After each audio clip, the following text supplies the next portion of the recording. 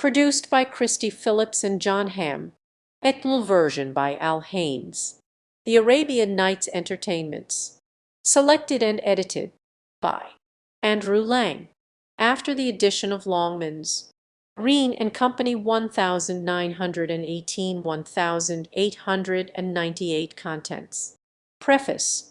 The Arabian Nights, the story of the merchant and the genius, the story of the first old man and of the hind, the story of the second old man, and of the two black dogs, the story of the fisherman, the story of the Greek king, and the physician Douban, the story of the husband, and the parrot, the story of the vizier who was punished, the story of the young king of the Black Isles, the story of sons of kings, and of 5 ladies of Baghdad, the story of the first calendar, son of a king, the story of the envious man, and of him who was envied, the story of the second calendar, son of a king, the story of the third calendar, son of a king, the 7 voyages of Sinbad the sailor, first voyage, second voyage, third voyage, fourth voyage, fifth voyage, sixth voyage, seventh and last voyage, the little hunchback, the story of the barbers, fifth brother, the story of the barbers, sixth brother, the adventures of Prince Camaralzaman and the Princess Badoura Nordin,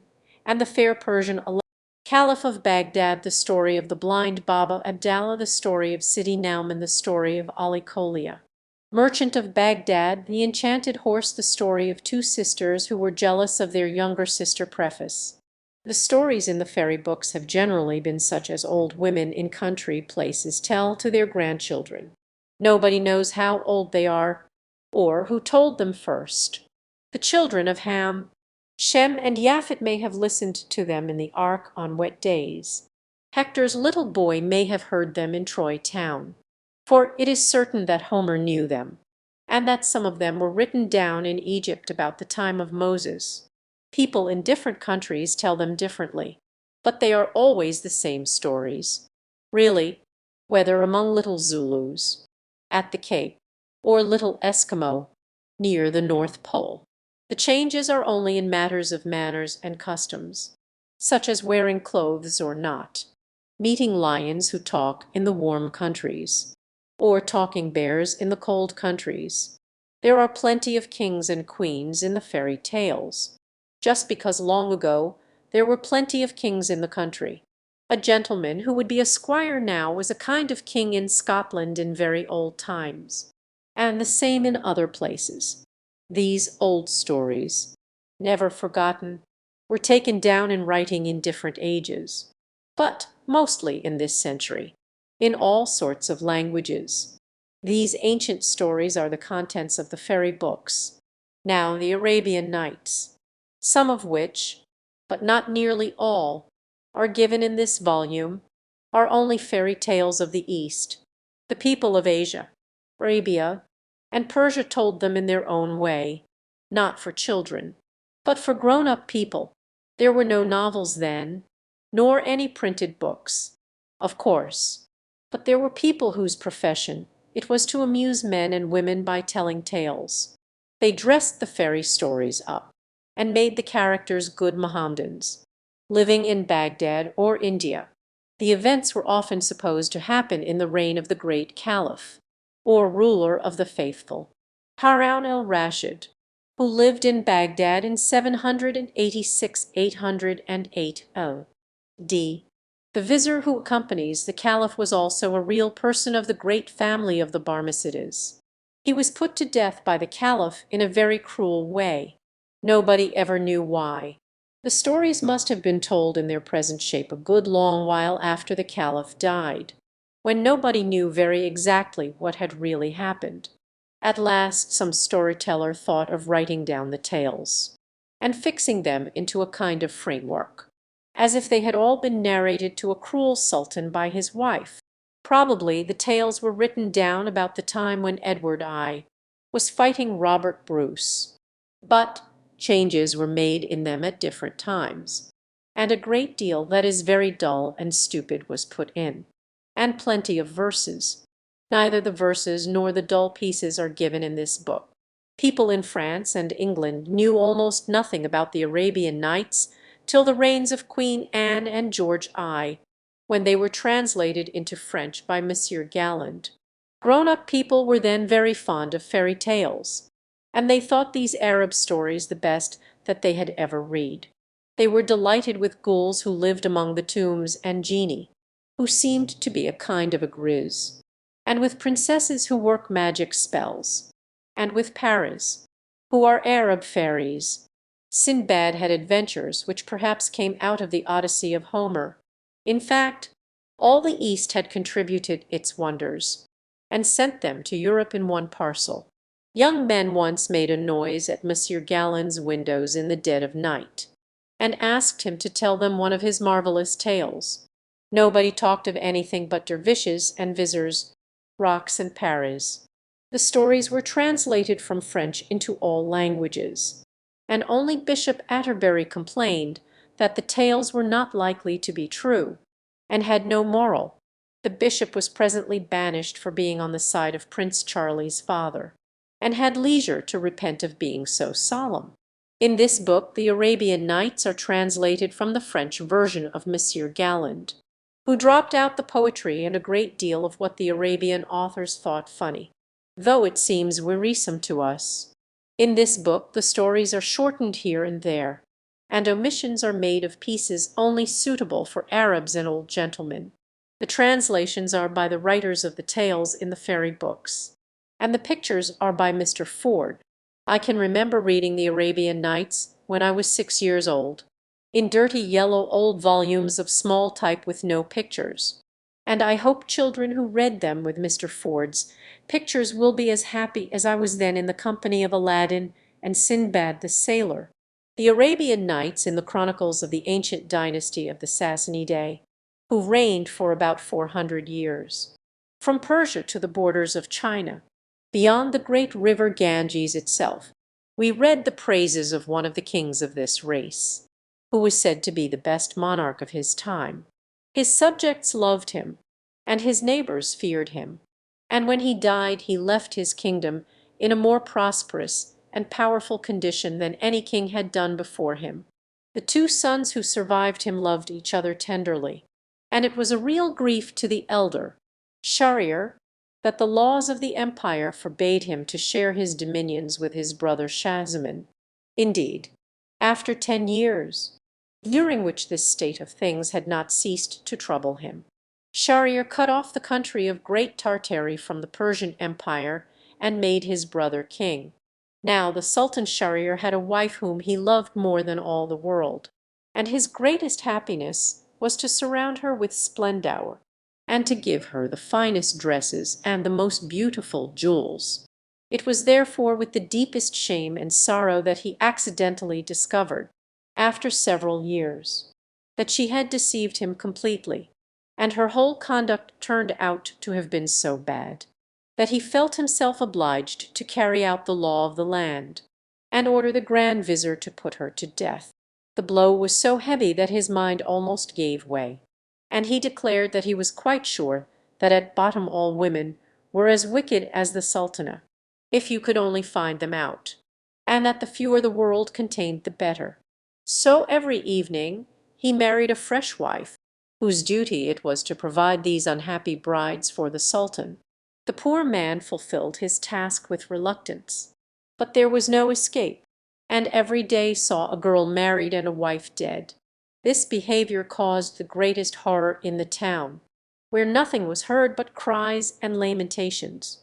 In one house was a father weeping for the loss of his daughter, in another perhaps a mother trembling for the fate of her child, and instead of the blessings that had formerly been heaped on the Sultan's head, the air was now full of curses. The Grand Vizier himself was the father of 2 daughters, of whom the elder was called Scheherazade, and the younger Dinarzade. Dinarzade had no particular gifts to distinguish her from other girls, but her sister was clever and courageous in the highest degree. Her father had given her the best masters in philosophy, medicine, history, and the fine arts, and besides all this, her beauty excelled that of any girl in the kingdom of Persia. One day, when the Grand Vizier was talking to his eldest daughter, who was his delight and pride, Scheherazade said to him, "Father, I have a favor to ask of you. Will you grant it to me? I can refuse you nothing." Replied he, "That is just and reasonable." "Then listen," said Scheherazade. "I am determined to stop this barbarous practice of the sultans, and to deliver the girls and mothers from the awful fate that hangs over them." "It would be an excellent thing to do," returned the grand vizier. "But how do you propose to accomplish it?" "My father," answered Scheherazade, "it is you who have to provide the sultan daily with a fresh wife, and I implore you, by all the affection you bear me, to allow the honour to fall upon me. Have you lost your senses?" cried the grand vizier, starting back in horror. "What has put such a thing into your head? You ought to know by this time what it means to be the sultan's bride." "Yes, my father, I know it well," replied she, "and I am not afraid to think of it. If I fail, my death will be a glorious one, and if I succeed I shall have done a great service to my country." "It is of no use," said the grand vizier. "I shall never consent. If the sultan was to order me to plunge a dagger in your heart, I should have to obey. What a task for a father!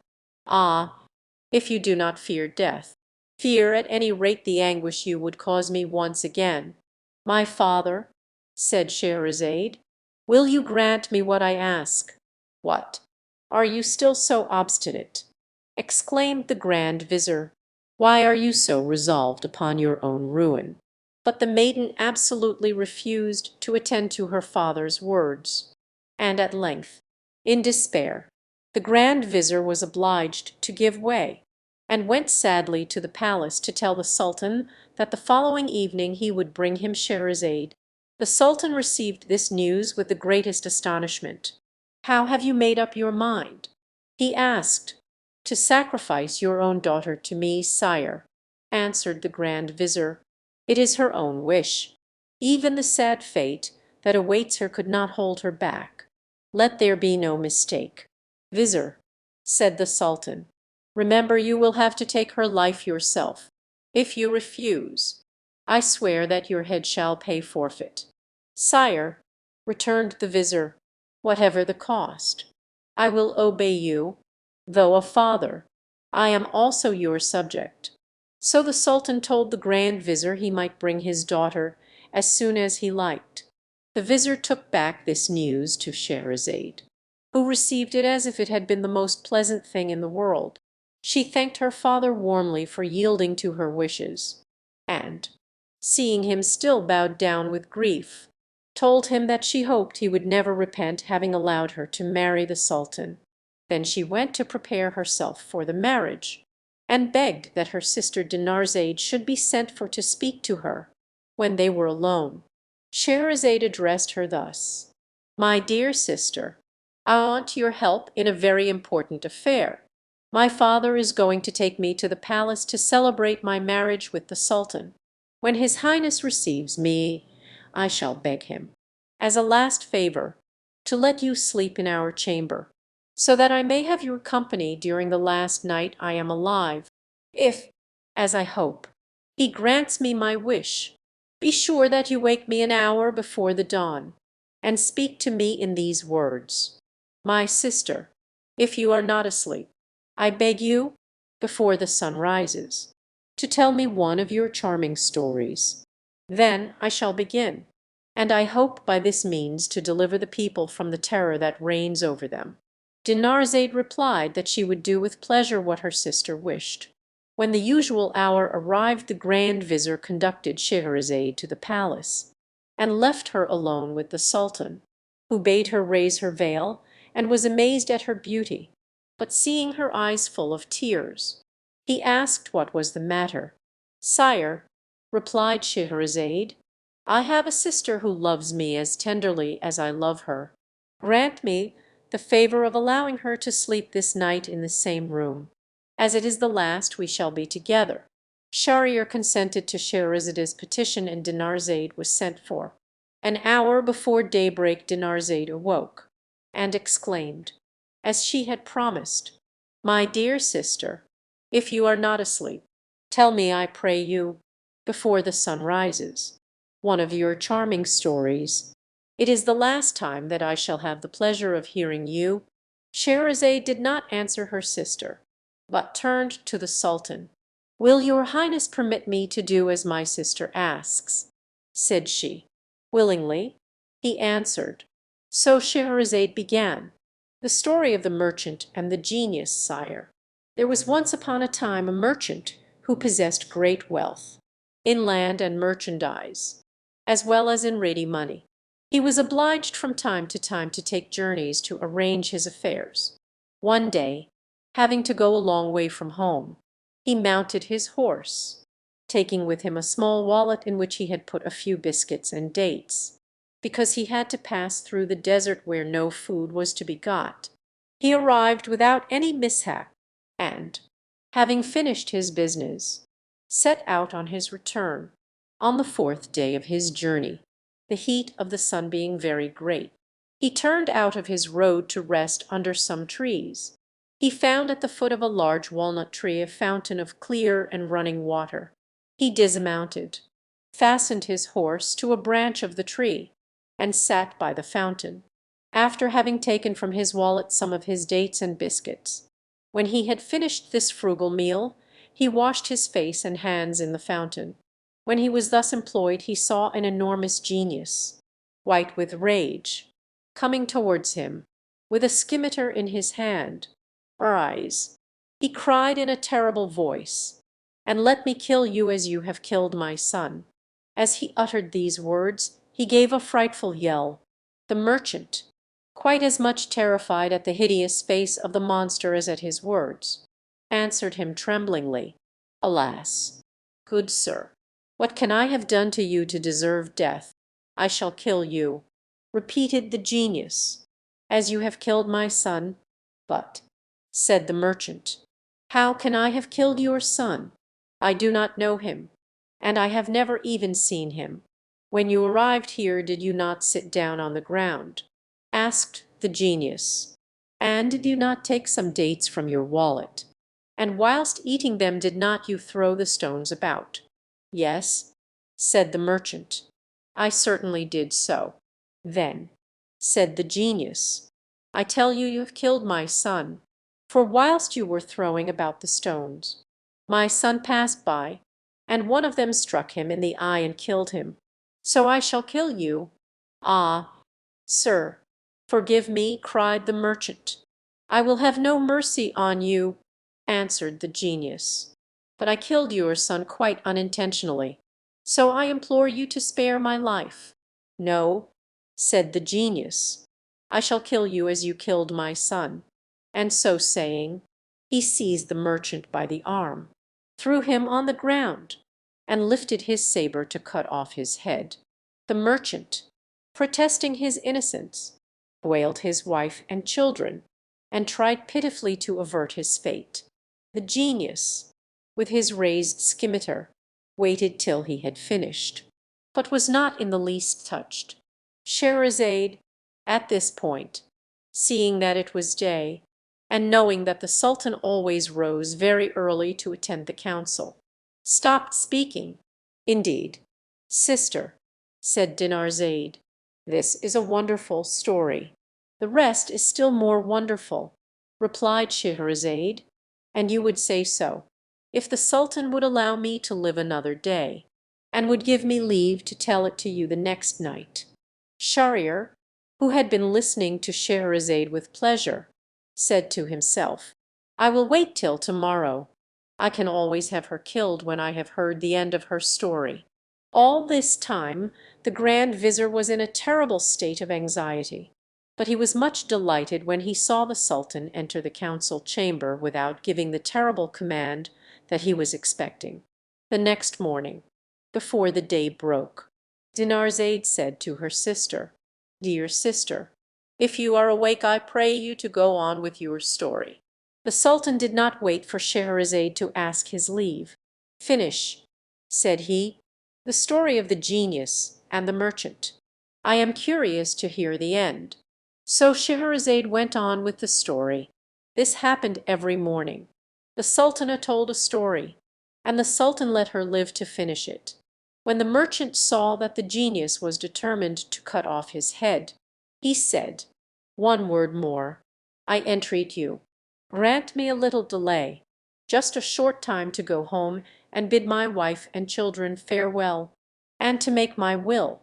When I have done this I will come back here, and you shall kill me. But," said the genius, "if I grant you the delay you ask, I am afraid that you will not come back." "I give you my word of honor," answered the merchant, "that I will come back without fail." "How long do you require?" asked the genius. "I ask you for a year's grace," replied the merchant. "I promise you that tomorrow twelvemonth I shall be waiting under these trees to give myself up to you." On this the genius left him near the fountain and disappeared. The merchant, having recovered from his fright, mounted his horse and went on his road. When he arrived home his wife and children received him with the greatest joy, but instead of embracing them he began to weep so bitterly that they soon guessed that something terrible was the matter. "Tell us, I pray you," said his wife, "what has happened." "Alas," answered her husband, "I have only a year to live."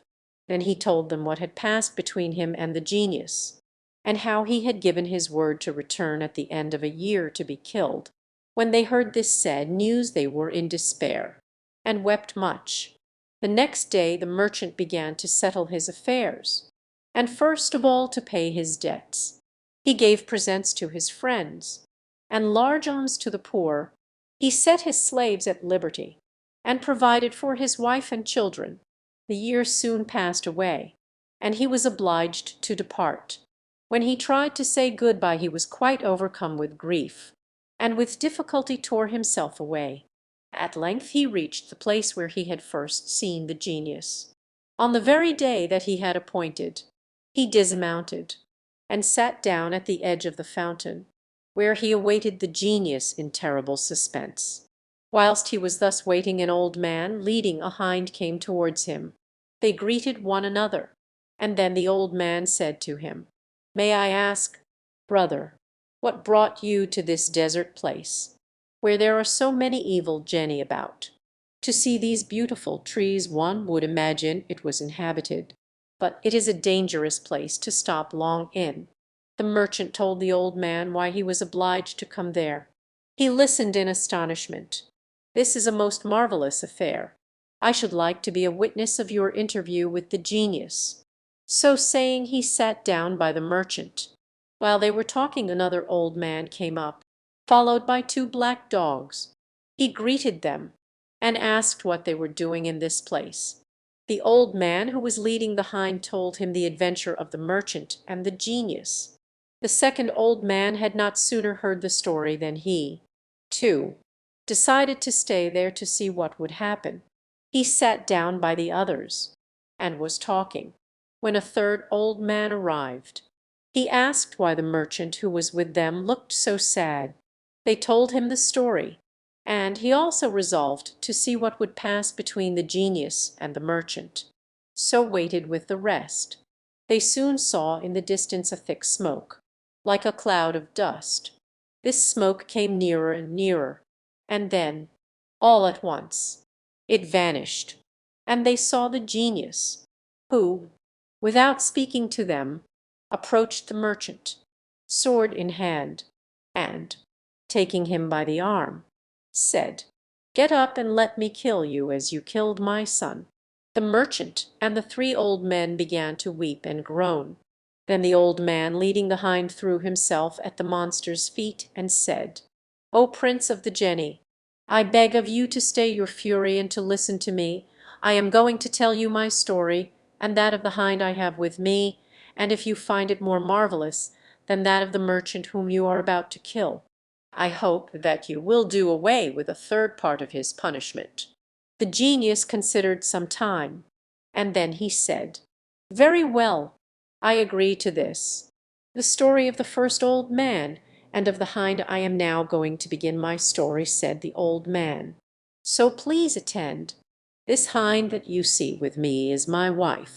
We have no children of our own, Therefore I adopted the son of a favorite slave, and determined to make him my heir.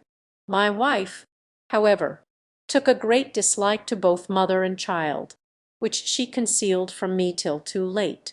When my adopted son was about 10 years old I was obliged to go on a journey. Before I went I entrusted to my wife's keeping both the mother and child, and begged her to take care of them during my absence, which lasted a whole year. During this time she studied magic in order to carry out her wicked scheme. When she had learnt enough she took my son into a distant place and changed him into a calf.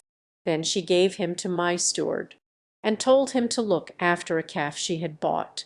She also changed the slave into a cow, which she sent to my steward. When I returned I inquired after my slave and the child. "Your slave is dead," she said, "and as for your son, I have not seen him for 2 months, and I do not know where he is." I was grieved to hear of my slave's death, but as my son had only disappeared, I thought I should soon find him. 8 months, however, passed, and still no tidings of him. Then the feast of Bairam came. To celebrate it I ordered my steward to bring me a very fat cow to sacrifice. He did so. The cow that he brought was my unfortunate slave. I bound her, but just as I was about to kill her she began to low most piteously, and I saw that her eyes were streaming with tears. It seemed to me most extraordinary, and, feeling a movement of pity, I ordered the steward to lead her away and bring another. My wife, who was present, scoffed at my compassion, which made her malice of no avail. "What are you doing?" she cried. "Kill this cow. It is the best we have to sacrifice." To please her, I tried again, but again the animal's lows and tears disarmed me. "Take her away," I said to the steward, "and kill her." "I cannot." The steward killed her, but on skinning her found that she was nothing but bones, although she appeared so fat. I was vexed. "Keep her for yourself," I said to the steward, "and if you have a fat calf, bring that in her stead." In a short time he brought a very fat calf, which, although I did not know it, was my son. It tried hard to break its cord and come to me. It threw itself at my feet, with its head on the ground, as if it wished to excite my pity, and to beg me not to take away its life. I was even more surprised and touched at this action than I had been at the tears of the cow. "Go," I said to the steward, "take back this calf, take great care of it, and bring me another in its place instantly." As soon as my wife heard me speak this, she at once cried out, "What are you doing? Husband, do not sacrifice any calf but this." "Wife," I answered, "I will not sacrifice this calf." And in spite of all her remonstrances, I remained firm. I had another calf killed. This one was led away. The next day the steward asked to speak to me in private. "I have come," he said, "to tell you some news which I think you will like to hear. I have a daughter who knows magic. Yesterday, when I was leading back the calf which you refused to sacrifice, I noticed that she smiled, and then directly afterwards began to cry. I asked her why she did so. 'Father,' she answered, 'this calf is the son of our master. I smile with joy at seeing him still alive, and I weep to think of his mother, who was sacrificed yesterday as a cow. These changes have been wrought by our master's wife, who hated the mother and son.'" At these words of genius, continued the old man, I leave you to imagine my astonishment. I went immediately with the steward to speak with his daughter myself. First of all I went to the stable to see my son, and he replied in his dumb way to all my caresses. When the steward's daughter came I asked her if she could change my son back to his proper shape. "Yes, I can," she replied, "on 2 conditions. One is that you will give him to me for a husband, and the other is that you will let me punish the woman who changed him into a calf." To the first condition, I answered, "I agree with all my heart." and I will give you an ample dowry. To the second I also agree. I only beg you to spare her life. That I will do." She replied, "I will treat her as she treated your son." Then she took a vessel of water and pronounced over it some words I did not understand. Then, on throwing the water over him, he became immediately a young man once more. "My son, my dear son!" I exclaimed, kissing him in a transport of joy. "This kind maiden has rescued you from a terrible enchantment, and I am sure that out of gratitude you will marry her." He consented joyfully, but before they were married, the young girl changed my wife into a hind, and it is she whom you see before you. I wished her to have this form rather than a stranger one, so that we could see her in the family without repugnance. Since then my son has become a widower and has gone travelling. I am now going in search of him, and not wishing to confide my wife to the care of other people, I am taking her with me. Is this not a most marvellous tale?" "It is indeed," said the genius, "and because of it I grant to you the third part of the punishment of this merchant."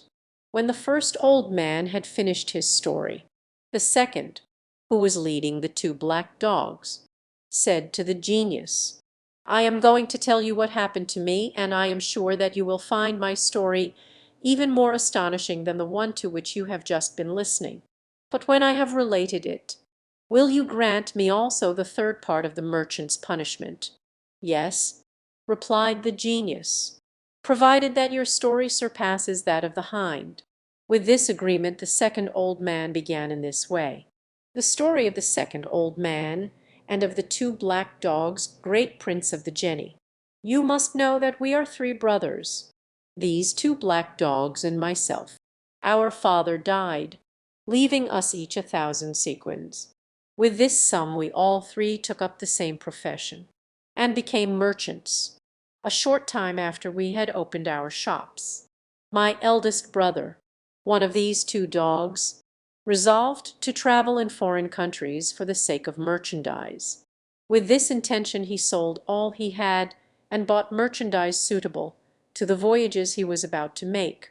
He set out and was away a whole year. At the end of this time a beggar came to my shop. "Good day," I said. "Good day," he answered. "Is it possible that you do not recognize me?" Then I looked at him closely and saw he was my brother. I made him come into my house, and asked him how he had fared in his enterprise. "Do not question me," he replied.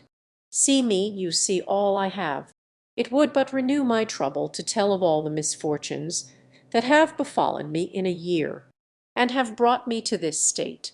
I shut up my shop, paid him every attention, taking him to the bath, giving him my most beautiful robes. I examined my accounts, and found that I had doubled my capital, that is, that I now possessed 2,000 sequins. I gave my brother half, saying, "Now, brother, you can forget your losses." He accepted them with joy, and we lived together as we had before. Some time afterwards my second brother wished also to sell his business and travel. My eldest brother and I did all we could to dissuade him, but it was of no use. He joined a caravan and set out. He came back at the end of a year in the same state as his elder brother. I took care of him, and as I had 1,000 sequins to spare I gave them to him, and he reopened his shop. One day my two brothers came to me to propose that we should make a journey and trade. At first I refused to go. "You travelled," I said, "and what did you gain?" But they came to me repeatedly, and after having held out for 5 years I at last gave way. But when they had made their preparation, and they began to buy the merchandise we needed, they found they had spent every piece of the 1,000 sequins I had given them. I did not reproach them. I divided my 6,000 sequins with them, giving 1,000 to each and keeping one for myself, and the other 3 are buried in a corner of my house. We bought merchandise, loaded a vessel with it, and set forth with a favorable wind. After 2 months' sailing we arrived at a seaport. where we disembarked and did a great trade. Then we bought the merchandise of the country, and were just going to sail once more, when I was stopped on the shore by a beautiful though poorly dressed woman. She came up to me, kissed my hand, and implored me to marry her, and take her on board. At first I refused, but she begged so hard and promised to be such a good wife to me that at last I consented. I got her some beautiful dresses, and after having married her, we embarked and set sail. During the voyage, I discovered so many good qualities in my wife that I began to love her more and more. But my brothers began to be jealous of my prosperity, and set to work to plot against my life. One night when we were sleeping they threw my wife and myself into the sea. My wife, however, was a fairy, and so she did not let me drown, but transported me to an island. When the day dawned, she said to me, "When I saw you on the seashore I took a great fancy to you, and wished to try your good nature. So I presented myself in the disguise you saw. Now I have rewarded you by saving your life, but I am very angry with your brothers, and I shall not rest till I have taken their lives." I thanked the fairy for all that she had done for me, but I begged her not to kill my brothers. I appeased her wrath, and in a moment she transported me from the island, where we were, to the roof of my house, and she disappeared a moment afterwards. I went down and opened the doors, and dug up the 3,000 sequins which I had buried. I went to the place where my shop was, opened it, and received from my fellow merchants congratulations on my return. When I went home, I saw 2 black dogs who came to meet me with sorrowful faces. I was much astonished, but the fairy who reappeared said to me, "Do not be surprised to see these dogs. They are your 2 brothers. I have condemned them to remain for 10 years in these shapes." Then, having told me where I could hear news of her, she vanished. The 10 years are nearly past, and I am on the road to find her. As in passing I met this merchant and the old man with the hind. I stayed with them. This is my history. O Prince of Genii, do you not think it is a most marvelous one? Yes, indeed, replied the genius, and I will give up to you the third of the merchant's punishment. Then the third old man made the genius the same request as the other 2 had done, and the genius promised him the last third of the merchant's punishment if his story surpassed both the others. So he told his story to the genius, but I cannot tell you what it was, as I do not know, but I do know that it was even more marvelous than either of the others. So that the genius was astonished, and said to the third old man, "I will give up to you the third part of the merchant's punishment. He ought to thank all 3 of you for having interested yourselves in his favor, but for you, he would be here no longer." So saying, he disappeared, to the great joy of the company. The merchant did not fail to thank his friends, and then each went on his way. The merchant returned to his wife and children, and passed the rest of his days happily with them. But, "Sire," added Scheherazade, "however beautiful are the stories I have just told you, they cannot compare with the story of the fisherman." The story of the fisherman, sire. There was once upon a time a fisherman so old and so poor that he could scarcely manage to support his wife and 3 children. He went every day to fish very early, and each day he made a rule not to throw his nets more than 4 times. He started out one morning by moonlight and came to the seashore. He undressed and threw his nets, and as he was drawing them towards the bank he felt a great weight. Though he had caught a large fish, and he felt very pleased. But a moment afterwards, seeing that instead of a fish he only had in his nets the carcass of an ass, he was much disappointed, vexed with having such a bad haul, when he had mended his nets, which the carcass of the ass had broken in several places. He threw them a second time. In drawing them he again felt a great weight, so that he thought they were full of fish. but he only found a large basket full of rubbish. He was much annoyed. "O Fortune," he cried, "do not trifle thus with me, a poor fisherman, who can hardly support his family." So saying, he threw away the rubbish, and after having washed his nets clean of the dirt, he threw them for the third time, but he only drew in stones, shells, and mud. He was almost in despair. Then he threw his nets for the fourth time. When he thought he had a fish, he drew them in with a great deal of trouble. There was no fish, however, but he found a yellow pot, which by its weight seemed full of something, and he noticed that it was fastened and sealed with lead, with the impression of a seal. He was delighted. "I will sell it to the founder," he said. "With the money I shall get for it, I shall buy a measure of wheat." He examined the jar on all sides. He shook it to see if it would rattle, but he heard nothing, and so, judging from the impression of the seal and the lid, he thought there must be something precious inside. To find out, he took his knife, and with a little trouble he opened it. He turned it upside down, but nothing came out, which surprised him very much. He set it in front of him, and whilst he was looking at it attentively, such a thick smoke came out that he had to step back a pace or two. This smoke rose up to the clouds, and stretching over the sea and the shore, formed a thick mist, which caused the fisherman much astonishment.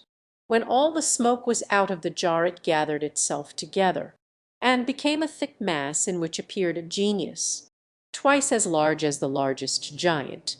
When he saw such a terrible-looking monster, the fisherman would like to have run away, but he trembled so with fright that he could not move a step. "Great King of the Genii," cried the monster, "I will never again disobey you." At these words the fisherman took courage. "What is this you are saying, great genius? Tell me your history and how you came to be shut up in that vase." At this the genius looked at the fisherman haughtily. "Speak to me more civilly," he said, "before I kill you." "Alas, why should you kill me?" cried the fisherman. "I have just freed you. Have you already forgotten that?" "No," answered the genius, "but that will not prevent me from killing you, and I am only going to grant you one favor, and that is to choose the manner of your death." "But what have I done to you?" asked the fisherman. "I cannot treat you in any other way," said the genius, "and if you would know why, listen to my story. I rebelled against the King of the Genii. To punish me, he shut me up in this vase of copper, and he put on the leaden cover his seal, which is enchantment enough to prevent my coming out. Then he had the vase thrown into the sea. During the first period of my captivity I vowed that if anyone should free me before 100 years were past, I would make him rich even after his death. But that century passed, and no one freed me. In the second century I vowed that I would give all the treasures in the world to my deliverer, but he never came. In the third, I promised to make him a king, to be always near him, and to grant him 3 wishes every day. But that century passed away as the other 2 had done, and I remained in the same plight. At last I grew angry at being captive for so long, and I vowed that if anyone would release me I would kill him at once, and would only allow him to choose in what manner he should die. So you see, as you have freed me today, choose in what way you will die." The fisherman was very unhappy. "What an unlucky man I am to have freed you! I implore you to spare my life." "I have told you," said the genius, "that it is impossible. Choose quickly. You are wasting time." The fisherman began to devise a plot. "Since I must die," he said, "before I choose the manner of my death, I conjure you on your honor to tell me if you really were in that vase." "Yes, I was," answered the genius. "I really cannot believe it," said the fisherman. "That vase could not contain one of your feet even, and how could your whole body go in? I cannot believe it unless I see you do the thing." Then the genius began to change himself into smoke, which, as before, spread over the sea and the shore, and which, then collecting itself together, began to go back into the vase slowly and evenly till there was nothing left outside. Then a voice came from the vase which said to the fisherman, "Well, unbelieving fisherman, here I am in the vase. Do you believe me now?" The fisherman, instead of answering, took the lid of lead and shut it down quickly on the vase. "Now, O genius," he cried, "ask pardon of me and choose by what death you will die.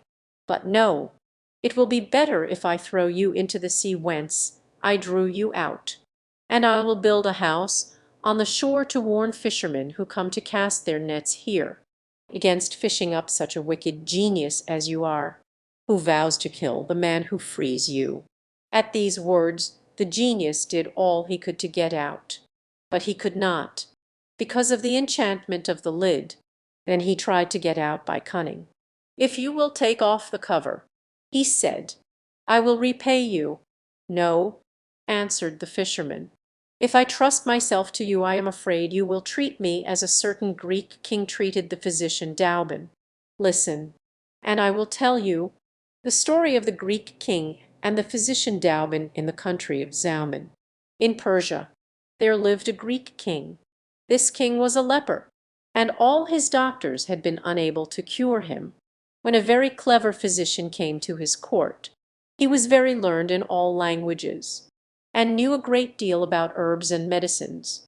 As soon as he was told of the king's illness, he put on his best robe and presented himself before the king. "Sire," said he, "I know that no physician has been able to cure your majesty, but if you will follow my instructions, I will promise to cure you without any medicines or outward application." The king listened to this proposal. "If you are clever enough to do this," he said, "I promise to make you and your descendants rich forever." The physician went to his house and made a polo club, the handle of which he hollowed out, and put in it the drug he wished to use. Then he made a ball, and with these things he went the next day to the king. He told him that he wished him to play at polo. Accordingly the king mounted his horse and went into the place where he played. There the physician approached him with the bat he had made, saying, "Take this, sire, and strike the ball till you feel your hand and whole body in a glow. When the remedy that is in the handle of the club is warmed by your hand, it will penetrate throughout your body. You must return to your palace, bathe, and go to sleep, and when you awake tomorrow morning you will be cured." The king took the club and urged his horse after the ball which he had thrown. He struck it, and then it was hit back by the courtiers who were playing with him. When he felt very hot he stopped playing, and went back to the palace, went into the bath, and did all that the physician had said.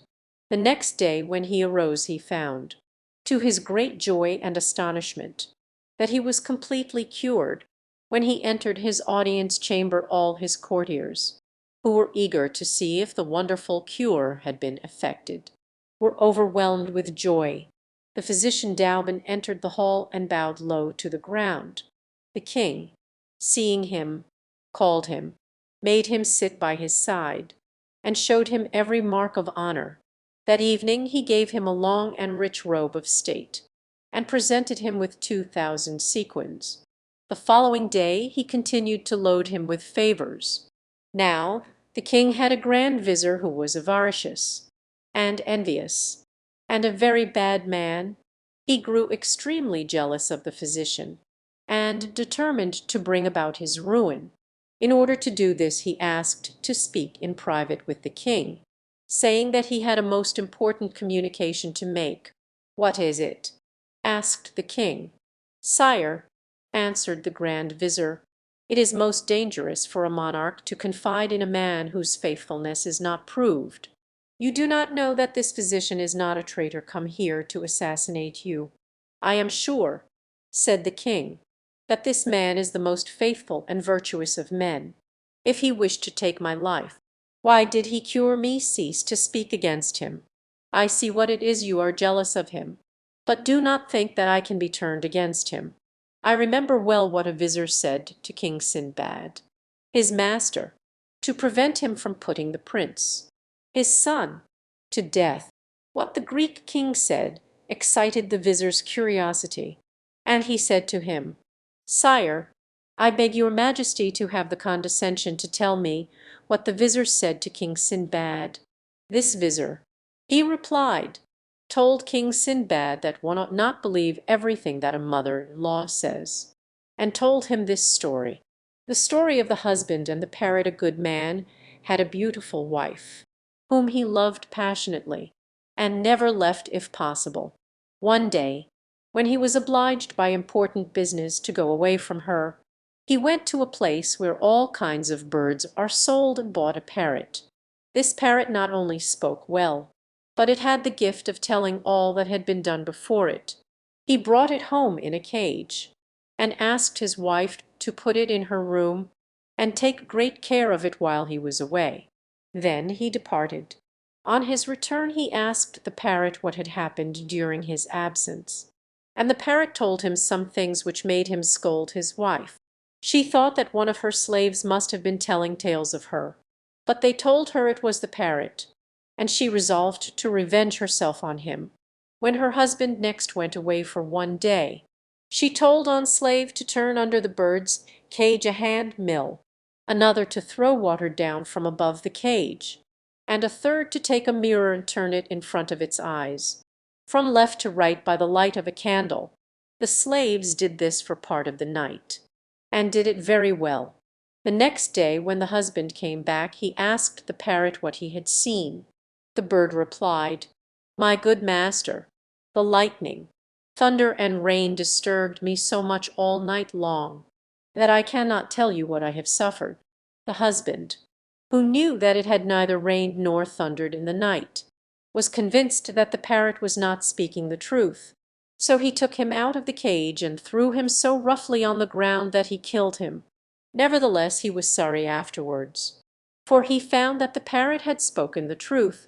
When the Greek king, said the fisherman to the genius, had finished the story of the parrot, he added to the vizier, "And so, vizier, I shall not listen to you, and I shall take care of the physician, in case I repent as the husband did when he had killed the parrot." But the vizier was determined. "Sire," he replied, "the death of the parrot was nothing. But when it is a question of the life of a king, it is better to sacrifice the innocent than save the guilty. It is no uncertain thing. However, the physician, Douban, wishes to assassinate you. My zeal prompts me to disclose this to your majesty.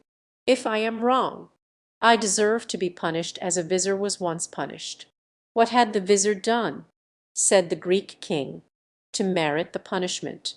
"I will tell your majesty, if you will do me the honour to listen," answered the vizier. The story of the vizier who was punished.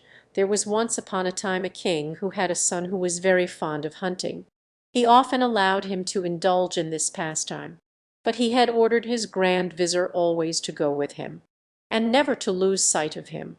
One day the huntsman roused a stag, and the prince, thinking that the vizier was behind, gave chase, and rode so hard that he found himself alone. He stopped, and having lost sight of it, he turned to rejoin the vizier, who had not been careful enough to follow him. But he lost his way. Whilst he was trying to find it, he saw on the side of the road a beautiful lady who was crying bitterly. He drew his horse's rein, and asked her who she was, and what she was doing in this place, and if she needed help. "I am the daughter of an Indian king," she answered, "and whilst riding in the country I fell asleep and tumbled off. My horse has run away, and I do not know what has become of him." The young prince had pity on her, and offered to take her behind him, which he did. As they passed by a ruined building, the lady dismounted and went in. The prince also dismounted and followed her. To his great surprise, he heard her saying to some one inside, "Rejoice, my children, I am bringing you a nice fat youth." And other voices replied, "Where is he, mamma, that we may eat him at once, as we are very hungry?" The prince at once saw the danger he was in. He now knew that the lady who said she was the daughter of an Indian king was an ogress, who lived in desolate places, and who by 1,000 wiles surprised and devoured passers-by. He was terrified, and threw himself on his horse. The pretended princess appeared at this moment, and seeing that she had lost her prey, she said to him, "Do not be afraid. What do you want?" "I am lost," he answered, "and I am looking for the road." "Keep straight on," said the ogress, "and you will find it." The prince could hardly believe his ears, and rode off as hard as he could. He found his way, and arrived safe and sound at his father's house, where he told him of the danger he had run because of the Grand Vizier's carelessness. The king was very angry, and had him strangled immediately. "Sire," went on the vizier to the Greek king, "to return to the physician, Douban, if you do not take care, you will repent of having trusted him. Who knows what this remedy, with which he has cured you, may not in time have a bad effect on you." The Greek king was naturally very weak, and did not perceive the wicked intention of his vizier, nor was he firm enough to keep to his first resolution. "Well, vizier," he said, "you are right. Perhaps he did come to take my life. He might do it by the mere smell of one of his drugs. I must see what can be done. The best means, sire, to put your life in security, is to send for him at once, and to cut off his head directly he comes," said the vizier. "I really think," replied the king, "that will be the best way." He then ordered one of his ministers to fetch the physician, who came at once. "I have had you sent for," said the king, "in order to free myself from you by taking your life." The physician was beyond measure astonished when he heard he was to die. "What crimes have I committed, your Majesty?" "I have learnt," replied the king, "that you are a spy, and intend to kill me. But I will be first, and kill you. Strike," he added to an executioner who was by, "and rid me of this assassin." At this cruel order the physician threw himself on his knees. "Spare my life," he cried, "and yours will be spared." The fisherman stopped here to say to the genius, "You see what passed between the Greek king and the physician has just passed between us too. The Greek king," he went on, "had no mercy on him, and the executioner bound his eyes.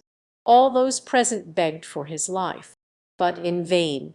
The physician on his knees, and bound, said to the king, 'At least let me put my affairs in order, and leave my books to persons who will make good use of them. There is one which I should like to present to your Majesty. It is very precious, and ought to be kept carefully in your treasury. It contains many curious things, the chief being that when you cut off my head, if your Majesty will turn to the 6th leaf, and read the 3rd line of the left-hand page, my head will answer all the questions you like to ask it." The king, eager to see such a wonderful thing, put off his execution to the next day, and sent him under a strong guard to his house. There the physician put his affairs in order, and the next day there was a great crowd assembled in the hall to see his death, and the doings after it. The physician went up to the foot of the throne with a large book in his hand. He carried a basin, on which he spread the covering of the book, and presenting it to the king, said, "Sire, take this book, and when my head is cut off, let it be placed in the basin on the covering of this book. As soon as it is there, the blood will cease to flow. Then open the book, and my head will answer your questions. But, sire, I implore your mercy, for I am innocent. Your prayers are useless, and if it were only to hear your head speak when you are dead, you should die." So saying, he took the book from the physician's hands, and ordered the executioner to do his duty. The head was so cleverly cut off that it fell into the basin, and directly the blood ceased to flow. Then, to the great astonishment of the king, the eyes opened, and the head said, "Your Majesty, open the book." The king did so, and finding that the first leaf stuck against the second, he put his finger in his mouth to turn it more easily. He did the same thing till he reached the sixth page, and not seeing any writing on it, "Physician," he said, "there is no writing. Turn over a few more pages," answered the head. The king went on turning, still putting his finger in his mouth, till the poison in which each page was dipped took effect. His sight failed him, and he fell at the foot of his throne. When the physician's head saw that the poison had taken effect, and that the king had only a few more minutes to live, "Tyrant," it cried, "see how cruelty and injustice are punished." Scarcely had it uttered these words than the king died, and the head lost also the little life that had remained in it. That is the end of the story of the Greek king. And now let us return to the fisherman and the genius. "If the Greek king," said the fisherman, "had spared the physician, he would not have thus died. The same thing applies to you. Now I am going to throw you into the sea." "My friend," said the genius, "do not do such a cruel thing. Do not treat me as Imma treated Attika." "What did Imma do to Attika?" asked the fisherman. "Do you think I can tell you while I am shut up in here?" replied the genius. "Let me out, and I will make you rich." The hope of being no longer poor made the fisherman give way. "If you will give me your promise to do this, I will open the lid. I do not think you will dare to break your word." The genius promised, and the fisherman lifted the lid. He came out at once in smoke, and then, having resumed his proper form, the first thing he did was to kick the vase into the sea. This frightened the fisherman, but the genius laughed and said, "Do not be afraid. I only did it to frighten you, and to show you that I intend to keep my word. Take your nets and follow me." He began to walk in front of the fisherman, who followed him with some misgivings. They passed in front of the town, and went up a mountain and then down into a great plain, where there was a large lake lying between four hills. When they reached the lake the genius said to the fisherman, "Throw your nets and catch fish." The fisherman did as he was told, hoping for a good catch, as he saw plenty of fish. What was his astonishment at seeing that there were four quite different kinds, some white, some red, some blue, and some yellow. He caught four, one of each color. As he had never seen any like them, he admired them very much, and he was very pleased to think how much money he would get for them. "Take these fish and carry them to the Sultan, who will give you more money for them than you have ever had in your life. You can come every day to fish in this lake, but be careful not to throw your nets more than once every day. Otherwise some harm will happen to you. If you follow my advice carefully, you will find it good." Saying these words, he struck his foot against the ground, which opened, and when he had disappeared, it closed immediately. The fisherman resolved to obey the genius exactly, so he did not cast his nets a second time, but walked into the town to sell his fish at the palace. When the Sultan saw the fish, he was much astonished. He looked at them one after the other, and when he had admired them long enough, "Take these fish," he said to his first vizier, "and given them to the clever cook the emperor of the Greeks sent me. I think they must be as good as they are beautiful." The vizier took them himself to the cook, saying, "Here are four fish that have been brought to the Sultan. He wants you to cook them." Then he went back to the Sultan, who told him to give the fisherman 400 gold pieces. The fisherman, who had never before possessed such a large sum of money at once, could hardly believe his good fortune. He at once relieved the needs of his family, and made good use of it. But now we must return to the kitchen, which we shall find in great confusion. The cook, when she had cleaned the fish, put them in a pan with some oil to fry them. When she thought them cooked enough on one side, she turned them on the other. But scarcely had she done so when the walls of the kitchen opened, and there came out a young and beautiful damsel. She was dressed in an Egyptian dress of flowered satin, and she wore earrings, and a necklace of white pearls, and bracelets of gold set with rubies, and she held a wand of myrtle in her hand. She went up to the pan, to the great astonishment of the cook, who stood motionless at the sight of her. She struck one of the fish with her rod. "Fish, fish," said she, "are you doing your duty?" The fish answered nothing, and then she repeated her question, whereupon they all raised their heads together and answered very distinctly, "Yes, yes, if you reckon, we reckon; if you pay your debts, we pay ours; if you fly, we conquer, and we are content." When they had spoken, the girl upset the pan, and entered the opening in the wall, which at once closed, and appeared the same as before. When the cook had recovered from her fright, she lifted up the fish, which had fallen into the ashes, but she found them as black as cinders, and not fit to serve up to the Sultan. She began to cry. "Alas! what shall I say to the Sultan? He will be so angry with me, and I know he will not believe me." Whilst she was crying, the Grand Vizir came in and asked if the fish were ready. She told him all that had happened, and he was much surprised. He sent at once for the fisherman, and when he came said to him, "Fisherman, bring me 4 more fish like you have brought already, for an accident has happened to them so that they cannot be served up to the Sultan."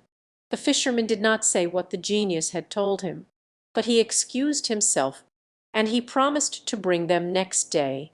In the night he went to the lake, cast his nets, and on drawing them in found 4 fish, which were like the others, each of a different color. He went back at once and carried them to the Grand Vizir as he had promised. He then took them to the kitchen and shut himself up with the cook, who began to cook them as she had done the 4 others on the previous day.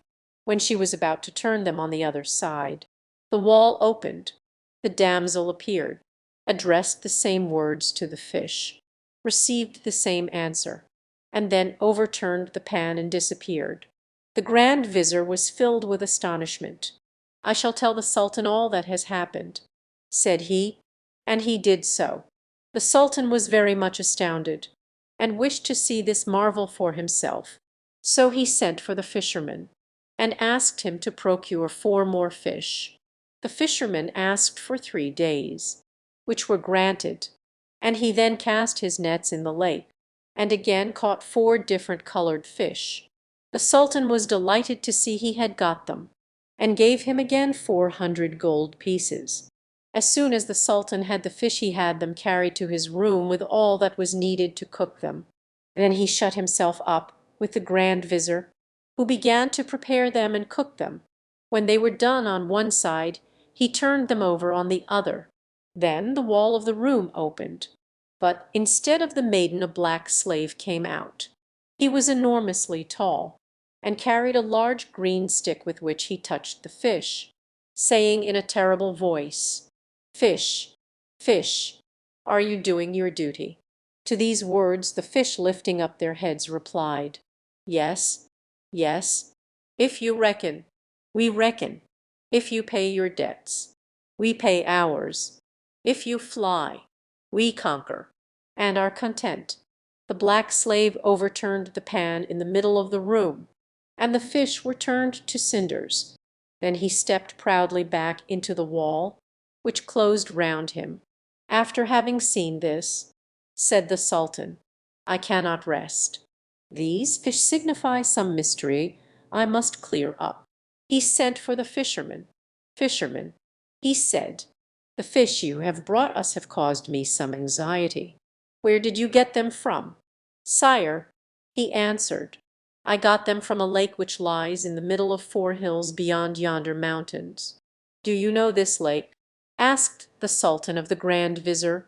"No, though I have hunted many times round that mountain, I have never heard of it," said the Vizir. as the fisherman said it was only 3 hours' journey away. The Sultan ordered his whole court to mount and ride thither, and the fisherman led them. They climbed the mountain, and then, on the other side, saw the lake as the fisherman had described. The water was so clear that they could see the 4 kinds of fish swimming about in it. They looked at them for some time, and then the Sultan ordered them to make a camp by the edge of the water. When night came the Sultan called his vizir, and said to him, "I have resolved to clear up this mystery. I am going out alone, and do you stay here in my tent. And when my ministers come to-morrow, say I am not well, and cannot see them. Do this each day till I return." The Grand Vizir tried to persuade the Sultan not to go, but in vain. The Sultan took off his state robe and put on his sword, and when he saw all was quiet in the camp he set forth alone.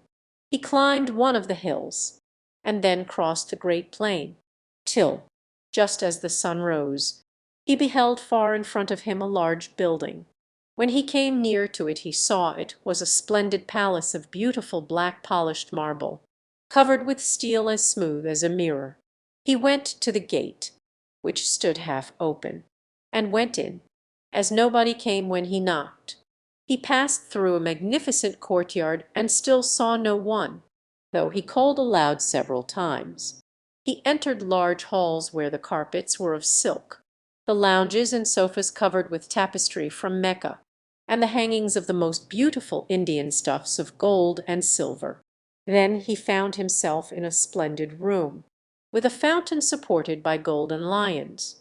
The water out of the lions' mouths turned into diamonds and pearls, and the leaping water almost touched a most beautifully painted dome. The palace was surrounded on 3 sides by magnificent gardens, little lakes, and woods. Birds sang in the trees, which were netted over to keep them always there. Still the Sultan saw no one, till he heard a plaintive cry, and a voice which said, "Oh, that I could die, for I am too unhappy to wish to live any longer."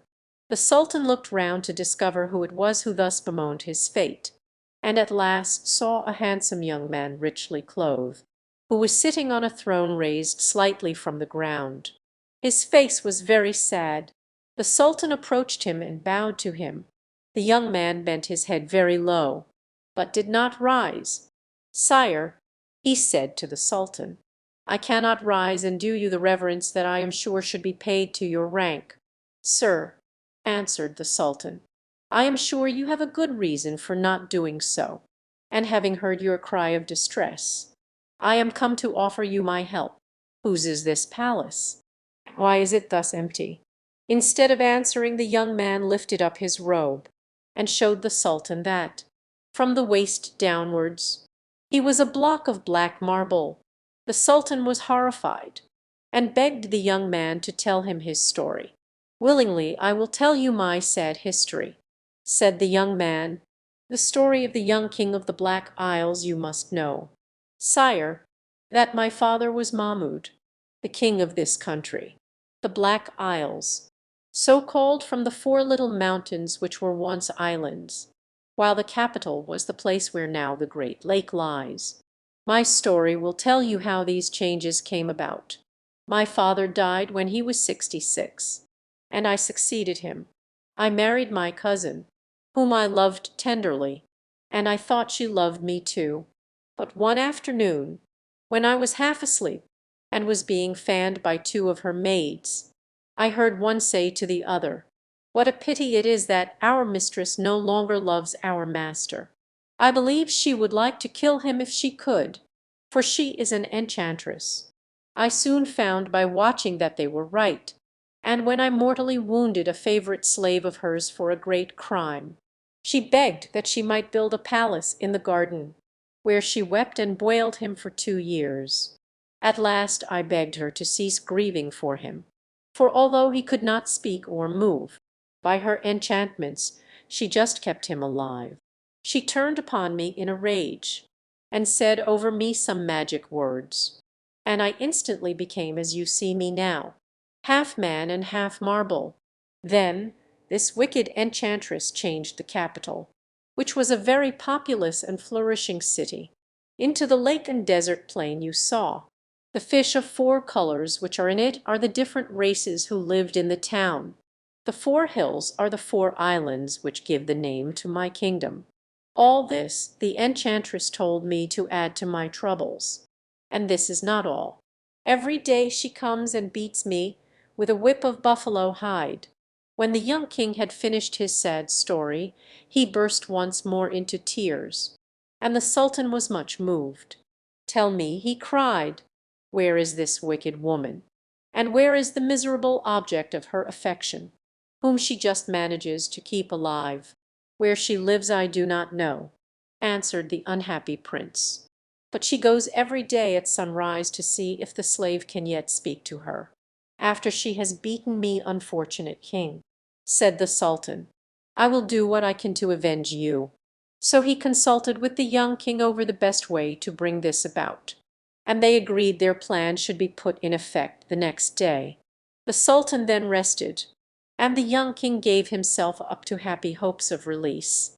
The next day the sultan arose, and then went to the palace in the garden where the black slave was. He drew his sword and destroyed the little life that remained in him, and then threw the body down a well. He then lay down on the couch where the slave had been, and waited for the enchantress. She went first to the young king, whom she beat with 100 blows. Then she came to the room where she thought her wounded slave was, but where the sultan really lay. She came near his couch and said, "Are you better to-day?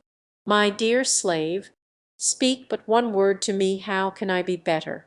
Answered the sultan, imitating the language of the Ethiopians, "When I can never sleep for the cries and groans of your husband." "What joy to hear you speak," answered the queen. "Do you wish him to regain his proper shape?" "Yes," said the sultan. "Hasten to set him at liberty, so that I may no longer hear his cries." The queen at once went out and took a cup of water, and said over it some words that made it boil as if it were on the fire. Then she threw it over the prince, who at once regained his own form. He was filled with joy, but the enchantress said, "Hasten away from this place and never come back, lest I kill you." So he hid himself to see the end of the sultan's plan. The enchantress went back to the Palace of Tears and said, "Now I have done what you wished."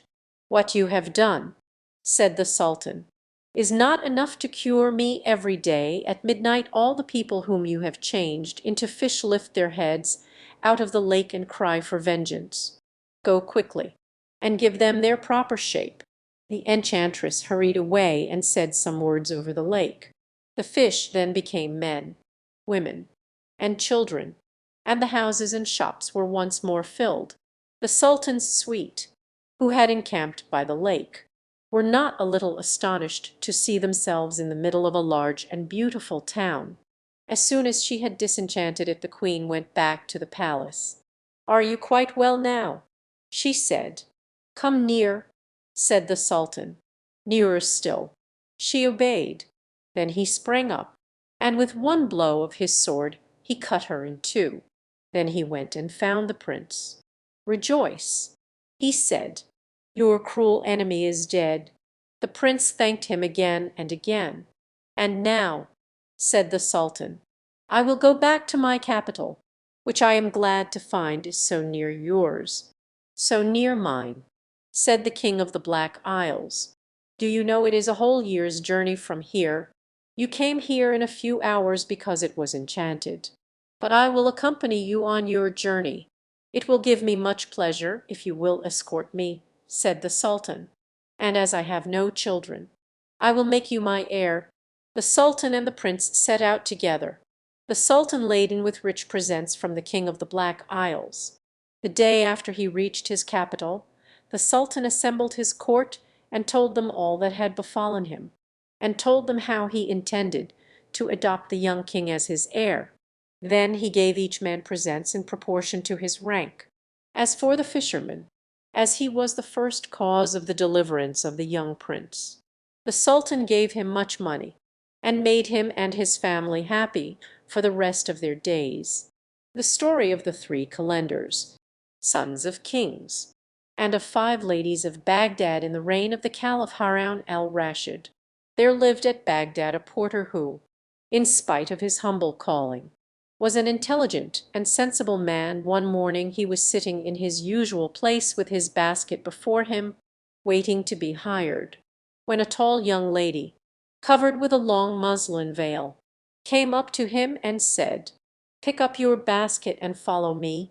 The porter, who was greatly pleased by her appearance and voice, jumped up at once, poised his basket on his head, and accompanied the lady, saying to himself as he went, "Oh, happy day! Oh, lucky meeting!" The lady soon stopped before a closed door, at which she knocked. It was opened by an old man with a long white beard, to whom the lady held out money without speaking. The old man, who seemed to understand what she wanted, vanished into the house, and returned bringing a large jar of wine, which the porter placed in his basket. Then the lady signed to him to follow, and they went their way. The next place she stopped at was a fruit and flower shop, and here she bought a large quantity of apples, apricots, peaches, and other things, with lilies, jasmine, and all sorts of sweet-smelling plants. From this shop she went to a butcher's, a grocer's, and a poulterer's, till at last the porter exclaimed in despair, "My good lady, if you had only told me you were going to buy enough provisions to stock a town, I would have brought a horse, or rather a camel." The lady laughed, and told him she had not finished yet. But after choosing various kinds of scents and spices from a druggist's store, she halted before a magnificent palace, at the door of which she knocked gently. The portress who opened it was of such beauty that the eyes of the man were quite dazzled, and he was the more astonished as he saw clearly that she was no slave. The lady who had led him hither stood watching him with amusement, till the portress exclaimed, "Why don't you come in, my sister? This poor man is so heavily weighed down that he is ready to drop." When they were both inside, the door was fastened, and they all three entered a large court, surrounded by an open-work gallery. At one end of the court was a platform, and on the platform stood an amber throne supported by 4 ebony columns, garnished with pearls and diamonds. In the middle of the court stood a marble basin filled with water from the mouth of a golden lion. The porter looked about him, noticing and admiring everything, but his attention was specially attracted by a third lady sitting on the throne, who was even more beautiful than the other two. By the respect shown to her by the others, he judged that she must be the eldest, and in this he was right. This lady's name was Zobeide, the portress was Sadi, and the housekeeper was Amina. At a word from Zobeide, Sadi and Amina took the basket from the porter, who was glad enough to be relieved from its weight, and when it was emptied, paid him handsomely for its use.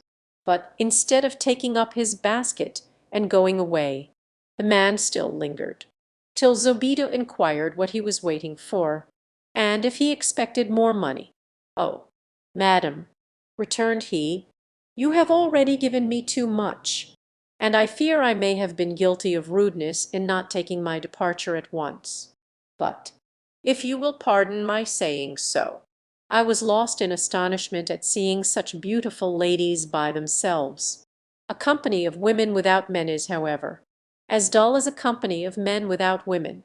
And after telling some stories to prove his point, he ended by entreating them to let him stay and make a fourth at their dinner.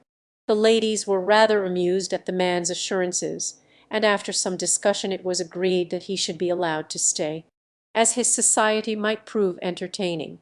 "But listen, friend," said Zobeide, "if we grant your request, it is only on condition that you behave with the utmost politeness, and that you keep the secret of our way of living, which chance has revealed to you."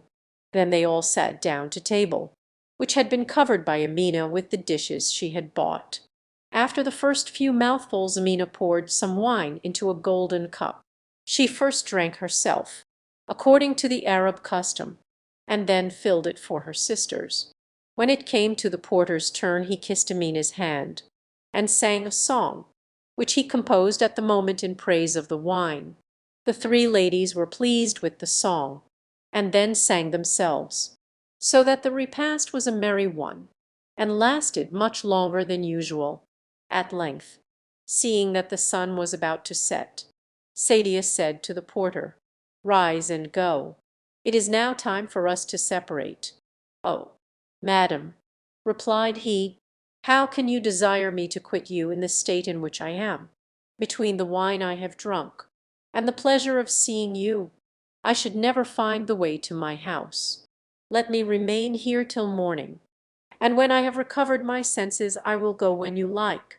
"Let him stay," said Amina, who had before proved herself his friend.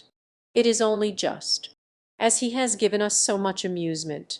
"If you wish it, my sister," replied Zobeide. "But if he does, I must make a new condition. Porter," she continued, turning to him, "if you remain, you must promise to ask no questions about anything you may see. If you do, you may perhaps hear what you don't like." This being settled, Amina brought in supper, and lit up the hall with a number of sweet-smelling tapers. They then sat down again at the table, and began with fresh appetites to eat, drink, sing, and recite verses. In fact, they were all enjoying themselves mightily when they heard a knock at the outer door, which Sadie rose to open.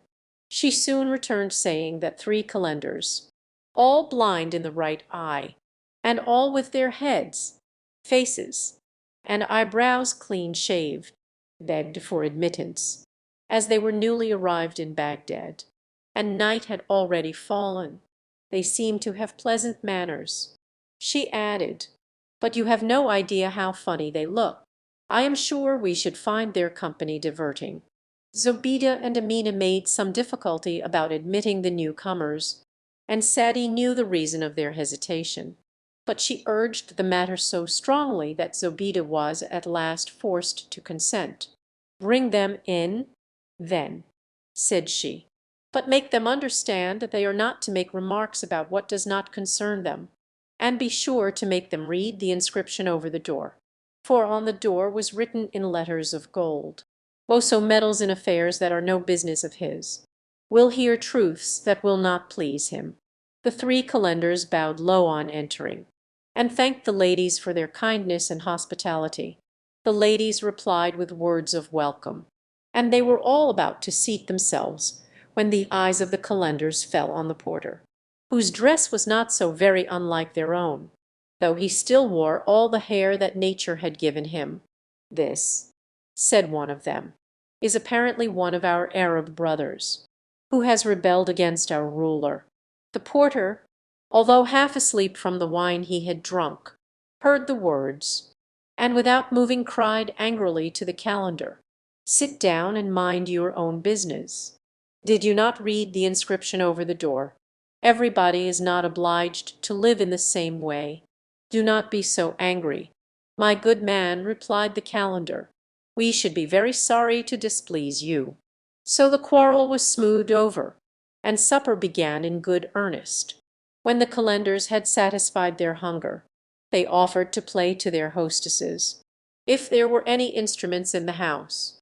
The ladies were delighted at the idea, and Sadie went to see what she could find, returning in a few moments laden with 2 different kinds of flutes and a tambourine.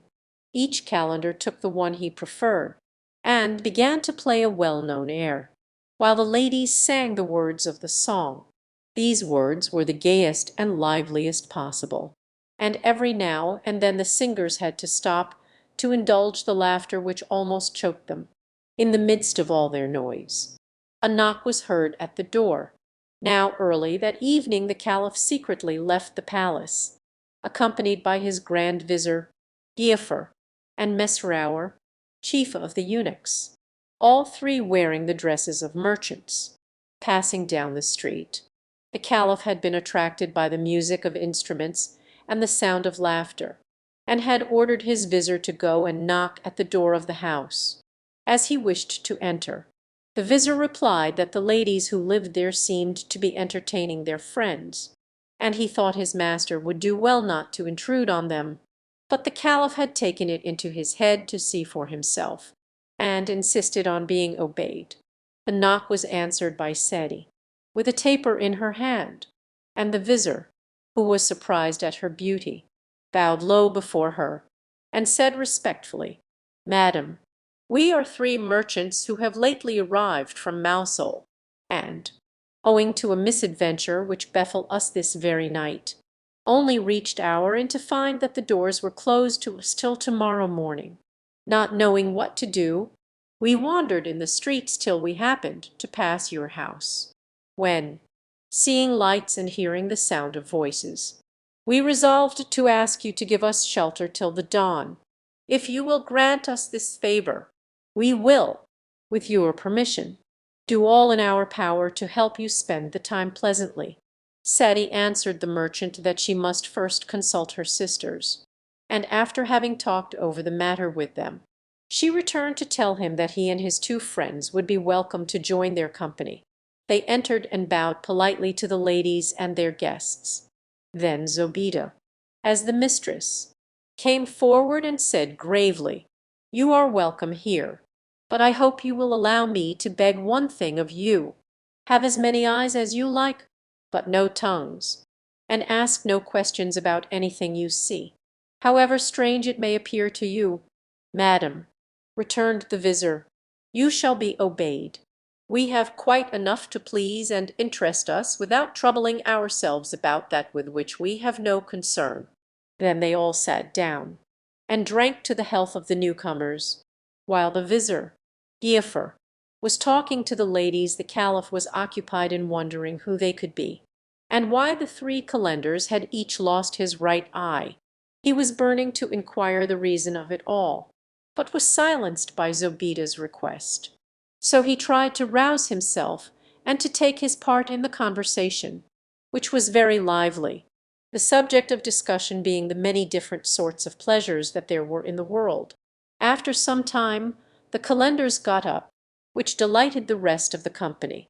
When they had finished, Zobeide rose from her seat, and, taking Amina by the hand, she said to her, "My sister, our friends will excuse us if we seem to forget their presence and fulfill our nightly task."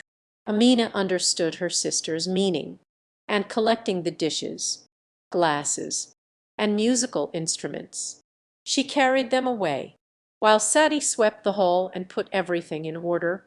Having done this, she begged the calenders to sit on a sofa on one side of the room, and the Caliph and his friends to place themselves opposite. As to the porter, she requested him to come and help her and her sister. Shortly after, Amina entered carrying a seat, which she put down in the middle of the empty space. She next went over to the door of a closet and signed to the porter to follow her. He did so, and soon reappeared leading two black dogs by a chain, which he brought into the centre of the hall. Zobeide then got up from her seat between the calenders and the Caliph, and walked slowly across to where the porter stood with the dogs. "We must do our duty," she said with a deep sigh, pushing back her sleeves, and, taking a whip from Sati, she said to the man, "Take one of those dogs to my sister Amina, and give me the other." The porter did as he was bid, but as he led the dog to Zobeide it uttered piercing howls, and gazed up at her with looks of entreaty. But Zobeide took no notice, and whipped the dog till she was out of breath. She then took the chain from the porter, and, raising the dog on its hind legs, they looked into each other's eyes sorrowfully till tears began to fall from both. Then Zobeide took her handkerchief and wiped the dog's eyes tenderly, after which she kissed it. Then, putting the chain into the porter's hand, she said, "Take it back to the closet and bring me the other." The same ceremony was gone through with the second dog, and all the while the whole company looked on with astonishment. The Caliph in particular could hardly contain himself, and made signs to the vizir to ask what it all meant. But the vizir pretended not to see, and turned his head away. Zobeide remained for some time in the middle of the room, till at last Sadi went up to her and begged her to sit down, as she also had her part to play. At these words Amina fetched a lute from a case of yellow satin and gave it to Sadi, who sang several songs to its accompaniment. When she was tired she said to Amina, "My sister, I can do no more. Come, I pray you, and take my place." Amina struck a few chords and then broke into a song, which she sang with so much ardor that she was quite overcome, and sank gasping on a pile of cushions, tearing open her dress as she did so to give herself some air, to the amazement of all present. Her neck, instead of being as smooth and white as her face, was a mass of scars. The calenders and the Caliph looked at each other, and whispered together, unheard by Zobeide and Sadi, who were tending their fainting sister. "What does it all mean?" asked the Caliph. "We know no more than you," said the calender to whom he had spoken. "What? You do not belong to the house?" "My lord," answered all the calenders together, "we came here for the first time an hour before you." They then turned to the porter to see if he could explain the mystery, but the porter was no wiser than they were themselves. At length the Caliph could contain his curiosity no longer, and declared that he would compel the ladies to tell them the meaning of their strange conduct. The vizir, foreseeing what would happen, implored him to remember the condition their hostesses had imposed, and added in a whisper that if His Highness would only wait till morning he could as Caliph summon the ladies to appear before him. But the Caliph, who was not accustomed to be contradicted, rejected this advice, and it was resolved after a little more talking that the question should be put by the porter. Suddenly Zobeide turned round, and seeing their excitement, she said, "What is the matter? What are you all discussing so earnestly?" "Madam," answered the porter, "these gentlemen entreat you to explain to them why you should first whip the dogs and then cry over them, and also how it happens that the fainting lady is covered with scars. They have requested me, madam, to be their mouthpiece. Is it true, gentlemen," asked Zobeide, drawing herself up, "that you have charged this man to put me that question?" "It is," they all replied, except Giafar, who was silent. "Is this," continued Zobeide, growing more angry every moment, "is this the return you make for the hospitality I have shown you? Have you forgotten the one condition on which you were allowed to enter the house? Come quickly," she added, clapping her hands 3 times, and the words were hardly uttered when 7 black slaves, each armed with a sabre, burst in and stood over the 7 men, throwing them on the ground, and preparing themselves, on a sign from their mistress, to cut off their heads. The 7 culprits all thought their last hour had come, and the Caliph repented bitterly that he had not taken the vizir's advice. But they made up their minds to die bravely, all except the porter, who loudly inquired of Zobeide why he was to suffer for other people's faults, and declared that these misfortunes would never have happened if it had not been for the calenders, who always brought ill luck. He ended by imploring Zobeide not to confound the innocent with the guilty and to spare his life, in spite of her anger. There was something so comic in the groans of the porter that Zobeide could not refrain from laughing, but putting him aside she addressed the others a second time, saying, "Answer me, who are you? Unless you tell me truly you have not another moment to live. I can hardly think you are men of any position, whatever country you belong to. If you were, you would have had more consideration for us." The Caliph, who was naturally very impatient, suffered far more than either of the others at feeling that his life, but when he heard her question, for he was convinced that she had only to learn his name and rank for all danger to be over, so he whispered hastily to the vizir, who was next to him, to reveal their secret. But the vizir, wiser than his master, wished to conceal from the public the affront they had received, and merely answered, "After all, we have only got what we deserved." Meanwhile Zobeide had turned to the three calenders and inquired if, as they were all blind, they were brothers. "No, madam," replied one, "we are no blood relations at all, only brothers by our mode of life. And you," she asked, addressing another, "were you born blind of one eye?"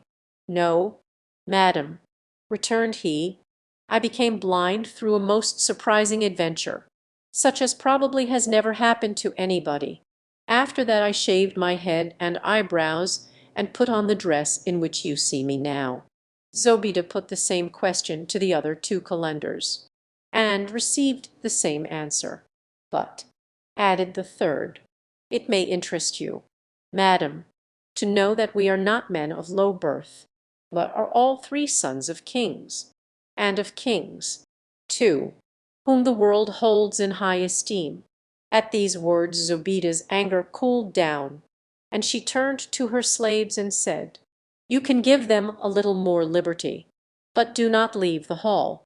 Those that will tell us their histories and their reasons for coming here shall be allowed to leave unhurt. Those who refuse—" and she paused. But in a moment the porter, who understood that he had only to relate his story to set himself free from this terrible danger, immediately broke in, "Madam, you know already how I came here, and what I have to say will soon be told. Your sister found me this morning in the place where I always stand waiting to be hired. She bade me follow her to various shops, and when my basket was quite full we returned to this house, when you had the goodness to permit me to remain, for which I shall be eternally grateful. That is my story." He looked anxiously to Zobeide, who nodded her head and said, "You can go, and take care we never meet again." "Oh, madam," cried the porter, "let me stay yet a little while.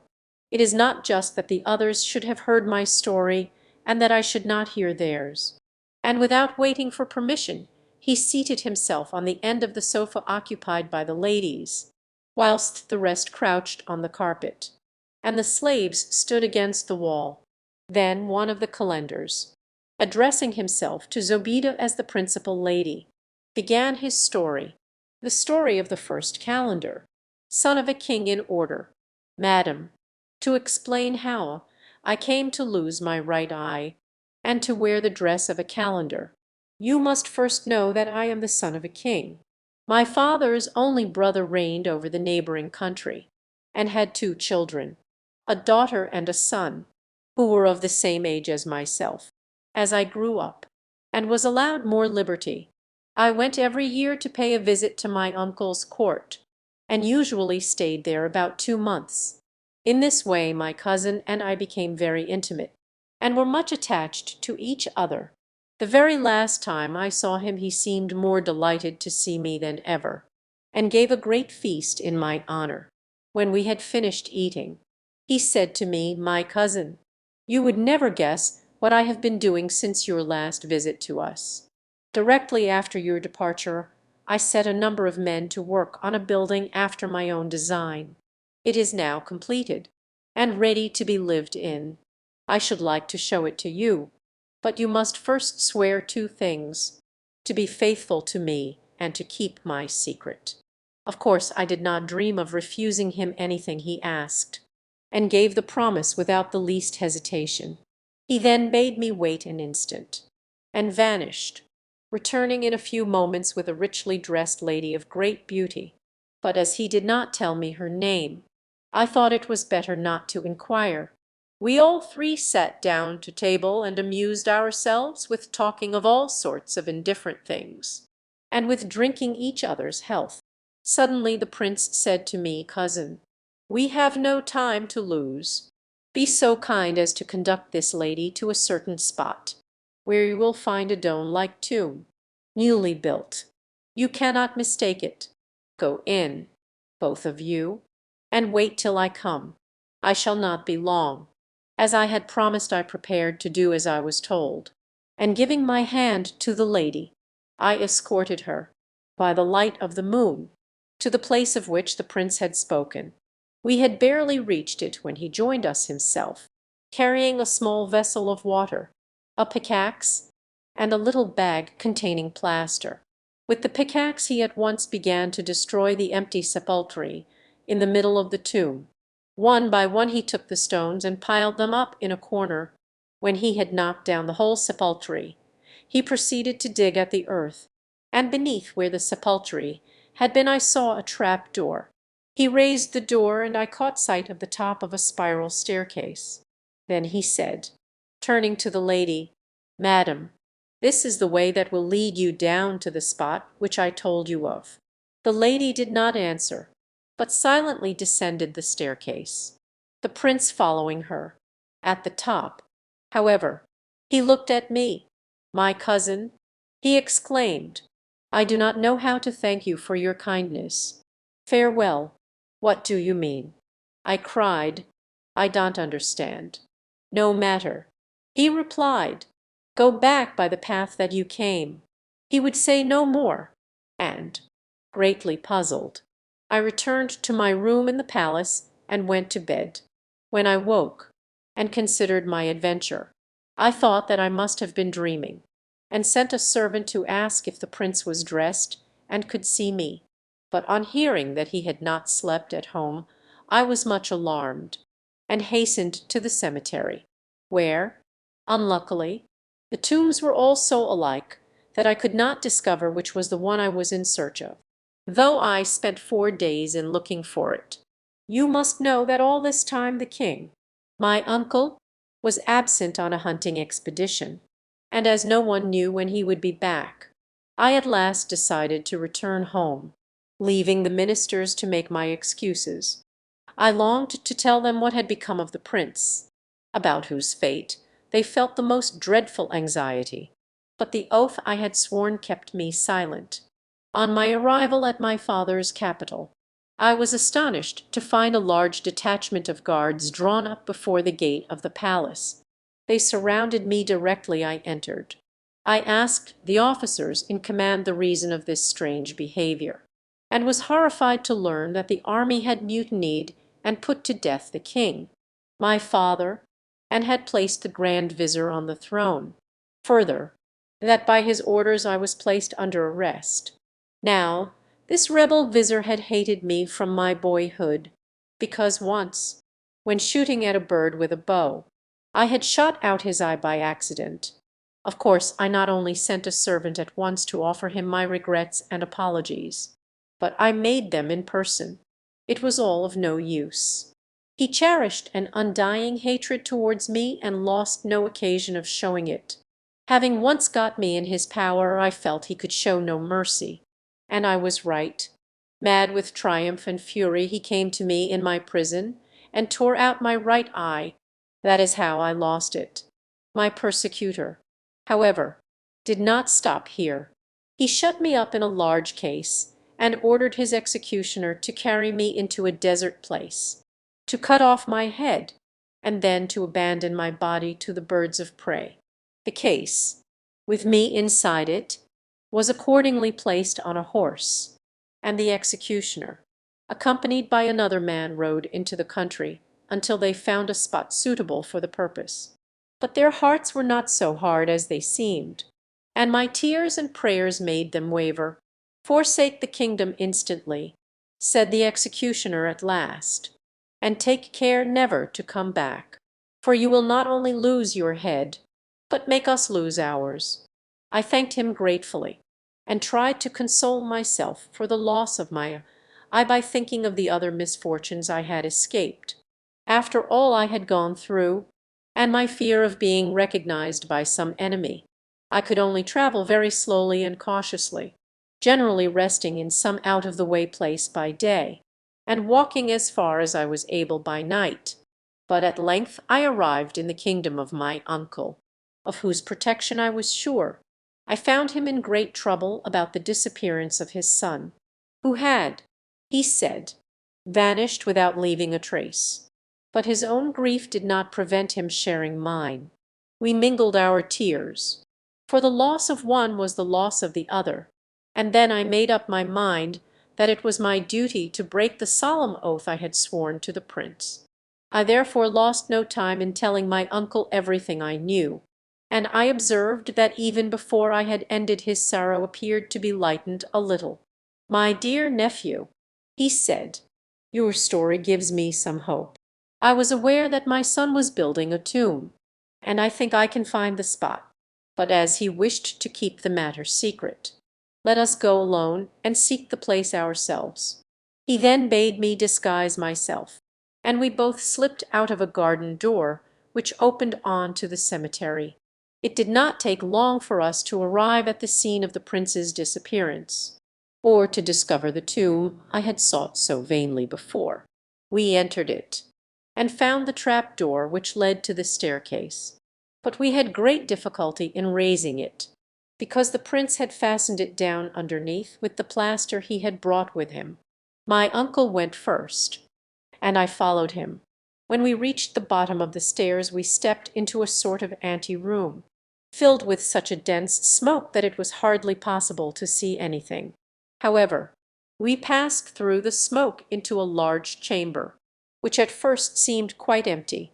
The room was brilliantly lighted, and in another moment we perceived a sort of platform at one end, on which were the bodies of the prince and a lady, both half burned, as if they had been dragged out of a fire before it had quite consumed them.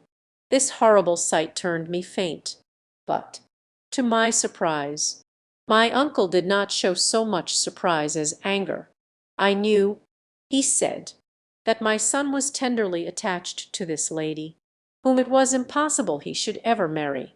I tried to turn his thoughts, and presented to him the most beautiful princesses, but he cared for none of them, and, as you see, they have now been united by a horrible death in an underground tomb. But, as he spoke, his anger melted into tears, and again I wept with him. When he recovered himself he drew me to him. "My dear nephew," he said, embracing me, "you have come to me to take his place, and I will do my best to forget that I ever had a son who could act in so wicked a manner." Then he turned and went up the stairs. We reached the palace without any one having noticed our absence, when, shortly after, a clashing of drums and cymbals and the blare of trumpets burst upon our astonished ears. At the same time a thick cloud of dust on the horizon told of the approach of a great army. My heart sank when I perceived that the commander was the vizier who had dethroned my father, and was come to seize the kingdom of my uncle. The capital was utterly unprepared to stand a siege, and seeing that resistance was useless, at once opened its gates. My uncle fought hard for his life, but was soon overpowered, and when he fell I managed to escape through a secret passage, and took refuge with an officer whom I knew I could trust. Persecuted by ill fortune, and stricken with grief, there seemed to be only one means of safety left to me. I shaved my beard and my eyebrows, and put on the dress of a calender, in which it was easy for me to travel without being known. I avoided the towns till I reached the kingdom of the famous and powerful Caliph, Harun al-Rashid, when I had no further reason to fear my enemies.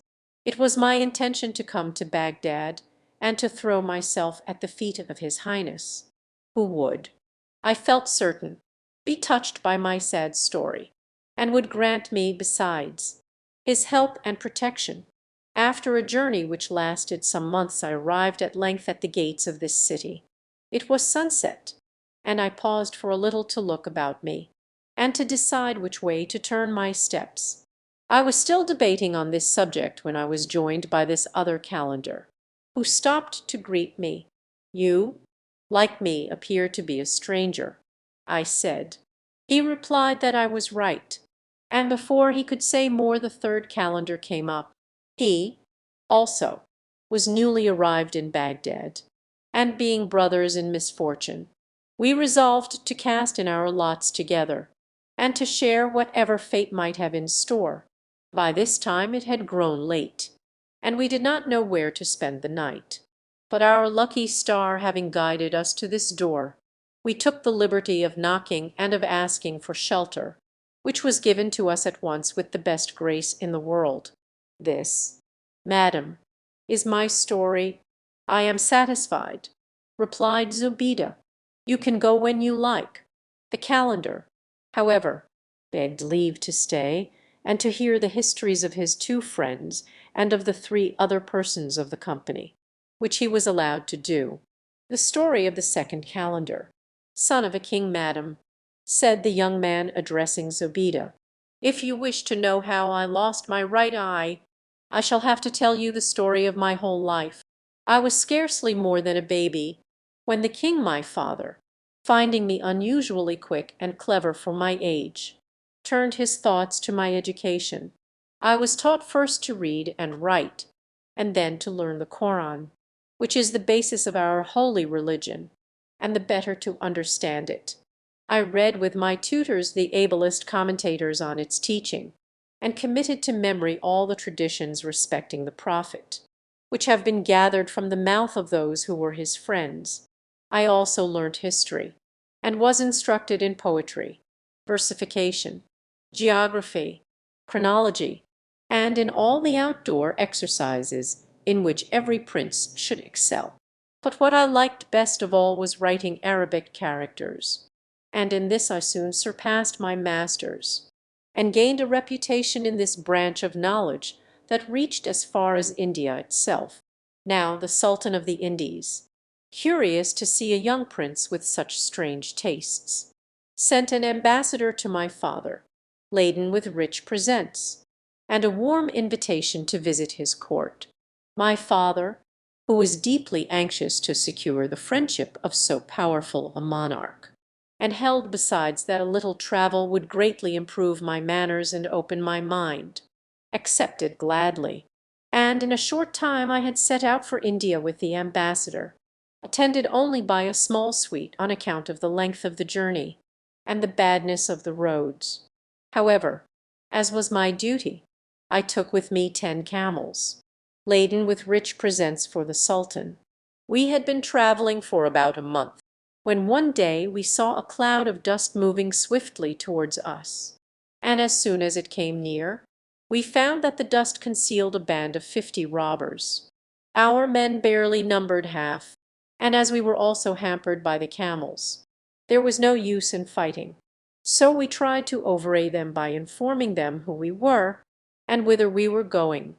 The robbers, however, only laughed and declared that was none of their business, and, without more words, attacked us brutally. I defended myself to the last, wounded though I was, but at length, seeing that resistance was hopeless, and that the ambassador and all our followers were made prisoners, I put spurs to my horse and rode away as fast as I could, till the poor beast fell dead from a wound in his side. I managed to jump off without any injury, and looked about to see if I was pursued, but for the moment I was safe, for, as I imagined, the robbers were all engaged in quarrelling over their booty. I found myself in a country that was quite new to me, and dared not return to the main road lest I should again fall into the hands of the robbers. Luckily my wound was only a slight one, and after binding it up as well as I could, I walked on for the rest of the day, till I reached a cave at the foot of a mountain, where I passed the night in peace, making my supper off some fruits I had gathered on the way. I wandered about for a whole month without knowing where I was going, till at length I found myself on the outskirts of a beautiful city, watered by winding streams, which enjoyed an eternal spring. My delight at the prospect of mixing once more with human beings was somewhat damped at the thought of the miserable object I must seem. My face and hands had been burned nearly black, my clothes were all in rags, and my shoes were in such a state that I had been forced to abandon them altogether. I entered the town, and stopped at a tailor's shop. The man saw I was better than my condition, and begged me to sit down, and in return I told him my whole story. The tailor listened with attention, but his reply, instead of giving me consolation, only increased my trouble. Beware," he said, "of telling any one what you have told me, for the prince who governs the kingdom is your father's greatest enemy, and he will be rejoiced to find you in his power." I thanked the tailor for his counsel, and said I would do whatever he advised. Then, being very hungry, I gladly ate of the food he put before me, and accepted his offer of a lodging in his house. In a few days I had quite recovered from the hardships I had undergone.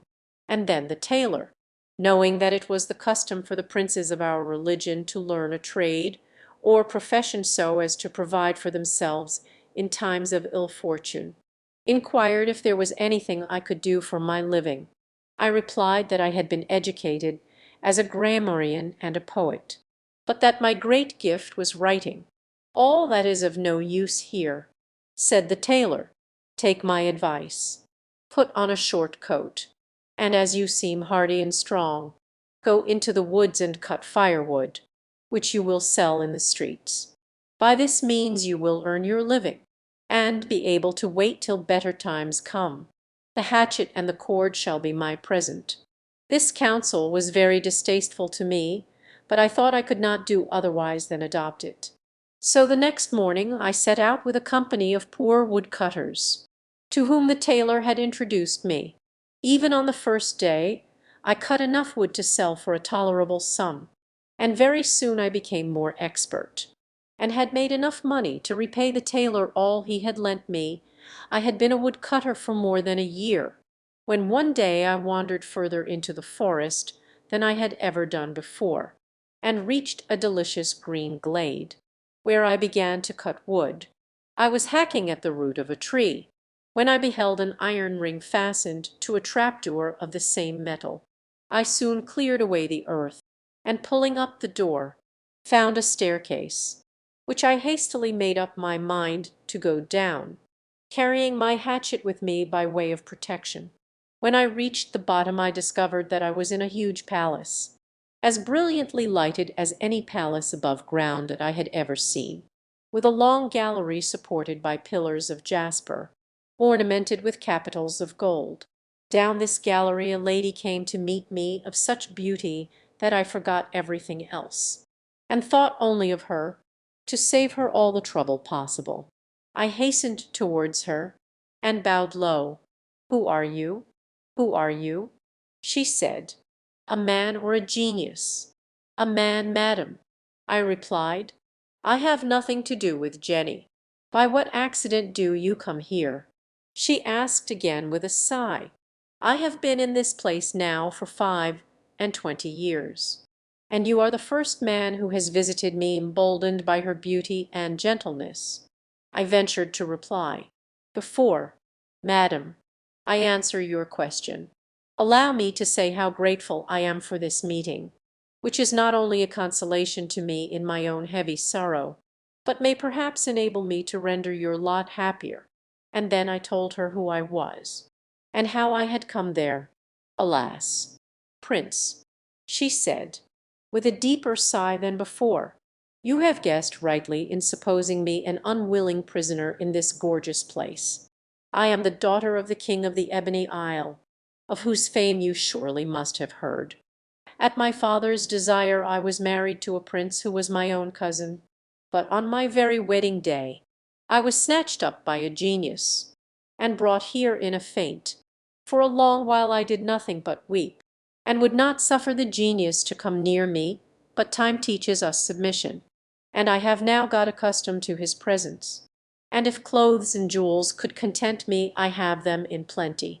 Every 10th day, for 25 years, I have received a visit from him, but in case I should need his help at any other time, I have only to touch a talisman that stands at the entrance of my chamber.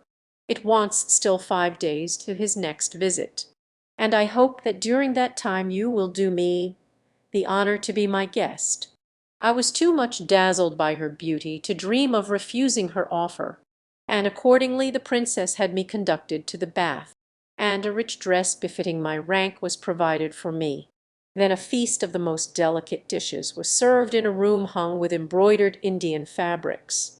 Next day, when we were at dinner, I could maintain my patience no longer, and implored the princess to break her bonds, and return with me to the world which was lighted by the sun.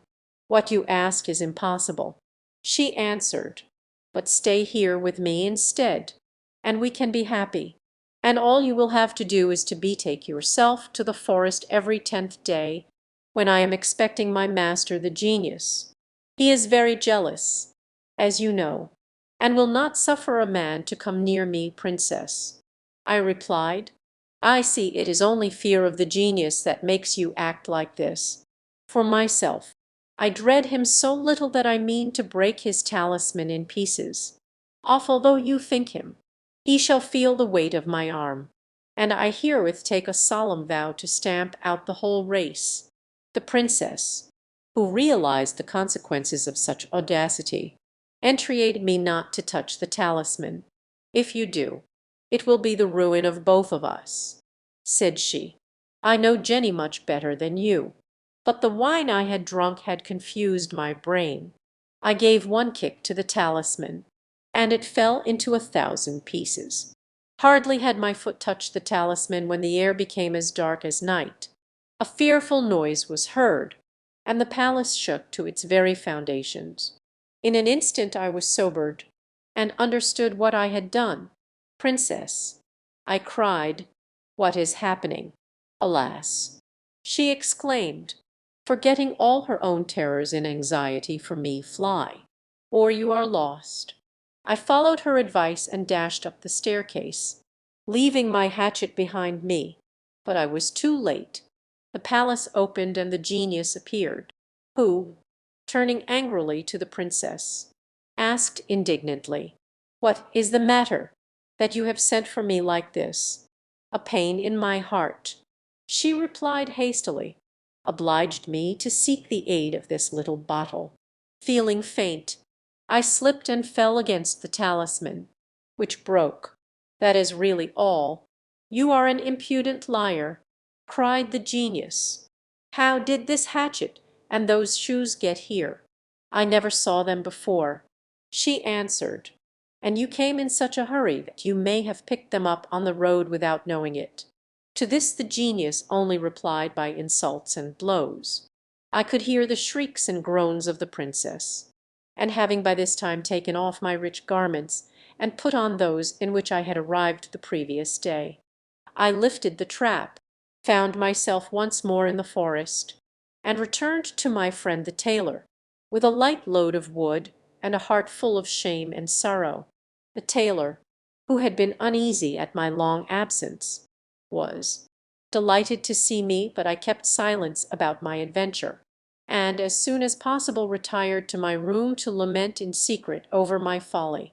While I was thus indulging my grief, my host entered, and said, "There is an old man downstairs who has brought your hatchet and slippers, which he picked up on the road, and now restores to you, as he found out from one of your comrades where you lived.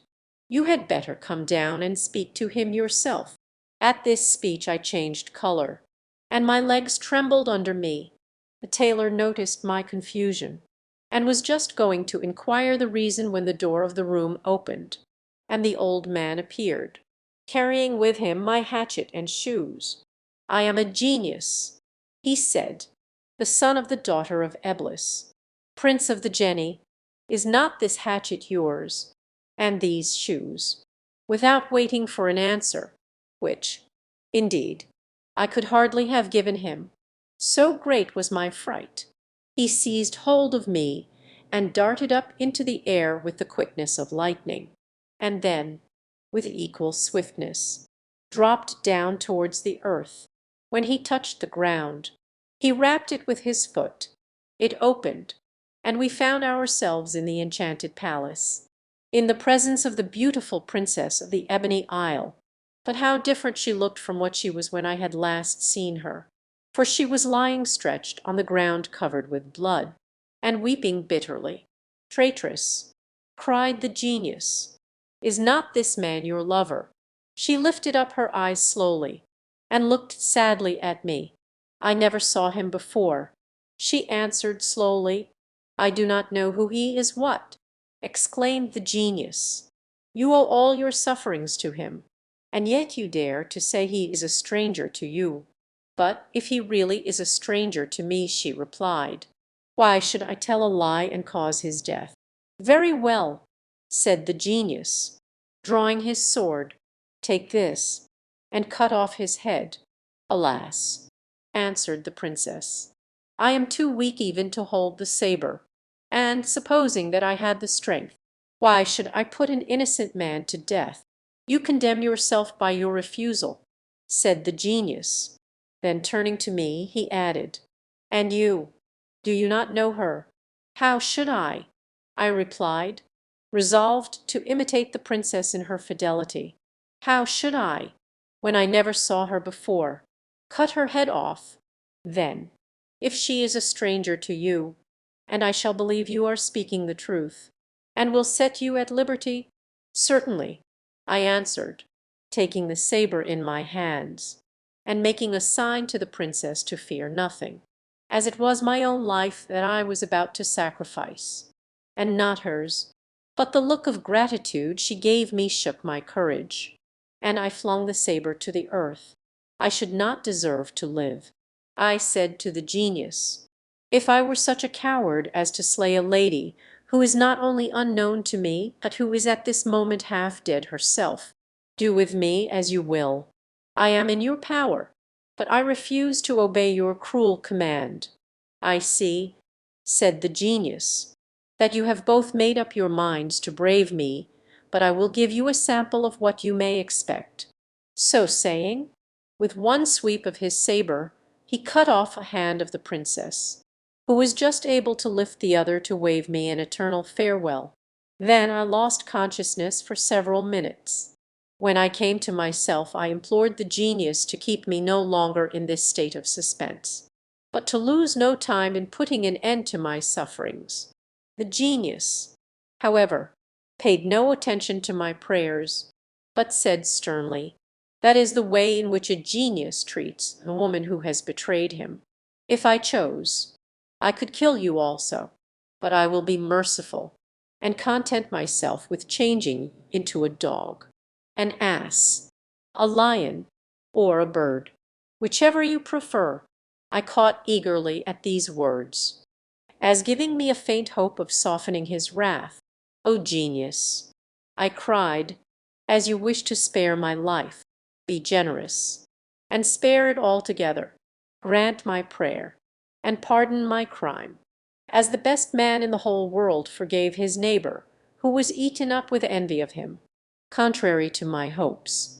The genius seemed interested in my words, and said he would like to hear the story of the two neighbors. "And as I think, madam, it may please you, I will tell it to you also, the story of the envious man and of him who was envied in a town of moderate size. Two men lived in neighboring houses, but they had not been there very long before one man took such a hatred of the other, and envied him so bitterly, that the poor man determined to find another home, hoping that when they no longer met every day his enemy would forget all about him. So he sold his house and the little furniture it contained, and moved into the capital of the country, which was luckily at no great distance. About half a mile from this city he bought a nice little place, with a large garden and a fair-sized court, in the center of which stood an old well, in order to live a quieter life.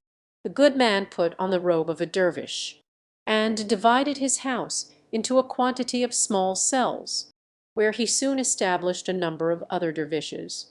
The fame of his virtue gradually spread abroad, and many people, including several of the highest quality, came to visit him and ask his prayers. Of course it was not long before his reputation reached the ears of the man who envied him, and this wicked wretch resolved never to rest till he had in some way worked ill to the dervish whom he hated. So he left his house and his business to look after themselves, and betook himself to the new dervish monastery, where he was welcomed by the founder with all the warmth imaginable.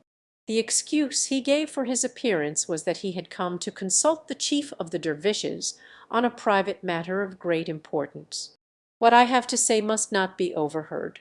He whispered, "Command, I beg of you, that your dervishes retire into their cells, as night is approaching, and meet me in the court." The dervish did as he was asked without delay, and directly they were alone together the envious man began to tell a long story, edging, as they walked to and fro, always nearer to the well, and when they were quite close, he seized the dervish and dropped him in.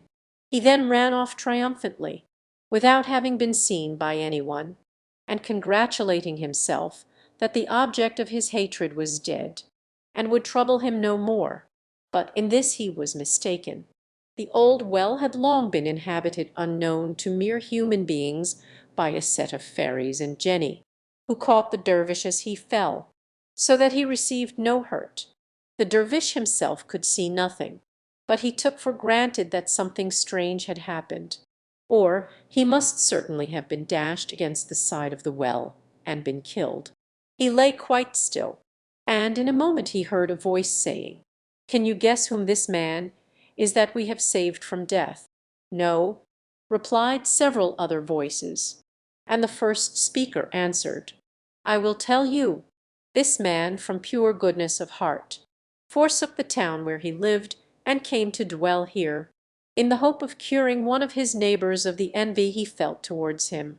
But his character soon won him the esteem of all, and the envious man's hatred grew, till he came here with the deliberate intention of causing his death, and this he would have done, without our help, the very day before the Sultan has arranged to visit this holy dervish, and to entreat his prayers for the princess, his daughter." "But what is the matter with the princess, that she needs the dervish prayers?" asked another voice. "She has fallen into the power of the genius Maimon, the son of Dimdim," replied the first voice. "But it would be quite simple for this holy chief of the dervishes to cure her if he only knew. In his convent there is a black cat, which has a tiny white tip to its tail. Now, to cure the princess, the dervish must pull out 7 of these white hairs, burn 3, and with their smoke perfume the head of the princess. This will deliver her so completely that Maimon, the son of Dimdim, will never dare to approach her again."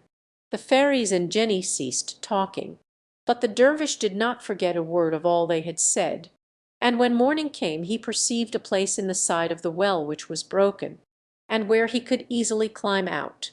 The dervishes, who could not imagine what had become of him, were enchanted at his reappearance. He told them of the attempt on his life made by his guest of the previous day, and then retired into his cell. He was soon joined here by the black cat of which the voice had spoken, who came as usual to say good morning to his master. He took him on his knee and seized the opportunity to pull 7 white hairs out of his tail, and put them on one side till they were needed. The sun had not long risen before the Sultan, who was anxious to leave nothing undone that might deliver the princess, arrived with a large suite at the gate of the monastery, and was received by the dervishes with profound respect. The Sultan lost no time in declaring the object of his visit, and leading the chief of the dervishes aside, he said to him, "Noble Shaykh, you have guessed perhaps what I have come to ask you." "Yes, sire," answered the dervish. "If I am not mistaken, it is the illness of the princess which has procured me this honour." "You are right," returned the Sultan, "and you will give me fresh life if you can by your prayers deliver my daughter from the strange malady that has taken possession of her. Let your Highness command her to come here, and I will see what I can do." The Sultan, full of hope, sent orders at once that the princess was to set out as soon as possible, accompanied by her usual staff of attendants. When she arrived, she was so thickly veiled that the dervish could not see her face, but he desired a brazier to be held over her head, and laid the 7 hairs on the burning coals. The instant they were consumed, terrific cries were heard, but no one could tell from whom they proceeded. Only the dervish guessed that they were uttered by Maimon the son of Dimdim, who felt the princess escaping him. All this time she had seemed unconscious of what she was doing, but now she raised her hand to her veil and uncovered her face. "Where am I?"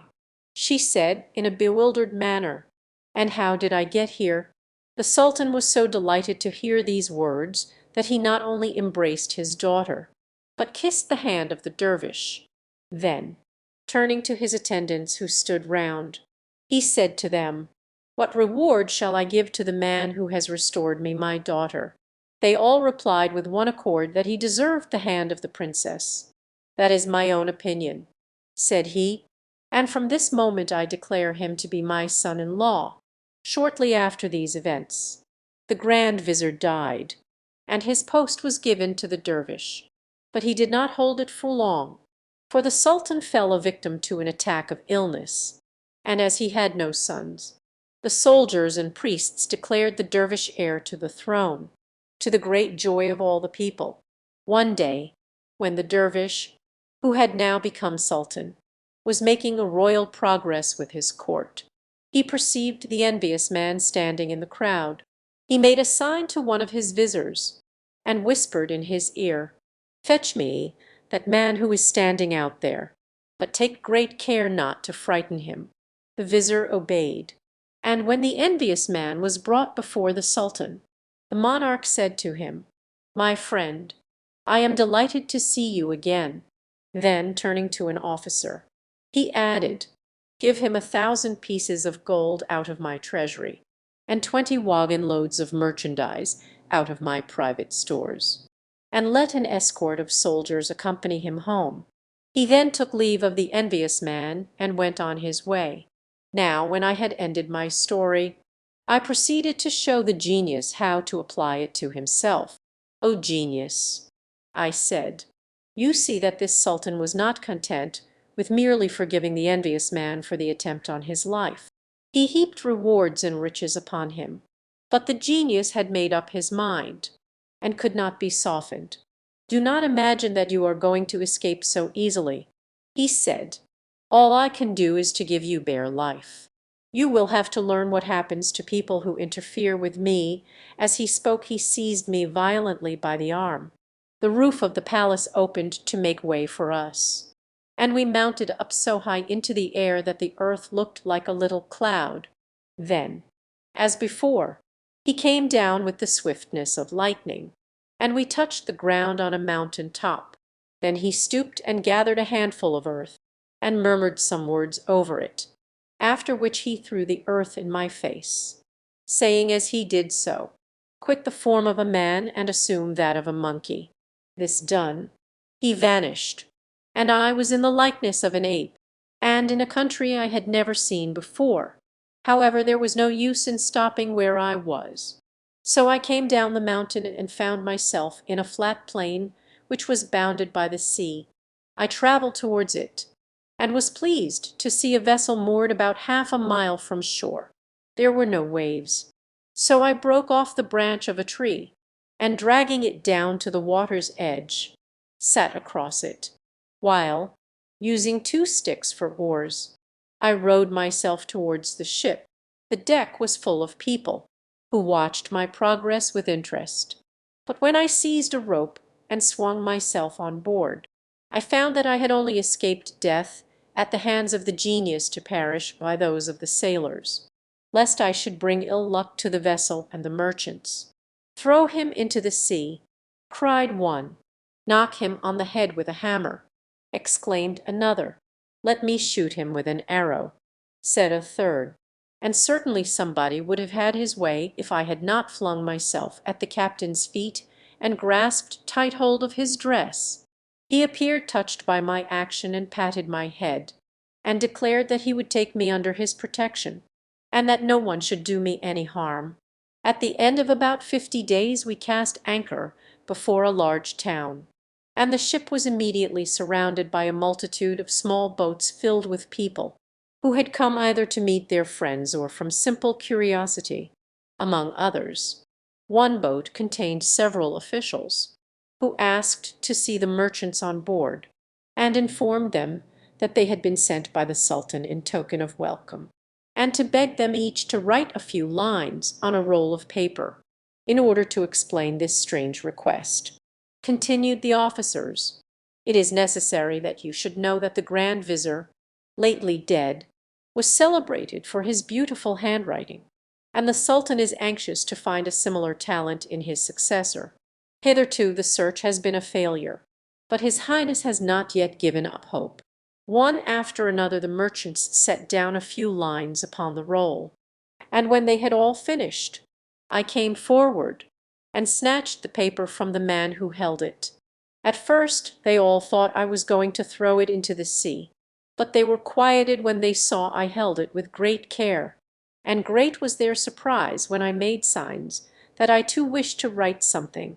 "Let him do it if he wants to," said the captain. "If he only makes a mess of the paper, you may be sure I will punish him for it. But if, as I hope, he really can write, for he is the cleverest monkey I ever saw, I will adopt him as my son. The one I lost had not nearly so much sense." No more was said, and I took the pen and wrote the 6 sorts of writing in use among the Arabs, and each sort contained an original verse or couplet, in praise of the Sultan, and not only did my handwriting completely eclipse that of the merchants, but it is hardly too much to say that none so beautiful had ever before been seen in that country. When I had ended, the officials took the roll and returned to the Sultan. As soon as the monarch saw my writing he did not so much as look at the samples of the merchants, but desired his officials to take the finest and most richly caparisoned horse in his stables, together with the most magnificent dress they could procure, and to put it on the person who had written those lines, and bring him to court. The officials began to laugh when they heard the Sultan's command, but as soon as they could speak they said, "Deign, your Highness, to excuse our mirth, but those lines were not written by a man but by a monkey." "A monkey!" exclaimed the Sultan. "Yes, sire," answered the officials. "They were written by a monkey in our presence." "Then bring me the monkey." He replied, "As fast as you can." The Sultan's officials returned to the ship and showed the royal order to the captain. "He is the master," said the good man, and desired that I should be sent for. Then they put on me the gorgeous robe and rowed me to land, where I was placed on the horse and led to the palace. Here the Sultan was awaiting me in great state, surrounded by his court. All the way along the streets I had been the object of curiosity to a vast crowd, which had filled every doorway and every window, and it was amidst their shouts and cheers that I was ushered into the presence of the Sultan. I approached the throne on which he was seated, and made him 3 low bows, then prostrated myself at his feet, to the surprise of everyone, who could not understand how it was possible that a monkey should be able to distinguish a sultan from other people, and to pay him the respect due to his rank. However, excepting the usual speech, I omitted none of the common forms attending a royal audience. When it was over, the Sultan dismissed all the court, keeping with him only the chief of the eunuchs and a little slave. He then passed into another room and ordered food to be brought, making signs to me to sit at table with him and eat. I rose from my seat, kissed the ground, and took my place at the table, eating, as you may suppose, with care and in moderation. Before the dishes were removed I made signs that writing materials, which stood in one corner of the room, should be laid in front of me. I then took a peach and wrote on it some verses in praise of the Sultan, who was speechless with astonishment. But when I did the same thing on a glass from which I had drunk, he murmured to himself, "Why, a man who could do as much would be cleverer than any other man, and this is only a monkey." Supper being over, chessmen were brought, and the Sultan signed to me to know if I would play with him. I kissed the ground and laid my hand on my head to show that I was ready to show myself worthy of the honor.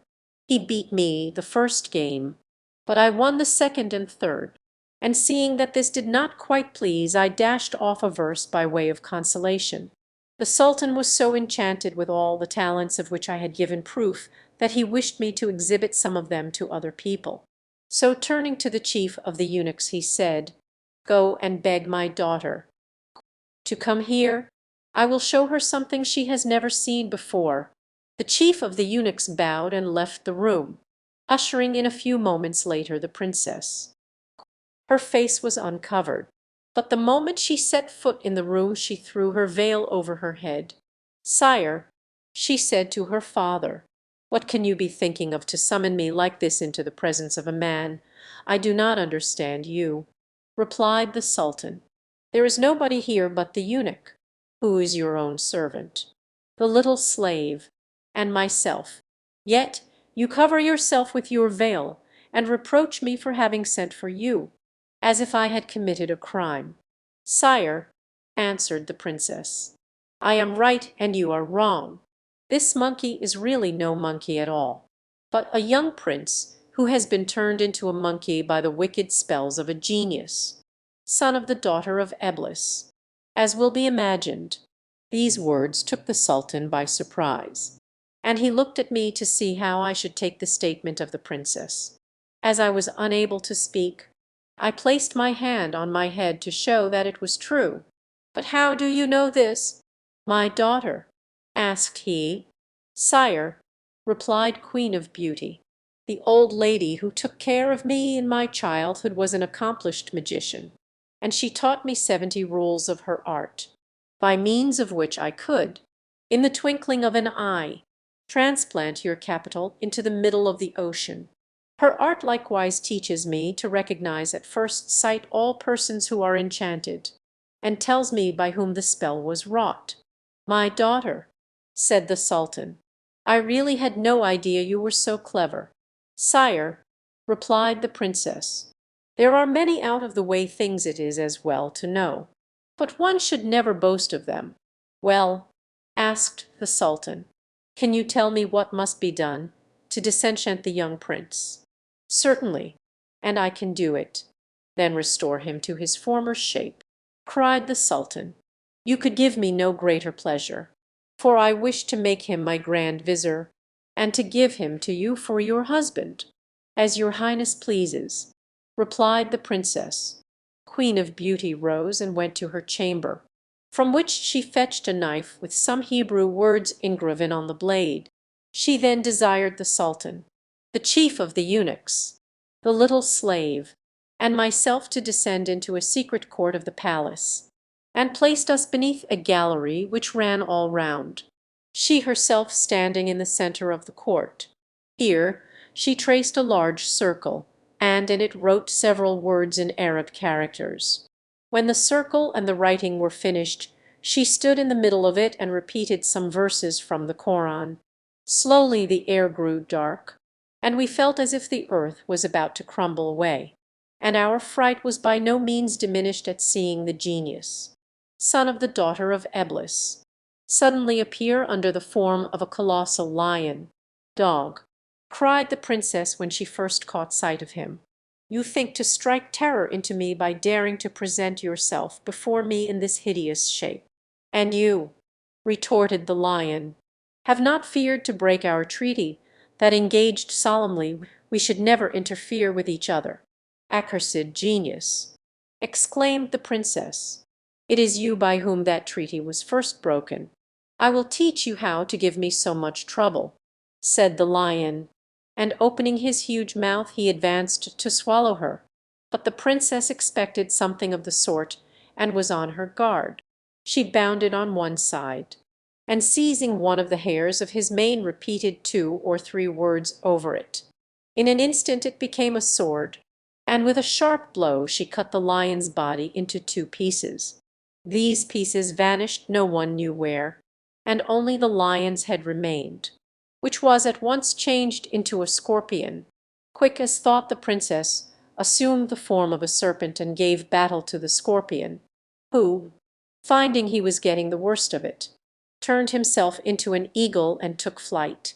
But in a moment the serpent had become an eagle more powerful still. who soared up in the air and after him, and then we lost sight of them both. We all remained where we were quaking with anxiety, when the ground opened in front of us and a black and white cat leapt out, its hair standing on end, and mewing frightfully. At its heels was a wolf, who had almost seized it, when the cat changed itself into a worm, and, piercing the skin of a pomegranate which had tumbled from a tree, hid itself in the fruit.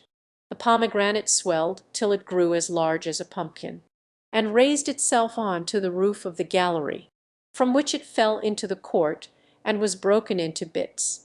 While this was taking place, the wolf, who had transformed himself into a cock, began to swallow the seed of the pomegranate as fast as he could.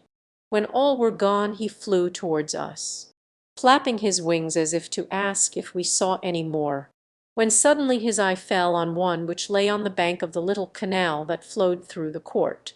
He hastened towards it, but before he could touch it the seed rolled into the canal and became a fish.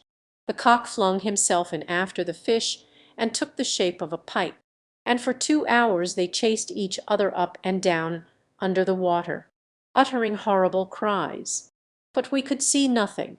At length they rose from the water in their proper forms, but darting such flames of fire from their mouths that we dreaded lest the palace should catch fire.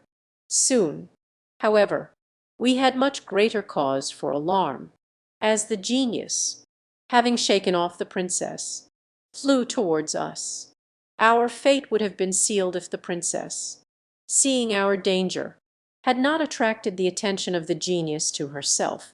As it was, the sultan's beard was singed and his face scorched. The chief of the eunuchs was burned to a cinder, while a spark deprived me of the sight of one eye. Both I and the sultan had given up all hope of a rescue, when there was a shout of victory, victory, from the princess, and the genius lay at her feet a great heap of ashes. Exhausted though she was, the princess at once ordered the little slave, who alone was uninjured, to bring her a cup of water, which she took in her hand. First repeating some magic words over it, she dashed it into my face, saying, "If you are only a monkey by enchantment, resume the form of the man you were before." In an instant I stood before her the same man I had formerly been, though having lost the sight of one eye. I was about to fall on my knees and thank the princess, but she did not give me time. Turning to the sultan, her father, she said, "Sire, I have gained the battle, but it has cost me dear. The fire has penetrated to my heart, and I have only a few moments to live. This would not have happened if I had only noticed the last pomegranate seed and eaten it like the rest. It was the last struggle of the genius, and up to that time I was quite safe, but having let this chance slip I was forced to resort to fire. And in spite of all his experience I showed the genius that I knew more than he did. He is dead and in ashes, but my own death is approaching fast." "My daughter," cried the sultan, "how sad is my condition! I am only surprised I am alive at all. The eunuch is consumed by the flames, and the prince whom you have delivered has lost the sight of one eye." He could say no more, for sobs choked his voice, and we all wept together. Suddenly the princess shrieked, "I burn, I burn," and death came to free her from her torments. I have no words, madam, to tell you of my feelings at this terrible sight. I would rather have remained a monkey all my life than let my benefactress perish in this shocking manner. As for the sultan, he was quite inconsolable, and his subjects, who had dearly loved the princess, shared his grief. For 7 days the whole nation mourned, and then the ashes of the princess were buried with great pomp, and a superb tomb was raised over her. As soon as the sultan recovered from the severe illness which had seized him after the death of the princess, he sent for me and plainly, though politely, informed me that my presence would always remind him of his loss, and he begged that I would instantly quit his kingdom, and on pain of death never return to it. I was, of course, bound to obey. And not knowing what was to become of me, I shaved my beard and eyebrows, and put on the dress of a calender. After wandering aimlessly through several countries, I resolved to come to Baghdad and request an audience of the commander of the faithful. And that, madam, is my story." The other calender then told his story. "The story of the third calender. Son of a king, my story," said the third calender, "is quite different from those of my two friends. It was fate that deprived them of the sight of their right eyes, but mine was lost by my own folly. My name is Ijib, and I am the son of a king called Cassib, who reigned over a large kingdom, which had for its capital one of the finest seaport towns in the world. When I succeeded to my father's throne, my first care was to visit the provinces on the mainland, and then to sail to the numerous islands which lay off the shore, in order to gain the hearts of my subjects. These voyages gave me such a taste for sailing that I soon determined to explore more distant seas, and commanded a fleet of large ships to be got ready without delay. When they were properly fitted out, I embarked on my expedition. For 40 days wind and weather were all in our favor. But the next night a terrific storm arose, which blew us hither and thither for 10 days, till the pilot confessed that he had quite lost his bearings. Accordingly a sailor was sent up to the masthead to try to catch a sight of land, and reported that nothing was to be seen but the sea and sky, except a huge mass of blackness that lay astern. On hearing this the pilot grew white, and, beating his breast, he cried, "Oh, sir, we are lost, lost," till the ship's crew trembled at they knew not what. When he had recovered himself a little, and was able to explain the cause of his terror, he replied, in answer to my question, that we had drifted far out of our course, and that the following day about noon we should come near that mass of darkness, which, said he, is nothing but the famous Black Mountain. This mountain is composed of adamant, which attracts to itself all the iron and nails in your ship, and as we are helplessly drawn nearer, the force of attraction will become so great that the iron and nails will fall out of the ships and cling to the mountain, and the ships will sink to the bottom with all that are in them. This it is that causes the side of the mountain towards the sea to appear of such a dense blackness. As may be supposed," continued the pilot, "the mountain sides are very rugged, but on the summit stands a brass dome supported on pillars, and bearing on top the figure of a brass horse, with a rider on his back. This rider wears a breastplate of lead, on which strange signs and figures are engraved, and it is said that as long as this statue remains on the dome, vessels will never cease to perish at the foot of the mountain."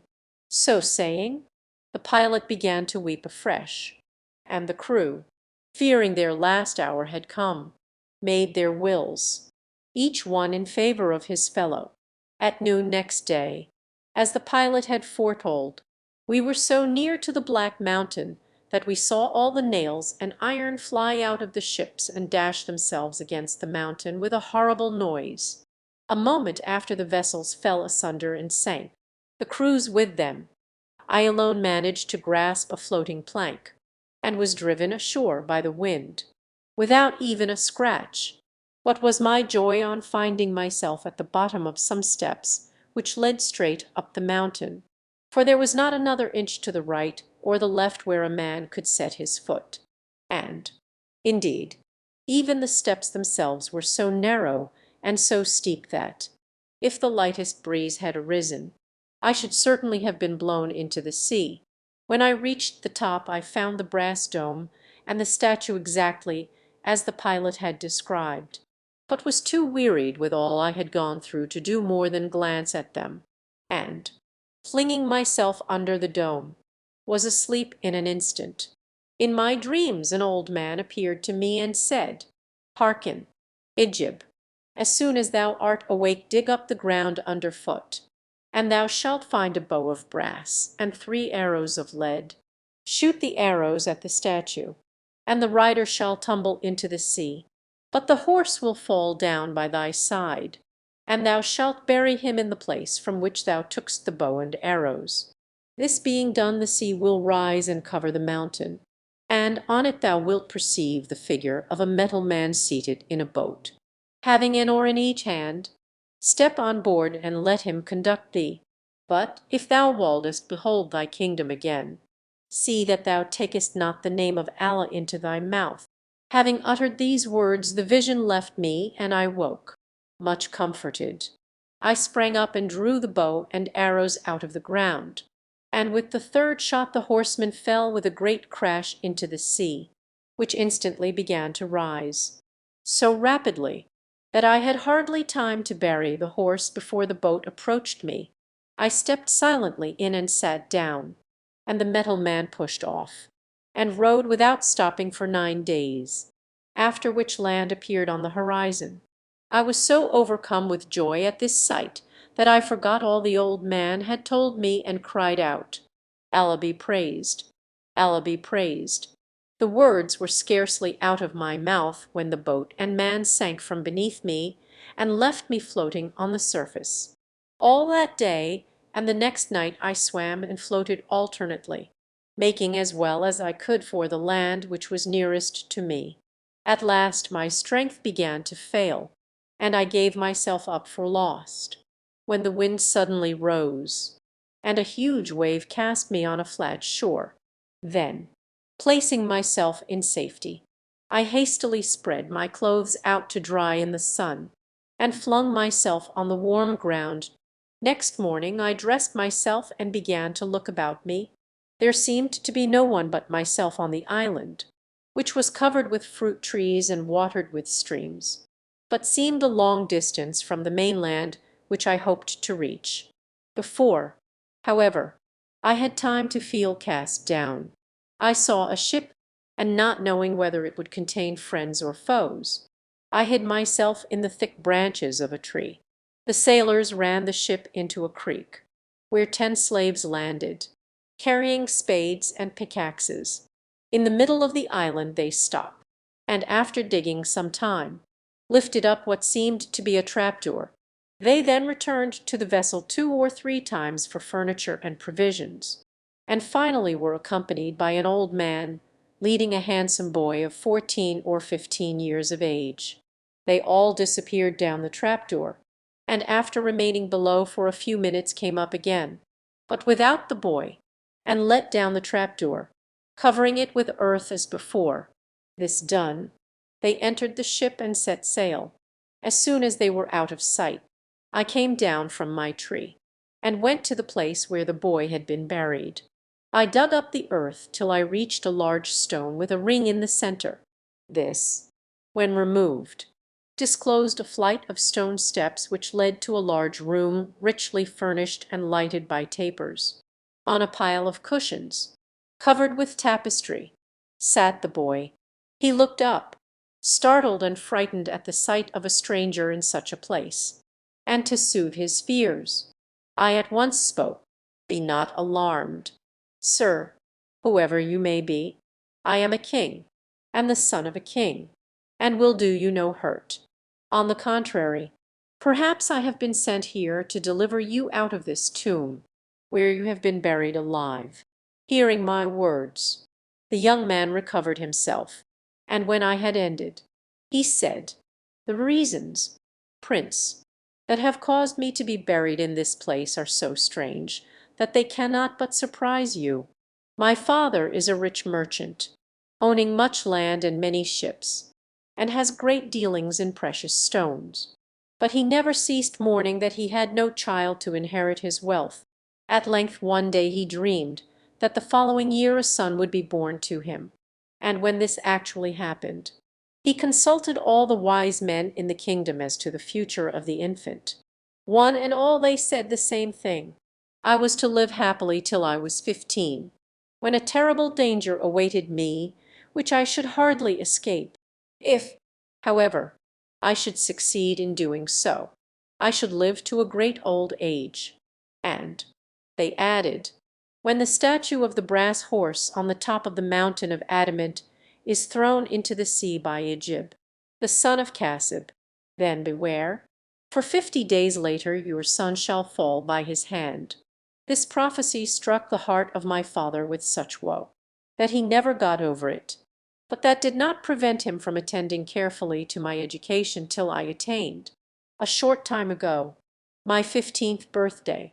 It was only yesterday that the news reached him that 10 days previously the statue of brass had been thrown into the sea, and he at once set about hiding me in this underground chamber, which was built for the purpose, promising to fetch me out when the 40 days have passed.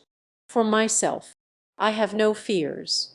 As Prince Ajib is not likely to come here to look for me, I listened to his story with an inward laugh as to the absurdity of my ever wishing to cause the death of this harmless boy, whom I hastened to assure of my friendship, begging him, in return, to convey me in his father's. I need hardly say that I took special care not to inform him that I was the Ajib whom he dreaded. The day passed in conversation on various subjects, and I found him a youth of ready wit and of some learning. I took on myself the duties of a servant, held the basin and water for him when he washed, prepared the dinner, and set it on the table. He soon grew to love me, and for 39 days we spent as pleasant an existence as could be expected underground. The morning of the 40th dawned, and the young man when he woke gave thanks in an outburst of joy that the danger was past. "My father may be here at any moment," said he, "so make me, I pray you, a bath of hot water, that I may bathe, and change my clothes, and be ready to receive him."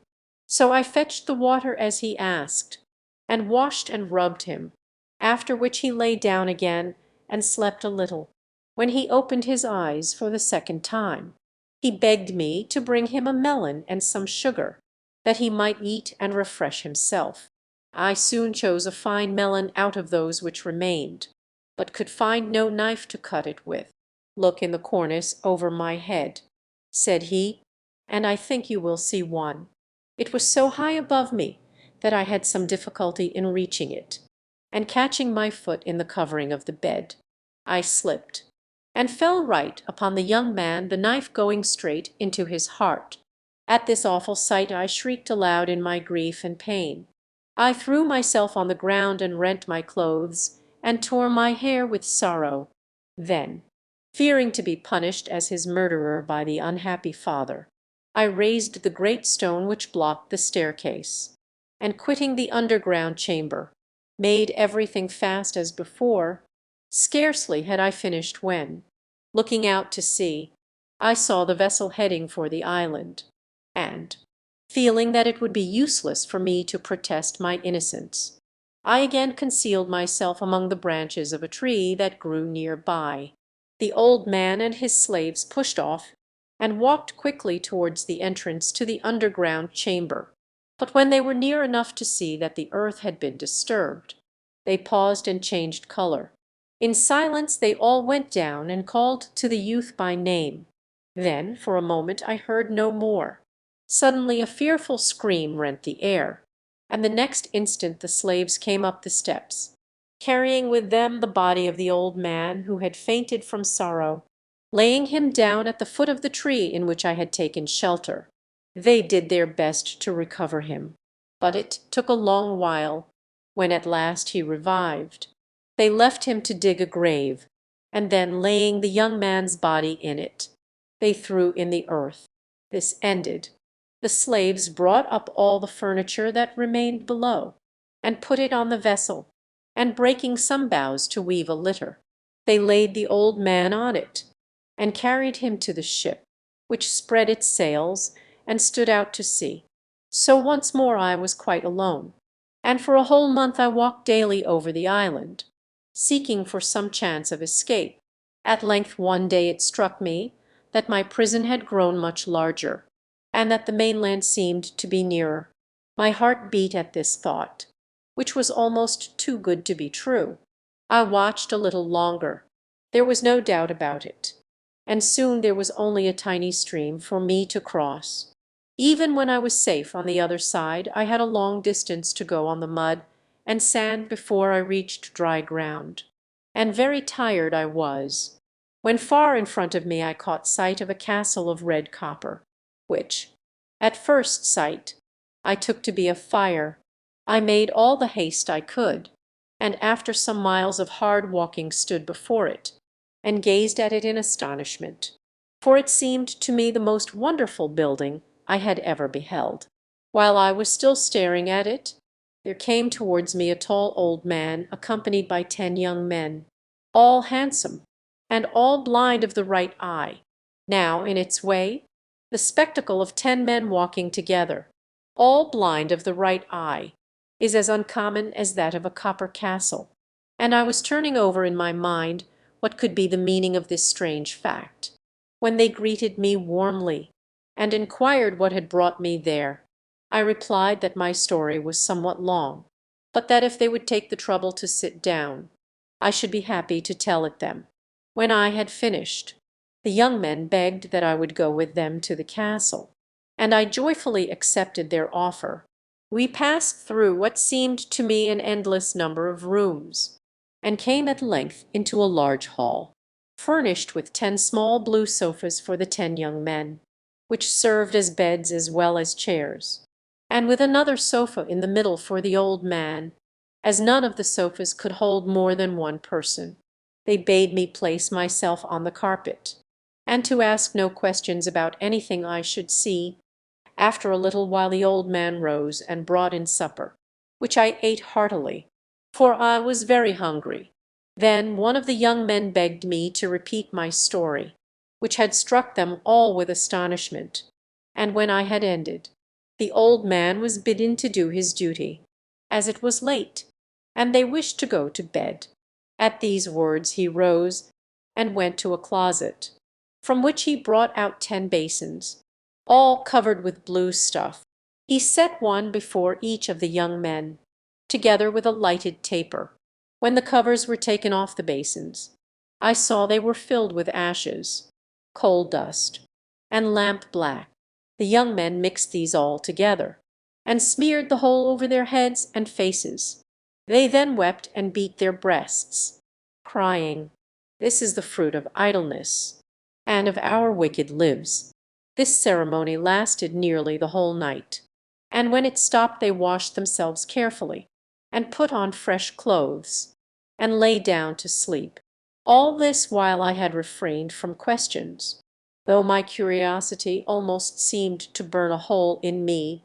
But the following day, when we went out to walk, I said to them, "Gentlemen, I must disobey your wishes, for I can keep silence no more.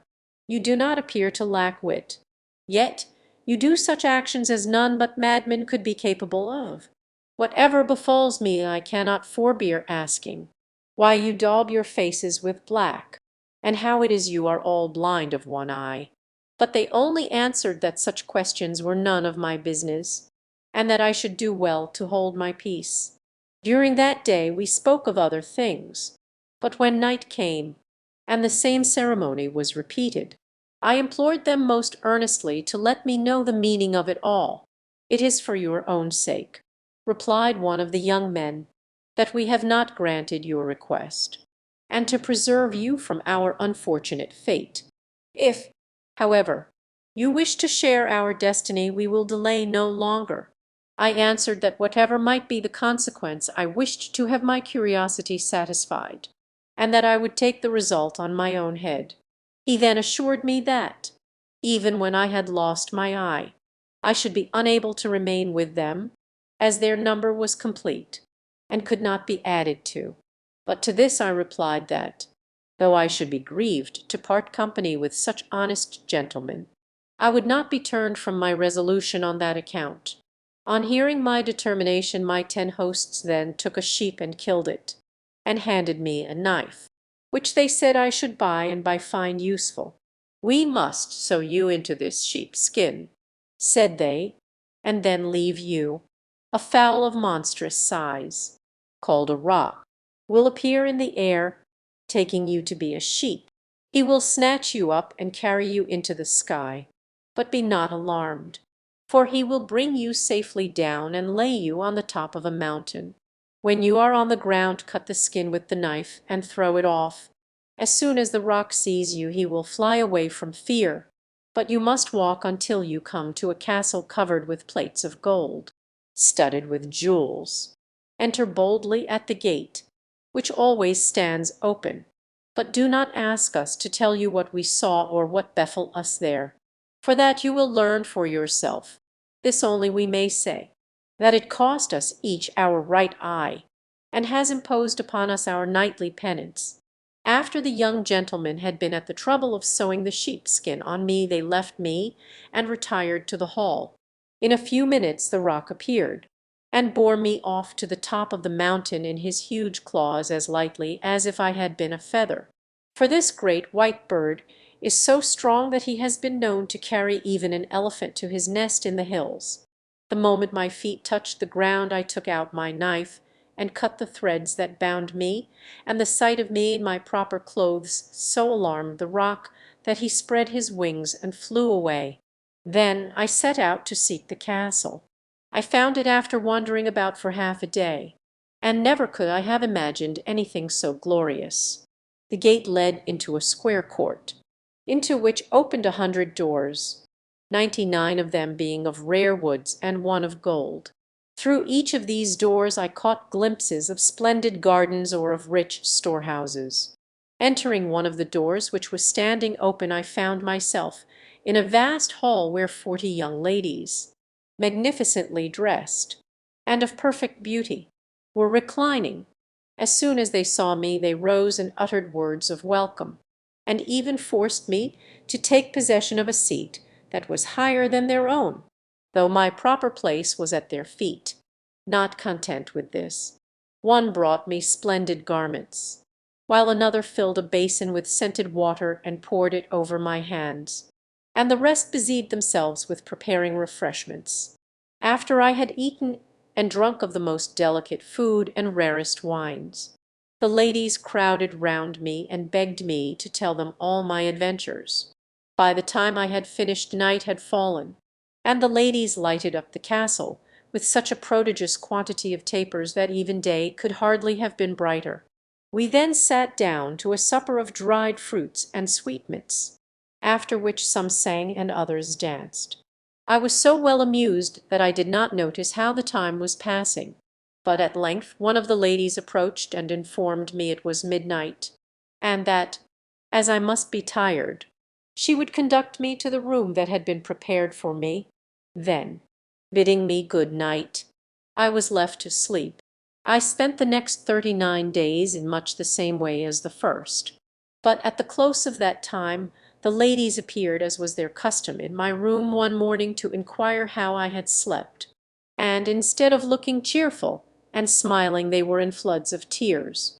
"Prince," said they, "we must leave you, and never was it so hard to part from any of our friends.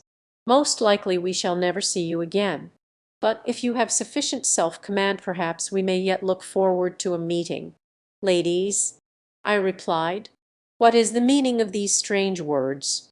"I pray you to tell me." "Know then," answered one of them, "that we are all princesses, each a king's daughter. We live in this castle together, in the way that you have seen. But at the end of every year secret duties call us away for the space of 40 days. The time has now come, but before we depart, we will leave you our keys, so that you may not lack entertainment during our absence. But one thing we would ask of you, the golden door alone forbear to open, as you value your own peace and the happiness of your life. That door once unlocked, we must bid you farewell forever." Weeping, I assured them of my prudence, and after embracing me tenderly, they went their ways. Every day I opened 2 or 3 fresh doors, each of which contained behind it so many curious things that I had no chance of feeling dull, much as I regretted the absence of the ladies. Sometimes it was an orchard, whose fruit far exceeded in bigness any that grew in my father's garden. Sometimes it was a court planted with roses, jessamine, daffodils, hyacinths, and enmins, and 1,000 other flowers of which I did not know the names. Or again, it would be an aviary, fitted with all kinds of singing birds, or a treasury heaped up with precious stones. But whatever I might see, all was perfect of its own sort. 39 days passed away more rapidly than I could have conceived possible, and the following morning the princesses were to return to the castle. But alas, I had explored every corner, save only the room that was shut in by the golden door, and I had no longer anything to amuse myself with. I stood before the forbidden place for some time, gazing at its beauty. Then a happy inspiration struck me that because I unlocked the door it was not necessary that I should enter the chamber. It would be enough for me to stand outside and view whatever hidden wonders might be therein. Thus arguing against my own conscience, I turned the key, when a smell rushed out that, pleasant though it was, overcame me completely, and I fell fainting across the threshold. Instead of being warned by this accident, directly I came to myself I went for a few moments into the air to shake of the effects of the perfume, and then entered boldly. I found myself in a large, vaulted room, lighted by tapers, scented with aloes and ambergris, standing in golden candlesticks, whilst gold and silver lamps hung from the ceiling. Though objects of rare workmanship lay heaped around me, I paid them scant attention. So much was I struck by a great black horse which stood in one corner, the handsomest and best shaped animal I had ever seen. His saddle and bridle were of massive gold, curiously wrought. One side of his trough was filled with clean barley and sesame, and the other with rose water. I led the animal into the open air, and then jumped on his back, shaking the reins as I did so.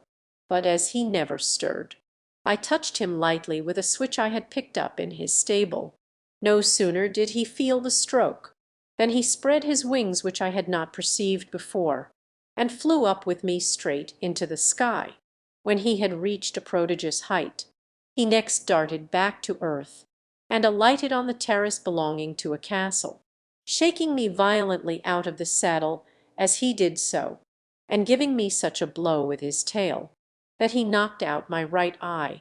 Half stunned as I was with all that had happened to me, I rose to my feet, thinking as I did so of what had befallen the 10 young men, and watching the horse which was soaring into the clouds. I left the terrace and wandered on till I came to a hall, which I knew to have been the one from which the roc had taken me, by the 10 blue sofas against the wall.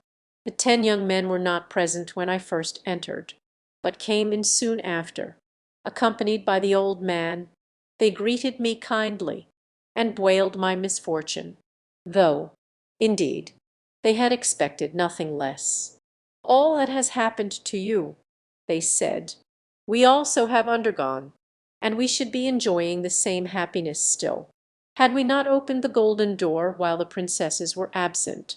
You have been no wiser than we, and have suffered the same punishment. We would gladly receive you among us, to perform such penance as we do, but we have already told you that this is impossible. Depart, therefore, from hence and go to the court of Bagdad, where you shall meet with him that can decide your destiny." They told me the way I was to travel, and I left them. On the road I caused my beard and eyebrows to be shaved, and put on a calender's habit. I have had a long journey, but arrived this evening in the city, where I met my brother calenders at the gate. Being strangers like myself, we wondered much at one another, to see we were all blind of the same eye. But we had no leisure to discourse at length of our common calamities. We had only so much time as to come hither to implore those favors which you have been generously pleased to grant us." He finished, and it was Zobeida's turn to speak. "Go wherever you please," she said, addressing all three. "I pardon you all, but you must depart immediately out of this house." The 7 voyages of Sindbad the sailor in the times of the Caliph Harun al-Rashid. There lived in Bagdad a poor porter named Hindbad. who on a very hot day was sent to carry a heavy load from one end of the city to the other. Before he had accomplished half the distance he was so tired that, finding himself in a quiet street where the pavement was sprinkled with rose water, and a cool breeze was blowing, he set his burden upon the ground, and sat down to rest in the shade of a grand house. Very soon he decided that he could not have chosen a pleasanter place. A delicious perfume of aloes wood and pastils came from the open windows and mingled with the scent of the rose water which steamed up from the hot pavement. Within the palace he heard some music, as of many instruments cunningly played, and the melodious warble of nightingales and other birds. And by this, and the appetizing smell of many dainty dishes of which he presently became aware, he judged that feasting and merry-making were going on. He wondered who lived in this magnificent house, which he had never seen before, the street in which it stood being one which he seldom had occasion to pass. To satisfy his curiosity he went up to some splendidly dressed servants who stood at the door, and asked one of them the name of the master of the mansion. "What," replied he, "do you live in Baghdad, and not know that here lives the noble Sinbad the sailor, that famous traveller who sailed over every sea upon which the sun shines?" The porter, who had often heard people speak of the immense wealth of Sinbad, could not help feeling envious of one whose lot seemed to be as happy as his own was miserable. Casting his eyes up to the sky, he exclaimed aloud, "Consider, mighty Creator of all things, the differences between Sinbad's life and mine. Every day I suffer 1,000 hardships and misfortunes, and have hard work to get even enough bad barley bread to keep myself and my family alive, while the lucky Sinbad spends money right and left and lives upon the fat of the land. What has he done that you should give him this pleasant life? What have I done to deserve so hard a fate?" So saying, he stamped upon the ground like one beside himself with misery and despair. Just at this moment a servant came out of the palace, and taking him by the arm said, "Come with me, the noble Sinbad. My master wishes to speak to you." Hindbad was not a little surprised at this summons, and feared that his unguarded words might have drawn upon him the displeasure of Sinbad. So he tried to excuse himself upon the pretext that he could not leave the burden which had been entrusted to him in the street. However, the lackey promised him that it should be taken care of, and urged him to obey the call so pressingly that at last the porter was obliged to yield.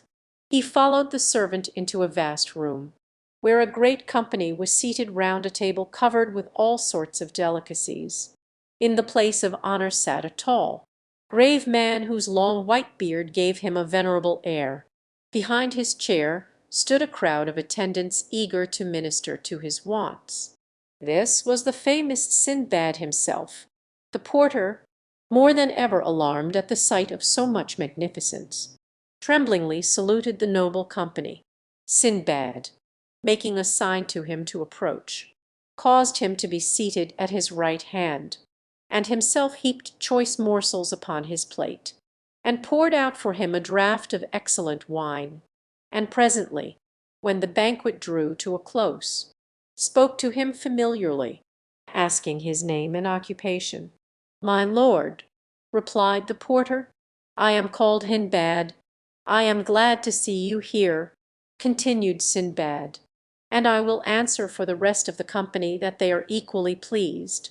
But I wish you to tell me what it was that you said just now in the street." For Sinbad, passing by the open window before the feast began, had heard his complaint and therefore had sent for him. At this question Hindbad was covered with confusion, and hanging down his head, replied, "My lord, I confess that, overcome by weariness and ill humour, I uttered indiscreet words, which I pray you to pardon me." "Oh," replied Sinbad, "do not imagine that I am so unjust as to blame you. On the contrary, I understand your situation and can pity you. Only you appear to be mistaken about me, and I wish to set you right. You doubtless imagine that I have acquired all the wealth and luxury that you see me enjoy without difficulty or danger. But this is far indeed from being the case. I have only reached this happy state after having for years suffered every possible kind of toil and danger. Yes, my noble friends," he continued, addressing the company, "I assure you that my adventures have been strange enough to deter even the most avaricious men from seeking wealth by traversing the seas, since you have, perhaps, heard but confused accounts of my 7 voyages, and the dangers and wonders that I have met with by sea and land. I will now give you a full and true account of them, which I think you will be well pleased to hear." As Sindbad was relating his adventures chiefly on account of the porter, he ordered, before beginning his tale, that the burden which had been left in the street should be carried by some of his own servants to the place for which Hindbad had set out at first, while he remained to listen to the story. "First voyage I had inherited considerable wealth from my parents, and being young and foolish I at first squandered it recklessly upon every kind of pleasure. But presently, finding that riches speedily take to themselves wings if managed as badly as I was managing mine, and remembering also that to be old and poor is misery indeed, I began to bethink me of how I could make the best of what still remained to me. I sold all my household goods by public auction, and joined a company of merchants who traded by sea, embarking with them at Balsora in a ship which we had fitted out between us. We set sail and took our course towards the East Indies by the Persian Gulf, having the coast of Persia upon our left hand, and upon our right the shores of Arabia Felix. I was at first much troubled by the uneasy motion of the vessel, but speedily recovered my health, and since that hour have been no more plagued by sea-sickness.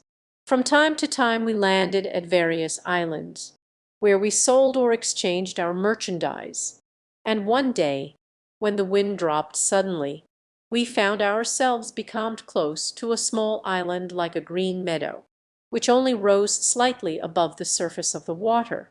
Our sails were furled, and the captain gave permission to all who wished to land for a while and amuse themselves. I was among the number. But when after strolling about for some time we lighted a fire and sat down to enjoy the repast which we had brought with us, we were startled by a sudden and violent trembling of the island, while at the same moment those left upon the ship set up an outcry bidding us come on board for our lives, since what we had taken for an island was nothing but the back of a sleeping whale. Those who were nearest to the boat threw themselves into it. Others sprang into the sea. But before I could save myself the whale plunged suddenly into the depths of the ocean, leaving me clinging to a piece of the wood which we had brought to make our fire. Meanwhile a breeze had sprung up, and in the confusion that ensued on board our vessel in hoisting the sails, and taking up those who were in the boat, and clinging to its sides, no one missed me, and I was left at the mercy of the waves. All that day I floated up and down, now beaten this way, now that, and when night fell I despaired for my life. But, weary and spent as I was, I clung to my frail support, and great was my joy when the morning light showed me that I had drifted against an island. The cliffs were high and steep, but luckily for me some tree roots protruded in places, and by their aid I climbed up at last, and stretched myself upon the turf at the top, where I lay, more dead than alive, till the sun was high in the heavens. By that time I was very hungry, but after some searching I came upon some eatable herbs, and a spring of clear water, and much refreshed I set out to explore the island. Presently I reached a great plain where a grazing horse was tethered, and as I stood looking at it I heard voices talking apparently underground, and in a moment a man appeared who asked me how I came upon the island. I told him my adventures, and heard in return that he was one of the grooms of Mirage, the king of the island, and that each year they came to feed their master's horses in this plain. He took me to a cave where his companions were assembled, and when I had eaten of the food they set before me, they bade me think myself fortunate to have come upon them when I did, since they were going back to their master on the morrow, and without their aid I could certainly never have found my way to the inhabited part of the island.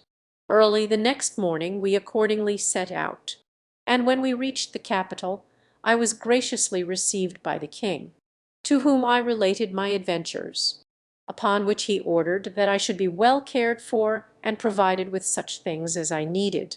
Being a merchant, I sought out men of my own profession, and particularly those who came from foreign countries, as I hoped in this way to hear news from Baghdad, and find out some means of returning thither, for the capital was situated upon the sea shore, and visited by vessels from all parts of the world.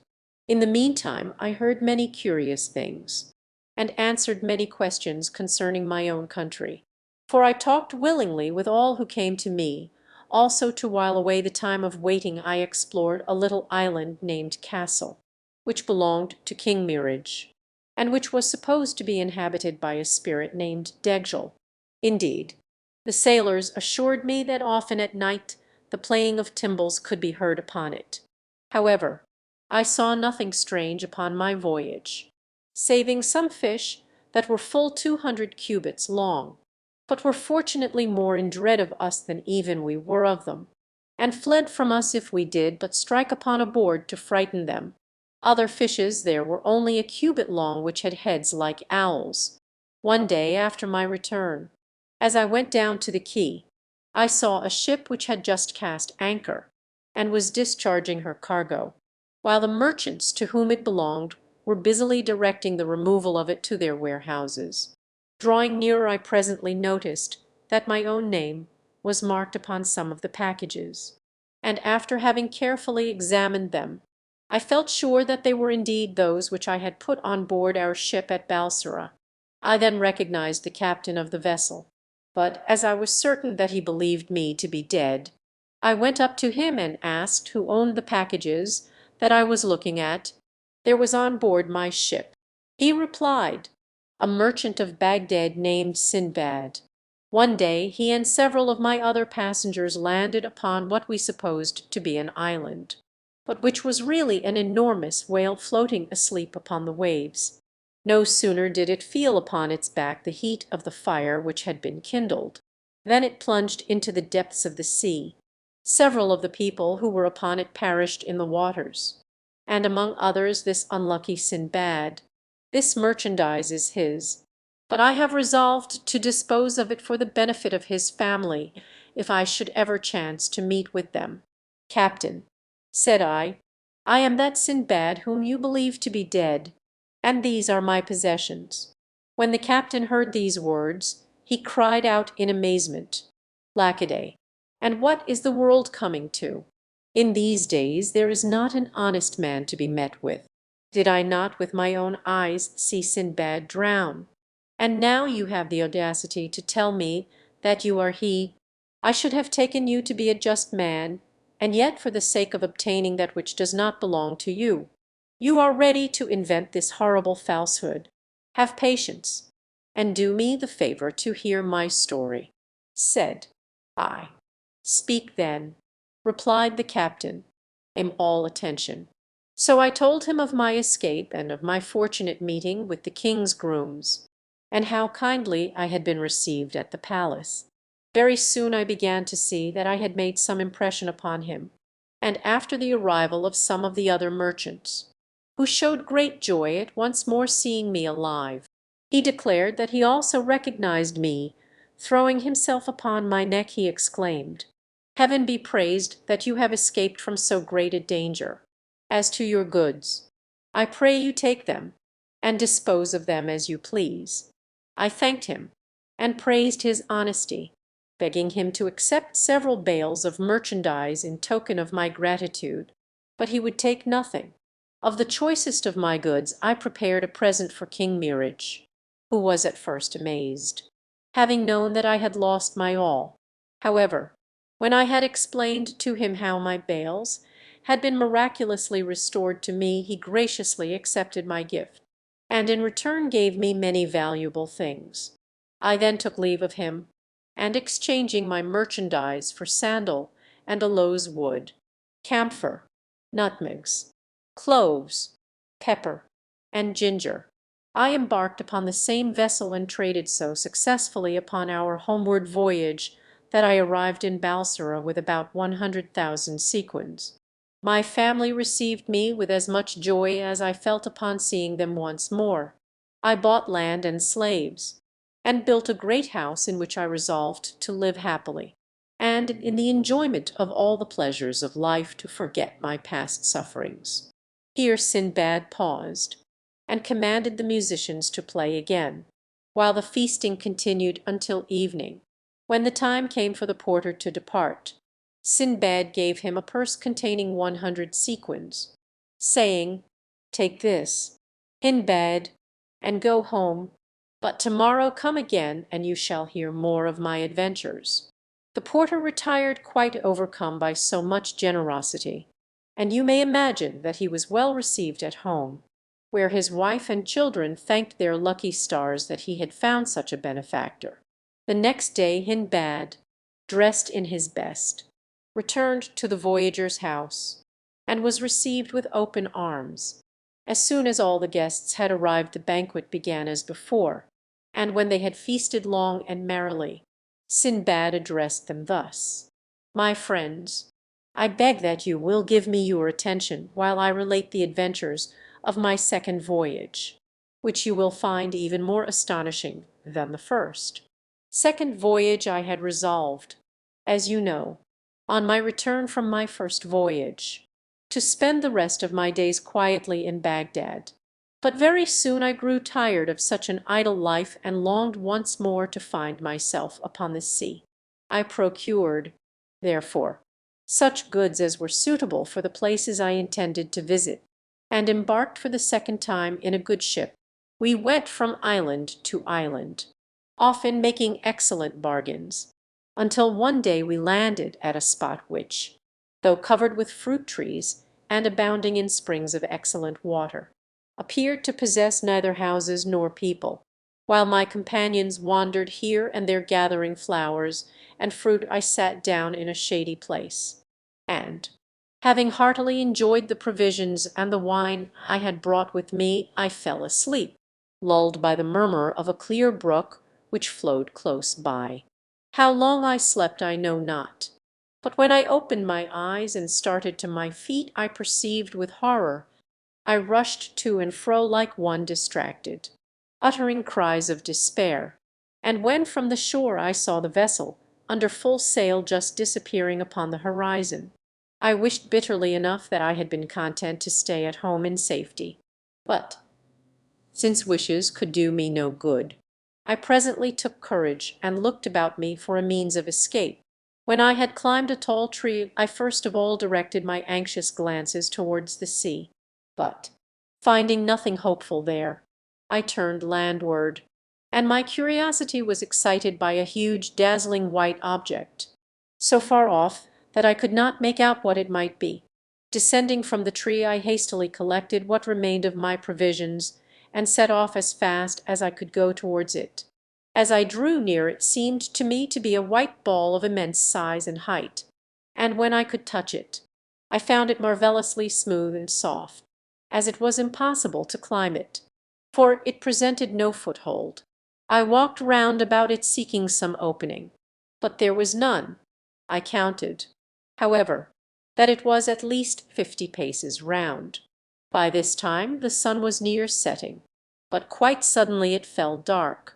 Something like a huge black cloud came swiftly over me, and I saw with amazement that it was a bird of extraordinary size which was hovering near. Then I remembered that I had often heard the sailors speak of a wonderful bird called a roc, and it occurred to me that the white object which had so puzzled me must be its egg. Sure enough the bird settled slowly down upon it, covering it with its wings to keep it warm, and I cowered close beside the egg in such a position that one of the bird's feet, which was as large as the trunk of a tree, was just in front of me. Taking off my turban, I bound myself securely to it with the linen in the hope that the roc, when it took flight next morning, would bear me away with it from the desolate island. And this was precisely what did happen. As soon as the dawn appeared, the bird rose into the air, carrying me up and up till I could no longer see the earth. And then suddenly it descended so swiftly that I almost lost consciousness, when I became aware that the rock had settled and that I was once again upon solid ground. I hastily unbound my turban from its foot and freed myself, and that not a moment too soon, for the bird, pouncing upon a huge snake, killed it with a few blows from its powerful beak, and seizing it uprose into the air once more and soon disappeared from my view. When I had looked about me, I began to doubt if I had gained anything by quitting the desolate island. The valley in which I found myself was deep and narrow, and surrounded by mountains which towered into the clouds, and were so steep and rocky that there was no way of climbing up their sides.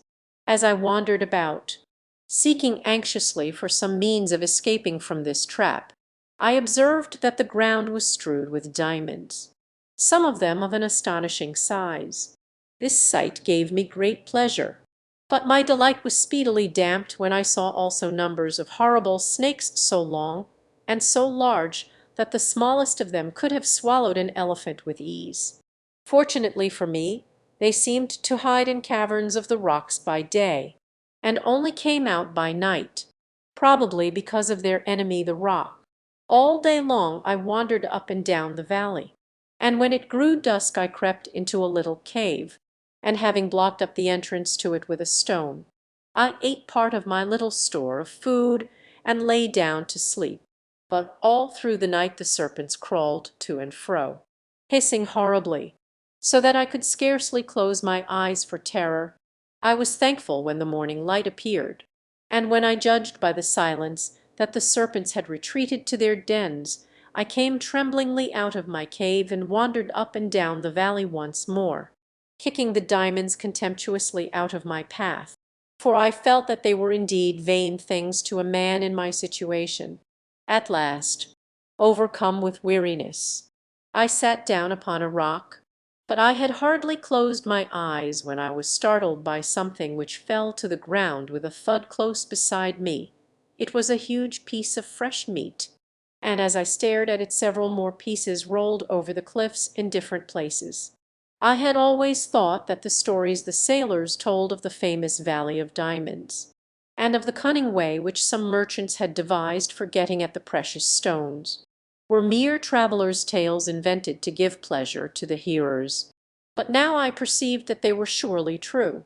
These merchants came to the valley at the time when the eagles, which keep their eyries in the rocks, had hatched their young. The merchants then threw great lumps of meat into the valley. These, falling with so much force upon the diamonds, were sure to take up some of the precious stones with them, when the eagles pounced upon the meat and carried it off to their nests to feed their hungry broods. Then the merchants, scaring away the parent birds with shouts and outcries, would secure their treasures. Until this moment I had looked upon the valley as my grave, for I had seen no possibility of getting out of it alive. But now I took courage and began to devise a means of escape. I began by picking up all the largest diamonds I could find and storing them carefully in the leathern wallet which had held my provisions. This I tied securely to my belt. I then chose the piece of meat which seemed most suited to my purpose, and with the aid of my turban bound it firmly to my back. This done, I laid down upon my face and awaited the coming of the eagles. I soon heard the flapping of their mighty wings above me, and had the satisfaction of feeling one of them seize and me with it, and rise slowly towards his nest, into which he presently dropped me. Luckily for me the merchants were on the watch, and setting up their usual outcries, they rushed to the nest scaring away the eagle. Their amazement was great when they discovered me, and also their disappointment, and with one accord they fell to abusing me for having robbed them of their usual profit. Addressing myself to the one who seemed most aggrieved, I said, "I am sure, if you knew all that I have suffered, you would show more kindness towards me, and as for diamonds, I have enough here of the very best for you and me and all your company." So saying, I showed them to him. The others all crowded round me, wondering at my adventures, and admiring the device by which I had escaped from the valley. And when they had led me to their camp and examined my diamonds, they assured me that in all the years that they had carried on their trade, they had seen no stones to be compared with them for size and beauty. I found that each merchant chose a particular nest, and took his chance of what he might find in it. So I begged the one who owned the nest to which I had been carried to take as much as he would of my treasure, but he contented himself with one stone, and that by no means the largest, assuring me that with such a gem his fortune was made, and he need toil no more. I stayed with the merchants several days, and then as they were journeying homewards, I gladly accompanied them. Our way lay across high mountains infested with frightful serpents, but we had the good luck to escape them and came at last to the seashore. Thence we sailed to the Isle of Rowett, where the camphor trees grow to such a size that 100 men could shelter under one of them with ease. The sap flows from an incision made high up in the tree into a vessel hung there to receive it, and soon hardens into the substance called camphor. But the tree itself withers up and dies when it has been so treated. In this same island we saw the rhinoceros, an animal which is smaller than the elephant and larger than the buffalo. It has one horn about a cubit long which is solid, but has a furrow from the base to the tip. Upon it is traced in white lines the figure of a man. The rhinoceros fights with the elephant, and transfixing him with his horn carries him off upon his head, but becoming blinded with the blood of his enemy, he falls helpless to the ground, and then comes the roc, and clutches them both up in his talons and takes them to feed his young. This doubtless astonishes you, but if you do not believe my tale, go to Rowett and see for yourself. For fear of wearying you, I pass over in silence many other wonderful things which we saw in this island. Before we left I exchanged one of my diamonds for much goodly merchandise, by which I profited greatly on our homeward way. At last we reached Balsora, whence I hastened to Baghdad, where my first action was to bestow large sums of money upon the poor, after which I settled down to enjoy tranquilly the riches I had gained with so much toil and pain. Having thus related the adventures of his second voyage, Sindbad again bestowed 100 sequins upon Hindbad, inviting him to come again on the following day and hear how he fared upon his third voyage. The other guests also departed to their homes, but all returned at the same hour next day, including the porter, whose former life of hard work and poverty had already begun to seem to him like a bad dream. Again after the feast was over did Sindbad claim the attention of his guests, and began the account of his third voyage. Third voyage, after a very short time the pleasant easy life I led made me quite forget the perils of my 2 voyages. Moreover, as I was still in the prime of life, it pleased me better to be up and doing. So once more providing myself with the rarest and choicest merchandise of Baghdad, I conveyed it to Balsora, and set sail with other merchants of my acquaintance for distant lands. We had touched at many ports and made much profit, when one day upon the open sea we were caught by a terrible wind which blew us completely out of our reckoning, and lasting for several days finally drove us into harbour on a strange island. I would rather have come to anchor anywhere than here, quoth our captain. This island and all adjoining it are inhabited by hairy savages, who are certain to attack us, and whatever these dwarfs may do we dare not resist, since they swarm like locusts, and if one of them is killed the rest will fall upon us, and speedily make an end of us. These words caused great consternation among all the ship's company, and only too soon we were to find out that the captain spoke truly. There appeared a vast multitude of hideous savages, not more than 2 feet high, and covered with reddish fur. Throwing themselves into the waves, they surrounded our vessel, chattering meanwhile in a language we could not understand, and clutching at ropes and gangways. They swarmed up the ship's side with such speed and agility that they almost seemed to fly. You may imagine the rage and terror that seized us as we watched them, neither daring to hinder them nor able to speak a word to deter them from their purpose. Whatever it might be, of this we were not left long in doubt. Hoisting the sails, and cutting the cable of the anchor, they sailed our vessel to an island which lay a little further off, where they drove us ashore, and taking possession of her, they made off to the place from which they had come, leaving us helpless upon a shore avoided with horror by all mariners for a reason which you will soon learn. Turning away from the sea, we wandered miserably inland, finding as we went various herbs and fruits which we ate, feeling that we might as well live as long as possible, though we had no hope of escape. Presently we saw in the far distance what seemed to us to be a splendid palace, towards which we turned our weary steps. But when we reached it we saw that it was a castle, lofty and strongly built. Pushing back the heavy ebony doors we entered the courtyard, but upon the threshold of the great hall beyond it we paused, frozen with horror at the sight which greeted us. On one side lay a huge pile of bones, human bones, and on the other numberless spits for roasting. Overcome with despair, we sank trembling to the ground, and lay there without speech or motion. The sun was setting when a loud noise aroused us. The door of the hall was violently burst open, and a horrible giant entered. He was as tall as a palm tree, and perfectly black, and had one eye, which flamed like a burning coal, in the middle of his forehead. His teeth were long and sharp and grinned horribly, while his lower lip hung down upon his chest. And he had ears like elephants' ears, which covered his shoulders, and nails like the claws of some fierce bird. At this terrible sight our senses left us, and we lay like dead men. When at last we came to ourselves, the giant sat examining us attentively with his fearful eye.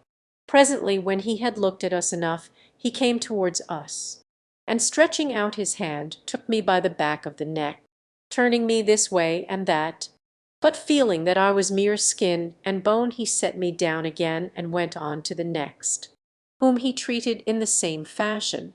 At last he came to the captain, and finding him the fattest of us all, he took him up in one hand and stuck him upon a spit, and proceeded to kindle a huge fire, at which he presently roasted him. After the giant had supped he lay down to sleep, snoring like the loudest thunder, while we lay shivering with horror the whole night through, and when day broke he awoke and went out, leaving us in the castle. When we believed him to be really gone, we started up bemoaning our horrible fate, until the hall echoed with our despairing cries. Though we were many and our enemy was alone, it did not occur to us to kill him, and indeed we should have found that a hard task, even if we had thought of it, and no plan could we devise to deliver ourselves. So at last, submitting to our sad fate, we spent the day in wandering up, and when night came we returned to the castle, having sought in vain for any other place of shelter. At sunset the giant returned, supped upon one of our unhappy comrades, slept and snored till dawn, and then left us as before. Our condition seemed to us so frightful that several of my companions thought it would be better to leap from the cliffs and perish in the waves at once, rather than await so miserable an end. But I had a plan of escape which I now unfolded to them, and which they at once agreed to attempt. Listen, my brothers, I added, you know that plenty of driftwood lies along the shore. Let us make several rafts, and carry them to a suitable place. If our plot succeeds, we can wait patiently for the chance of some passing ship. If it fails, we must quickly take to our raft. Frail as they are, we have more chance of saving our lives with them than we have if we remain here." All agreed with me, and we spent the day in building rafts, each capable of carrying 3 persons. At nightfall we returned to the castle, and very soon in came the giant, and one more of our number was sacrificed. But the time of our vengeance was at hand.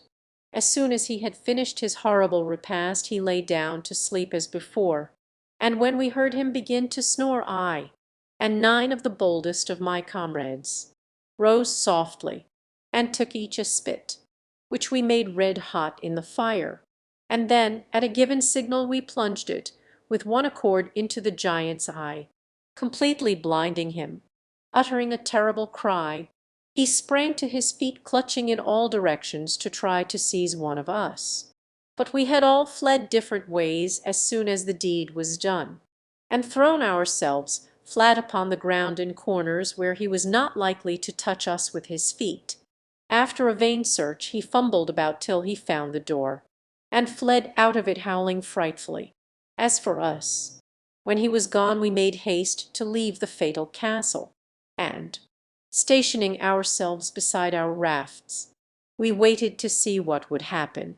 Our idea was that if, when the sun rose, we saw nothing of the giant, and no longer heard his howls, which still came faintly through the darkness, growing more and more distant, we should conclude that he was dead, and that we might safely stay upon the island, and need not risk our lives upon the frail raft. But alas! Morning light showed us our enemy approaching us, supported on either hand by 2 giants nearly as large and fearful as himself, while a crowd of others followed close upon their heels. Hesitating no longer, we clambered upon our rafts and rowed with all our might out to sea. The giants, seeing their prey escaping them, seized up huge pieces of rock, and wading into the water hurled them after us with such good aim that all the rafts except the one I was upon were swamped, and their luckless crews drowned, without our being able to do anything to help them. Indeed, I and my 2 companions had all we could do to keep our own raft beyond the reach of the giants. But by dint of hard rowing we at last gained the open sea. Here we were at the mercy of the winds and waves, which tossed us to and fro all that day and night. But the next morning we found ourselves near an island, upon which we gladly landed. There we found delicious fruits, and having satisfied our hunger we presently lay down to rest upon the shore. Suddenly we were aroused by a loud rustling noise, and starting up, saw that it was caused by an immense snake which was gliding towards us over the sand. So swiftly it came that it had seized one of my comrades before he had time to fly, and in spite of his cries and struggles speedily crushed the life out of him in its mighty coils, and proceeded to swallow him. By this time my other companion and I were running for our lives to some place where we might hope to be safe from this new horror, and seeing a tall tree we climbed up into it, having first provided ourselves with a store of fruit off the surrounding bushes. When night came I fell asleep, but only to be awakened once more by the terrible snake, which after hissing horribly round the tree at last reared itself up against it, and finding my sleeping comrade, who was perched just below me, it swallowed him also, and crawled away leaving me half dead with terror. When the sun rose I crept down from the tree with hardly a hope of escaping the dreadful fate which had overtaken my comrades. But life is sweet, and I determined to do all I could to save myself. All day long I toiled with frantic haste and collected quantities of dry brushwood, reeds, and thorns, which I bound with faggots, and making a circle of them under my tree, I piled them firmly one upon another until I had a kind of tent in which I crouched like a mouse in a hole when she sees the cat coming. You may imagine what a fearful night I passed, for the snake returned eager to devour me, and glided round and round my frail shelter seeking an entrance. Every moment I feared that it would succeed in pushing aside some of the faggots, but happily for me they held together, and when it grew light my enemy retired, baffled and hungry, to his den. As for me I was more dead than alive, shaking with fright and half suffocated by the poisonous breath of the monster. I came out of my tent and crawled down to the sea, feeling that it would be better to plunge from the cliffs and end my life at once than pass such another night of horror. But to my joy and relief I saw a ship sailing by, and by shouting wildly and waving my turban I managed to attract the attention of her crew. A boat was sent to rescue me, and very soon I found myself on board, surrounded by a wondering crowd of sailors and merchants eager to know by what chance I found myself in that desolate island. After I had told my story they regaled me with the choicest food the ship afforded, and the captain, seeing that I was in rags, generously bestowed upon me one of his own coats. After sailing about for some time and touching at many ports, we came at last to the island of Salahit, where sandalwood grows in great abundance. Here we anchored, and as I stood watching the merchants disembarking their goods and preparing to sell or exchange them, the captain came up to me and said, "I have here, brother, some merchandise belonging to a passenger of mine who is dead. Will you do me the favor to trade with it? And when I meet with his heirs I shall be able to give them the money, though it will be only just that you shall have a portion for your trouble." I consented gladly, for I did not like standing by idle, whereupon he pointed the bales out to me, and sent for the person whose duty it was to keep a list of the goods that were upon the ship. When this man came he asked in what name the merchandise was to be registered. "In the name of Sinbad the sailor," replied the captain. At this I was greatly surprised, but looking carefully at him I recognized him to be the captain of the ship upon which I had made my second voyage, though he had altered much since that time. As for him, believing me to be dead, it was no wonder that he had not recognized me so. "Captain," said I, "the merchant who owned those bales was called Sinbad." "Yes," he replied, "he was so named. He belonged to Baghdad, and joined my ship at Balsora. But by mischance he was left behind upon a desert island where we had landed to fill up our water casks, and it was not until 4 hours later that he was missed. By that time the wind had freshened, and it was impossible to put back for him. You suppose him to have perished then?" Said I, "Alas, yes." He answered, "Why, captain," I cried, "look well at me. I am that Sinbad who fell asleep upon the island and awoke to find himself abandoned." The captain stared at me in amazement, but was presently convinced that I was indeed speaking the truth, and rejoiced greatly at my escape. "I am glad to have that piece of carelessness off my conscience at any rate," said he. "Now take your goods, and the profit I have made for you upon them, and may you prosper in future." I took them gratefully, and as we went from one island to another I laid in stores of cloves, cinnamon, and other spices. In one place I saw a tortoise, which was 20 cubits long and as many broad; also a fish that was like a cow, and had skin so thick that it was used to make shields. Another I saw that was like a camel in shape and color.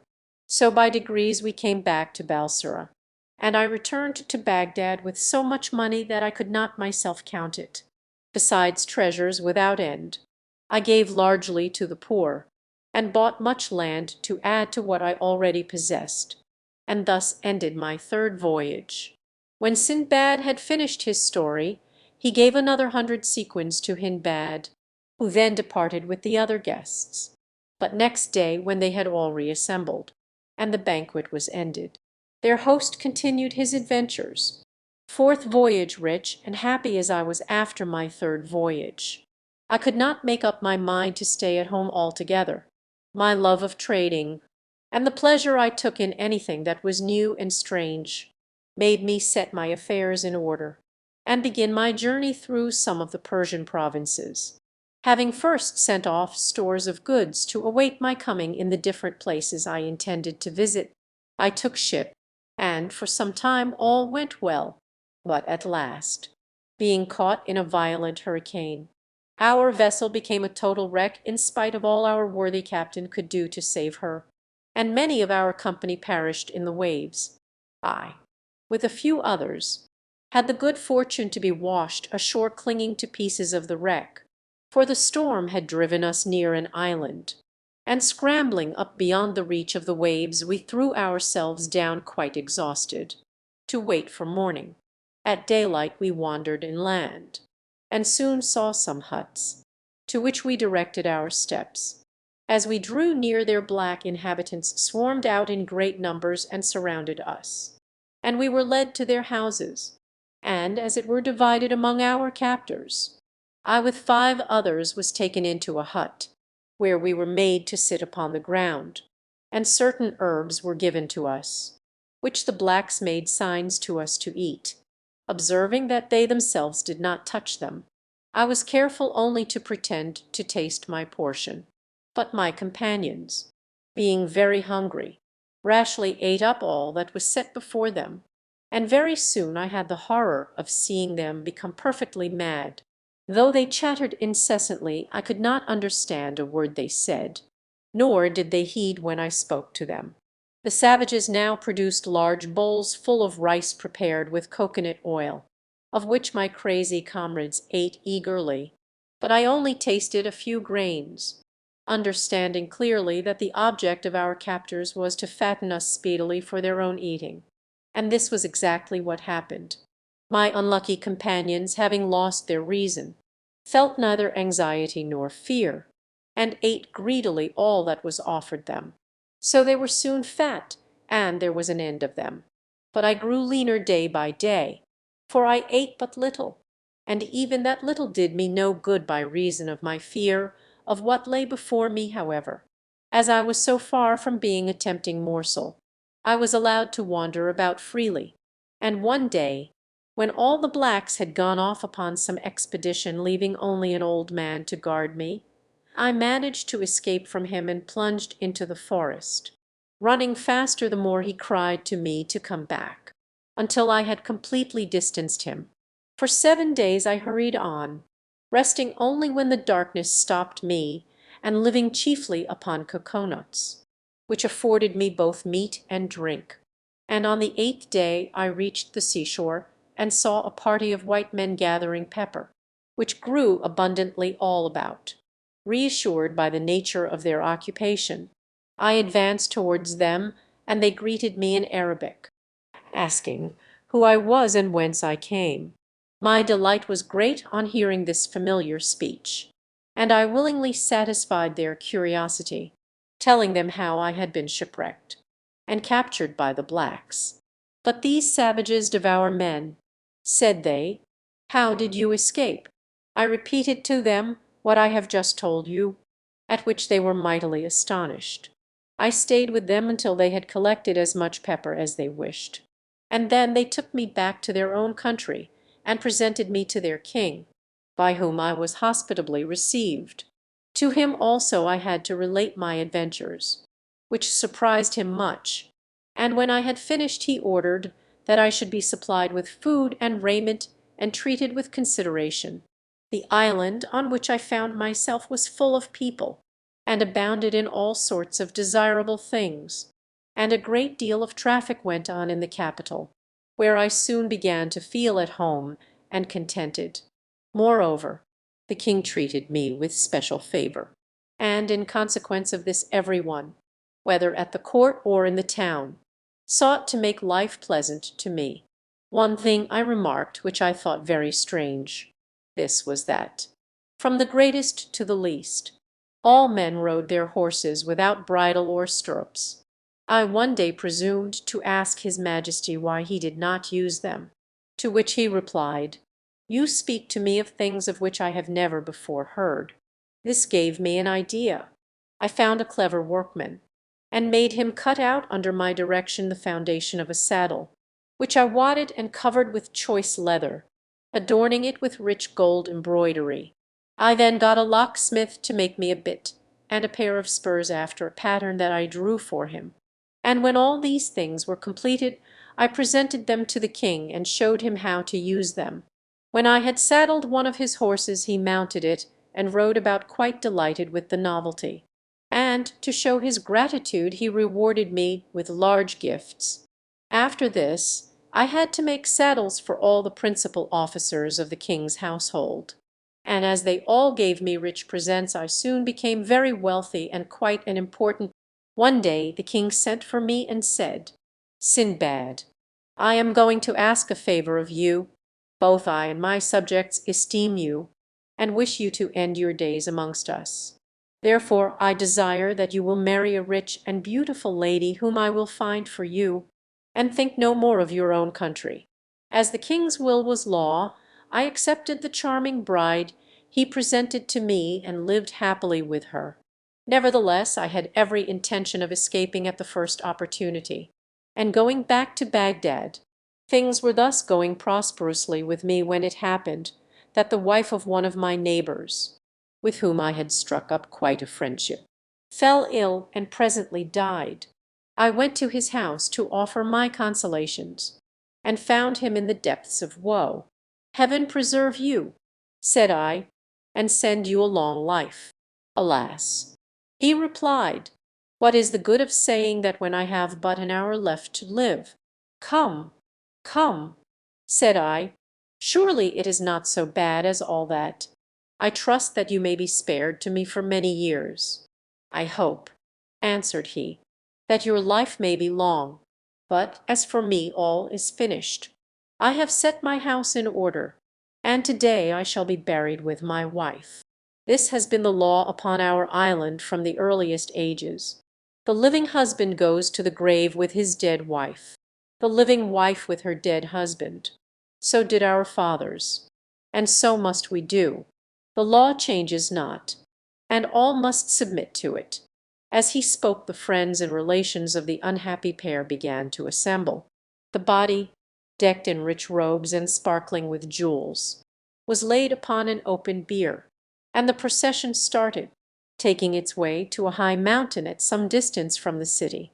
The wretched husband, clothed from head to foot in a black mantle, following mournfully.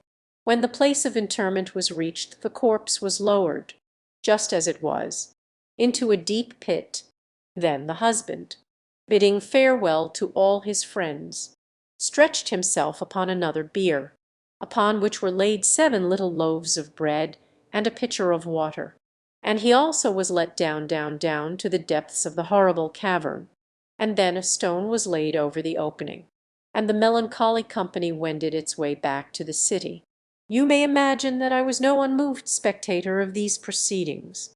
To all the others it was a thing to which they had been accustomed from their youth up. But I was so horrified that I could not help telling the king how it struck me. "Sire," I said, "I am more astonished than I can express to you at the strange custom which exists in your dominions of burying the living with the dead. In all my travels I have never before met with so cruel and horrible a law. What would you have?" "Sindbad," he replied, "it is the law for everybody. I myself should be buried with the queen if she were the first to die." "But, your Majesty," said I, "dare I ask if this law applies to foreigners also?" "Why, yes," replied the king, smiling, in what I could but consider a very heartless manner. "They are no exception to the rule if they have married in the country." When I heard this I went home much cast down, and from that time forward my mind was never easy. If only my wife's little finger ached I fancied she was going to die. And sure enough before very long she fell really ill, and in a few days breathed her last. My dismay was great, for it seemed to me that to be buried alive was even a worse fate than to be devoured by cannibals. Nevertheless there was no escape. The body of my wife, arrayed in her richest robes and decked with all her jewels, was laid upon the bier. I followed it, and after me came a great procession, headed by the king and all his nobles, and in this order we reached the fatal mountain, which was one of a lofty chain bordering the sea. Here I made one more frantic effort to excite the pity of the king and those who stood by, hoping to save myself even at this last moment. But it was of no avail. No one spoke to me, they even appeared to hasten over their dreadful task, and I speedily found myself descending into the gloomy pit, with my 7 loaves and pitcher of water beside me, Almost before I reached the bottom the stone was rolled into its place above my head, and I was left to my fate. A feeble ray of light shone into the cavern through some chink, and when I had the courage to look about me I could see that I was in a vast vault, bestrewn with bones and bodies of the dead. I even fancied that I heard the expiring sighs of those who, like myself, had come into this dismal place alive. All in vain did I shriek aloud with rage and despair, reproaching myself for the love of gain and adventure which had brought me to such a pass. But at length, growing calmer, I took up my bread and water, and wrapping my face in my mantle I groped my way towards the end of the cavern, where the air was fresher. Here I lived in darkness and misery until my provisions were exhausted. But just as I was nearly dead from starvation the rock was rolled away overhead, and I saw that a bier was being lowered into the cavern, and that the corpse upon it was a man. In a moment my mind was made up. The woman who followed had nothing to expect but a lingering death. I should be doing her a service if I shortened her misery. Therefore, when she descended, already insensible from terror, I was ready armed with a huge bone, one blow from which left her dead, and I secured the bread and water which gave me a hope of life. Several times did I have recourse to this desperate expedient, and I know not how long I had been a prisoner when one day I fancied that I heard something near me which breathed loudly. Turning to the place from which the sound came, I dimly saw a shadowy form which fled at my movement. Squeezing itself through a cranny in the wall, I pursued it as fast as I could, and found myself along which I was just able to force my way. I followed it for what seemed to me many miles, and at last saw before me a glimmer of light which grew clearer every moment until I emerged upon the seashore with a joy which I cannot describe. When I was sure that I was not dreaming, I realized that it was doubtless some little animal which had found its way into the cavern from the sea, and when disturbed had fled, showing me a means of escape which I could never have discovered for myself. I hastily surveyed my surroundings, and saw that I was safe from all pursuit from the town. The mountains sloped sheer down to the sea, and there was no road across them. Being assured of this I returned to the cavern, and amassed a rich treasure of diamonds, rubies, emeralds, and jewels of all kinds which strewed the ground. These I made up into bales, and stored them into a safe place upon the beach, and then waited hopefully for the passing of a ship. I had looked out for 2 days, however, before a single sail appeared. So it was with much delight that I at last saw a vessel not very far from the shore, and by waving my arms and uttering loud cries succeeded in attracting the attention of her crew. A boat was sent off to me, and in answer to the questions of the sailors as to how I came to be in such a plight, I replied that I had been shipwrecked 2 days before, but had managed to scramble ashore with the bales which I pointed out to them. Luckily for me they believed my story, and without even looking at the place where they found me took up my bundles, and rowed me back to the ship. Once on board, I soon saw that the captain was too much occupied with the difficulties of navigation to pay much heed to me, though he generously made me welcome, and would not even accept the jewels with which I offered to pay my passage. Our voyage was prosperous, and after visiting many lands, and collecting in each place great store of goodly merchandise, I found myself at last in Baghdad once more with unheard of riches of every description. Again I gave large sums of money to the poor, and enriched all the mosques in the city, after which I gave myself up to my friends and relations, with whom I passed my time in feasting and merriment. Here Sindbad paused, and all his hearers declared that the adventures of his fourth voyage had pleased them better than anything they had heard before. They then took their leave, followed by Hindbad, who had once more received 100 sequins, and with the rest had been bidden to return next day for the story of the fifth. When the time came all were in their places, and when they had eaten and drunk of all that was set before them Sindbad began his tale. Fifth voyage, not even all that I had gone through could make me contented with a quiet life. I soon wearied of its pleasures, and longed for change and adventure. Therefore I set out once more, but this time in a ship of my own, which I built and fitted out at the nearest seaport. I wished to be able to call at whatever port I chose, taking my own time. But as I did not intend carrying enough goods for a full cargo, I invited several merchants of different nations to join me. We set sail with the first favorable wind, and after a long voyage upon the open seas we landed upon an unknown island which proved to be uninhabited. We determined, however, to explore it, but had not gone far when we found a roc's egg, as large as the one I had seen before and evidently very nearly hatched, for the beak of the young bird had already pierced the shell. In spite of all I could say to deter them, the merchants who were with me fell upon it with their hatchets, breaking the shell and killing the young roc. Then, lighting a fire upon the ground, they hacked morsels from the bird, and proceeded to roast them while I stood by aghast. Scarcely had they finished their ill-omened repast, when the air above us was darkened by two mighty shadows. The captain of my ship, knowing by experience what this meant, cried out to us that the parent birds were coming, and urged us to get on board with all speed.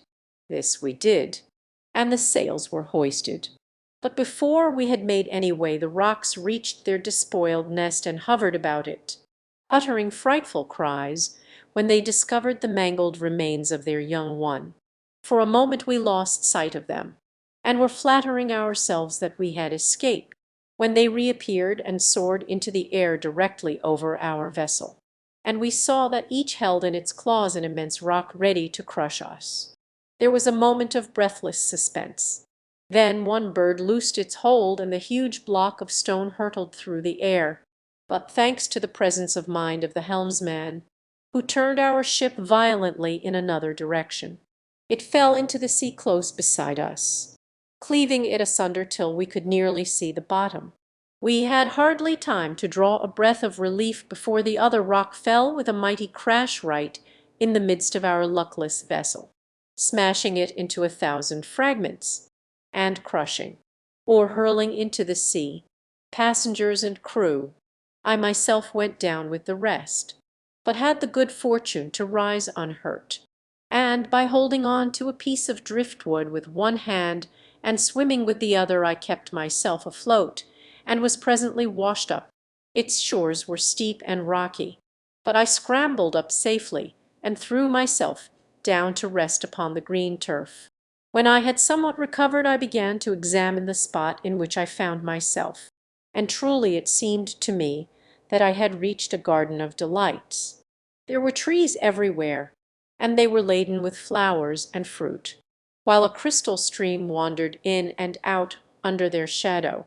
When night came I slept sweetly in a cozy nook, though the remembrance that I was alone in a strange land made me sometimes start up and look around me in alarm, and then I wished heartily that I had stayed at home at ease. However, the morning sunlight restored my courage, and I once more wandered among the trees, but always with some anxiety as to what I might see next. I had penetrated some distance into the island when I saw an old man bent and feeble sitting upon the river bank, and at first I took him to be some shipwrecked mariner like myself. Going up to him, I greeted him in a friendly way, but he only nodded his head at me in reply. I then asked what he did there, and he made signs to me that he wished to get across the river to gather some fruit, and seemed to beg me to carry him on my back. Pitying his age and feebleness, I took him up, and wading across the stream, I bent down that he might more easily reach the bank, and bade him get down. But instead of allowing himself to be set upon his feet, even now it makes me laugh to think of it. This creature, who had seemed to me so decrepit, leaped nimbly upon my shoulders, and hooking his legs round my neck gripped me so tightly that I was well nigh choked, and so overcome with terror that I fell insensible to the ground. When I recovered, my enemy was still in his place, though he had released his hold enough to allow me breathing space. And seeing me revive, until I was forced to get up and stagger about with him under the trees while he gathered and ate the choicest fruits. This went on all day, and even at night, when I threw myself down half dead with weariness.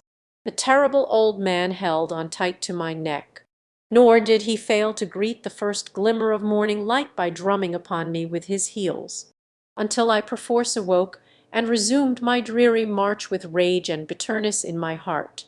It happened one day that I passed a tree under which lay several dry gourds, and catching one up I amused myself with scooping out its contents and pressing into it the juice of several bunches of grapes which hung from every bush.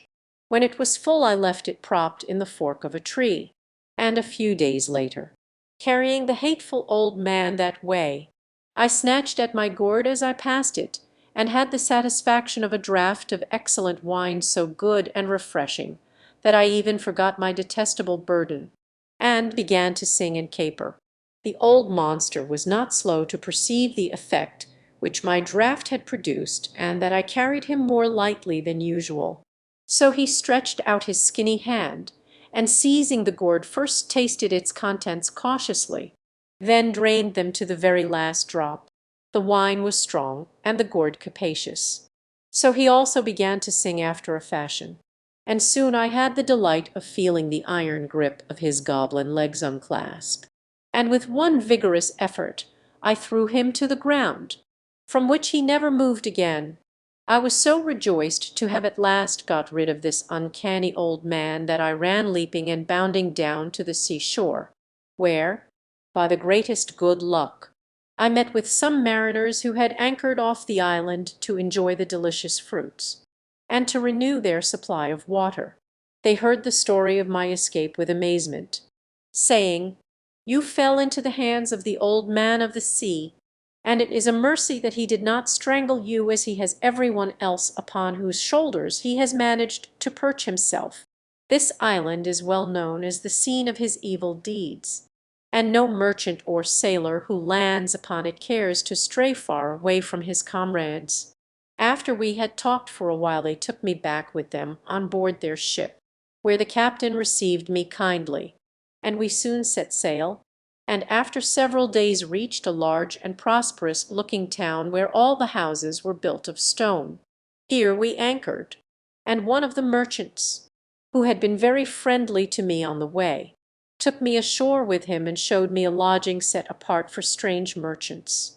He then provided me with a large sack, and pointed out to me a party of others equipped in like manner.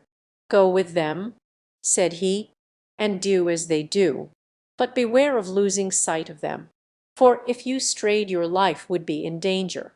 With that he supplied me with provisions, and bade me farewell, and I set out with my new companions. I soon learnt that the object of our expedition was to fill our sacks with cocoanuts.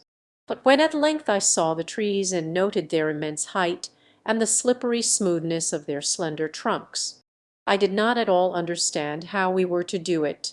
The crowns of the cocoa palms were all alive with monkeys, big and little, which skipped from one to the other with surprising agility, seeming to be curious about us and disturbed at our appearance. And I was at first surprised when my companions, after collecting stones, began to throw them at the lively creatures, which seemed to me quite harmless. But very soon I saw the reason of it and joined them heartily, for the monkeys, annoyed and wishing to pay us back in our own coin, began to tear the nuts from the trees and cast them at us with angry and spiteful gestures, so that after very little labor our sacks were filled with the fruit which we could not otherwise have obtained. As soon as we had as many as we could carry we went back to the town, where my friend bought my share and advised me to continue the same occupation until I had earned money enough to carry me to my own country. This I did, and before long had amassed a considerable sum. Just then I heard that there was a trading ship ready to sail, and taking leave of my friend I went on board, carrying with me a goodly store of cocoanuts. and we sailed first to the islands where pepper grows, then to Kamari where the best aloes wood is found, and where men drink no wine by an unalterable law. Here I exchanged my nuts for pepper and good aloes wood, and went a fishing for pearls with some of the other merchants. And my divers were so lucky that very soon I had an immense number, and those very large and perfect.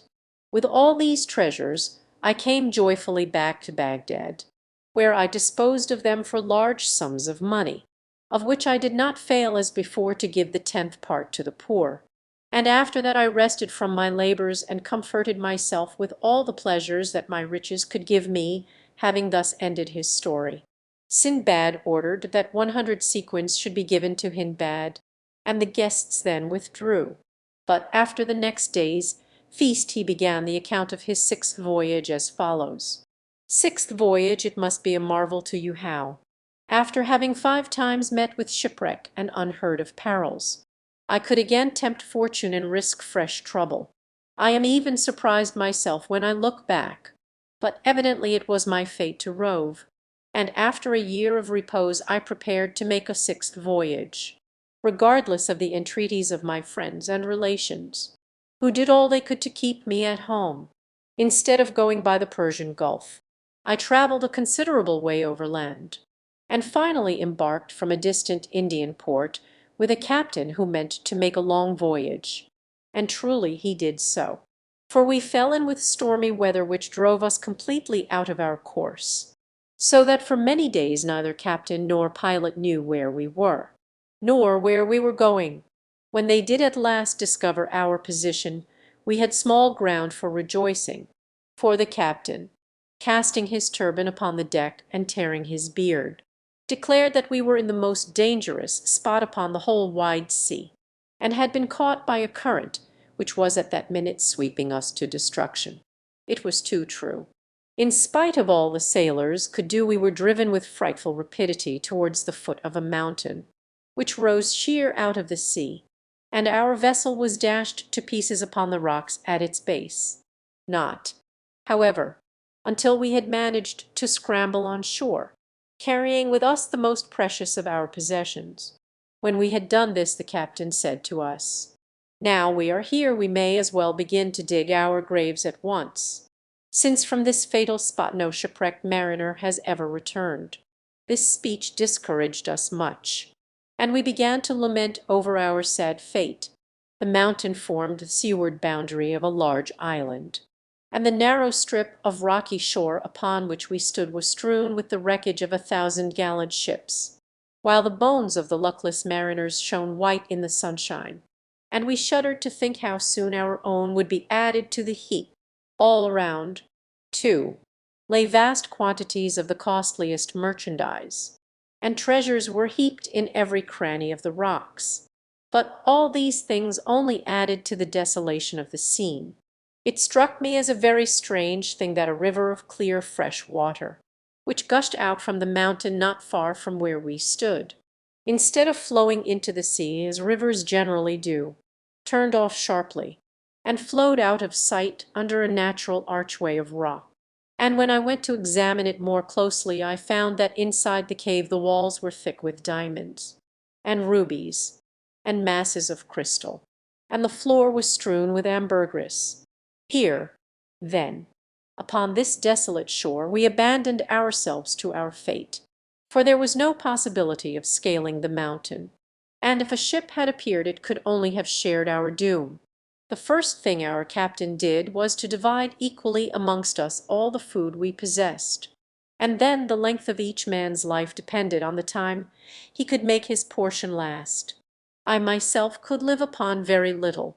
Nevertheless, by the time I had buried the last of my companions, my stock of provisions was so small that I hardly thought I should live long enough to dig my own grave, which I set about doing, while I regretted bitterly the roving disposition which was always bringing me into such straits, and thought longingly of all the comfort and luxury that I had left. But luckily for me the fancy took me to stand once more beside the river where it plunged out of sight in the depths of the cavern, and as I did so an idea struck me This river, which hid itself underground, doubtless emerged again at some distant spot.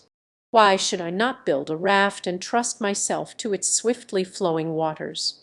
If I perished before I could reach the light of day once more, I should be no worse off than I was now, for death stared me in the face, while there was always the possibility that, as I was born under a lucky star, I might find myself safe and sound in some desirable land. I decided at any rate to risk it, and speedily built myself a stout raft of drift wood with strong cords, of which enough and to spare lay strewn upon the beach. I then made up many packages of rubies, emeralds, rock crystal, ambergris, and precious stuffs, and bound them upon my raft, being careful to preserve the balance. And then I seated myself upon it, having two small oars that I had fashioned laid ready to my hand, and loosed the cord which held it to the bank. Once out in the current, my raft flew swiftly under the gloomy archway, and I found myself in total darkness, carried smoothly forward by the rapid river. On I went, as it seemed to me, for many nights and days. Once the channel became so small that I had a narrow escape of being crushed against the rocky roof, and after that I took the precaution of lying flat upon my precious bales, though I only ate what was absolutely necessary to keep myself alive. The inevitable moment came when, after swallowing my last morsel of food, I began to wonder if I must after all die of hunger. Then, worn out with anxiety and fatigue, I fell into a deep sleep, and when I again opened my eyes I was once more in the light of day. A beautiful country lay before me, and my raft, which was tied to the river bank, was surrounded by friendly-looking black men. I rose and saluted them, and they spoke to me in return, but I could not understand a word of their language. Feeling perfectly bewildered by my sudden return to life and light, I murmured to myself in Arabic, "Close thine eyes, and while thou sleepest heaven will change thy fortune from evil to good." One of the natives, who understood this tongue, then came forward, saying, "My brother, be not surprised to see us. This is our land, and as we came to get water from the river we noticed your raft floating down it, and one of us swam out and brought you to the shore. We have waited for your awakening. Tell us now whence you come and where you were going by that dangerous way." I replied that nothing would please me better than to tell them, but that I was starving, and would fain eat something first. I was soon supplied with all I needed, and having satisfied my hunger I told them faithfully all that had befallen me. They were lost in wonder at my tale when it was interpreted to them, and said that adventures so surprising must be related to their king only by the man to whom they had happened. So, procuring a horse, they mounted me upon it, and we set out, followed by several strong men carrying my raft just as it was upon their shoulders. In this order we marched into the city of Serendib, where the natives presented me to their king, whom I saluted in the Indian fashion, prostrating myself at his feet and kissing the ground. But the monarch bade me rise and sit beside him, asking first what was my name. "I am Sinbad," I replied, "whom men call the sailor, for I have voyaged much upon many seas." "And how come you here?" asked the king. I told my story, concealing nothing, and his surprise and delight. Presently my raft was brought in and the bales opened in his presence, and the king declared that in all his treasury there were no such rubies and emeralds as those which lay in great heaps before him. Seeing that he looked at them with interest, I ventured to say that I myself and all that I had were at his disposal. But he answered me smiling, "Nay, Sinbad, heaven forbid that I should covet your riches. I will rather add to them, for I desire that you shall not leave my kingdom without some tokens of my good will." He then commanded his officers to provide me with a suitable lodging at his expense, and sent slaves to wait upon me and carry my raft and my bales to my new dwelling place.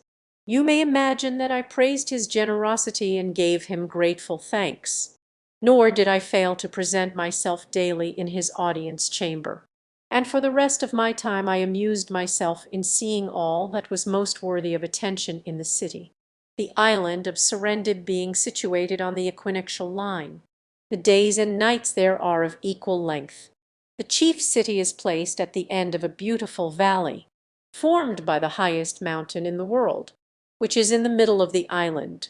I had the curiosity to ascend to its very summit, for this was the place to which Adam was banished out of paradise. Here are found rubies and many precious things, and rare plants grow abundantly, with cedar trees and cocoa palm. On the seashore and at the mouths of the rivers the divers seek for pearls, and in some valleys diamonds are plentiful. After many days I petitioned the king that I might return to my own country, to which he graciously consented. Moreover, he loaded me with rich gifts, and when I went to take leave of him he entrusted me with a royal present and a letter to the commander of the faithful, our sovereign lord, saying, "I pray you give these to the Caliph Harun al-Rashid, and assure him of my friendship." I accepted the charge respectfully, and soon embarked upon the vessel which the king himself had chosen for me. The king's letter was written in blue characters upon a rare and precious skin of yellowish color, and these were the words of it: "The king of the Indies, before whom walk 1,000 elephants, who lives in a palace, of which the roof blazes with 100,000 rubies, and whose treasure house contains 20,000 diamond crowns, to the Caliph Harun al-Rashid sends greeting. Though the offering we present to you is unworthy of your notice, we pray you to accept it as a mark of the esteem and friendship, and of which we gladly send you this token. And we ask of you a like regard if you deem us worthy of it. Adieu, brother." The present consisted of a vase carved from a single ruby, 6 inches high and as thick as my finger. This was filled with the choicest pearls, large, and of perfect shape and luster. Secondly, a huge snake skin, with scales as large as a sequin, which would preserve from sickness those who slept upon it. Then quantities of aloes wood, camphor, and pistachio nuts. And lastly, a beautiful slave girl, whose robes glittered with precious stones. After a long and prosperous voyage we landed at Balsora, and I made haste to reach Baghdad. And taking the king's letter, I presented myself at the palace gate, followed by the beautiful slave, and various members of my own family, bearing the treasure. As soon as I had declared my errand, I was conducted into the presence of the Caliph, to whom, after I had made my obeisance, I gave the letter and the king's gift. And when he had examined them, he demanded of me whether the Prince of Serendib was really as rich and powerful as he claimed to be. "Commander of the faithful," I replied, again bowing humbly before him, "I can assure your Majesty that he has in no way exaggerated his wealth and grandeur. Nothing can equal the magnificence of his palace. When he goes abroad his throne is prepared upon the back of an elephant, and on either side of him ride his ministers, his favorites, and courtiers. On his elephant's neck sits an officer, his golden lance in his hand, and behind him stands another bearing a pillar of gold, at the top of which is an emerald as long as my hand.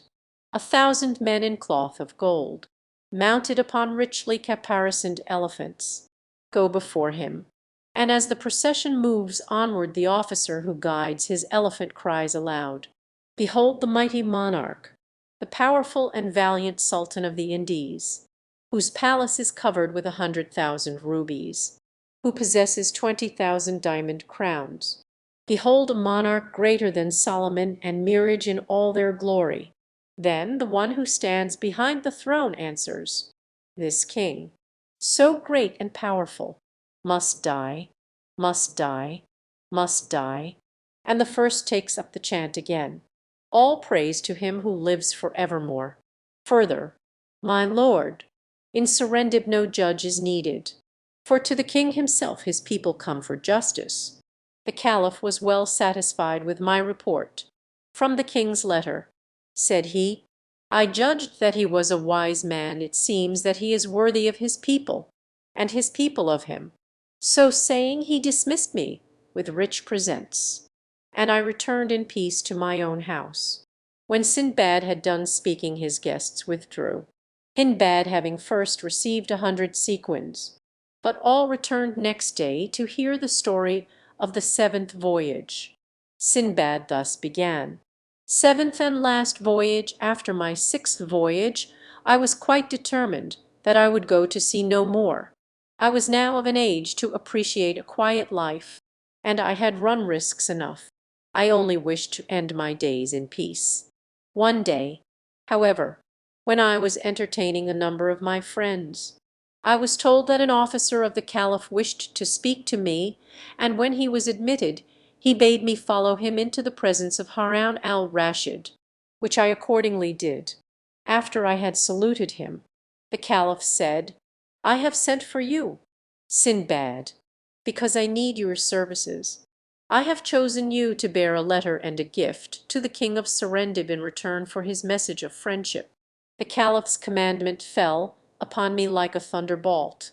'Commander of the faithful,' I answered, 'I am ready to do all that your Majesty commands. But I humbly pray you to remember that I am utterly disheartened by the unheard of sufferings I have undergone. Indeed, I have made a vow never again to leave Baghdad.'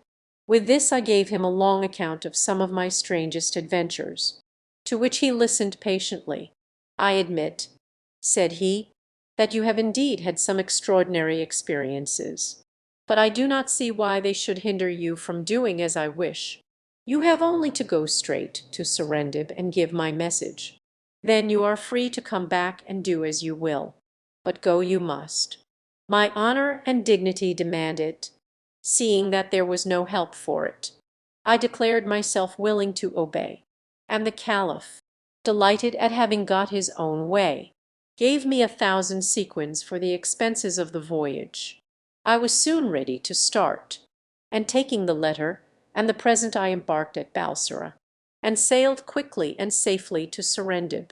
Here, when I had disclosed my errand, I was well received, and brought into the presence of the king, who greeted me with joy. 'Welcome, Sindbad,' he cried. 'I have thought of you often, and rejoiced to see you once more.' After thanking him for the honor that he did me, I displayed the Caliph's gift. First a bed with complete hangings, all cloth of gold, which cost 1,000 sequins, and another like to it of crimson stuff, 50 robes of rich embroidery, 100 of the finest white linen from Cairo, Suez, Kufa, and Alexandria, then more beds of different fashion, and an agate vase carved with the figure of a man aiming an arrow at a lion, and finally a costly table, which had once belonged to King Solomon. The King of Serendib received with satisfaction the assurance of the Caliph's friendliness toward him, and now my task being accomplished I was anxious to depart. But it was some time before the king would think of letting me go.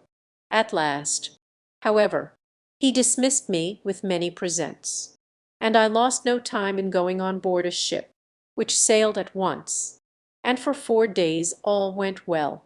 On the 5th day we had the misfortune to fall in with pirates, who seized our vessel, killing all who resisted, and making prisoners of those who were prudent enough to submit at once, of whom I was one.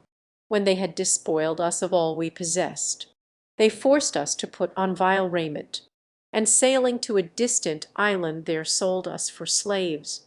I fell into the hands of a rich merchant, who took me home with him, and clothed and fed me well, and after some days sent for me and questioned me as to what I could do. I answered that I was a rich merchant who had been captured by pirates, and therefore I knew no trade. 'Tell me,' said he, 'can you shoot with a bow?'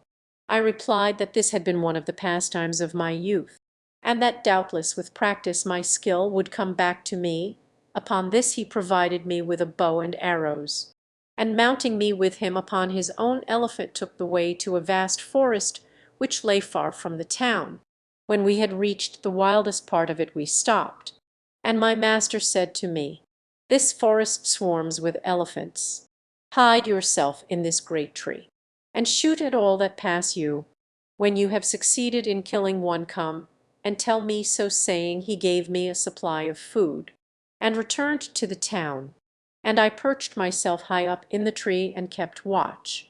That night I saw nothing, but just after sunrise the next morning a large herd of elephants came crashing and trampling by. I lost no time in letting fly several arrows, and at last one of the great animals fell to the ground dead, and the others retreated, leaving me free to come down from my hiding place and run back to tell my master of my success, for which I was praised and regaled with good things. Then we went back to the forest together and dug a mighty trench, in which we buried the elephant I had killed, in order that when it became a skeleton my master might return and secure its tusks. For 2 months I hunted thus, and no day passed without my securing an elephant. Of course I did not always station myself in the same tree, but sometimes in one place, sometimes in another. One morning as I watched the coming of the elephants I was surprised to see that, instead of passing the tree I was in, as they usually did, they paused and completely surrounded it, trumpeting horribly, and shaking the very ground with their heavy tread. And when I saw that their eyes were fixed upon me I was terrified, and my arrows dropped from my trembling hand. I had indeed good reason for my terror when, an instant later, the largest of the animals wound his trunk round the stem of my tree, and with one mighty effort tore it up by the roots, bringing me to the ground entangled in its branches. I thought now that my last hour was surely come, but the huge creature, picking me up gently enough, set me upon its back, where I clung more dead than alive, and followed by the whole herd turned and crashed off into the dense forest. It seemed to me a long time before I was once more set upon my feet by the elephant, and I stood as if in a dream watching the herd, which turned and trampled off in another direction, and were soon hidden in the dense underwood. Then, recovering myself, I looked about me and found that I was standing upon the side of a great hill, strewn as far as I could see on either hand with bones and tusks of elephants.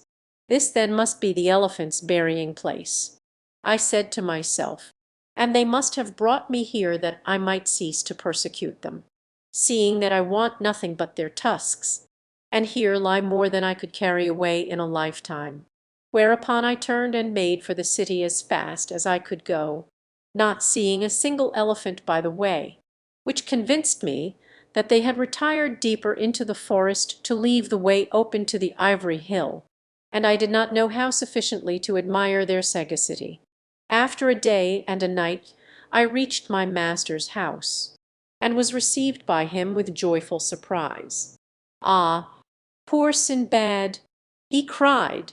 "I was wondering what could have become of you. When I went to the forest I found the tree newly uprooted, and the arrows lying beside it, and I feared I should never see you again. Pray tell me how you escaped death." I soon satisfied his curiosity, and the next day we went together to the ivory hill, and he was overjoyed to find that I had told him nothing but the truth, when we had loaded our elephant with as many tusks as it could carry, and were on our way back to the city. He said, "My brother, since I can no longer treat as a slave one who has enriched me thus, take your liberty, and may heaven prosper you. I will no longer conceal from you that these wild elephants have killed numbers of our slaves every year. No matter what good advice we gave them, they were caught sooner or later. You alone have escaped the wiles of these animals. Therefore you must be under the special protection of heaven. Now through you the whole town will be enriched without further loss of life. Therefore you shall not only receive your liberty, but I will also bestow a fortune upon you."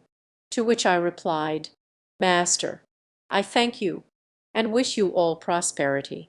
For myself I only ask liberty to return to my own country." "It is well," he answered. "The monsoon will soon bring the ivory ships hither, Then I will send you on your way with somewhat to pay your passage." So I stayed with him till the time of the monsoon, and every day we added to our store of ivory till all his warehouses were overflowing with it. By this time the other merchants knew the secret, but there was enough and to spare for all. When the ships at last arrived, my master himself chose the one in which I was to sail, and put on board for me a great store of choice provisions, also ivory in abundance, and all the costliest curiosities of the country, for which I could not thank him enough. And so we parted. I left the ship at the first port we came to, not feeling at ease upon the sea after all that had happened to me by reason of it, and having disposed of my ivory for much gold, and bought many rare and costly presents, I loaded my pack animals, and joined a caravan of merchants. Our journey was long and tedious, but I bore it patiently, reflecting that at least I had not to fear tempests, nor pirates, nor serpents, nor any of the other perils from which I had suffered before. And at length we reached Baghdad. My first care was to present myself before the Caliph, and give him an account of my embassy. He assured me that my long absence had disquieted him much, but he had nevertheless hoped for the best. As to my adventure among the elephants, he heard it with amazement, declaring that he could not have believed it had not my truthfulness been well known to him. By his orders this story and the others I had told him were written by his scribes in letters of gold, and laid up among his treasures. I took my leave of him, well satisfied with the honours and rewards he bestowed upon me, and since that time I have rested from my labours, and given myself up wholly to my family and my friends. Thus Sinbad ended the story of his seventh and last voyage, and turning to Hindbad he added, "Well, my friend, and what do you think now? Have you ever heard of any one who has suffered more, or had more narrow escapes than I have? Is it not just that I should now enjoy a life of ease and tranquillity?" Hindbad drew near, and kissing his hand respectfully, replied, "Sir, you have indeed known fearful perils. My troubles have been nothing compared to yours. Moreover, the generous use you make of your wealth proves that you deserve it. May you live long and happily in the enjoyment in it." Sinbad then gave him 100 sequins, and henceforward counted him among his friends. Also he caused him to give up his profession as a porter, and to eat daily at his table, that he might all his life remember Sinbad the sailor. The little hunchback in the kingdom of Kashgar, which is, as everybody knows, situated on the frontiers of Great Tartary, there lived long ago a tailor and his wife who loved each other very much. One day, when the tailor was hard at work, a little hunchback came and sat at the entrance of the shop, and began to sing and play his tambourine. The tailor was amused with the antics of the fellow, and thought he would take him home to divert his wife. The hunchback having agreed to his proposal, the tailor closed his shop, and they set off together. When they reached the house, they found the table ready laid for supper, and in a very few minutes all three were sitting before a beautiful fish which the tailor's wife had cooked with her own hands. But unluckily the hunchback happened to swallow a large bone, and, in spite of all the tailor and his wife could do to help him, died of suffocation in an instant. Besides being very sorry for the poor man, the tailor and his wife were very much frightened on their own account. For if the police came to hear of it, the worthy couple ran the risk of being thrown into prison for wilful murder. In order to prevent this dreadful calamity, they both set about inventing some plan which would throw suspicion on some one else, and at last they made up their minds that they could do no better than select a Jewish doctor who lived close by as the author of the crime. So the tailor picked up the hunchback by his head while his wife took his feet and carried him to the doctor's house. Then they knocked at the door, which opened straight on to a steep staircase. A servant soon appeared, feeling her way down the dark staircase, and inquired what they wanted. "Tell your master," said the tailor, that we have brought a very sick man for him to cure, and," he added, holding out some money, "give him this in advance, so that he may not feel he is wasting his time." The servant remounted the stairs to give the message to the doctor, and the moment she was out of sight the tailor and his wife carried the body swiftly after her, propped it up at the top of the staircase, and ran home as fast as their legs could carry them. Now the doctor was so delighted at the news of a patient, for he was young, and had not many of them, that he was transported with joy. "Get a light," he called to the servant, "and follow me as fast as you can." And rushing out of his room, he ran towards the staircase. There he nearly fell over the body of the hunchback, and without knowing what it was gave it such a kick that it rolled right to the bottom, and very nearly dragged the doctor after it. "A light! A light!" he cried again, and when it was brought and he saw what he had done, he was almost beside himself with terror. "Holy Moses!" he exclaimed, "why did I not wait for the light? I have killed the sick man whom they brought me, and if the sacred ass of Esdras does not come to my aid, I am lost. It will not be long before I am led to jail as a murderer." Agitated though he was, and with reason, the doctor did not forget to shut the house door, lest some passers-by might chance to see what had happened. He then took up the corpse and carried it into his wife's room, nearly driving her crazy with fright. "It is all over with us," she wailed, "if we cannot find some means of getting the body out of the house. Once let the sun rise and we can hide it no longer. How were you driven to commit such a terrible crime?" "Never mind that," returned the doctor. "The thing is to find a way out of it." For a long while the doctor and his wife continued to turn over in their minds a way of escape, but could not find any that seemed good enough. At last the doctor gave it up altogether and resigned himself to bear the penalty of his misfortune. But his wife, who had twice his brains, suddenly exclaimed, "I have thought of something. Let us carry the body on the roof of the house and lower it down the chimney of our neighbor the Mussulman." Now this Mussulman was employed by the Sultan, and furnished his table with oil and butter. Part of his house was occupied by a great storeroom, where rats and mice held high revel. The doctor jumped at his wife's plan, and they took up the hunchback, and passing cords under his armpits, they let him down into the purveyor's bedroom so gently that he really seemed to be leaning against the wall. When they felt he was touching the ground, they drew up the cords and left him. Scarcely had they got back to their own house when the purveyor entered his room. He had spent the evening at a wedding feast, and had a lantern in his hand. In the dim light it cast, he was astonished to see a man standing in his chimney, but being naturally courageous, he seized a stick and made straight for the supposed thief. "Ah," he cried, "so it is you, and not the rats and mice, who steal my butter. You'll take care that you don't want to come back." So saying, he struck him several hard blows. The corpse fell on the floor, but the man only redoubled his blows, till at length it occurred to him it was odd that the thief should lie so still and make no resistance.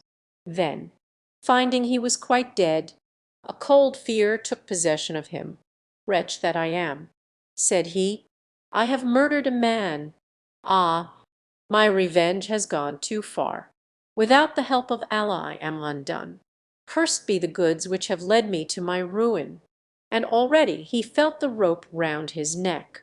But when he had got over the first shock, he began to think of some way out of the difficulty, and seizing the hunchback in his arms, he carried him out into the street, and leaning him against the wall of a shop, he stole back to his own house, without once looking behind him.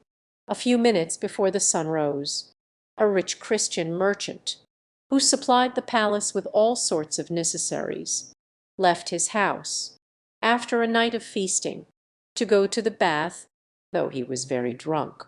He was yet sober enough to know that the dawn was at hand, and that all good Mussulmen would shortly be going to prayer. So he hastened his steps, lest he should meet some one on his way to the mosque. who, seeing his condition, would send him to prison as a drunkard. In his haste he jostled against the hunchback, who fell heavily upon him, and the merchant, thinking he was being attacked by a thief, knocked him down with one blow of his fist. He then called loudly for help, beating the fallen man all the while. The chief policeman of the quarter came running up, and found a Christian ill-treating a Mussulman. "What are you doing?" he asked indignantly. "He tried to rob me," replied the merchant, "and very nearly choked me well." "You have had your revenge," said the man, catching hold of his arm. "Come, be off with you." As he spoke he held out his hand to the hunchback to help him up, but the hunchback never moved. "Oh," he went on, looking closer, "so this is the way a Christian has the impudence to treat a Mussulman." And seizing the merchant in a firm grasp, he took him to the inspector of police, who threw him into prison till the judge should be out of bed and ready to attend to his case. All this brought the merchant to his senses, but the more he thought of it the less he could understand how the hunchback could have died merely from the blows he had received. The merchant was still pondering on this subject when he was summoned before the chief of police and questioned about his crime, which he could not deny, as the hunchback was one of the Sultan's private jesters. The chief of police resolved to defer sentence of death until he had consulted his master. He went to the palace to demand an audience, and told his story to the Sultan, who only answered, "There is no pardon for a Christian who kills a Mussulman. Do your duty."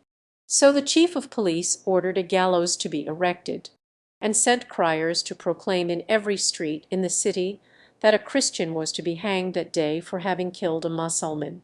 When all was ready the merchant was brought from prison and led to the foot of the gallows. The executioner knotted the cord firmly round the unfortunate man's neck, and was just about to swing him into the air, when the Sultan's purveyor dashed through the crowd, and cried, panting, to the hangman, "Stop! Stop! Don't be in such a hurry. It was not he who did the murder. It was I." The chief of police, who was present to see that everything was in order, put several questions to the purveyor, who told him the whole story of the death of the hunchback, and how he had carried the body to the place where it had been found by the Christian merchant. "You are going," he said to the chief of police, "to kill an innocent man, for it is impossible that he should have murdered a creature who was dead already. It is bad enough for me to have slain a Mussulman without having it on my conscience that a Christian who is guiltless should suffer through my fault." Now the purveyor's speech had been made in a loud voice, and was heard by all the crowd, and even if he had wished it, the chief of police could not have escaped setting the merchant free. "Loose the cords from the Christian's neck," he commanded, turning to the executioner, "and hang this man in his place, seeing that by his own confession he is the murderer." The hangman did as he was bid, and was tying the cord firmly, when he was stopped by the voice of the Jewish doctor beseeching him to pause, for he had something very important to say. When he had fought his way through the crowd and reached the chief of police, "Worshipful sir," he began, "this Mussulman whom you desire to hang is unworthy of death. I alone am guilty. Last night a man and a woman who were strangers to me knocked at my door, bringing with them a patient for me to cure. The servant opened it, but having no light was hardly able to make out their faces, though she readily agreed to wake me and to hand me the fee for my services. While she was telling me her story, they seemed to have carried the sick man to the top of the staircase and then left him there. I jumped up in a hurry without waiting for a lantern, and in the darkness I fell against something, which tumbled headlong down the stairs and never stopped till it reached the bottom. When I examined the body I found it was quite dead, and the corpse was that of a hunchback Mussulman, terrified at what we had done. My wife and I took the body on the roof and let it down the chimney of our neighbour the purveyor, whom you were just about to hang. The purveyor, finding him in his room, naturally thought he was a thief, and struck him such a blow that the man fell down and lay motionless on the floor. Stooping to examine him, and finding him stone dead, the purveyor supposed that the man had died from the blow he had received. But of course this was a mistake, as you will see from my account, and I only am the murderer, and although I am innocent of any wish to commit a crime, I must suffer for it all the same, or else have the blood of 2 Mussulmans on my conscience. Therefore send away this man, I pray you, and let me take his place, as it is I who am guilty." On hearing the declaration of the Jewish doctor, the chief of police commanded that he should be led to the gallows, and the Sultan's purveyor go free. The cord was placed round the Jew's neck, and his feet had already ceased to touch the ground when the voice of the tailor was heard beseeching the executioner to pause one moment and to listen to what he had to say. "Oh, my lord," he cried, turning to the chief of police, "how nearly have you caused the death of 3 innocent people! But if you will only have the patience to listen to my tale, you shall know who is the real culprit. If some one has to suffer, it must be me. Yesterday, at dusk, I was working in my shop with a light heart when the little hunchback, who was more than half drunk, came and sat in the doorway. He sang me several songs, and then I invited him to finish the evening at my house. He accepted my invitation, and we went away together. At supper I helped him to a slice of fish, but in eating it a bone stuck in his throat, and in spite of all we could do he died in a few minutes. We felt deeply sorry for his death, but fearing lest we should be held responsible, we carried the corpse to the house of the Jewish doctor. I knocked, and desired the servant to beg her master to come down as fast as possible and see a sick man whom we had brought for him to cure, and in order to hasten his movements I placed a piece of money in her hand as the doctor's fee. Directly she had disappeared I dragged the body to the top of the stairs, and then hurried away with my wife back to our house. In descending the stairs the doctor accidentally knocked over the corpse, and finding him dead believed that he himself was the murderer. But now you know the truth, set him free, and let me die in his stead." The chief of police and the crowd of spectators were lost in astonishment at the strange events to which the death of the hunchback had given rise. "Loosen the Jewish doctor," said he to the hangman, "and string up the tailor instead, since he has made confession of his crime. Really, one cannot deny that this is a very singular story, and it deserves to be written in letters of gold." The executioner speedily untied the knots which confined the doctor, and was passing the cord round the neck of the tailor, when the Sultan of Kashgar, who had missed his jester, happened to make inquiry of his officers as to what had become of him. "Sire," replied they, "the hunchback, having drunk more than was good for him, escaped from the palace, and was seen wandering about the town, where this morning he was found dead. A man was arrested for having caused his death, and held in custody till a gallows was erected. At the moment that he was about to suffer punishment, first one man arrived, and then another, each accusing themselves of the murder, and this went on for a long time, and at the present instant the chief of police is engaged in questioning a man who declares that he alone is the true assassin." The Sultan of Kashgar no sooner heard these words than he ordered an usher to go to the chief of police and to bring all the persons concerned in the hunchback's death, together with the corpse, that he wished to see once again. The usher hastened on his errand, but was only just in time, for the tailor was positively swinging in the air, when his voice fell upon the silence of the crowd, commanding the hangman to cut down the body.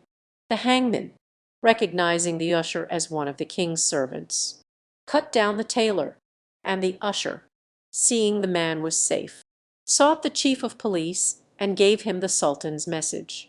Accordingly, the chief of police at once set out for the palace, taking with him the tailor, the doctor, the purveyor, and the merchant. who bore the dead hunchback on their shoulders. When the procession reached the palace, the chief of police prostrated himself at the feet of the sultan, and related all that he knew of the matter. The sultan was so much struck by the circumstances that he ordered his private historian to write down an exact account of what had passed, so that in the years to come the miraculous escape of the four men who had thought themselves murderers might never be forgotten. The sultan asked everybody concerned in the hunchback's affair to tell him their stories. Among others was a prating barber, whose tale of one of his brothers follows. The story of the barber's fifth brother, as long as our father lived, Al-Nasher, was very idle. Instead of working for his bread, he was not ashamed to ask for it every evening, and to support himself next day on what he had received the night before. When our father died, worn out by age, he only left 700 silver drachmas to be divided amongst us, which made 100 for each son. Al-Nasher, who had never possessed so much money in his life, was quite puzzled to know what to do with it. After reflecting upon the matter for some time, he decided to lay it out on glasses, bottles, and things of that sort, which he would buy from a wholesale merchant. Having bought his stock, he next proceeded to look out for a small shop in a good position, where he sat down at the open door, his wares being piled up in an uncovered basket in front of him, waiting for a customer among the passers-by. In this attitude he remained seated, his eyes fixed on the basket, but his thoughts far away. Unknown to himself, he began to talk out loud, and a tailor, whose shop was next door to his, heard quite plainly what he was saying. "This basket," said Al-Nasher to himself, "has cost me 100 drachmas, all that I possess in the world. Now, in selling the contents piece by piece, I shall turn 200, and these hundreds I shall again lay out in glass, which will produce 400. By this means I shall in course of time make 4,000 drachmas, which will easily double themselves. When I have got 10,000, I will give up the glass trade and become a jeweller, and devote all my time to trading in pearls, diamonds, and other precious stones.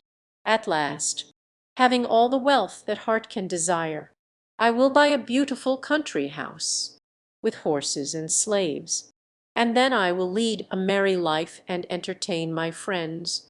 At my feasts I will send for musicians and dancers from the neighboring town to amuse my guests.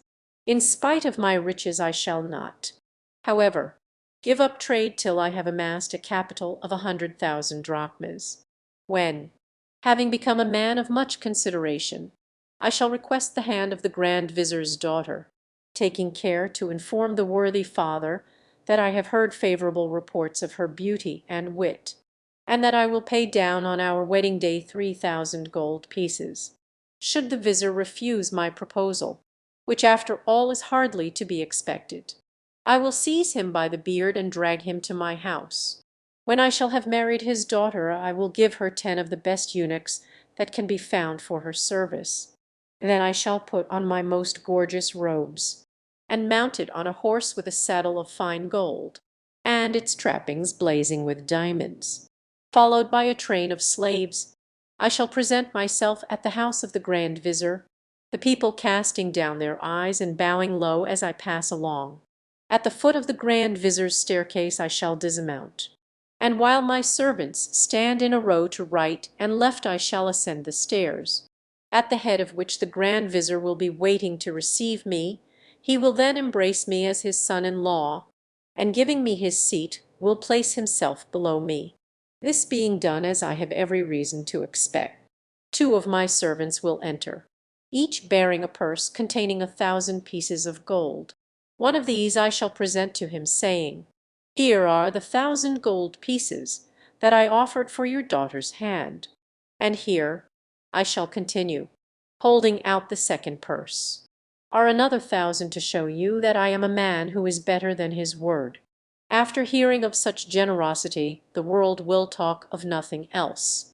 I shall return home with the same pomp as I set out, and my wife will send an officer to compliment me on my visit to her father. and I shall confer on the officer the honor of a rich dress and a handsome gift. Should she send one to me I shall refuse it, and dismiss the bearer. I shall never allow my wife to leave her rooms on any pretext whatever without my permission, and my visits to her will be marked by all the ceremony calculated to inspire respect. No establishment will be better ordered than mine, and I shall take care always to be dressed in a manner suitable to my position. In the evening, when we retire to our apartments, I shall sit in the place of honor, where I shall assume a grand demeanor and speak little, gazing straight before me, and when my wife, lovely as the full moon, stands humbly in front of my chair, I shall pretend not to see her. Then her women will say to me, "Respected lord and master, your wife and slave is before you waiting to be noticed. She is mortified that you never deign to look her way. She is tired of standing so long. Beg her, we pray you, to be seated."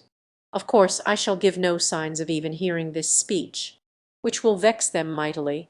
They will throw themselves at my feet with lamentations, and at length I will raise my head and throw a careless glance at her.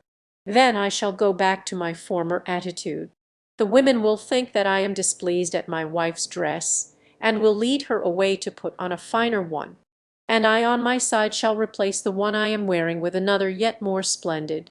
They will then return to the charge. But this time it will take much longer before they persuade me even to look at my wife.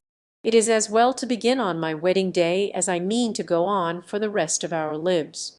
The next day she will complain to her mother of the way she has been treated, which will fill my heart with joy. Her mother will come to seek me and, kissing my hands with respect, will say, "My lord," for she could not dare to risk my anger by using the familiar title of son-in-law. "My lord, do not, I implore you, refuse to look upon my daughter or to approach her. She only lives to please you, and loves you with all her soul." But I shall pay no more heed to my mother-in-law's words than I did to those of the women. Again she will beseech me to listen to her entreaties, throwing herself this time at my feet, but all to no purpose. Then, putting a glass of wine into my wife's hand, she will say to her, "There, present that to him yourself. He cannot have the cruelty to reject anything offered by so beautiful a hand." And my wife will take it and offer it to me tremblingly with tears in her eyes. But I shall look in the other direction. This will cause her to weep still more, and she will hold out the glass crying, "Adorable husband, never shall I cease my prayers till you have done me the favor to drink." Sick of her importunities, these words will goad me to fury. I shall dart an angry look at her and give her a sharp blow on the cheek, at the same time giving her a kick so violent that she will stagger across the room and fall on to the sofa. "My brother," pursued the barber, "was so much absorbed in his dreams that he actually did give a kick with his foot, which unluckily hit the basket of glass. It fell into the street, and was instantly broken into 1,000 pieces. His neighbor the tailor, who had been listening to his visions, broke into a loud fit of laughter as he saw this sight. 'Wretched man,' he cried, 'you ought to die of shame at behaving so to a young wife who has done nothing to you. You must be a brute for her tears and prayers not to touch your heart. If I were the Grand Vizir I would order you 100 blows from a bullock whip, and would have you led round the town accompanied by a herald who should proclaim your crimes.'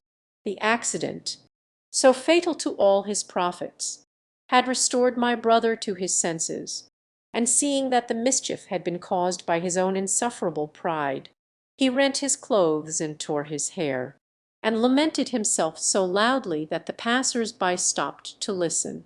It was a Friday, so these were more numerous than usual. Some pitied Alnaschar, others only laughed at him, but the vanity which had gone to his head had disappeared with his basket of glass, and he was loudly bewailing his folly when a lady, evidently a person of consideration, rode by on a mule. She stopped and inquired what was the matter, and why the man wept. They told her that he was a poor man who had laid out all his money on this basket of glass, which was now broken. On hearing the cause of these loud wails, the lady turned to her attendant and said to him, "Give him whatever you have got with you."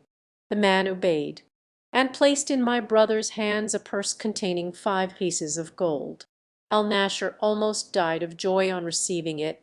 He blessed the lady 1,000 times, and, shutting up his shop, where he had no longer anything to do, he returned home. He was still absorbed in contemplating his good fortune, when a knock came to his door, and on opening it he found an old woman standing outside. "My son," she said, "I have a favor to ask of you.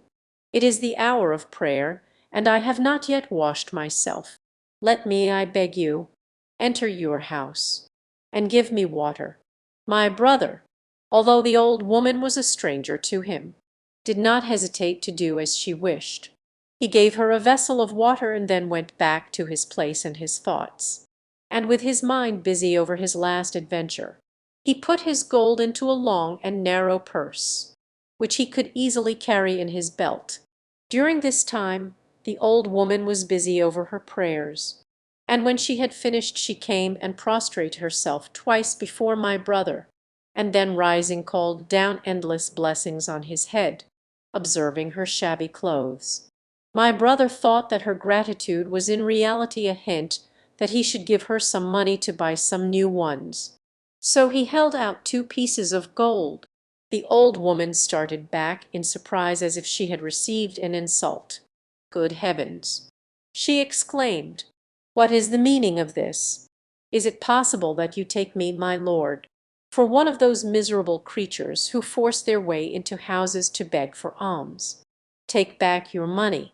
I am thankful to say I do not need it, for I belong to a beautiful lady who is very rich and gives me everything I want." My brother was not clever enough to detect that the old woman had merely refused the 2 pieces of money he had offered her in order to get more, but he inquired if she could procure him the pleasure of seeing this lady.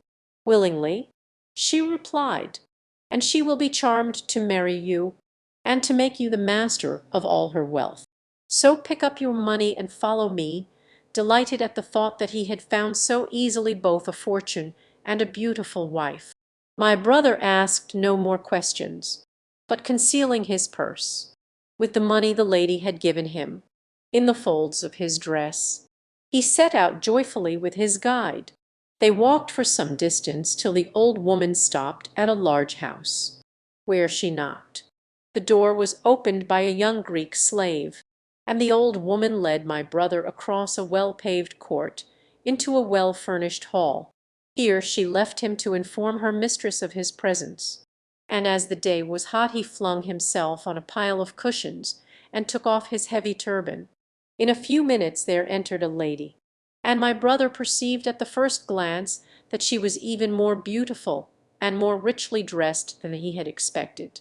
He rose from his seat, but the lady signed to him to sit down again and placed herself beside him. After the usual compliments had passed between them, she said, "We are not comfortable here.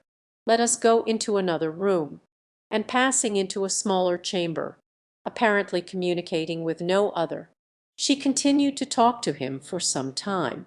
Then rising hastily she left him, saying, "Stay where you are.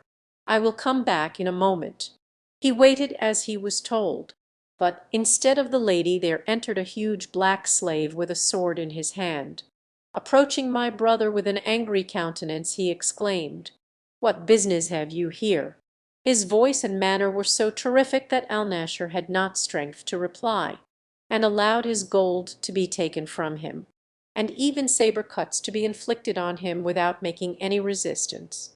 As soon as he was let go, he sank on the ground powerless to move, though he still had possession of his senses.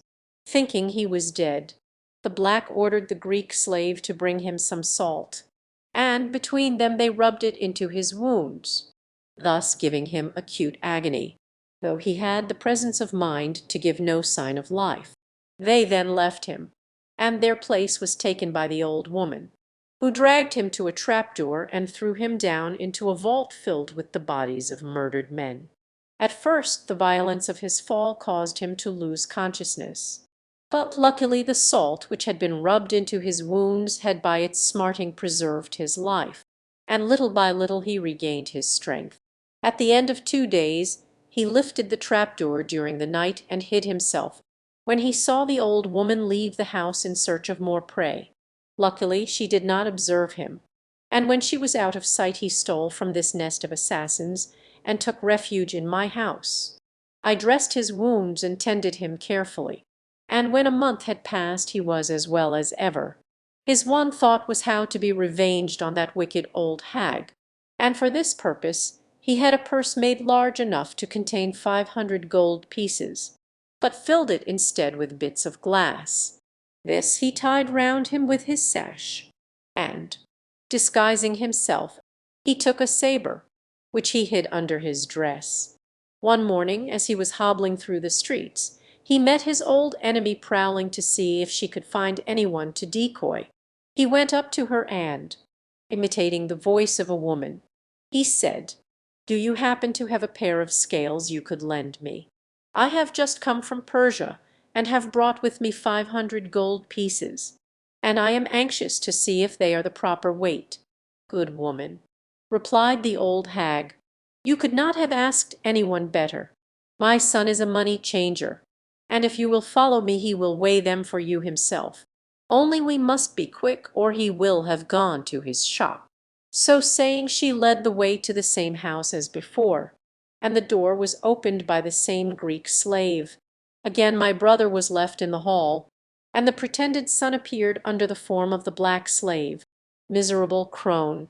He said to my brother, "Get up and come with me," and turned to lead the way to the place of murder. Alnasher rose too, and drawing the sabre from under his dress dealt the black such a blow on his neck that his head was severed from his body.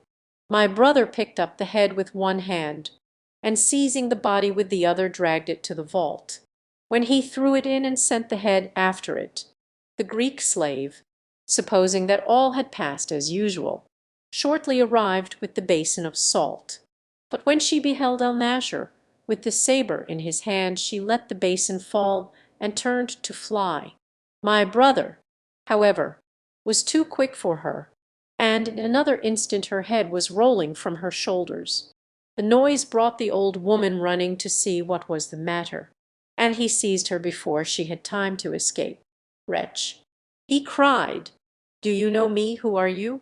"My lord," she replied, trembling all over, "I have never seen you before.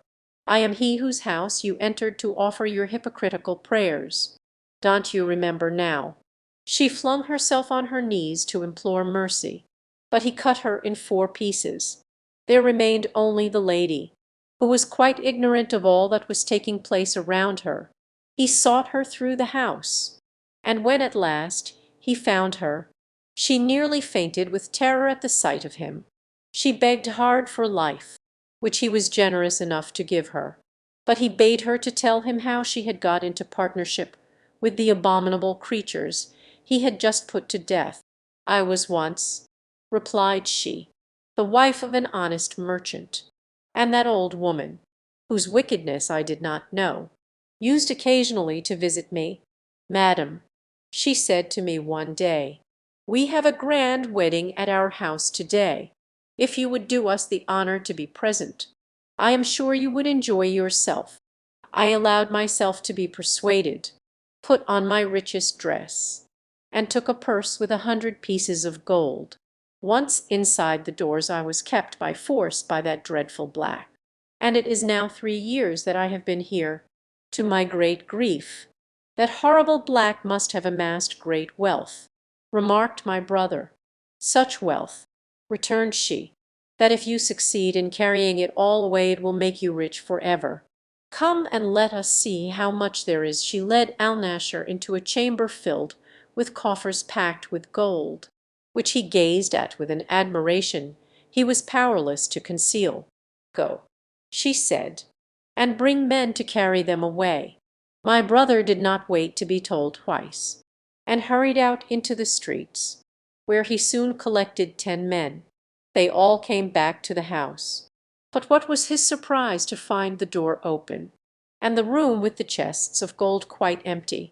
The lady had been cleverer than himself, and had made the best use of her time. However, he tried to console himself by removing all the beautiful furniture, which more than made up for the 500 gold pieces he had lost.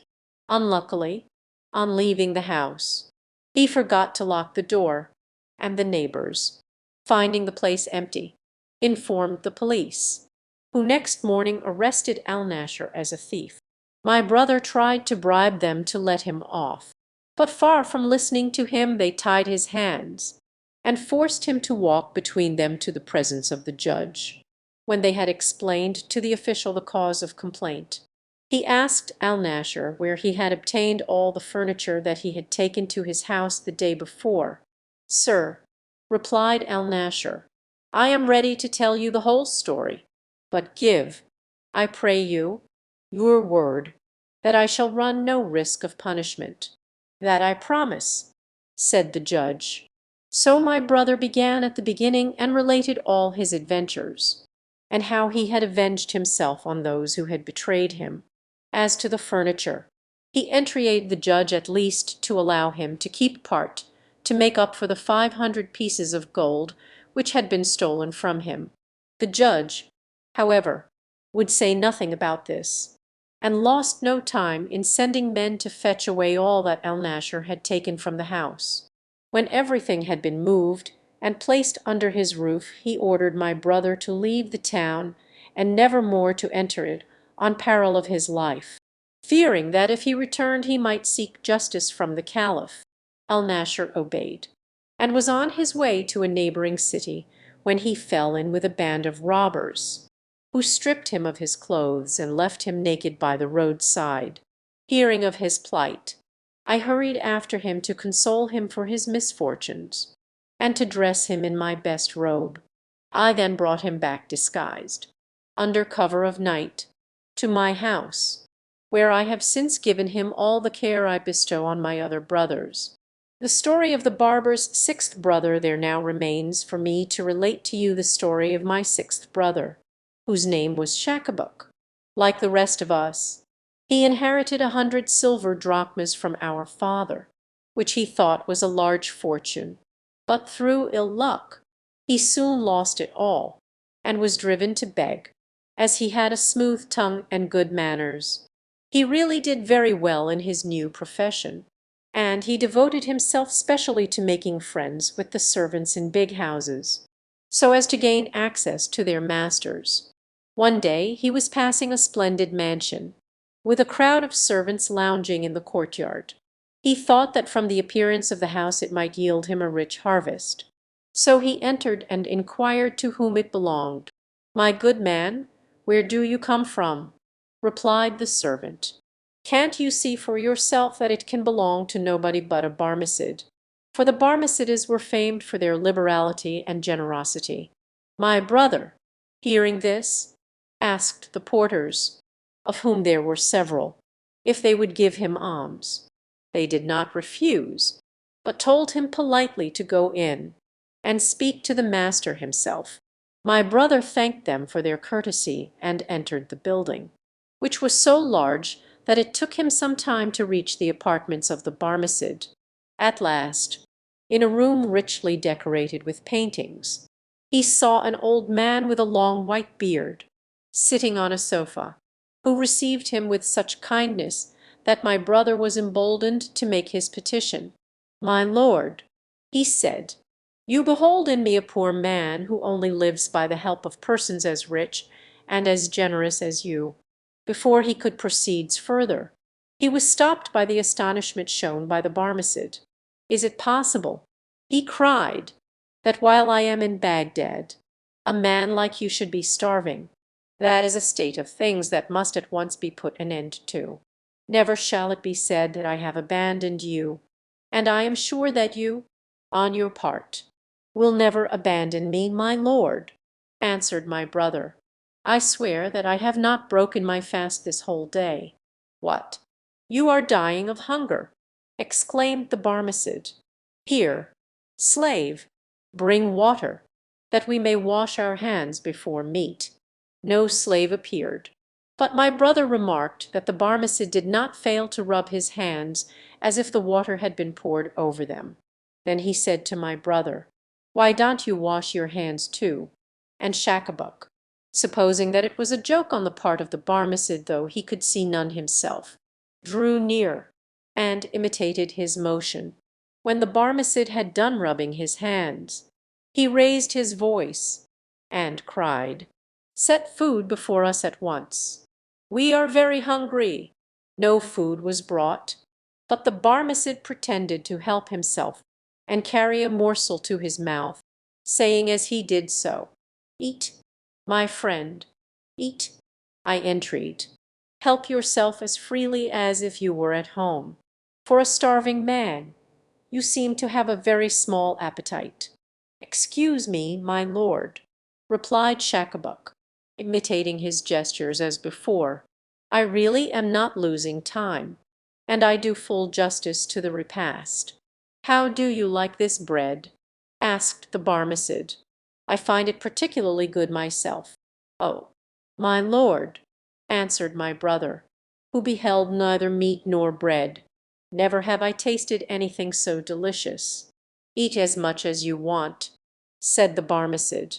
"I bought the woman who makes it for 500 pieces of gold, so that I might never be without it." After ordering a variety of dishes, which never came to be placed on the table, and discussing the merits of each one, the Barmecid declared that having dined so well, they would now proceed to take their wine.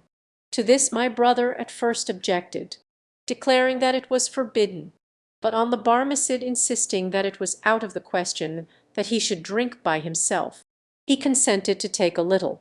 The Barmecid, however, pretended to fill their glasses so often that my brother feigned that the wine had gone into his head, and struck the Barmecid such a blow on the head that he fell to the ground. Indeed, he raised his hand to strike him a second time, when the Barmecid cried out that he was mad, upon which my brother controlled himself, and apologized and protested that it was all the fault of the wine he had drunk. At this the Barmecid, instead of being angry, began to laugh, and embraced him heartily. "I have long been seeking," he exclaimed, "a man of your description, and henceforth my house shall be yours. You have had the good grace to fall in with my humour, and to pretend to eat and to drink when nothing was there. Now you shall be rewarded by a really good supper." Then he clapped his hands, and all the dishes were brought that they had tasted in imagination before and during the repast. Slaves sang and played on various instruments. All the while Shakabuk was treated by the Barmecid as a familiar friend, and dressed in a garment out of his own wardrobe. 20 years passed by, and my brother was still living with the Barmecid, looking after his house and managing his affairs. At the end of that time his generous benefactor died without heirs, so all his possessions went to the prince.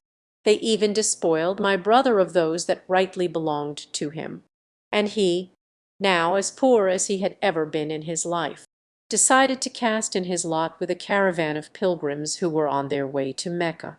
Unluckily, the caravan was attacked and pillaged by the Bedouins, and the pilgrims were taken prisoners. My brother became the slave of a man who beat him daily, hoping to drive him to offer a ransom, although, as Shakabuk pointed out, it was quite useless trouble, as his relations were as poor as himself.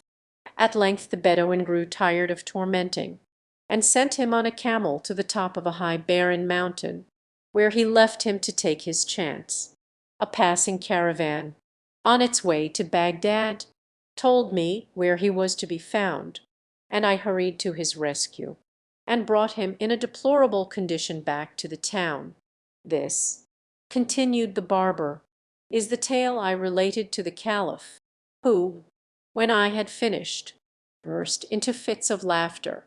'Well were you called the Silent,' said he. 'No name was ever better deserved. But for reasons of my own, which it is not necessary to mention. I desire you to leave the town, and never to come back." I had of course no choice but to obey, and travelled about for several years until I heard of the death of the Caliph, when I hastily returned to Baghdad, only to find that all my brothers were dead. It was at this time that I rendered to the young cripple the important service of which you have heard, and for which, as you know, he showed such profound ingratitude, that he preferred rather to leave Baghdad than to run the risk of seeing me. I sought him long from place to place, but it was only to-day, when I expected it least, that I came across him, as much irritated with me as ever." So saying, the tailor went on to relate the story of the lame man and the barber, which has already been told. When the barber, he continued, had finished his tale, we came to the conclusion that the young man had been right, when he had accused him of being a great chatterbox. However, we wished to keep him with us, and share our feast, and we remained at table till the hour of afternoon prayer. Then the company broke up, and I went back to work in my shop. It was during this interval that the little hunchback, half drunk already, presented himself before me singing and playing on his drum. I took him home to amuse my wife, and she invited him to supper. While eating some fish, a bone got into his throat, and in spite of all we could do, he died shortly. It was all so sudden that we lost our heads, and in order to divert suspicion from ourselves, we carried the body to the house of a Jewish physician. He placed it in the chamber of the purveyor, and the purveyor propped it up in the street, where it was thought to have been killed by the merchant. This, sire, is the story which I was obliged to tell to satisfy your Highness. It is now for you to say if we deserve mercy or punishment, life or death." The Sultan of Kashgar listened with an air of pleasure which filled the tailor and his friends with hope. "I must confess," he exclaimed, "that I am much more interested in the stories of the barber and his brothers, and of the lame man, than in that of my own jester. But before I allow you all four to return to your own homes, and have the corpse of the hunchback properly buried, I should like to see this barber who has earned your pardon, and as he is in this town, let an usher go with you at once in search of him." The usher and the tailor soon returned, bringing with them an old man who must have been at least 90 years of age. "O Silent One," said the Sultan, "I am told that you know many strange stories. Will you tell some of them to me?" "Never mind my stories for the present," replied the barber, "but will your Highness graciously be pleased to explain why this Jew, this Christian, and this Mussulman, as well as this dead body, are all here?" "What business is that of yours?" asked the Sultan with a smile, but seeing that the barber had some reasons for his question, he commanded that the tale of the hunchback should be told him. "It is certainly most surprising," cried he, when he had heard it all, "but I should like to examine the body." He then knelt down, and took the head on his knees, looking at it attentively. Suddenly he burst into such loud laughter that he fell right backwards, and when he had recovered himself enough to speak, he turned to the Sultan. "The man is no more dead than I am," he said. "Watch me." As he spoke he drew a small case of medicines from his pocket and rubbed the neck of the hunchback with some ointment made of balsam. Next he opened the dead man's mouth, and by the help of a pair of pincers drew the bone from his throat. At this the hunchback sneezed, stretched himself, and opened his eyes.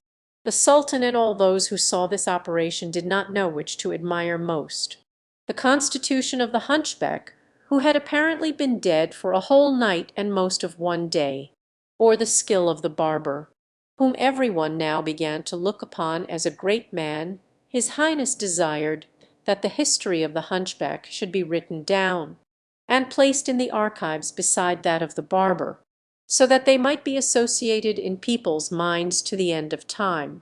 And he did not stop there, for in order to wipe out the memory of what they had undergone, He commanded that the tailor, the doctor, the purveyor, and the merchant should each be clothed in his presence with a robe from his own wardrobe before they returned home. As for the barber, he bestowed on him a large pension, and kept him near his own person. The adventures of Prince Camaralzaman and the Princess Badoura. Some 20 days' sail from the coast of Persia lies the Isle of the Children of Khuldan. The island is divided into several provinces, in each of which are large flourishing towns, and the whole forms an important kingdom. It was governed in former days by a king named Shahzaman, who, with good right, considered himself one of the most peaceful, prosperous, and fortunate monarchs on the earth.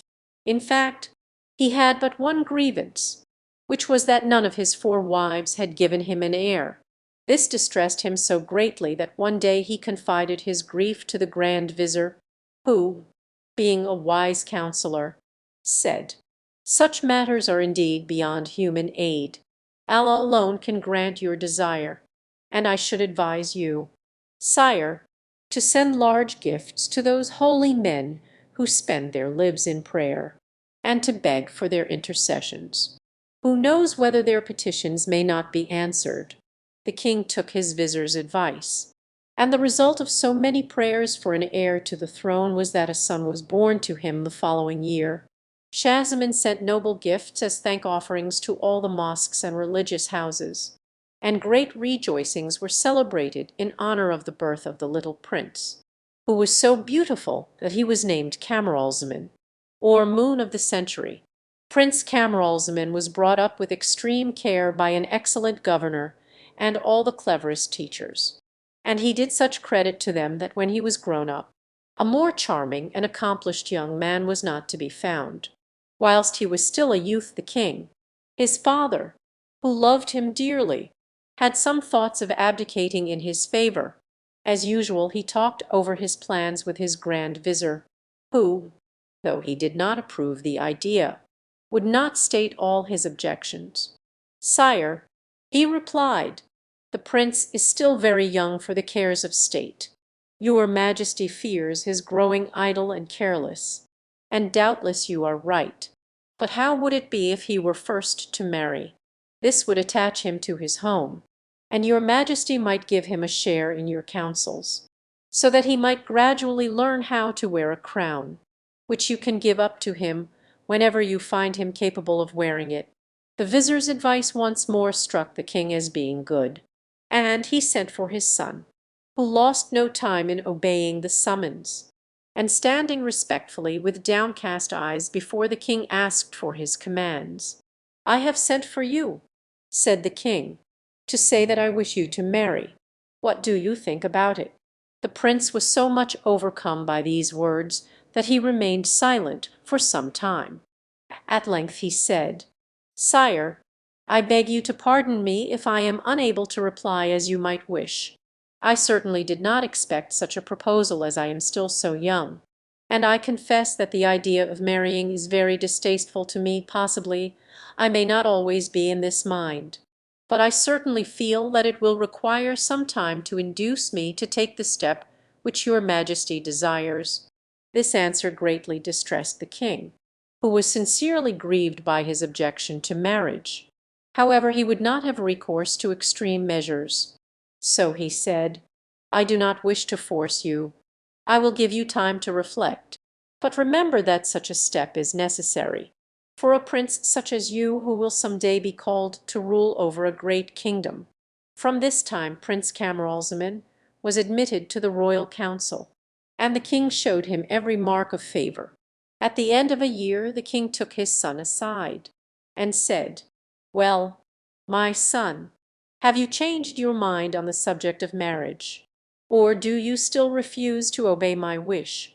The prince was less surprised but no less firm than on the former occasion, and begged his father not to press the subject, adding that it was quite useless to urge him any longer. This answer much distressed the king, who again confided his trouble to his vizir. "I have followed your advice," he said, "but Camaralzaman declines to marry, and is more obstinate than ever." "Sire," replied the vizir, Much is gained by patience, and your Majesty might regret any violence. Why not wait another year and then inform the prince in the midst of the assembled council that the good of the state demands his marriage? He cannot possibly refuse again before so distinguished an assemblage, and in our immediate presence." The sultan ardently desired to see his son married at once, but he yielded to the vizir's arguments and decided to wait. He then visited the prince's mother, and after telling her of his disappointment and of the further respite he had given his son, he added, "I know that Camaralzaman confides more in you than he does in me. Pray speak very seriously to him on this subject, and make him realize that he will most seriously displease me if he remains obstinate, and that he will certainly regret the measures I shall be obliged to take to enforce my will." So the first time the Sultan of Fatima saw her son she told him she had heard of his refusal to marry, adding how distressed she felt that he should have vexed his father so much. She asked what reasons he could have for his objections to obey. "Madam," replied the prince, "I make no doubt that there are as many good, virtuous, sweet, and amiable women as there are others very much the reverse. Would that all were like you! But what revolts me is the idea of marrying a woman without knowing anything at all about her. My father will ask the hand of the daughter of some neighbouring sovereign, who will give his consent to our union. Be she fair or frightful, clever or stupid, good or bad, I must marry her, and am left no choice in the matter. How am I to know that she will not be proud, passionate, contemptuous, and recklessly extravagant, or that her disposition will in any way suit mine?" "But, my son," urged Fatima, "you surely do not wish to be the last of a race which has reigned so long and so gloriously over this kingdom." "Madam," said the prince, "I have no wish to survive the king, my father, but should I do so I will try to reign in such a manner as may be considered worthy of my predecessors."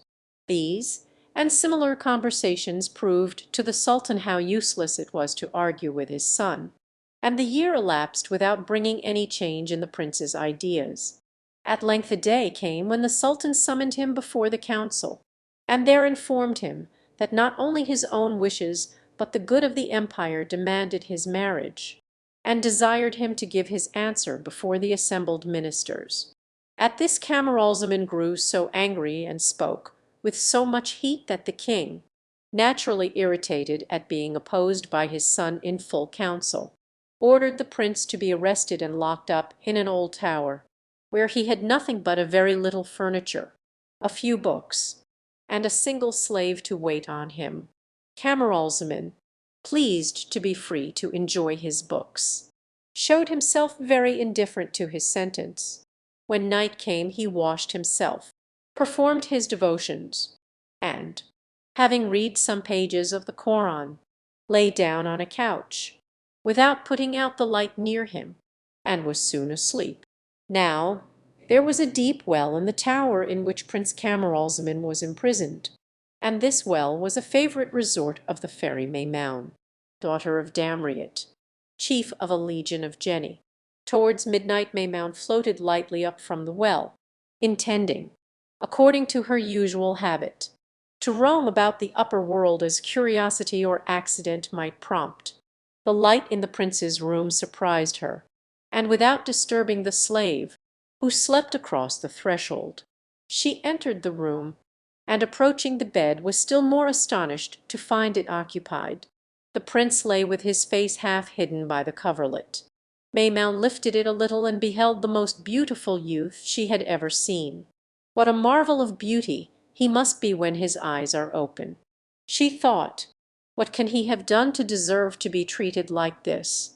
She could not weary gazing at Camaralzaman, but at length, having softly kissed his brow and each cheek, she replaced the coverlet and resumed her flight through the air.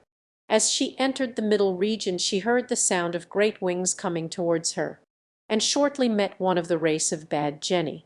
This genie, whose name was Danhasch, recognized Maymoun with terror, for he knew the supremacy which her goodness gave her over him.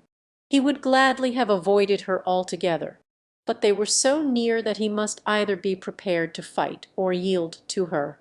So he at once addressed her in a conciliatory tone. "Good Maimoun, swear to me by Allah to do me no harm, and on my side I will promise not to injure you." "Accursed genie," replied Maimoun, "what harm can you do me? But I will grant your power, and give the promise you ask.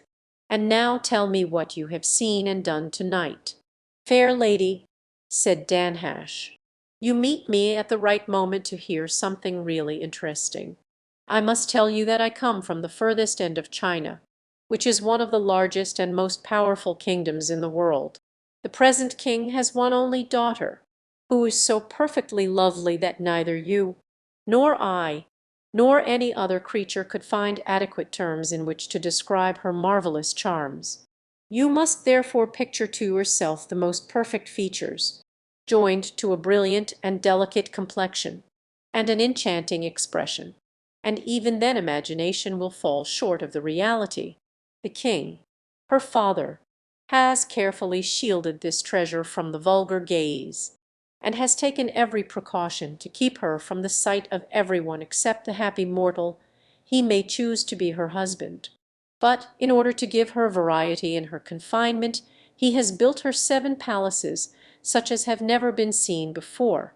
The first palace is entirely composed of rock crystal, the second of bronze, the third of fine steel, the fourth of another and more precious species of bronze, the fifth of touchstone, the sixth of silver, and the seventh of solid gold. They are all most sumptuously furnished, whilst the gardens surrounding them are laid out with exquisite taste. In fact, neither trouble nor cost has been spared to make this retreat agreeable to the princess. The report of her wonderful beauty has spread far and wide, and many powerful kings have sent embassies to ask her hand in marriage. The king has always received these embassies graciously, but says that he will never oblige the princess to marry against her will, and as she regularly declines each fresh proposal, the envoys have had to leave as disappointed in the result of their missions as they were gratified by their magnificent receptions. "Sire," said the princess to her father, "you wish me to marry, and I know you desire to please me, for which I am very grateful. But, indeed, I have no inclination to change my state. For where could I find so happy a life amidst so many beautiful and delightful surroundings? I feel that I could never be as happy with any husband as I am here, and I beg you not to press one on me." At last an embassy came from a king so rich and powerful that the King of China felt constrained to urge this suit on his daughter.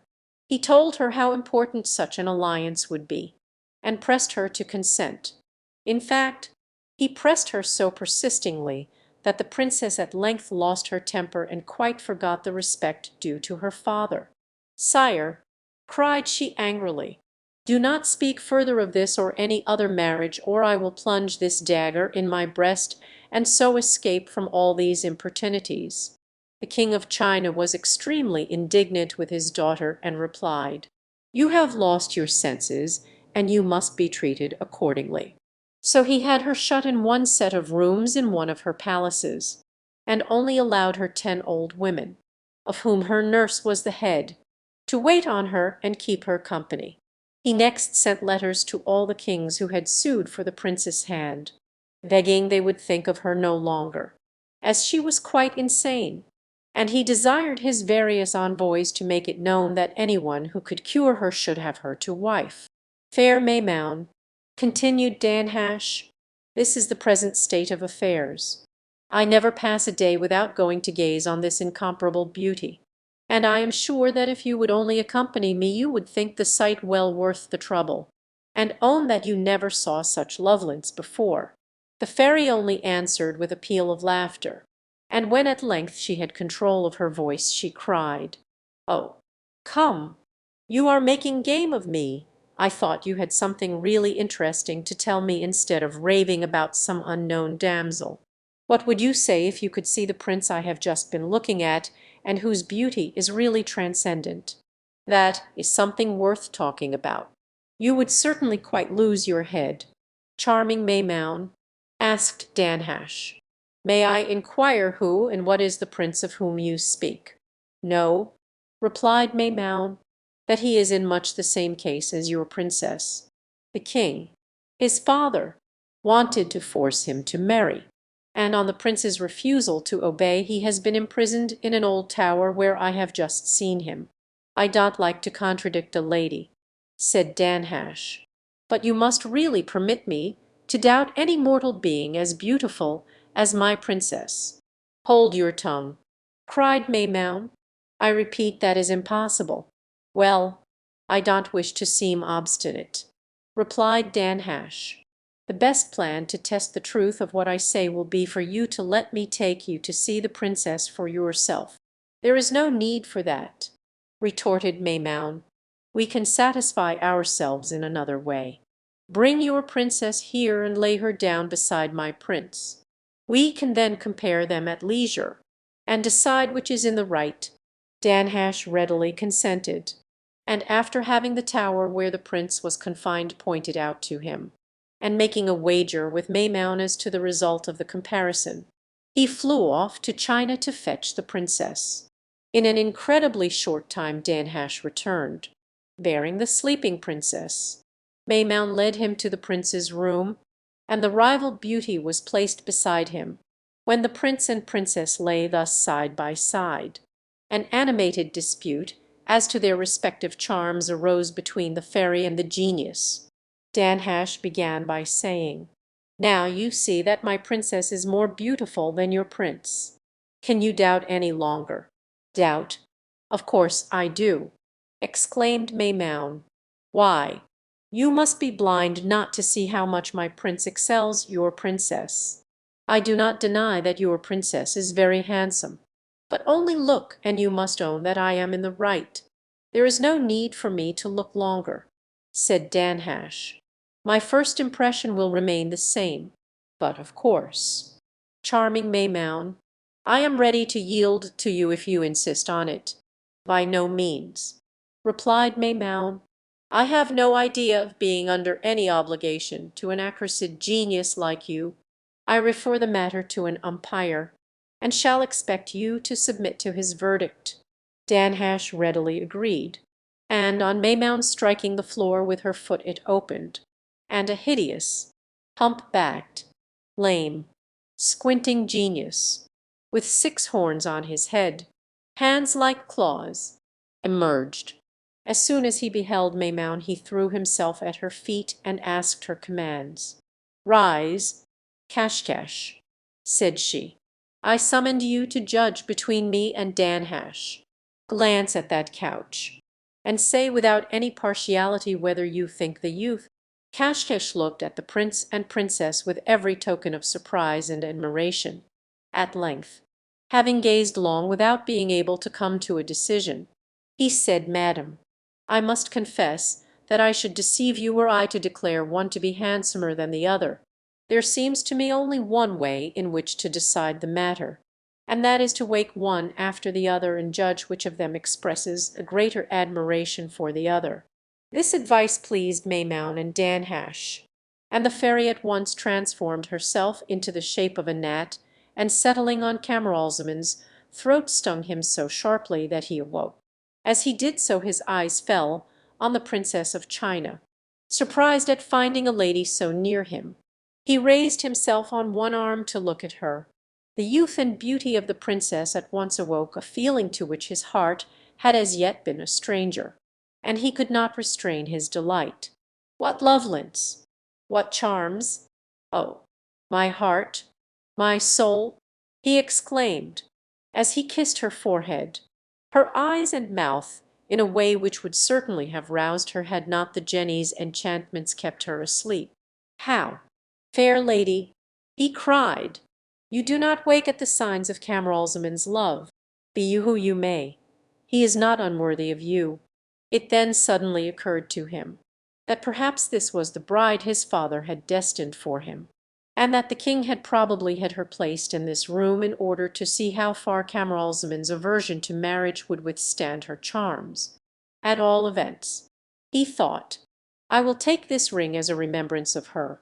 So saying, he drew off a fine ring which the princess wore on her finger, and replaced it by one of his own, after which he lay down again and was soon fast asleep. Then Danhasch, in his turn, took the form of a gnat and bit the princess on her lip. She started up, and was not a little amazed at seeing a young man beside her. From surprise she soon passed to admiration, and then to delight on perceiving how handsome and fascinating he was. "Why," cried she, "was it you my father wished me to marry? How unlucky that I did not know sooner! I should not have made him so angry. But wake up, for I know I shall love you with all my heart."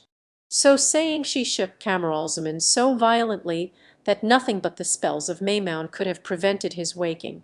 "Oh," cried the princess, "why are you so drowsy?" So saying, she took his hand and noticed her own ring on his finger, which made her wonder still more. But as he still remained in a profound slumber, then Maimoun, turning to the genie, said, "Well, are you satisfied that my prince surpasses your princess? Another time pray believe me when I assert anything." Then turning to Kashkesh, "My thanks to you, and now do you and Danhasch bear the princess back to her own home." The two genii hastened to obey, and Maimoun returned to her well. On waking next morning, the first thing Prince Camaralzaman did was to look round for the lovely lady he had seen at night, and the next to question the slave who waited on him about her.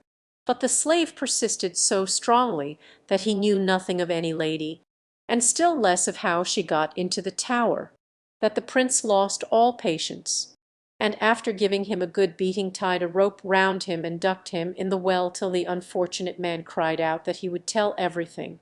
Then the prince drew him up all dripping wet, but the slave begged leave to change his clothes first, and as soon as the prince consented hurried off just as he was to the palace.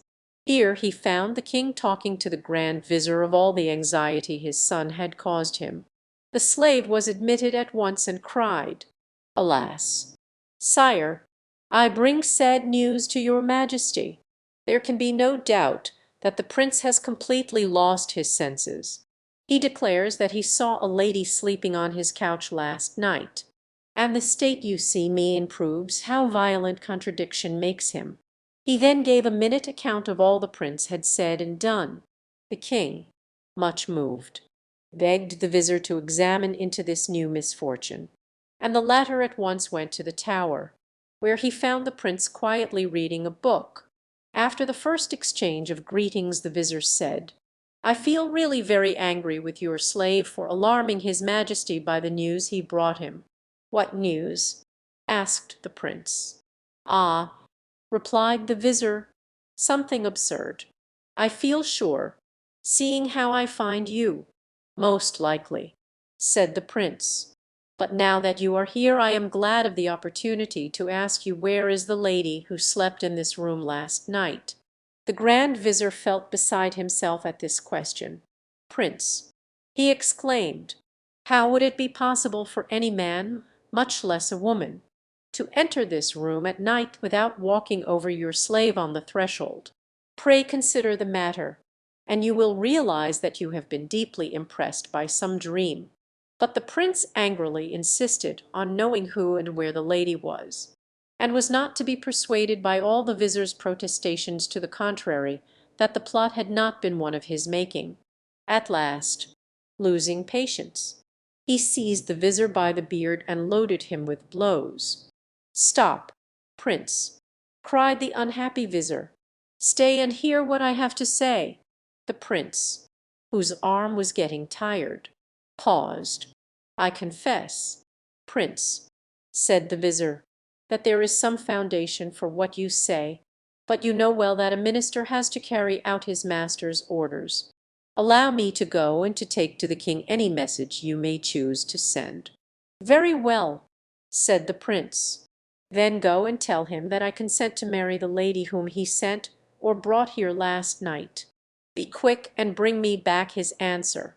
The vizir bowed to the ground and hastened to leave the room and tower. "Well," asked the king as soon as he appeared, "and how did you find my son?" "Alas, sire," was the reply, "the slave's report is only too true." He then gave an exact account of his interview with Camaralzaman, and of the prince's fury when told that it was not possible for any lady to have entered his room, and of the treatment he himself had received. The king, much distressed, determined to clear up the matter himself, and, ordering the vizir to follow him, set out to visit his son. The prince received his father with profound respect, and the king, making him sit beside him, asked him several questions, to which Camaralzaman replied with much good sense. At last the king said, "My son, pray tell me about the lady who, it is said, was in your room last night."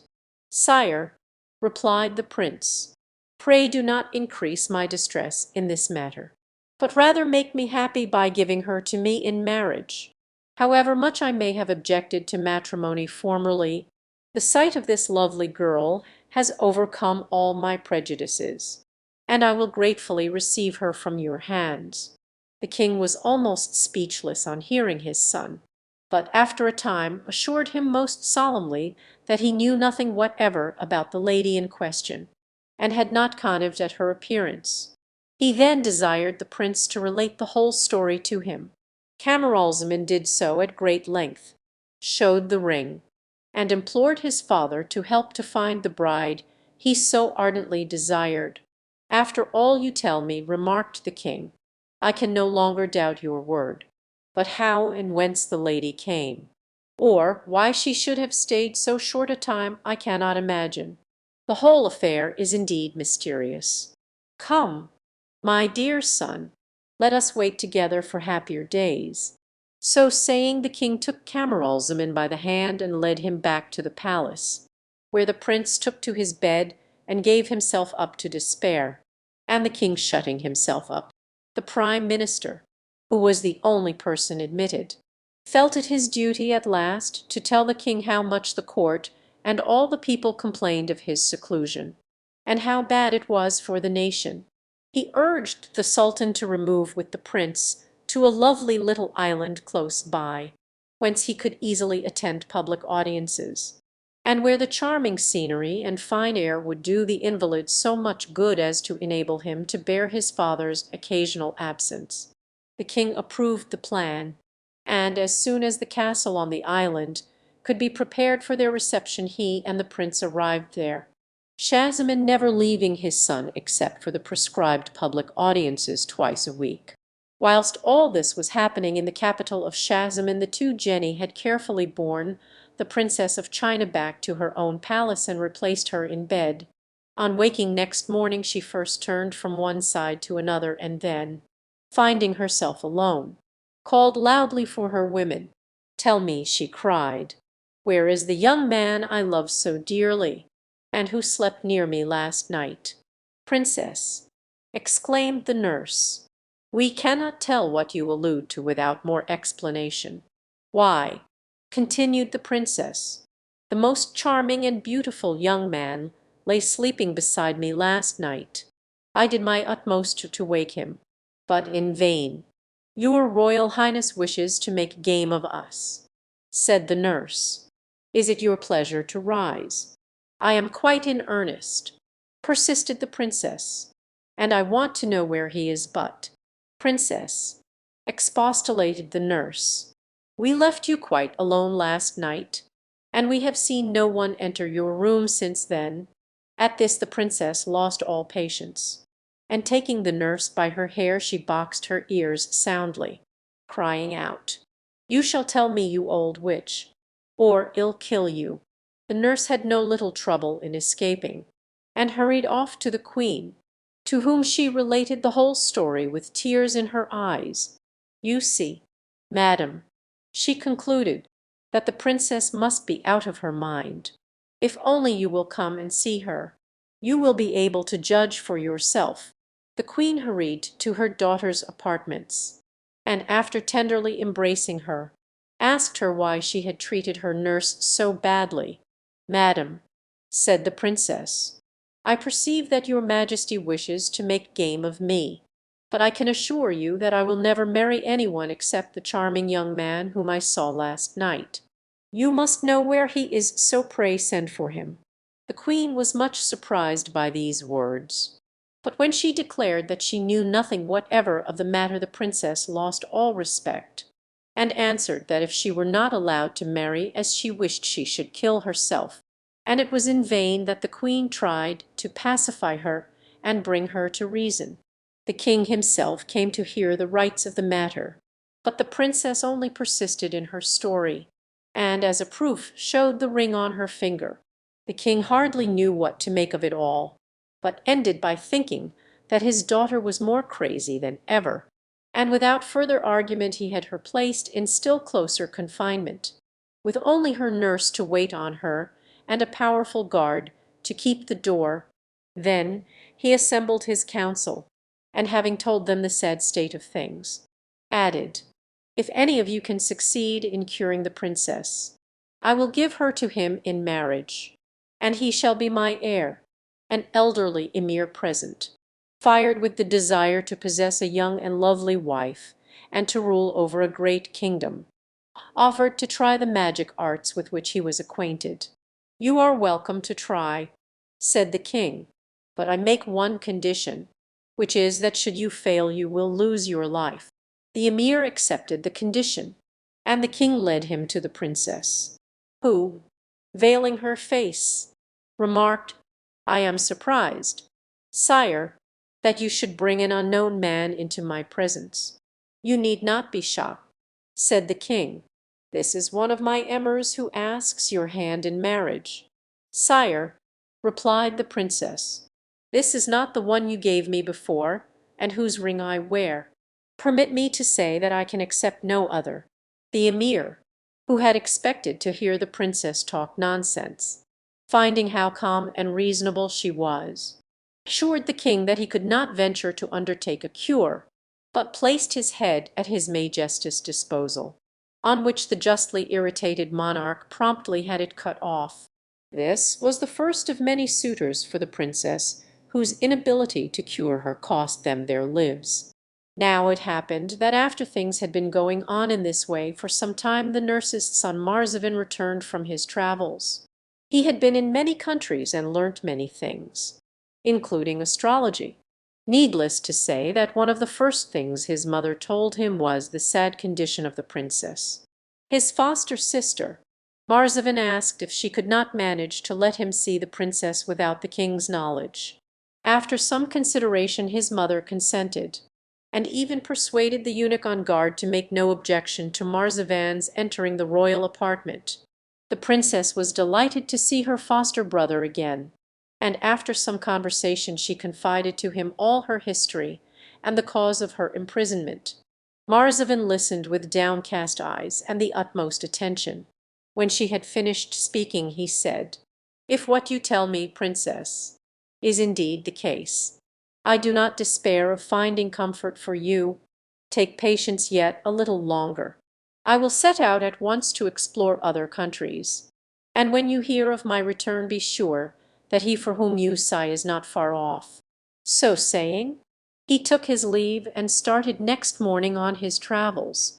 Marzavan journeyed from city to city, and from one island and province to another, and wherever he went he heard people talk of the strange story of the Princess Badoura, as the Princess of China was named. After 4 months, and here he heard no more of the Princess Badoura, but a great deal of Prince Camaralzaman, who was reported ill, and whose story sounded very similar to that of the Princess Badoura. Marzavan was rejoiced, and set out at once for Prince Camaralzaman's residence. The ship on which he embarked had a prosperous voyage till she got within sight of the capital of King Shahzaman. But when just about to enter the harbour she suddenly struck on a rock, and foundered within sight of the palace where the prince was living with his father and the Grand Vizir. Marzavan, who swam well, threw himself into the sea, and managed to land close to the palace, where he was kindly received, and after having a change of clothing given him was brought before the Grand Vizir. The Vizir was at once attracted by the young man's superior air and intelligent conversation, and perceiving that he had gained much experience in the course of his travels, he said, "Ah, how I wish you had learnt some secret which might enable you to cure a malady which has plunged this court into affliction for some time past." Marzavan replied that if he knew what the illness was he might possibly be able to suggest a remedy, on which the Vizir related to him the whole history of Prince Camaralzaman. On hearing this Marzavan rejoiced inwardly, for he felt sure that he had at last discovered the object of the Princess Badoura's infatuation. However, he said nothing, but begged to be allowed to see the prince. On entering the royal apartment the first thing which struck him was the prince himself, who lay stretched out on his bed with his eyes closed. The king sat near him, but, without paying any regard to his presence, Marzavan exclaimed, "Heavens, what a striking likeness!" And, indeed, there was a good deal of resemblance between the features of Camaralzaman and those of the Princess of China. These words caused the prince to open his eyes with languid curiosity, and Marzavan seized this moment to pay him his compliments, contriving at the same time to express the condition of the Princess of China in terms unintelligible, indeed, to the Sultan and his Vizir, but which left the prince in no doubt that his visitor could give him some welcome information. The prince begged his father to allow him the favour of a private interview with Marzavan, and the king was only too pleased to find his son taking an interest in any one or anything. As soon as they were left alone, Marzavan told the prince the story of the Princess Badoura and her sufferings, adding, "I am convinced that you alone can cure her, but before starting on so long a journey you must be well and strong. So do your best to recover as quickly as may be." These words produced a great effect on the prince, who was so much cheered by the hopes held out that he declared he felt able to get up and be dressed. The king was overjoyed at the result of Marzavan's interview, and ordered public rejoicings in honour of the prince's recovery. Before long the prince was quite restored to his original state of health, and as soon as he felt himself really strong, he took Marzavan aside and said, "Now is the time to perform your promise. I am so impatient to see my beloved princess once more that I am sure I shall fall ill again if we do not start soon. The one obstacle is my father's tender care of me, for, as you may have noticed, he cannot bear me out of his sight." "Prince," replied Marzavan, "I have already thought over the matter, and this is what seems to me the best plan. You have not been out of doors since my arrival. Ask the king's permission to go with me for 2 or 3 days hunting, and when he has given leave order 2 good horses to be held ready for each of us. Leave all the rest to me." Next day the prince seized a favourable opportunity for making his request, and the king gladly granted it on condition that only one night should be spent out for fear of too great fatigue after such a long illness. Next morning Prince Camaralzaman and Marzavan were off Betams, attended by 2 grooms leading the 2 extra horses. They hunted a little by the way, but took care to get as far from the towns as possible. At nightfall they reached an inn, where they supped and slept till midnight. Then Marzavan awoke and roused the prince without disturbing any one else. He begged the prince to give him the coat he had been wearing, and to put on another which they had brought with them. They mounted their 2 horses, and Marzavan led one of the groom's horses by the bridle. By daybreak our travellers found themselves where 4 cross roads met in the middle of the forest. Here Marzavan begged the prince to wait for him, and leading the groom's horse into a dense part of the wood he cut its throat, dipped the prince's coat in its blood, and having rejoined the prince threw the coat on the ground where the roads parted. In answer to Camaralzaman's inquiries as to the reason for this, Marzavan replied that the only chance they had of continuing their journey was to divert attention by creating the idea of the prince's death. "Your father will doubtless be plunged in the deepest grief," he went on, "but his joy at your return will be all the greater." The prince and his companion now continued their journey by land and sea, and as they had brought plenty of money to defray their expenses, they met with no needless delays. At length they reached the capital of China, where they spent 3 days in a suitable lodging to recover from their fatigues. During this time Marzavan had an astrologer's dress prepared for the prince. They then went to the baths, after which the prince put on the astrologer's robe and was conducted within sight of the king's palace by Marzavan, who left him there and went to consult his mother, the princess' nurse. Meantime the prince, according to Marzavan's instructions, advanced close to the palace gates, and there proclaimed aloud, "I am an astrologer, and I come to restore health to the Princess Badoura, daughter of the high and mighty King of China, on the conditions laid down by His Majesty of marrying her should I succeed, or of losing my life if I fail." It was some little time since any one had presented himself to run the terrible risk involved in attempting to cure the princess, and a crowd soon gathered round the prince. On perceiving his youth, good looks, and distinguished bearing, every one felt pity for him. "What are you thinking of, sir?" exclaimed some. "Why expose yourself to certain death?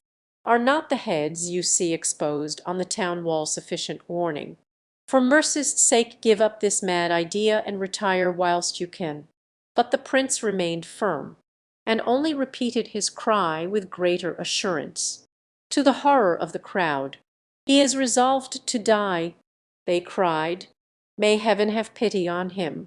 Camaralzaman now called out for the third time, and at last the Grand Vizir himself came out and fetched him in.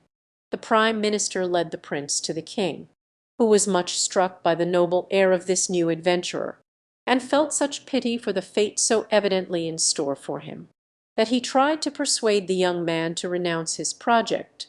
But Camaralzaman politely yet firmly persisted in his intentions, and at length the king desired the eunuch who had the guard of the princess' apartments to conduct the astrologer to her presence. The eunuch led the way through long passages, and Camaralzaman followed rapidly, in haste to reach the object of his desires. At last they came to a large hall which was the ante-room to the prince's chamber, and here Camaralzaman said to the eunuch, "Now you shall choose. Shall I cure the princess in her own presence, or shall I do it from here without seeing her?"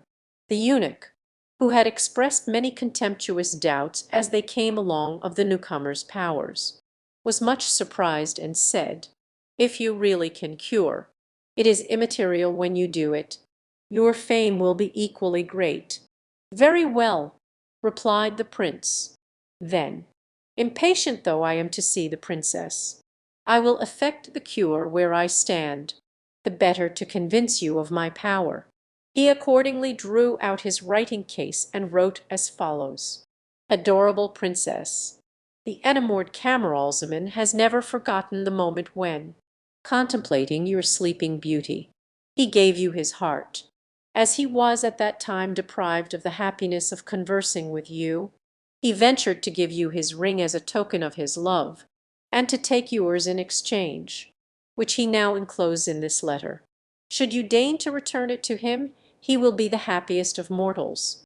If not, he will cheerfully resign himself to death, seeing he does so for love of you. He awaits your reply in your ante-room."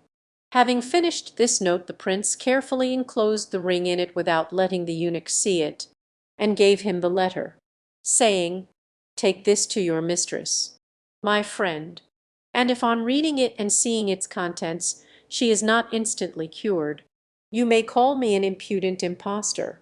The eunuch at once passed into the princess' room, and handing her the letter said, "Madam, a new astrologer has arrived, who declares that you will be cured as soon as you have read this letter and seen what it contains." The princess took the note and opened it with languid indifference. But no sooner did she see her ring than, barely glancing at the writing, she rose hastily, and with one bound reached the doorway and pushed back the hangings. Here she and the prince recognized each other, and in a moment they were locked in each other's arms, where they tenderly embraced, wondering how they came to meet at last after so long a separation. The nurse, who had hastened after her charge, drew them back to the inner room, where the princess restored her ring to Camaralzaman. "Take it back," she said. "I could not keep it without returning yours to you, and I am resolved to wear that as long as I live." Meantime the eunuch had hastened back to the king.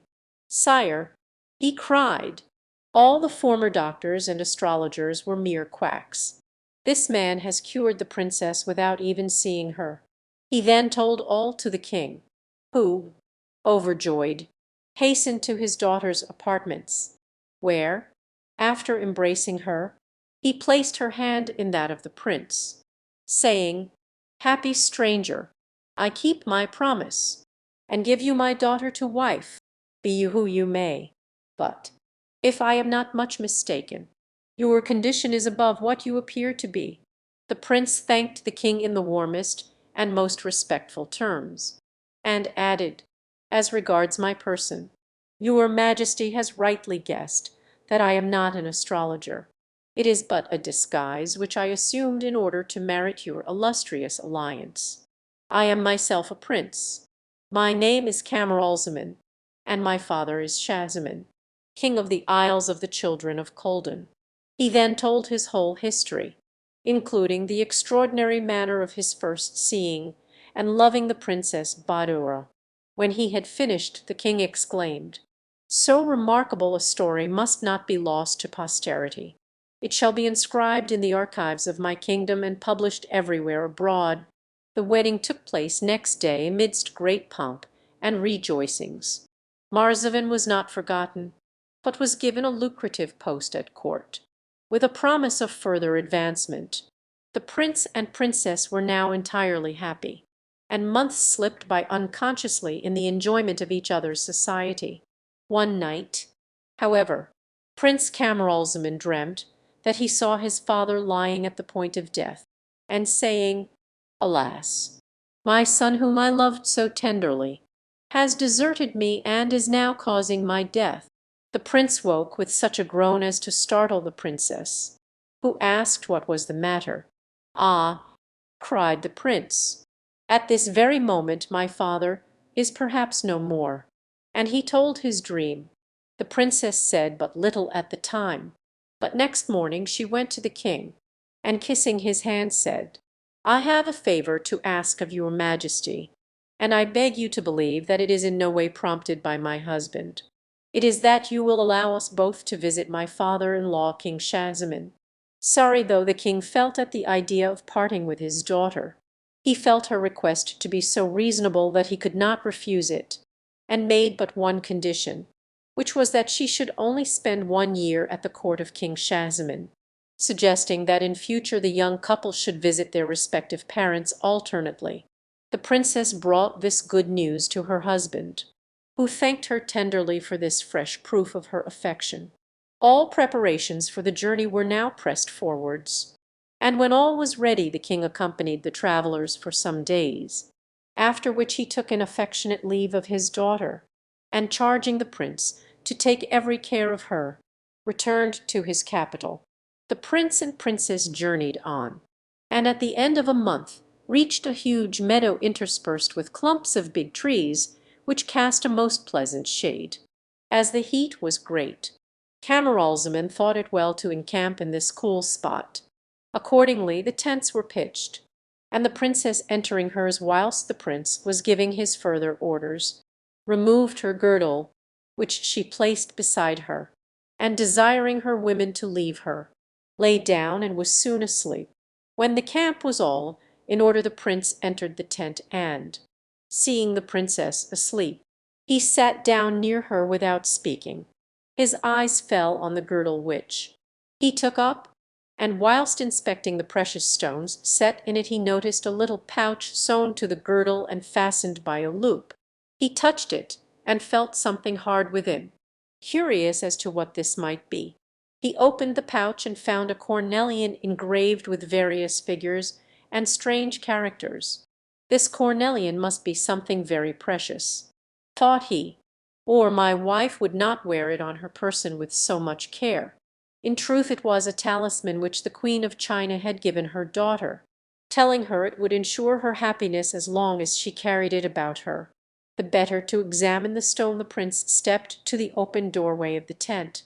As he stood there holding it in the open palm of his hand, a bird suddenly swooped down, picked the stone up in its beak, and flew away with it. Imagine the prince's dismay at losing a thing by which his wife evidently set such store. The bird, having secured its prey, flew off some yards and alighted on the ground, holding the talisman in its beak.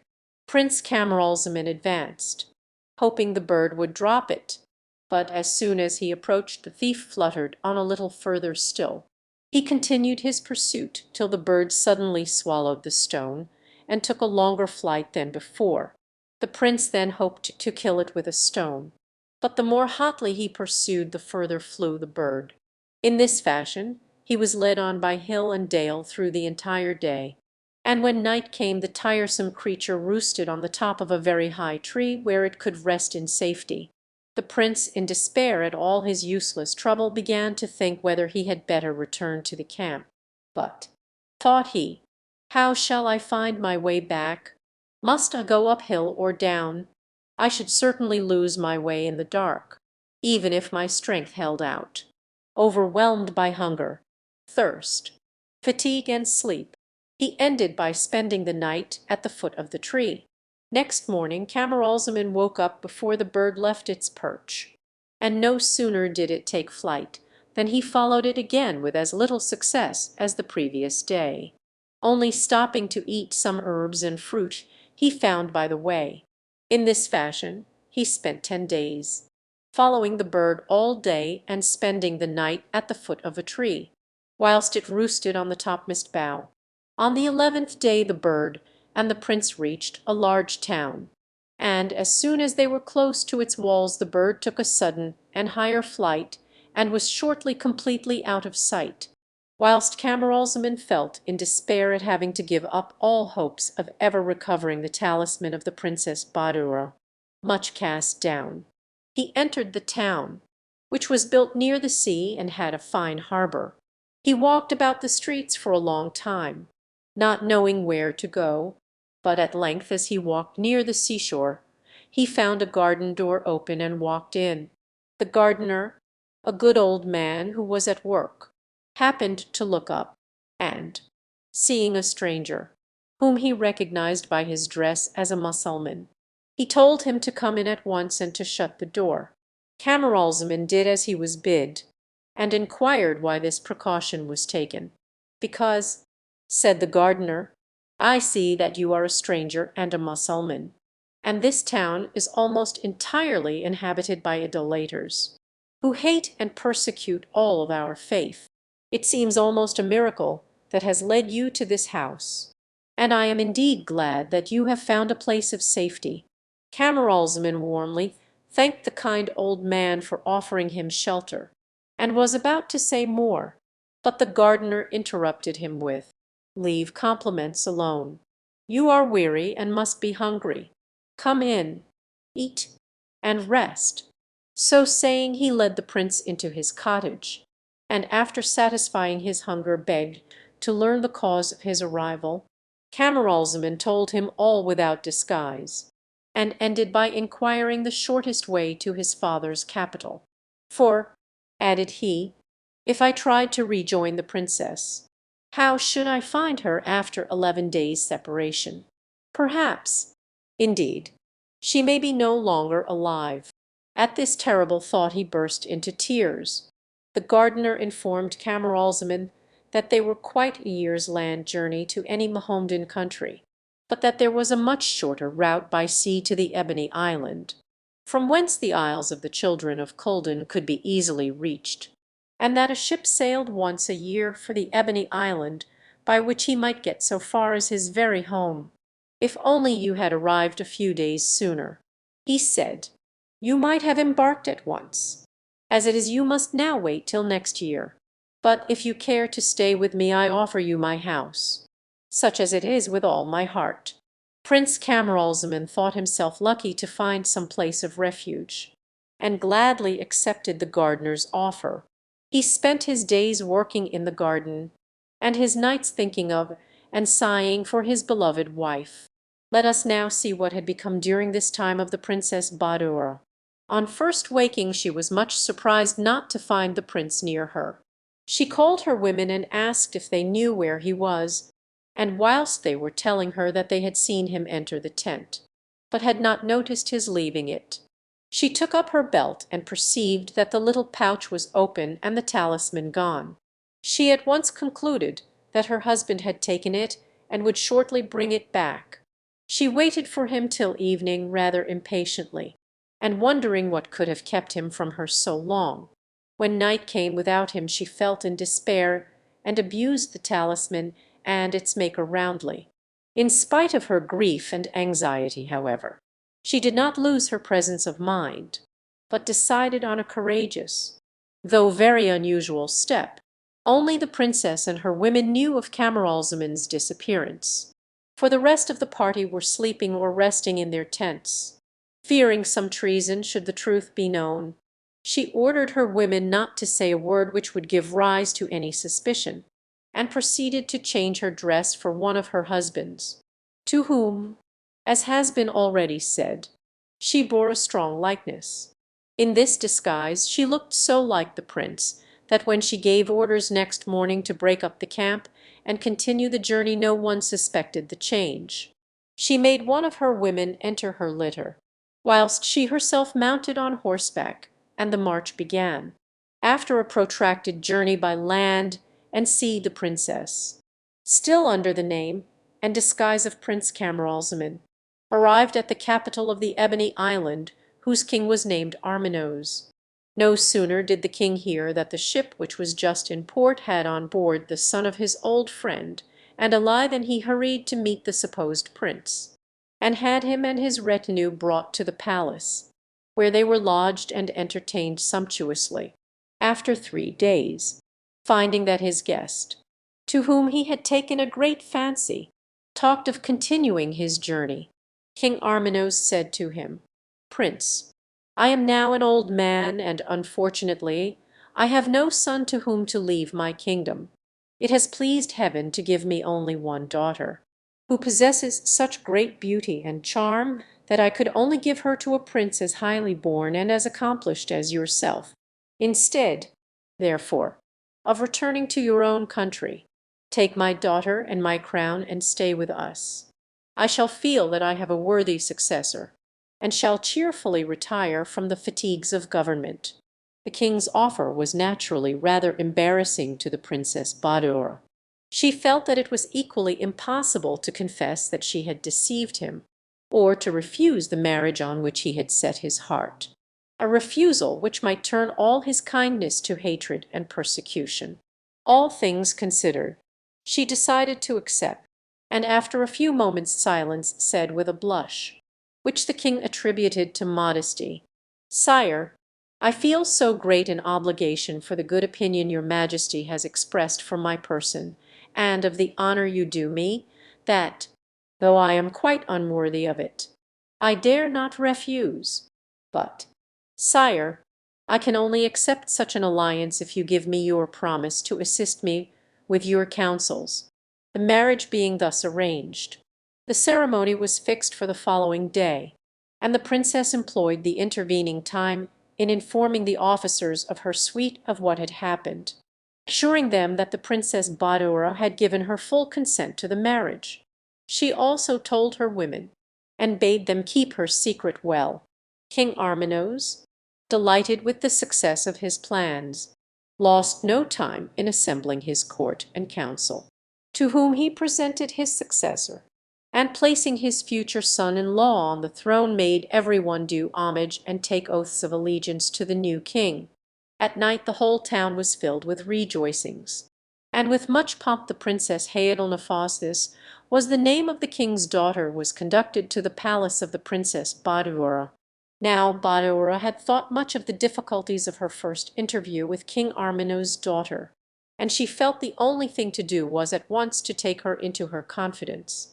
Accordingly, as soon as they were alone, she took Haïdelnefous by the hand and said, "Princess, I have a secret to tell you, and must throw myself on your mercy. I am not Prince Camaralzaman, but a princess like yourself and his wife, and I beg you to listen to my story. Then I am sure you will forgive my imposture, in consideration of my sufferings." She then related her whole history, and at its close Haïdelnefous embraced her warmly, and assured her of her entire sympathy and affection. The two princesses now planned out their future action, and agreed to combine to keep up the deception, and to let Badoura continue to play a man's part until such time as there might be news of the real Camaralzaman. Whilst these things were passing in the Ebony Island, Prince Camaralzaman continued to find shelter in the gardener's cottage in the town of the Idolaters. Early one morning the gardener said to the prince, "To-day is a public holiday, and the people of the town not only do not work themselves, but forbid others to do so. You had better, therefore, take a good rest whilst I go to see some friends. And as the time is near for the arrival of the ship of which I told you, I will make inquiries about it, and try to bespeak a passage for you." He then put on his best clothes and went out, leaving the prince, who strolled into the garden and was soon lost in thoughts of his dear wife. As he walked up and down he was suddenly disturbed in his reverie by the noise two large birds were making in a tree. Camaralzaman stood still and looked up, and saw that the birds were fighting so savagely with beaks and claws that before long one fell dead to the ground, whilst the conqueror spread his wings and flew away. Almost immediately two other larger birds, who had been watching the duel, flew up and alighted, one at the head and the other at the feet of the dead bird. They stood there some time sadly shaking their heads, and then dug up a grave with their claws, in which they buried him. As soon as they had filled in the grave the two flew off, and ere long returned, bringing with them the murderer, whom they held, one by a wing and the other by a leg, with their beaks, screaming and struggling with rage and terror. But they held tight, and having brought him to his victim's grave, they proceeded to kill him, after which they tore open his body, scattered the inside, and once more flew away. The prince, who had watched the whole scene with much interest, now drew near the spot where it happened, and glancing at the dead bird he noticed something red lying near, which had evidently fallen out of its inside. He picked it up, and what was his surprise when he recognized the Princess Badoura's talisman, which had been the cause of many misfortunes. It would be impossible to describe his joy. He kissed the talisman repeatedly, wrapped it up, and carefully tied it round his arm. For the first time since his separation from the princess he had a good night, and next morning he was up at daybreak and went cheerfully to ask what work he should do. The gardener told him to cut down an old fruit tree which had quite died away, and Camaralzaman took an axe and fell to vigorously. As he was hacking at one of the roots the axe struck on something hard. On pushing away the earth, under which was disclosed a staircase with 10 steps, he went down them and found himself in a roomy kind of cave in which stood 50 large bronze jars, each with a cover on it. The prince uncovered one after another, and found them all filled with gold dust. Delighted with his discovery he left the cave, replaced the slab, and having finished cutting down the tree waited for the gardener's return. The gardener had heard the night before that the ship about which he was inquiring would start ere long, but the exact date not being yet known, he had been told to return next day for further information. He had gone therefore to inquire, and came back with good news beaming in his face. "My son," said he, "rejoice and hold yourself ready to start in 3 days' time. The ship is to set sail, and I have arranged all about your passage with the captain." "You could not bring me better news," replied Camaralzaman, "and in return I have something pleasant to tell you. Follow me and see the good fortune which has befallen you." He then led the gardener to the cave, and having shown him the treasure stored up there, said how happy it made him that heaven should in this way reward his kind host's many virtues and compensate him for the privations of many years. "What do you mean?" asked the gardener. "Do you imagine that I should appropriate this treasure? It is yours, and I have no right whatever to it. For the last 80 years I have dug up the ground here without discovering anything. It is clear that these riches are intended for you, and they are much more needed by a prince like yourself than by an old man like me, who am near my end and require nothing. This treasure comes just at the right time, when you are about to return to your own country, where you will make good use of it." But the prince would not hear of this suggestion, and finally, after much discussion, they agreed to divide the gold. When this was done, the gardener said, "My son, the great thing now is to arrange how you can best carry off this treasure as secretly as possible for fear of losing it. There are no olives in the Ebony Island, and those imported from here fetch a high price. As you know, I have a good stock of the olives which grew in this garden. Now you must take 50 jars. Fill each half full of gold dust and fill them up with the olives. We will then have them taken on board ship when you embark." The prince took this advice, and spent the rest of the day filling the 50 jars, and fearing lest the precious talisman might slip from his arm and be lost again, he took the precaution of putting it in one of the jars, on which he made a mark so as to be able to recognize it. When night came the jars were all ready, and the prince and his host went to bed, whether in consequence of his great age, or of the fatigues and excitement of the previous day, I do not know, but the gardener passed a very bad night. He was worse next day, and by the morning of the third day was dangerously ill. At daybreak the ship's captain and some of his sailors knocked at the garden door and asked for the passenger who was to embark. "I am he," said Camaralzaman, who had opened the door. "The gardener who took my passage is ill and cannot see you. But please come in and take these jars of olives and my bag, and I will follow as soon as I have taken leave of him."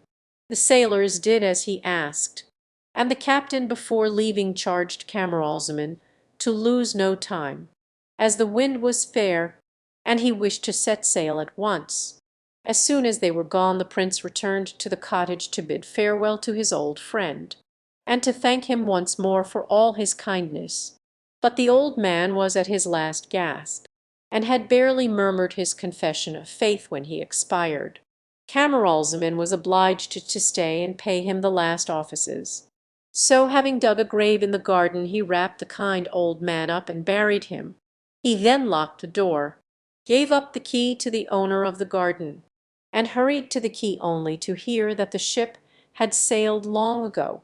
After waiting 3 hours for him, it may well be believed that the prince felt in despair at this fresh misfortune, which obliged him to spend another year in a strange and distasteful country. Moreover, he had once more lost the Princess Badoura's talisman, which he feared he might never see again. There was nothing left for him but to hire the garden as the old man had done, and to live on in the cottage. As he could not well cultivate the garden by himself, he engaged a lad to help him, and to secure the rest of the treasure he put the remaining gold dust into 50 more jars, filling them up with olives so as to have them ready for transport. Whilst the prince was settling down to this second year of toil and privation, the ship made a rapid voyage and arrived safely at the Ebony Island, as the palace of the new king, or rather of the Princess Badoura, overlooked the harbour. She saw the ship entering it, and asked what vessel it was coming in so gaily decked with flags, and was told that it was a ship from the island of the Idolaters which yearly brought rich merchandise. The princess, ever on the lookout for any chance of news of her beloved husband, went down to the harbour attended by some officers of the court, and arrived just as the captain was landing. She sent for him and asked many questions as to his country. voyage, what passengers he had, and what his vessel was laden with. The captain answered all her questions, and said that his passengers consisted entirely of traders who brought rich stuffs, fine muslins, precious stones, musk, amber, spices, drugs, olives, and many other things. As soon as he mentioned olives, the princess, who was very partial to them, exclaimed, "I will take all you have on board. Have them unloaded, and we will make our bargain at once. And tell the other merchants to let me see all their best wares before showing them to other people." "Sire," replied the captain, "I have on board 50 very large pots of olives. They belong to a merchant who was left behind, as in spite of waiting for him, he delayed so long that I was obliged to set sail without him." "Never mind," said the princess, "unload them all the same, and we will arrange the price." The captain accordingly sent his boat off to the ship. The princess asked what they might be worth.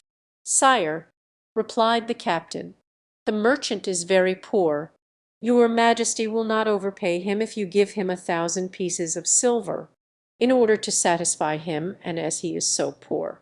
Said the princess, "I will order 1,000 pieces of gold to be given you, which you will be sure to remit to him."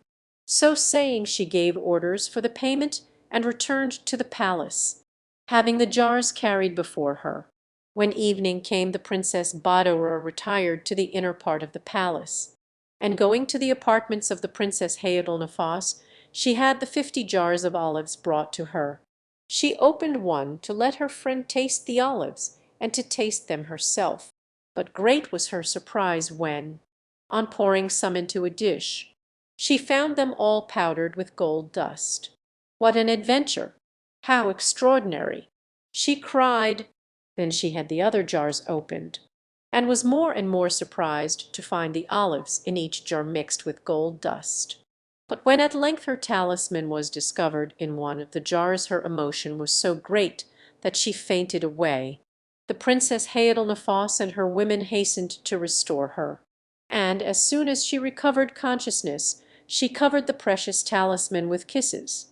Then, dismissing the attendants, she said to her friend, "You will have guessed, my dear, that it was the sight of this talisman which has moved me so deeply. This was the cause of my separation from my dear husband, and now, I am convinced, it will be the means of our reunion." As soon as it was light next day, the Princess Badoura sent for the captain, and made further inquiries about the merchant who owned the olive jars she had bought. In reply, the captain told her all he knew of the place where the young man lived, and how, after engaging his passage, he came to be left behind. "If that is the case," said the princess, "you must set sail at once and go back for him. He is a debtor of mine and must be brought here at once, or I will confiscate all your merchandise. I shall now give orders to have all the warehouses where your cargo is placed under the royal seal, and they will only be opened. Go at once and obey my orders." The captain had no choice but to do as he was bid. So hastily provisioning, when, after a rapid passage, he gained sight of the island of Idolaters, he judged it better not to enter the harbour, but casting anchor at some distance, he embarked at night in a small boat with 6 active sailors and landed near Camaralzaman's cottage. The prince was not asleep, and as he lay awake moaning over all the said events which had separated him from his wife, he thought he heard a knock at the garden door.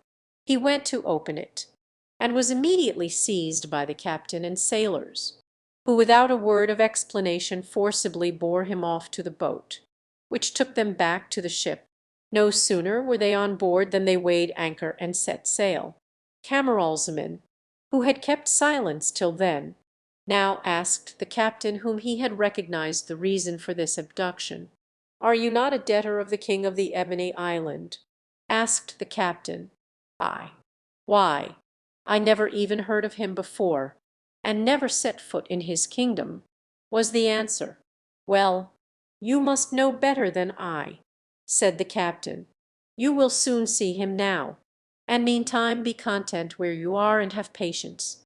The return voyage was as prosperous as the former one, and though it was night when the captain lost no time in landing with his passenger, whom he conducted to the palace, where he begged an audience with the king.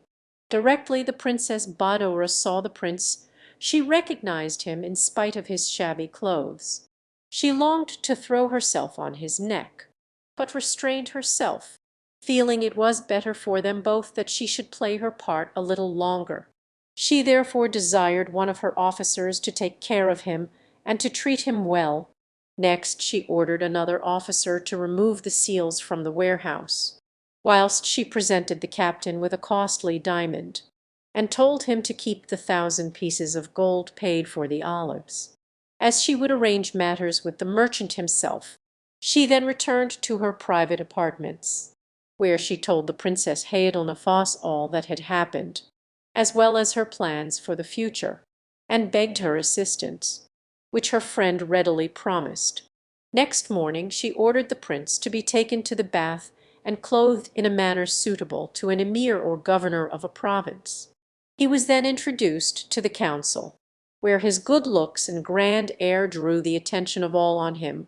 Princess Badoura, delighted to see him looking himself once more, turned to the other emirs, saying, "My lords, I introduce to you a new colleague, Camaralzaman, whom I have known on my travels and who, I can assure you, you will find well deserves your regard and admiration."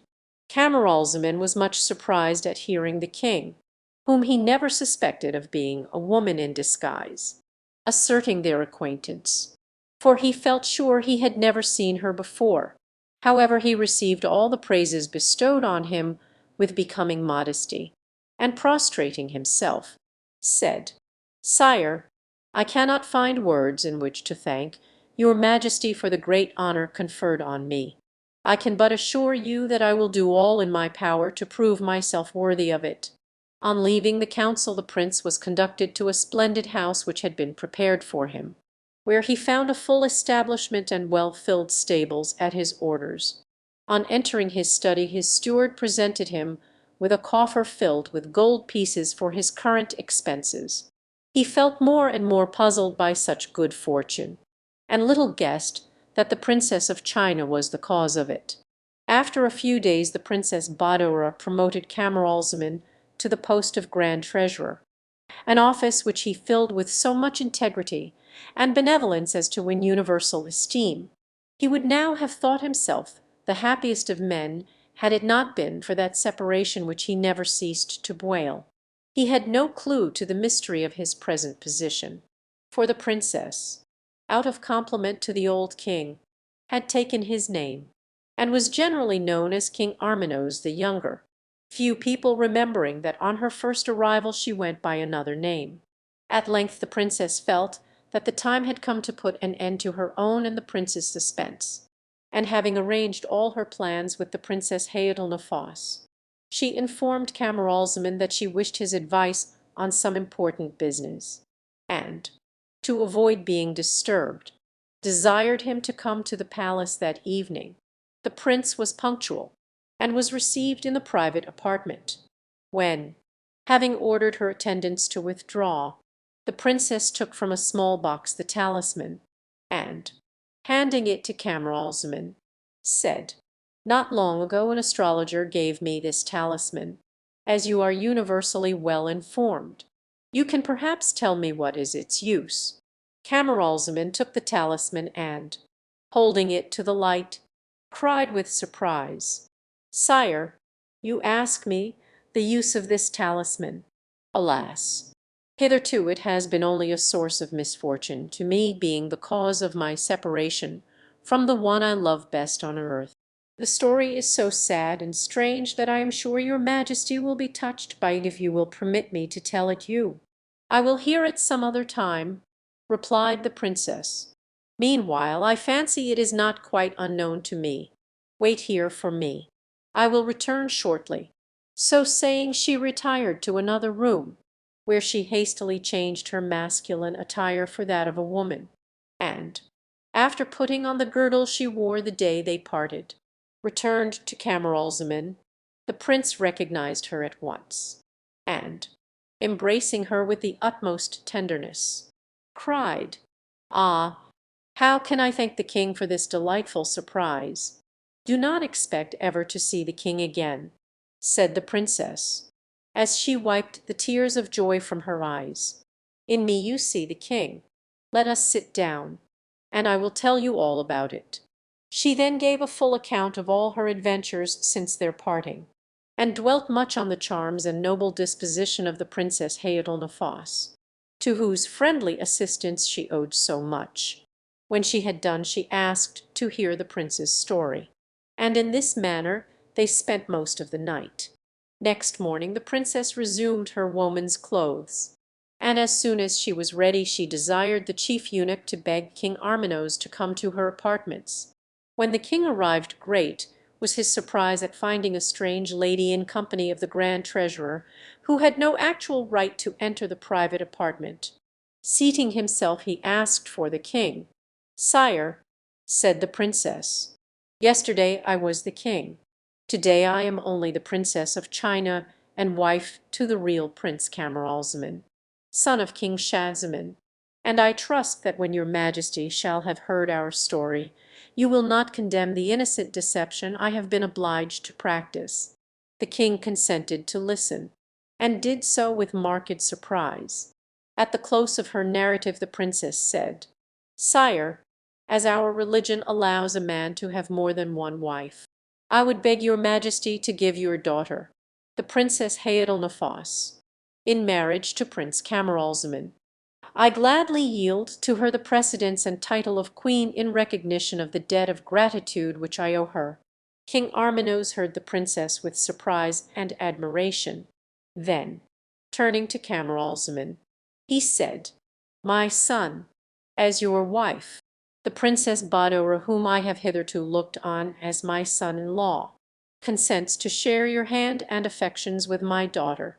I have only to ask if this marriage is agreeable to you, and if you will consent to accept the crown which the Princess Badoura deserves to wear all her life, but which she prefers to resign for love of you." "Sire," replied Camaralzaman, "I can refuse your Majesty nothing." Accordingly Camaralzaman was duly proclaimed king, and as duly married with all pomp to the Princess Haiatelnefous, with whose beauty, talents, and affections he had every reason to be pleased. The two queens lived in true sisterly harmony together, and after a time each presented King Camaralzaman with a son, whose births were celebrated throughout the kingdom with the utmost rejoicing. Norden and the fair Persian Balsora was the capital of a kingdom long tributary to the Caliph. During the time of the Caliph Harun al-Rashid, the king of Balsora, who was his cousin, was called Zinbi. Not thinking one vizier enough for the administration of his estates, he had two, named Kikin and Say. Kikin was kind, generous, and liberal, and took pleasure in obliging, as far as in him lay, those who had business with him. Throughout the entire kingdom there was no one who did not esteem and praise him as he deserved. Say was quite a different character, and repelled everyone with whom he came in contact. He was always gloomy, and, in spite of his great riches, so miserly that he denied himself. What made him particularly detested was the great aversion he had to Kikin, of whom he never ceased to speak evil to the king. One day, while the king amused himself talking with his two viziers and other members of the council, the conversation turned on female slaves. While some declared that it sufficed for a slave to be beautiful, others, and Kikin was among the number, maintained that beauty alone was not enough, but that it must be accompanied by wit, wisdom, modesty, and, if possible, knowledge. The king not only declared himself to be of this opinion, but charged Kikin to procure him a slave who should fulfil all these conditions. Say, who had been of the opposite side, and was jealous of the honour done to Kikin, said, "Sire, It will be very difficult to find a slave as accomplished as your majesty desires, and, if she is to be found, she will be cheap if she cost less than 10 gold pieces. Say, answered the king, you seem to find that a very great sum. For you it may be so, but not for me, and forthwith he ordered his grand treasurer, who was present, to send 10 gold pieces to Kikin for the purchase of the slave. As soon, then, as Kikin returned home, he sent for the dealers in female slaves, and charged them directly they had found such a one as he described to inform him. They promised to do their utmost, and no day passed that they did not bring a slave for his inspection, but none was found without some defect. At length, early one morning, while Kikin was on his way to the king's palace, a dealer, throwing himself in his way, announced eagerly that a Persian merchant, arrived late the previous evening, had a slave to sell whose wit and wisdom were equal to her incomparable beauty. Kikin, overjoyed at this news, gave orders that the slave should be brought for his inspection on his return from the palace. The dealer appearing at the appointed hour, Kikin found the slave beautiful beyond his expectations, and immediately gave her the name of the fair Persian, being a man of great wisdom and learning. He perceived in the short conversation he had with her that he would seek in vain another slave to surpass her in any of the qualities required by the king, and therefore asked the dealer what price the merchant put upon her. "Sir," was the answer, "for less than 10 gold pieces he will not let her go. He declares that, what with masters for her instruction, and for bodily exercises, not to speak of clothing and nourishment, he has already spent that sum upon her. She is in every way fit to be the slave of a king. She plays every musical instrument. She sings. She dances. She makes verses. In fact, there is no accomplishment in which she does not excel." Kikin, who was better able to judge of her merits than the dealer, wishing to bring the matter to a conclusion, sent for the merchant, and said to him, "It is not for myself that I wish to buy your slave, but for the king. Her price, however, is too high." "Sir," replied the merchant, "I should esteem it an honour to present her to his majesty, did it become a merchant to do such a thing. I ask no more than the sum it has cost me to make her such as she is." Kikin, not wishing to bargain, immediately had the sum counted out, and given to the merchant, who before withdrawing said, "Sir, as she is destined for the king, I would have you observe that she is extremely tired with the long journey, and before presenting her to his majesty you would do well to keep her a fortnight in your own house, and to see that a little care is bestowed upon her. The sun has tanned her complexion, but when she has been 2 or 3 times to the bath, and is fittingly dressed, you will see how much her beauty will be increased." Kikin thanked the merchant for his advice, and determined to follow it. He gave the beautiful Persian an apartment near to that of his wife, whom he charged to treat her as befitting a lady destined for the king, and to order for her the most magnificent garments. Before bidding adieu to the fair Persian, he said to her, "No happiness can be greater than what I have procured for you. Judge for yourself. You now belong to the king. I have, however, to warn you of one thing. I have a son, who, though not wanting in sense, is young, foolish, and headstrong, and I charge you to keep him at a distance." The Persian thanked him for his advice, and promised to profit by it. Nordin, for so the vizir's son was named, went freely in and out of his mother's apartments. He was young, well made, and agreeable, and had the gift of charming all with whom he came in contact. As soon as he saw the beautiful Persian, though aware that she was destined for the king, he let himself be carried away by her charms, and determined at once to use every means in his power to retain her for himself. The Persian was equally captivated by Nordin, and said to herself, The vizir does me too great honor in buying me for the king. I should esteem myself very happy if he would give me to his son." Norden availed himself of every opportunity to gaze upon her beauty, to talk and laugh with her, and never would have left her side if his mother had not forced him.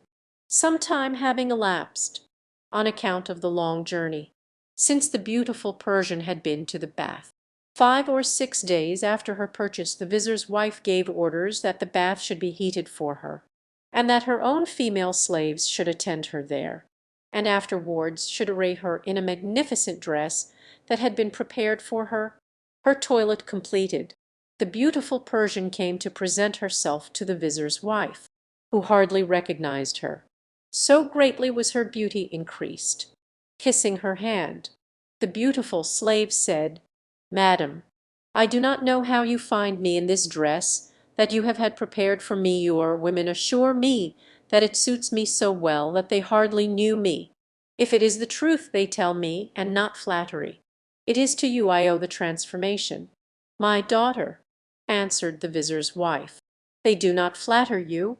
I myself hardly recognized you. The improvement is not due to the dress alone, but largely to the beautifying effects of the bath. I am so struck by its results that I would try it on myself." Acting forthwith on this decision, she ordered 2 little slaves during her absence to watch over the beautiful Persian, and not to allow Norden to enter should he come. She had no sooner gone than he arrived, and not finding his mother in her apartment, would have sought her in that of the Persian. The 2 little slaves barred the entrance, saying that his mother had given orders that he was not to be admitted. Taking each by an arm, he put them out of the anteroom, and shut the door.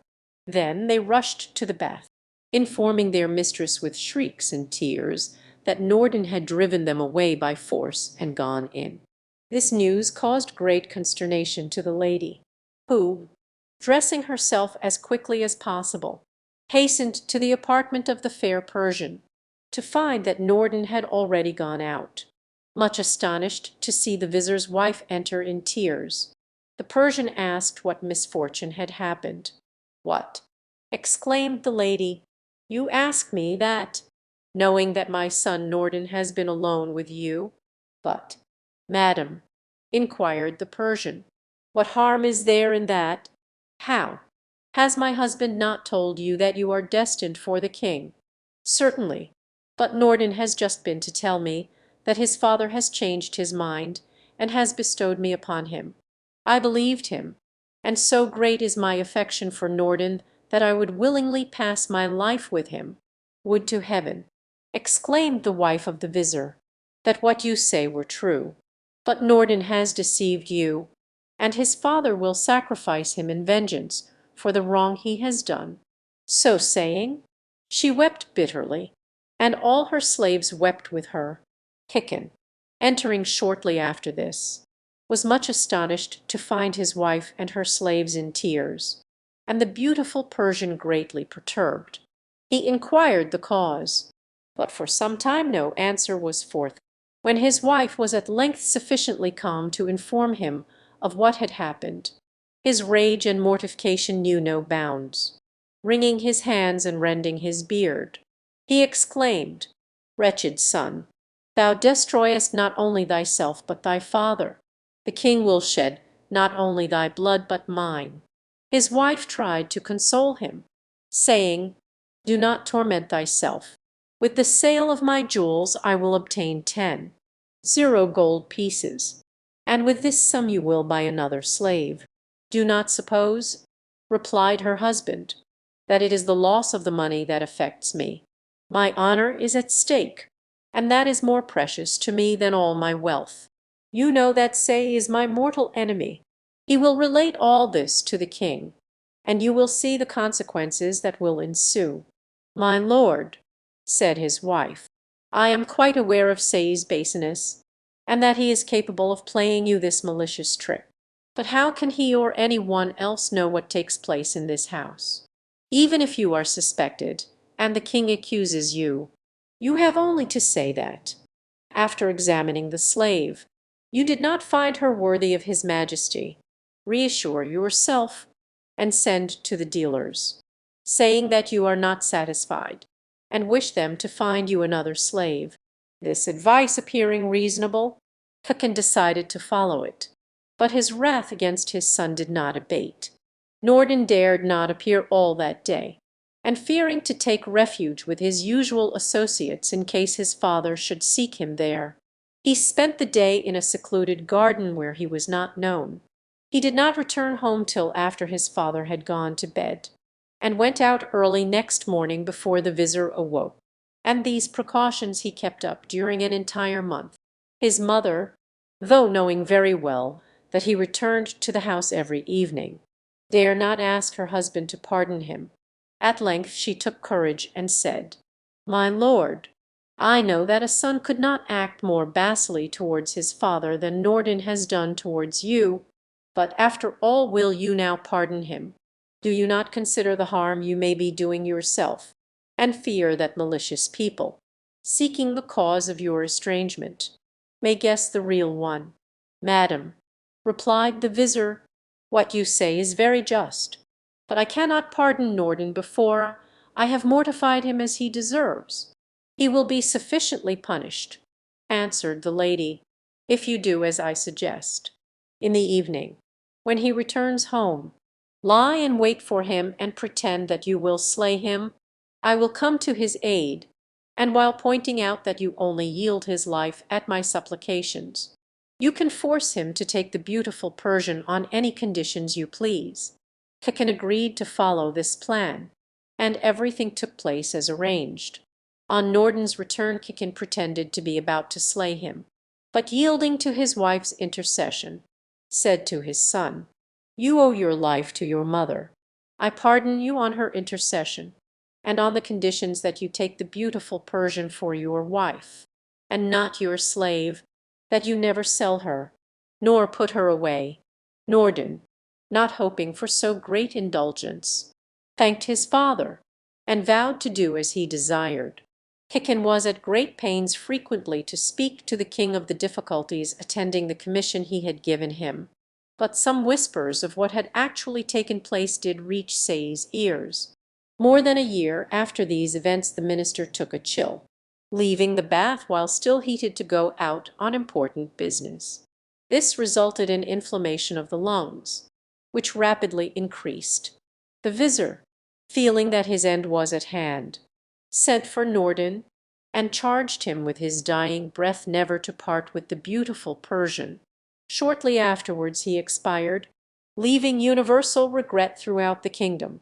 Rich and poor alike followed him to the grave.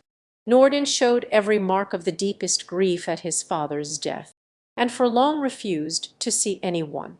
At length a day came when, one of his friends being admitted, urged him strongly to be consoled, and to resume his former place in society. This advice Norden was not slow to follow, and soon he formed little society of 10 young men all about his own age, with whom he spent all his time in continual feasting and merry-making. Sometimes the fair Persian consented to appear at these festivities, but she disapproved of this lavish expenditure, and did not scruple to warn Norden of the probable consequences.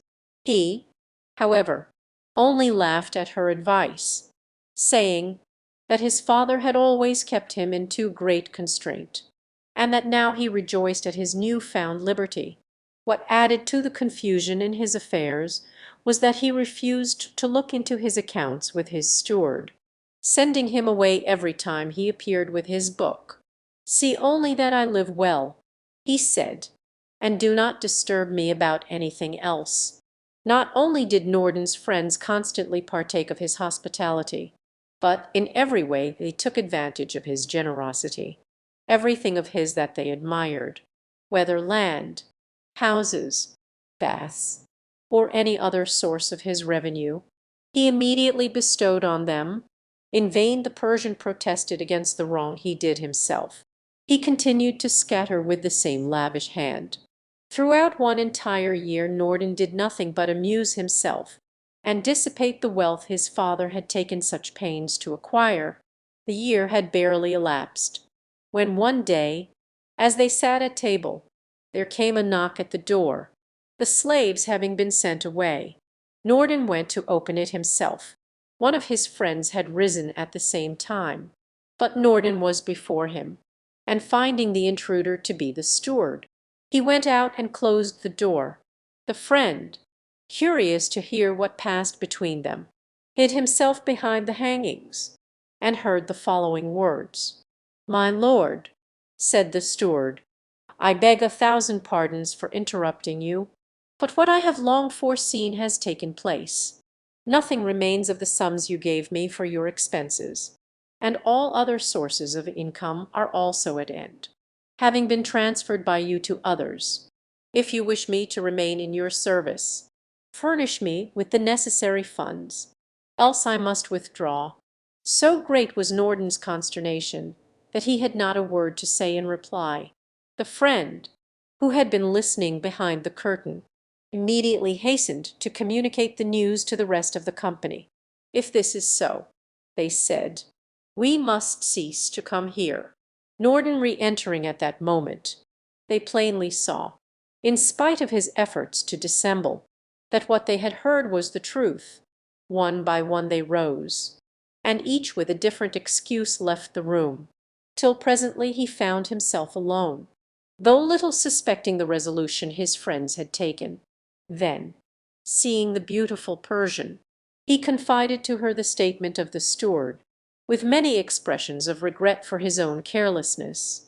"Had I but followed your advice, beautiful Persian," he said, "all this would not have happened. But at least I have this consolation, that I have spent my fortune in the company of friends who will not desert me in an hour of need. Tomorrow I will go to them, and amongst them they will lend me a sum sufficient to start in some business."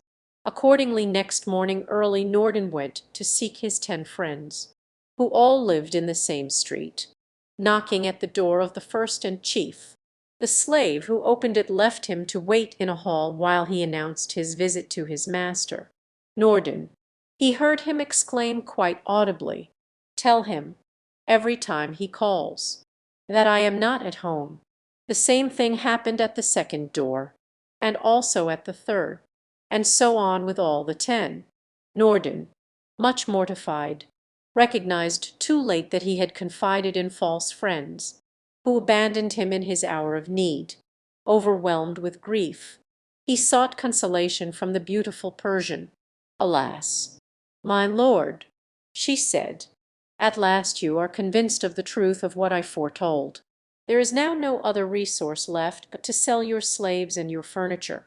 First then he sold the slaves, and subsisted for a time on the proceeds. After that the furniture was sold, and as much of it was valuable it sufficed for some time. Finally this resource also came to an end, and again he sought counsel from the beautiful Persian. "My lord," she said, "I know that the late Vizier, your father, bought me for 10 gold pieces, and though I have diminished in value since, I should still fetch a large sum. Do not therefore hesitate to sell me, and with the money you obtain go and establish yourself in business in some distant town." "Charming Persian," answered Norden, "how could I be guilty of such baseness? I would die rather than part from you whom I love better than my life." "My lord," she replied, "I am well aware of your love for me, which is only equalled by mine for you, but a cruel necessity obliges us to seek the only remedy." Norden, convinced at length of the truth of her words, yielded, and reluctantly led her to the slave market, where, showing her to a dealer named Hagi Hassan, he inquired her value, taking them into a room apart. Hagi Hassan exclaimed as soon as she had unveiled, "My lord, is not this the slave your father bought for 10 pieces?" On learning that it was so, he promised to obtain the highest possible price for her. Leaving the beautiful Persian shut up in the room alone, he went out to seek the slave merchants, announcing to them that he had found the pearl among slaves, and asking them to come and put a value upon her. As soon as they saw her they agreed that less than 4 0 gold pieces could not be asked. Hagi Hassan, then closing the door upon her, began to offer her for sale, calling out, "Who will bid for 0 gold pieces for the Persian slave?" Before any of the merchants had bid, Say happened to pass that way, and judging that it must be a slave of extraordinary beauty, rode up to Hagi Hassan and desired to see her. Now it was not the custom to show a slave to a private bidder, but as no one dared to disobey the vizir his request was granted. As soon as Say saw the Persian he was so struck by her beauty that he immediately wished to possess her, and not knowing that she belonged to Nordin, he desired Hagi Hassan to send for the owner and to conclude the bargain at once. Hagi Hassan then sought Nordin, and told him that his slave was going far below her value, and that if Say bought her he was capable of not paying the money. "What you must do," he said, "is to pretend that you had no real intention of selling your slave, and only swore you would in a fit of anger against her. When I present her to Say, as if with your consent, you must step in, and with blows begin to lead her away." Nordin did as Hagi Hassan advised, to the great wrath of Say, who riding straight at him endeavoured to take the beautiful Persian from him by force. Nordin, letting her go, seized Say's horse by the bridle, and, encouraged by the applause of the bystanders, dragged him to the ground, beat him severely, and left him in the gutter streaming with blood. Then, taking the beautiful Persian, he returned home amidst the acclamations of the people, who detested Say so much that they would neither interfere in his behalf nor allow his slaves to protect him. Covered from head to foot with mire and streaming with blood he rose, and leaning on 2 of his slaves went straight to the palace, where he demanded an audience of the king, to whom he related what had taken place in these words: "May it please your majesty, I had gone to the slave market to buy myself. While there I heard a slave being offered for 4 pieces. Asking to see her, I found she was of incomparable beauty, and was being sold by Nordin, the son of your late vizir, to whom your majesty will remember giving a sum of 10 gold pieces for the purchase of a slave. This is the identical slave whom, instead of bringing to your majesty, he gave to his own son. Since the death of his father, this Nordin has run through his entire fortune, has sold all his possessions, and is now reduced to selling the slave. Calling him to me, I said, 'Nordin, I will give you 10 gold pieces for your slave, whom I will present to the king. I will interest him at the same time in your behalf, and this will be worth much more to you than what extra money you might obtain from the merchants.' 'Bad old man,' he exclaimed, 'rather than sell my slave to you I would give her to a Jew.' But, Nordin, I remonstrate, you do not consider that in speaking thus you wrong the king, to whom your father owed everything." This remonstrance only irritated him the more. Throwing himself on me like a madman, he tore me from my horse, beat me to his heart's content, and left me in the state your majesty sees. So saying, Say turned aside his head and wept bitterly. The king's wrath was kindled against Nordin.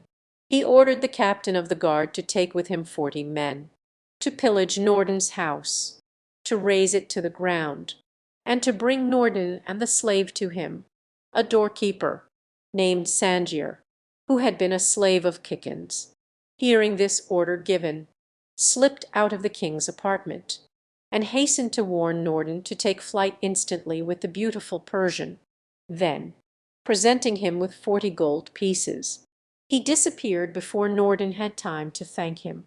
As soon, then, as the fair Persian had put on her veil, they fled together, and had the good fortune to get out of the town without being observed. At the mouth of the Euphrates they found a ship just about to start for Baghdad. They embarked, and immediately the anchor was raised and they set sail. When the captain of the guard reached Nordin's house, he caused his soldiers to burst open the door and to enter by force, but no trace was to be found of Nordin and his slave, nor could the neighbours give any information about them.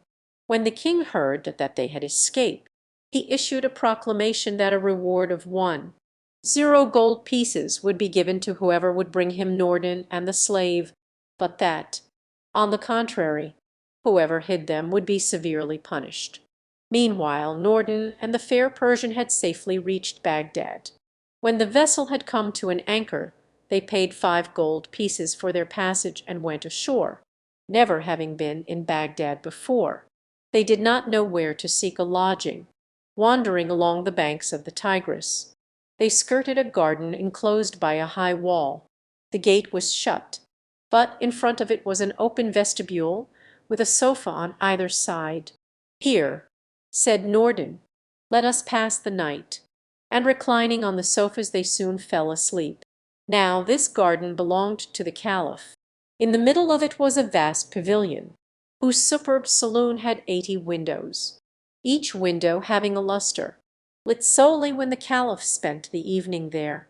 Only the doorkeeper lived there, an old soldier named Shah Ibrahim, who had strict orders to be very careful whom he admitted, and never to allow any one to sit on the sofas by the door. It happened that evening that he had gone out on an errand. When he came back and saw 2 persons asleep on the sofas, he was about to drive them out with blows. But drawing nearer he perceived that they were a handsome young man and beautiful young woman, and decided to awake them by gentler means. Norden, on being awoke, told the old man that they were strangers, and merely wished to pass the night there. "Come with me," said Shah Ibrahim. "I will lodge you better, and will show you a magnificent garden belonging to me, the beauties of which filled them with wonder and amazement." Norden took out 2 gold pieces, and giving them to Shah Ibrahim said, "I beg you to get us something to eat, that we may make merry together," being very avaricious. Shah Ibrahim determined to spend only the 10th part of the money, and to keep the rest to himself. While he was gone, Norden and the Persian wandered through the gardens, and went up the white marble staircase of the pavilion as far as the locked door of the saloon.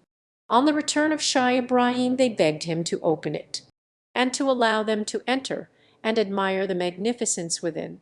Consenting, he brought not only the key, but a light, and immediately unlocked the door. Norden and the Persian entering, were dazzled with the magnificence they beheld. The paintings and furniture were of astonishing beauty, and between each window was a silver arm holding a candle. Shah Ibrahim spread the table in front of a sofa, and all 3 ate together. When they had finished eating, Norden asked the old man to bring them a bottle of wine. "Heaven forbid," said Shah Ibrahim, "that I should come in contact with wine, I who have 4 times made the pilgrimage to Mecca, and have renounced wine for ever. You would, however, do us a great service in procuring us some." Said Norden, "You need not touch it yourself. Take the ass which is tied to the gate, lead it to the nearest wine shop, and ask some passer-by to order 2 jars of wine. Have them put in the espaniers, and drive him before you. Here are 2 pieces of gold for the expenses." At sight of the gold, Shah Ibrahim set off at once to execute the commission. On his return, Norden said, "We have still need of cups to drink from, and of fruit, if you can procure us some." Shah Ibrahim disappeared again, and soon returned with a table spread with cups of gold and silver, and every sort of beautiful fruit. Then he withdrew, in spite of repeated invitations to remain. Norden and the beautiful Persian, finding the wine excellent, drank of it freely, and while drinking they sang. Both had fine voices, and Shah Ibrahim listened to them with great pleasure, first from a distance, then he drew nearer, and finally put his head in at the door. Norden, seeing him, called to him to come in and keep them company. At first the old man declined, but was persuaded to enter the room, to sit down on the edge of the sofa nearest the door, and at last to draw closer and to seat himself by the beautiful Persian, who urged him so persistently to drink her health that at length he yielded. and took the cup she offered. Now the old man only made a pretence of renouncing wine. He frequented wine shops like other people, and had taken none of the precautions Norden had proposed. Having once yielded, he was easily persuaded to take a second cup, and a third, and so on till he no longer knew what he was doing. Till near midnight they continued drinking, laughing, and singing together. About that time the Persian, perceiving that the room was lit by only one miserable tallow candle, asked Shah Ibrahim to light some of the beautiful candles in the silver arms. "Light them yourself," answered the old man. "You are younger then." "Ay, but let 5 or 6 be enough." She did not stop, however, till she had lit all the 80. But Shah Ibrahim was not conscious of this, and when, soon after that, Norden proposed to have some of the lustres lit, he answered, "You are more capable of lighting them than I, but not more than 3." Norden, far from contenting himself with 3, lit all, and opened all the 80 windows. The Caliph Harun al-Rashid, chancing at that moment to open a window in the saloon of his palace looking on the garden, was surprised to see the pavilion brilliantly illuminated. Calling the Grand Vizir, "Giafar," he said to him, "Negligent Vizir, look at the pavilion, and tell me why it is lit up when I am not there."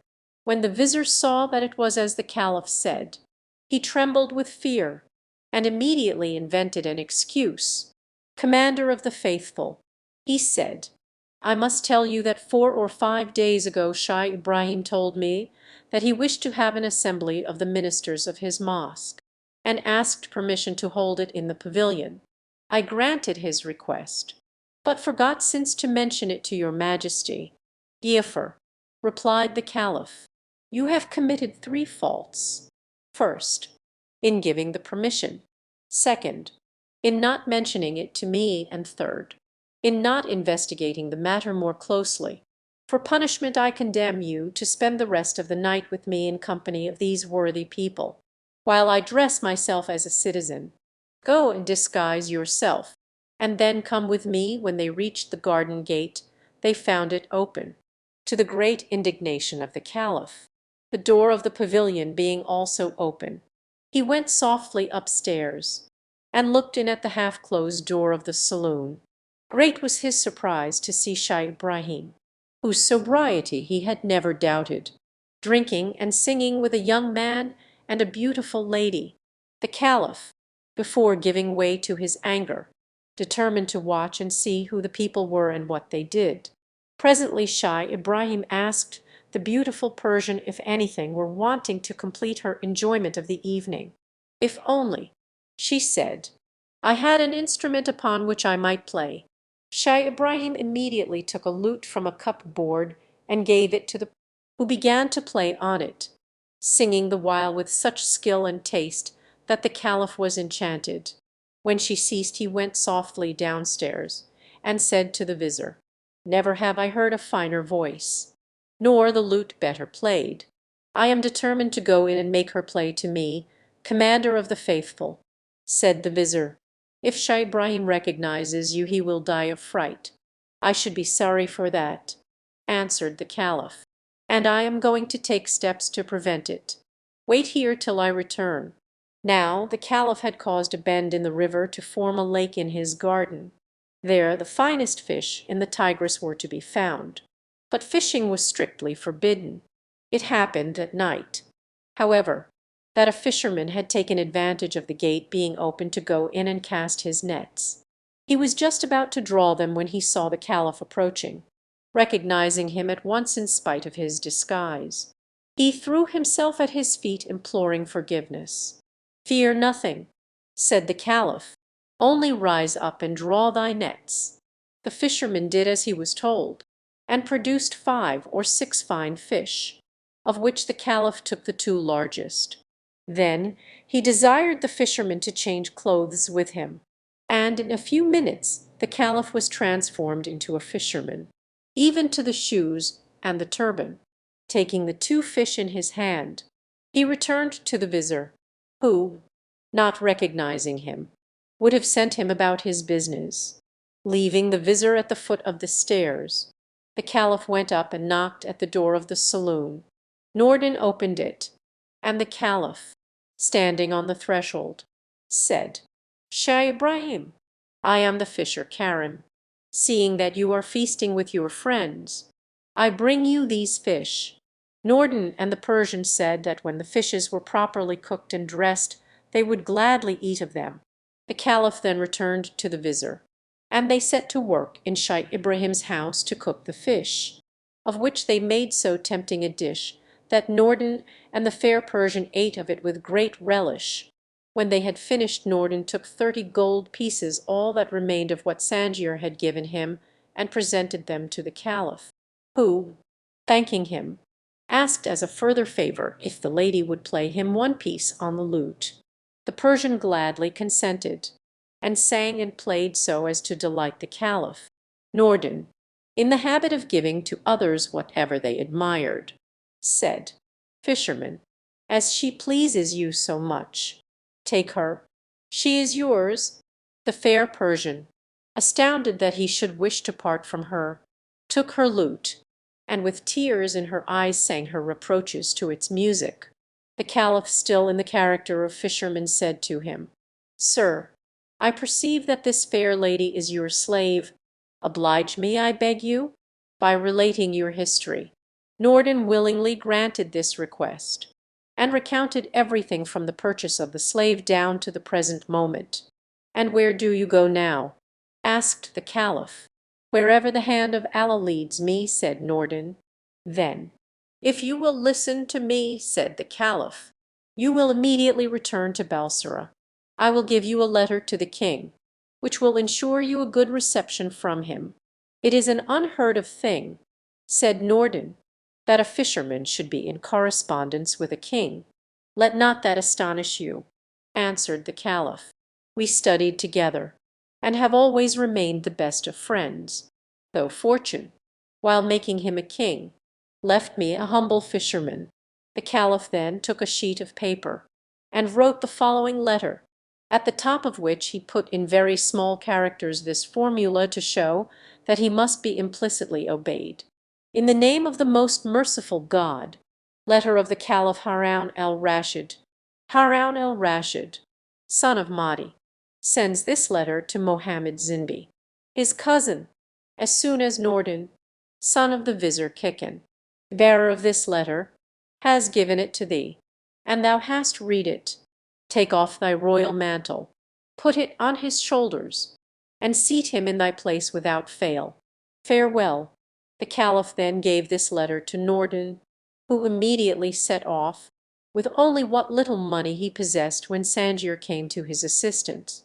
The beautiful Persian, inconsolable at his departure, sank on a sofa bathed in tears.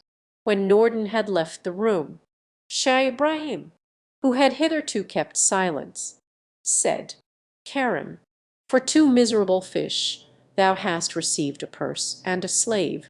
I tell thee I will take the slave, and as to the purse, if it contains silver thou mayst keep 1 piece. If gold, then I will take all and give thee what copper pieces I have in my purse."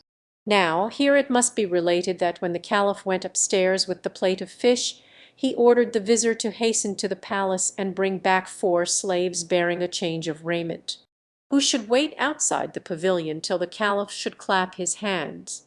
Still personating the fisherman, the Caliph answered, "Shah Ibrahim, whatever is in the purse I will share equally with you, but as to the slave I will keep her for myself. If you do not agree to these conditions you shall have nothing." The old man, furious at this insolence as he considered it, took a cup and threw it at the Caliph, who easily avoided a missile from the hand of a drunken man. It hit against the wall, and broke into 1,000 pieces. Shah Ibrahim, still more enraged, then went out to fetch a stick.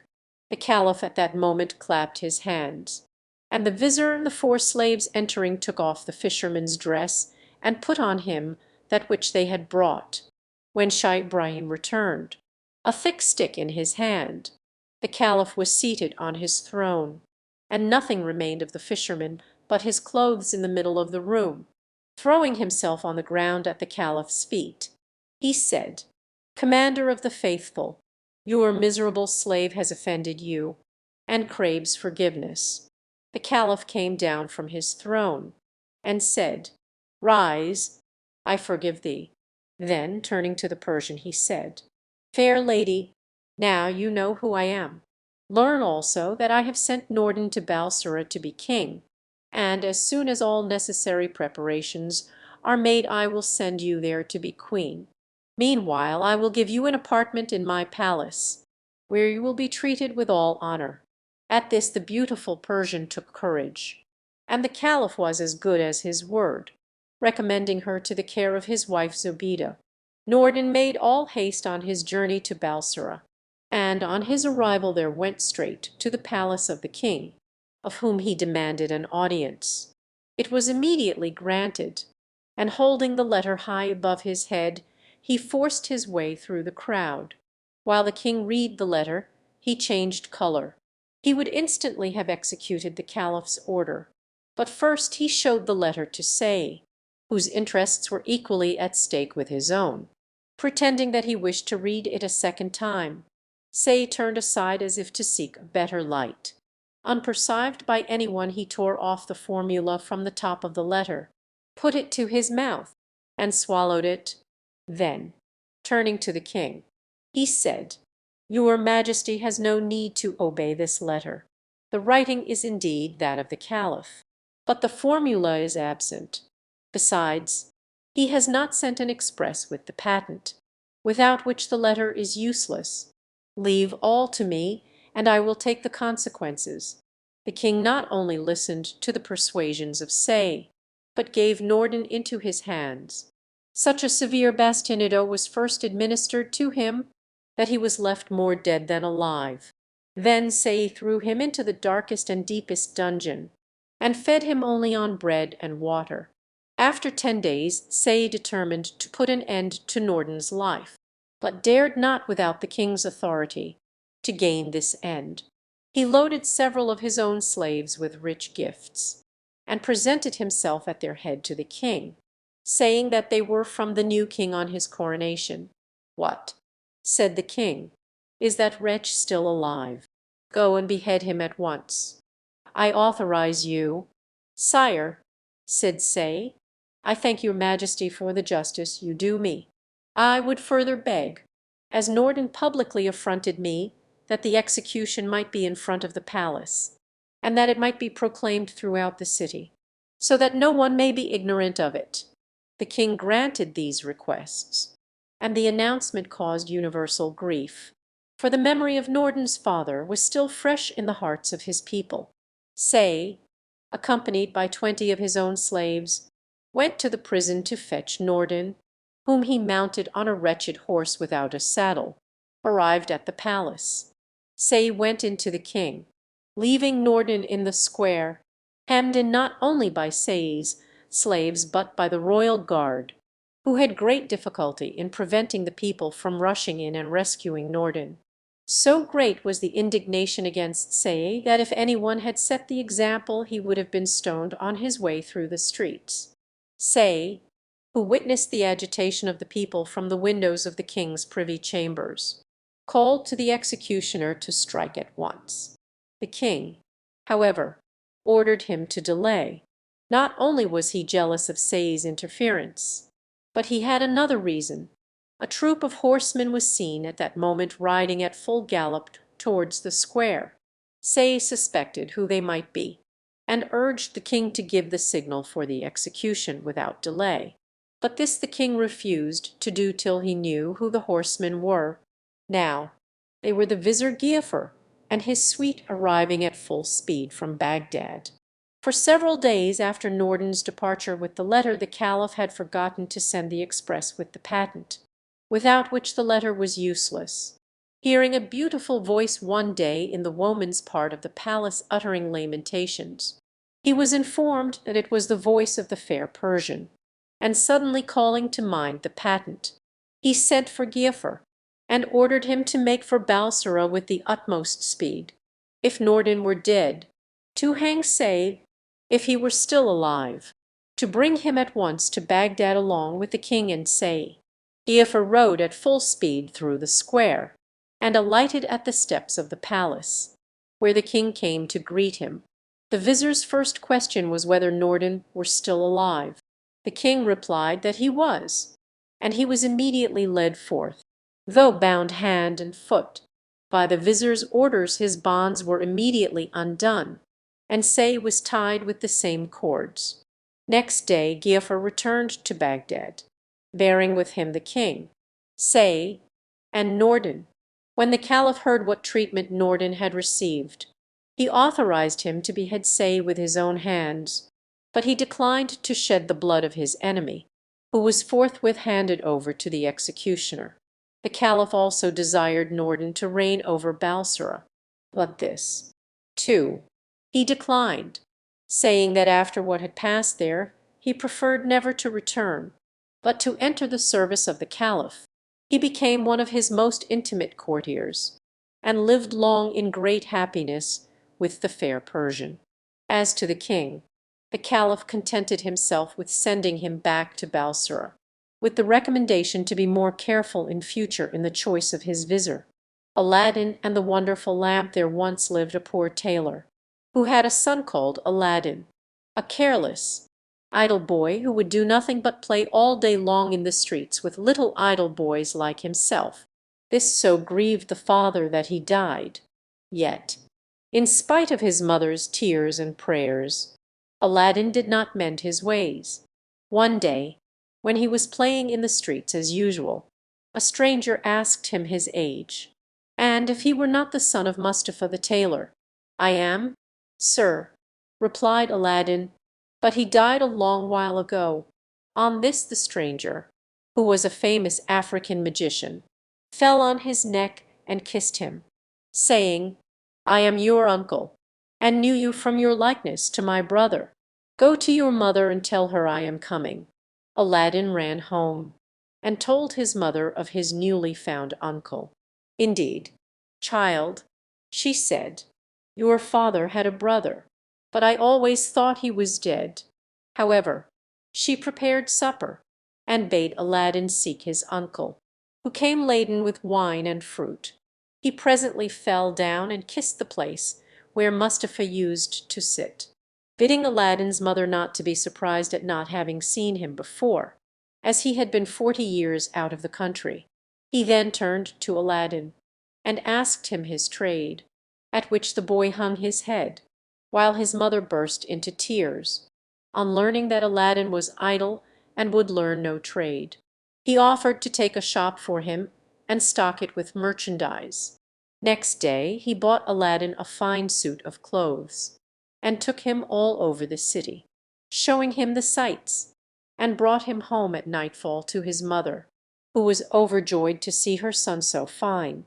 Next day the magician led Aladdin into some beautiful gardens a long way outside the city gates. They sat down by a fountain, and the magician pulled a cake from his girdle, which he divided between them. They then journeyed onwards till they almost reached the mountains. Aladdin was so tired that he begged to go back, but the magician beguiled him with pleasant stories, and led him on in spite of himself. At last they came to two mountains divided by a narrow valley. "We will go no farther," said the false uncle. "I will show you something wonderful. Only do you gather up sticks while I kindle a fire." When it was lit the magician threw on it a powder he had about him, at the same time saying some magical words. The earth trembled a little and opened in front of them, disclosing a square flat stone with a brass ring in the middle to raise it by. Aladdin tried to run away, but the magician caught him and gave him a blow that knocked him down. "What have I done, uncle?" he said piteously, whereupon the magician said more kindly, "Fear nothing, but obey me. Beneath this stone lies a treasure which is to be yours, and no one else may touch it. So you must do exactly as I tell you." At the word treasure, Aladdin forgot his fears, and grasped the ring as he was told, saying the names of his father and grandfather. The stone came up quite easily, and some steps appeared. "Go down," said the magician. "At the foot of those steps you will find an open door leading into 3 large halls. Tuck up your gown and go through them without touching anything, or you will die instantly." These halls led into a garden of fine fruit trees. "Walk on till you come to a niche in a terrace where stands a lighted lamp. Pour out the oil it contains and bring it to me." He drew a ring from his finger and gave it to Aladdin, bidding him prosper. Aladdin found everything as the magician had said, gathered some fruit off the trees, and, having got the lamp, arrived at the mouth of the cave. The magician cried out in a great hurry, "Make haste and give me the lamp." This Aladdin refused to do until he was out of the cave.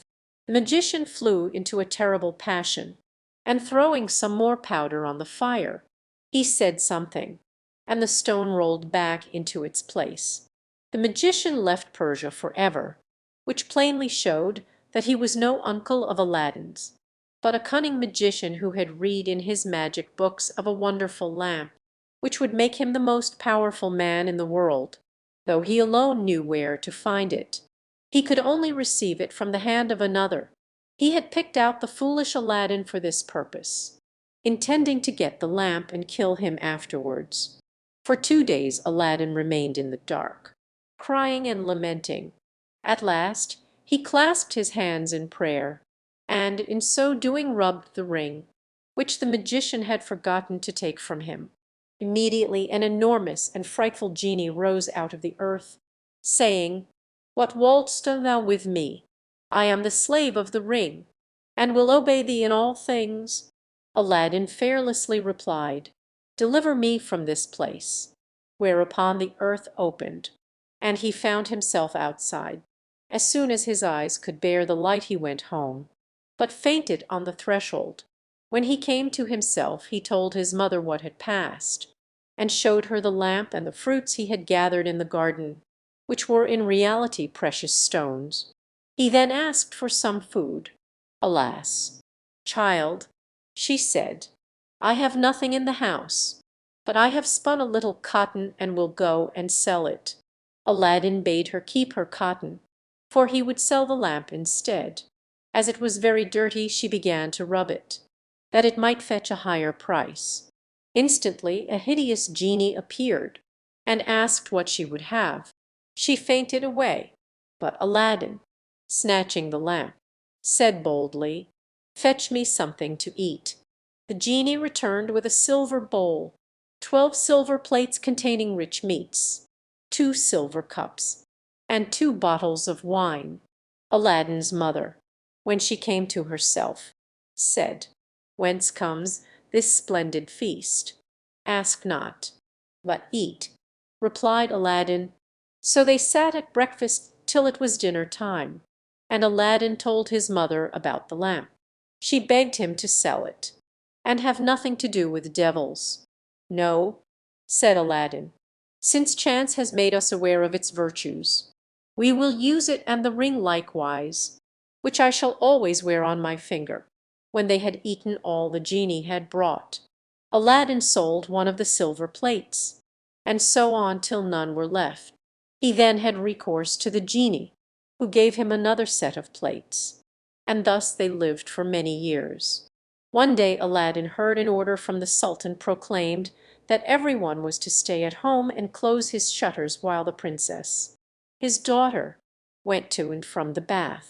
Aladdin was seized by a desire to see her face, which was very difficult, as she always went veiled. He hid himself behind the door of the bath, and peeped through a chink. The princess lifted her veil as she went in, and looked so beautiful that Aladdin fell in love with her at first sight. He went home so changed that his mother was frightened. He told her he loved the princess so deeply that he could not live without her, and meant to ask her in marriage of her father. His mother, on hearing this, burst out laughing, but Aladdin at last prevailed upon her to go before the Sultan and carry his request. She fetched a napkin and laid in it the magic fruits from the enchanted garden, which sparkled and shone like the most beautiful jewels. She took these with her to please the Sultan, and set out, trusting in the lamp. The Grand Vizir and the Lords of Council had just gone in as she entered the hall and placed herself in front of the Sultan.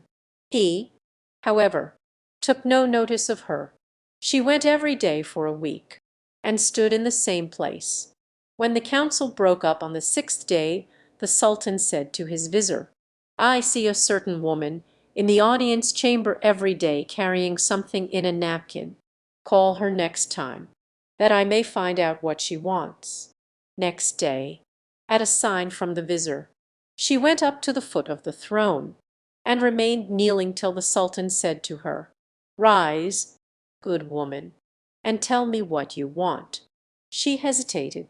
So the Sultan sent away all but the Vizir, and bade her speak freely, promising to forgive her beforehand for anything she might say. She then told him of her son's violent love for the princess. "I prayed him to forget her," she said, "but in vain. He threatened to do some desperate deed if I refused to go and ask your majesty for the hand of the princess. Now I pray you to forgive not me alone, but my son Aladdin." The Sultan asked her kindly what she had in the napkin, whereupon she unfolded the jewels and presented them. He was thunderstruck, and turning to the Vizir said, "What sayest thou? Ought I not to bestow the princess on one who values her at such a price?" The Vizir, who wanted her for his own son, begged the Sultan to withhold her for 3 months, in the course of which he hoped his son would contrive to make him a richer present. The Sultan granted this, and told Aladdin's mother that, though he consented to the marriage, she must not appear before him again for 3 months. Aladdin waited patiently for nearly 3 months, but after 2 had elapsed his mother, going into the city to buy oil, found everyone rejoicing, and asked what was going on. "Do you not know," was the answer, "that the son of the Grand Vizir is to marry the Sultan's daughter to-night?" Breathless, she ran and told Aladdin, who was overwhelmed at first, but presently bethought him of the lamp. He rubbed it, and the genie appeared, saying, "What is thy will?" Aladdin replied, "The Sultan, as thou knowest, has broken his promise to me, and the Vizir's son is to have the princess. My command is that to-night you bring hither the bride and bridegroom." "Master, I obey," said the genie. Aladdin then went to his chamber, where, sure enough at midnight, the genie transported the bed containing the Vizir's son and the princess. "Take this new married man," he said, "and put him outside in the cold, and return at daybreak." Whereupon the genie took the Vizir's son out of bed, leaving Aladdin with the princess. "Fear nothing," Aladdin said to her. "You are my wife, promised to me by your unjust father, and no harm shall come to you." The princess was too frightened to speak, and passed the most miserable night of her life, while Aladdin lay down beside her and slept soundly. At the appointed hour the genie fetched in the shivering bridegroom, laid him in his place, and transported the bed back to the palace. Presently the Sultan came to wish his daughter good morning. The unhappy Vizir's son jumped up and hid himself, while the princess would not say a word, and was very sorrowful. The Sultan sent her mother to her, who said, "How comes it, child, that you will not speak to your father? What has happened?" The princess sighed deeply, and at last told her mother how, during the night, the bed had been carried into some strange house, and what had passed there. Her mother did not believe her in the least, but bade her rise and consider it an idle dream. The following night exactly the same thing happened, and next morning, on the princess refusing to speak, the Sultan threatened to cut off her head. She then confessed all, bidding him ask the Vizir's son if it were not so. The Sultan told the Vizir to ask his son, who owned the truth, adding that, dearly as he loved the princess, he had rather die than go through another such fearful night, and wished to be separated from her. His wish was granted, and there was an end of feasting and rejoicing. When the 3 months were over, Aladdin sent his mother to remind the Sultan of his promise. She stood in the same place as before, and the Sultan, who had forgotten Aladdin, at once remembered him, and sent for her. On seeing her poverty, the Sultan felt less inclined than ever to keep, and asked the vizir's advice, who counselled him to set so high a value on the princess that no man living could come up to it. The Sultan then turned to Aladdin's mother, saying, "Good woman, a sultan must remember his promises, and I will remember mine. But your son must first send me 40 basins of gold brimful of jewels, carried by 40 black slaves, led by as many white ones, splendidly dressed. Tell him that I await his answer." The mother of Aladdin bowed low and went home, thinking all was lost. She gave Aladdin the message, adding, "He may wait long enough for your answer." "Not so long, mother, as you think." Her son replied, "I would do a great deal more than that for the princess." He summoned the genie, and in a few moments the 80 slaves arrived, and filled up the small house and garden. Aladdin made them set out to the palace, 2 and 2, followed by his mother. They were so richly dressed, with such splendid jewels in their girdles, that everyone crowded to see them and the basins of gold they carried on their heads. They entered the palace, and, after kneeling before the Sultan, stood in a half circle round the throne with their arms crossed, while Aladdin's mother presented them to the Sultan. He hesitated no longer, but said, "Good woman, return and tell your son that I wait for him with open arms." She lost no time in telling Aladdin, bidding him make haste. But Aladdin first called the genie. "I want a scented bath," he said, "a richly embroidered habit, a horse surpassing the Sultan's, and 20 slaves to attend me. Besides this, 6 slaves, beautifully dressed, to wait on my mother, and lastly, 10,000 pieces of gold in 10 purses." No sooner said than done. Aladdin mounted his horse and passed through the streets, the slaves strewing gold as they went. Those who had played with him in his childhood knew him not. He had grown so handsome. When the Sultan saw him, he came down from his throne, embraced him, and led him into a hall where a feast was spread, intending to marry him to the princess that very day. But Aladdin refused, saying, "I must build a palace fit for her," and took his leave.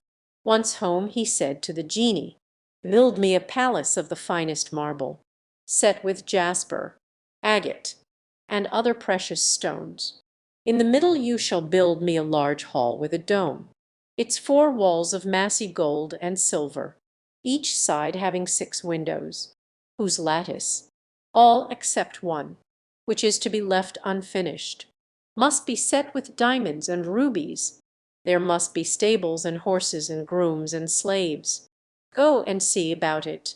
The palace was finished by next day, and the genie carried him there and showed him all his orders faithfully carried out, even to the laying of a velvet carpet from Aladdin's palace to the Sultan's. Aladdin's mother then dressed herself carefully, and walked to the palace with her slaves, while he followed her on horseback. The Sultan sent musicians with trumpets and cymbals to meet them, so that the air resounded with music and cheers. She was taken to the princess, who saluted her and treated her with great honor. At night the princess said good-bye to her father, and set out on the carpet for Aladdin's palace, with his mother at her side, and followed by the 100 slaves. She was charmed at the sight of Aladdin, who ran to receive her.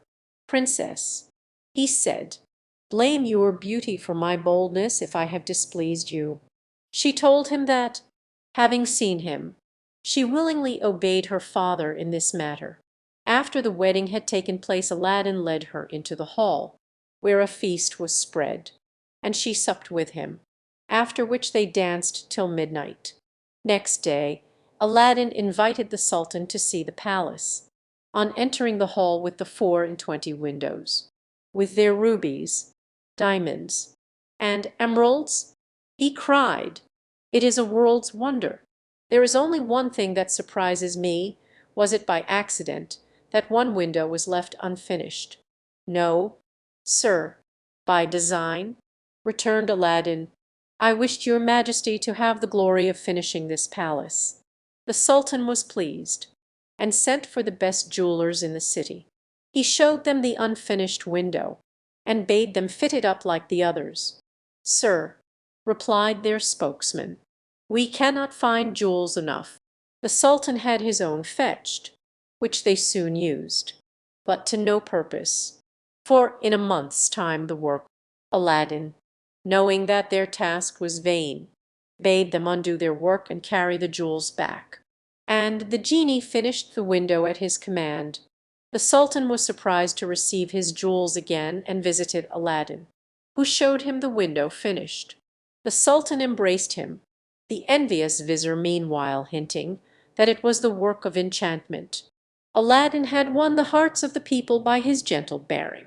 He was made captain of the sultan's armies, and won several battles for him, but remained modest and courteous as before, and lived thus in peace and content for several years.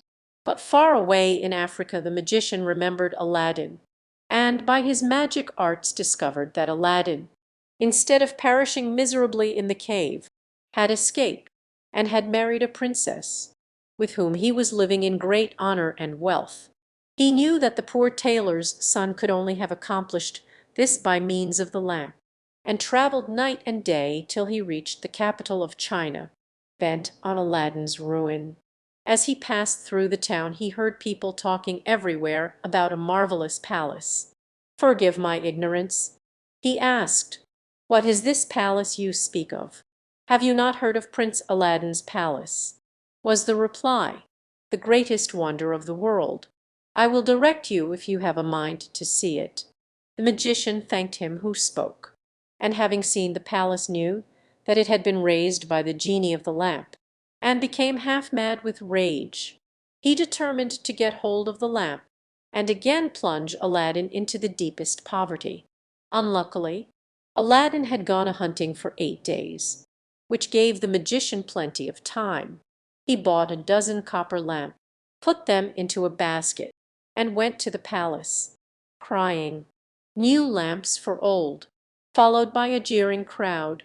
The princess, sitting in the hall of 24 windows, sent a slave to find out what the noise was about, who came back laughing, so that the princess scolded her. "Madam," replied the slave, "who can help laughing to see an old fool offering to exchange fine new lamps for old ones?" Another slave, hearing this, said, "There is an old one on the cornice there which he can have." Now this was the magic lamp, which Aladdin had left there, as he could not take it out hunting with him. The princess, not knowing its value, laughingly bade the slave take it and make the exchange. She went and said to the magician, "Give me a new lamp for this." He snatched it, and bade the slave take her choice. Amid the jeers of the crowd, little he cared, but left off crying his lamps, and went out of the city gates to a lonely place, where he remained till nightfall. When he pulled out the lamp and rubbed it, the genie appeared, and at the magician's command carried him, together with the palace and the princess in it, to a lonely place in Africa. Next morning the sultan looked out of the window towards Aladdin's palace and rubbed his eyes, for it was gone. He sent for the vizir, and asked what had become of the palace. The vizir looked out too, and was lost in astonishment. He again put it down to enchantment, and this time the sultan believed him, and sent 30 men on horseback to fetch Aladdin in chains. They met him riding home, bound him, and forced him to go with them on foot. The people, however, who loved him, followed, armed, to see that he came to no harm. He was carried before the sultan, who ordered the executioner to cut off his head. The executioner made Aladdin kneel down, bandaged his eyes, and raised his scimitar to strike. At that instant the vizir, who saw that the crowd had forced their way into the courtyard and were scaling the walls to rescue Aladdin, called to the executioner to stay his hand. The people, indeed, looked so threatening that the Sultan gave way and ordered Aladdin to be unbound, and pardoned him in the sight of the crowd. Aladdin now begged to know what he had done. "False wretch," said the Sultan, "come hither," and showed him from the window the place where his palace had stood. Aladdin was so amazed that he could not say a word. "Where is my palace and my daughter?" demanded the Sultan. "For the first I am not so deeply concerned, but my daughter I must have, and you must find her or lose your head." Aladdin begged for 40 days in which to find her, promising if he failed to return and suffer death at the Sultan's pleasure. His prayer was granted, and he went forth sadly from the Sultan's presence. For 3 days he wandered about like a madman, asking everyone what had become of his palace, but they only laughed and pitied him. He came to the banks of a river, and knelt down to say his prayers before throwing himself in. In so doing he rubbed the magic ring he still wore. The genie he had seen in the cave appeared, and asked his will. "Save my life, genie," said Aladdin, "and bring my palace back." "That is not in my power," said the genie. "I am only the slave of the ring. You must ask the slave of the lamp." "Even so," said Aladdin, "but thou canst take me to the palace, and set me down under my dear wife's window." He at once found himself in Africa, under the window of the princess, and fell asleep out of sheer weariness. He was awakened by the singing of the birds, and his heart was lighter. He saw plainly that all his misfortunes were owing to the loss of the lamp, and vainly wondered who had robbed him of it. That morning the princess rose earlier than she had done since she had been carried into Africa by the magician, whose company she was forced to endure once a day. She, however, treated him so harshly that he dared not live there altogether. As she was dressing, one of her women looked out and saw Aladdin. The princess ran and opened the window, and at the noise she made Aladdin looked up. She called to him to come to her, and great was the joy of these lovers at seeing each other again.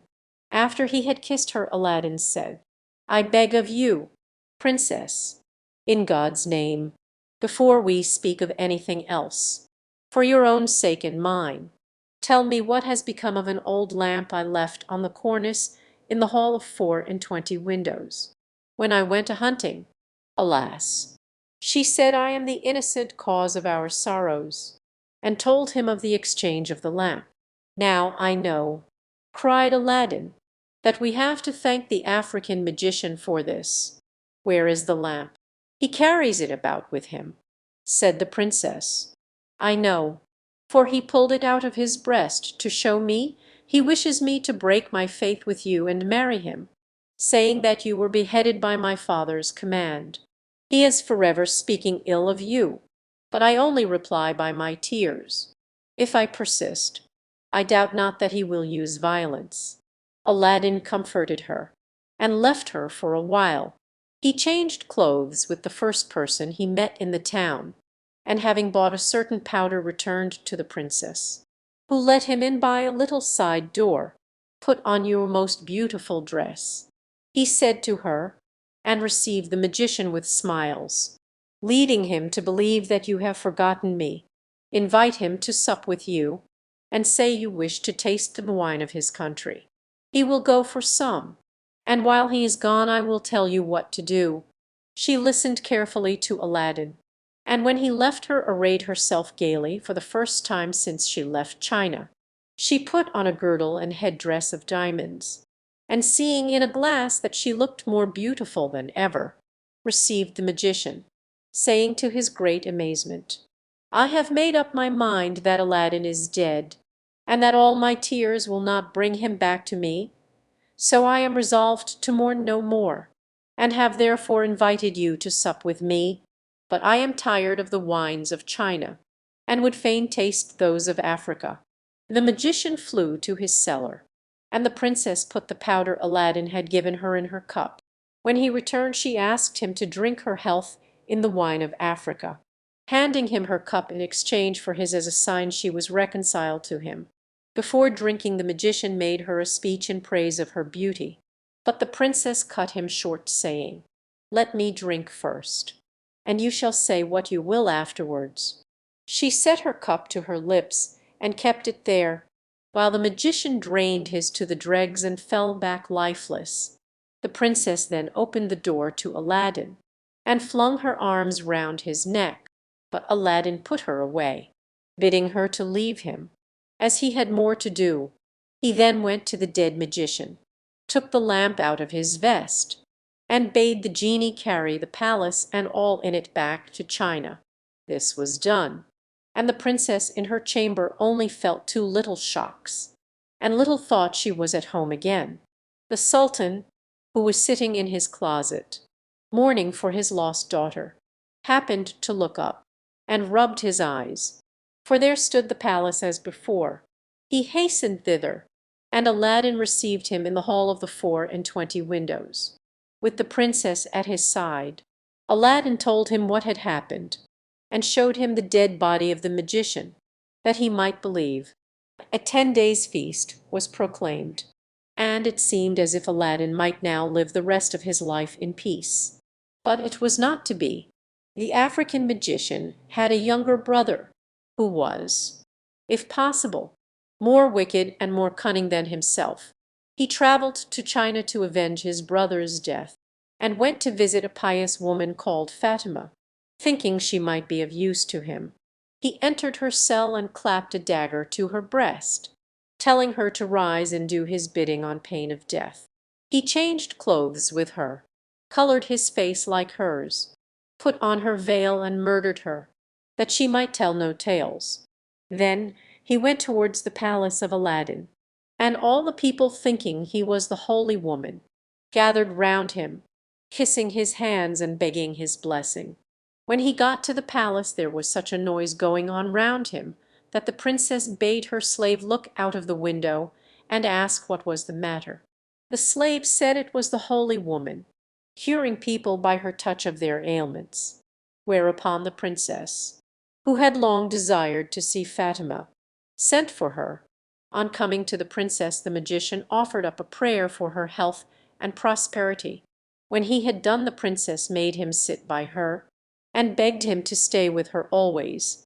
The false Fatima, who wished for nothing better, consented, but kept his veil down for fear of discovery. The princess showed him the hall, and asked him what he thought of it. "It is truly beautiful," said the false Fatima. "In my mind it wants but one thing." "And what is that?" said the princess. "If only a roc's egg," replied he, "were hung up from the middle of this dome, it would be the wonder of the world." After this the princess could think of nothing but a roc's egg, and when Aladdin returned from hunting he found her in a very ill humour. He begged to know what was amiss, and she told him that all her pleasure in the hall was spoilt for the want of a roc's egg hanging from the dome. "That is all," replied Aladdin. "You shall soon be happy." He left her and rubbed the lamp, and when the genie appeared commanded him to bring a roc's egg. The genie gave such a loud and terrible shriek that the hall shook. "Wretch," he cried, "is it not enough that I have done everything for you, but you must command me to bring my master and hang him up in the midst of this dome? You and your wife and your palace deserve to be burnt to ashes. But this request does not come from you, but from the brother of the African magician, whom you destroyed. He is now in your palace disguised as the holy woman, whom he murdered. He it was who put that wish into your wife's head. Take care of yourself, for he means to kill you." So saying, the genie disappeared. Aladdin went back to the princess, saying his head ached, and requesting that the holy Fatima should be fetched to lay her hands on it. But when the magician came near, Aladdin, seizing his dagger, pierced him to the heart. "What have you done?" cried the princess. "You have killed the holy woman." "Not so. replied Aladdin, but a wicked magician, and told her of how she had been deceived. After this Aladdin and his wife lived in peace. He succeeded the Sultan when he died, and reigned for many years, leaving behind him a long line of kings. The adventures of Harun al-Rashid. Caliph of Baghdad, the Caliph Harun al-Rashid sat in his palace, wondering if there was anything left in the world that could possibly give him a few hours' amusement, when Giafar the Grand Vizier, his old and tried friend, suddenly appeared before him, bowing low. He waited, as was his duty, till his master spoke, but Harun al-Rashid merely turned his head and looked at him, and sank back into his former weary posture. Now Giafar had something of importance to say to the Caliph, and had no intention of being put off by mere silence. So with another low bow in front of the throne, he began to speak.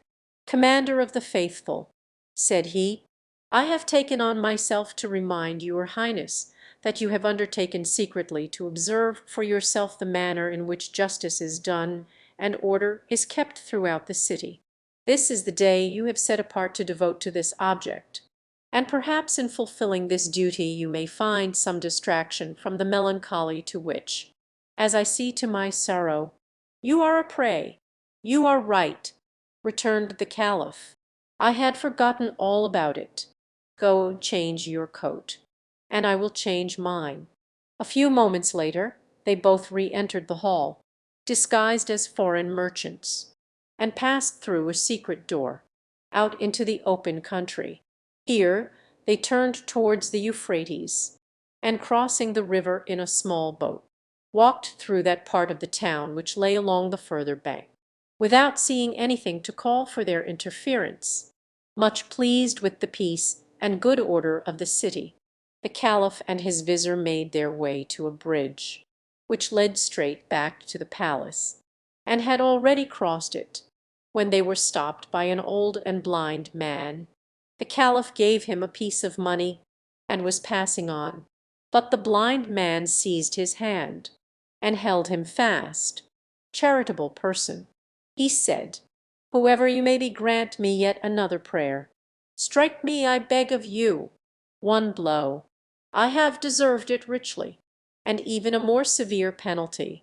The Caliph, much surprised at this request, replied gently, "My good man, that which you ask is impossible.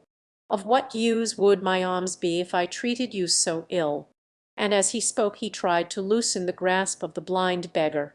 "My lord," answered the man, "pardon my boldness and my persistence. Take back your money, or give me the blow which I crave. I have sworn a solemn oath that I will receive nothing without receiving chastisement, and if you knew all, you would feel that the punishment is not a tenth part of what I deserve."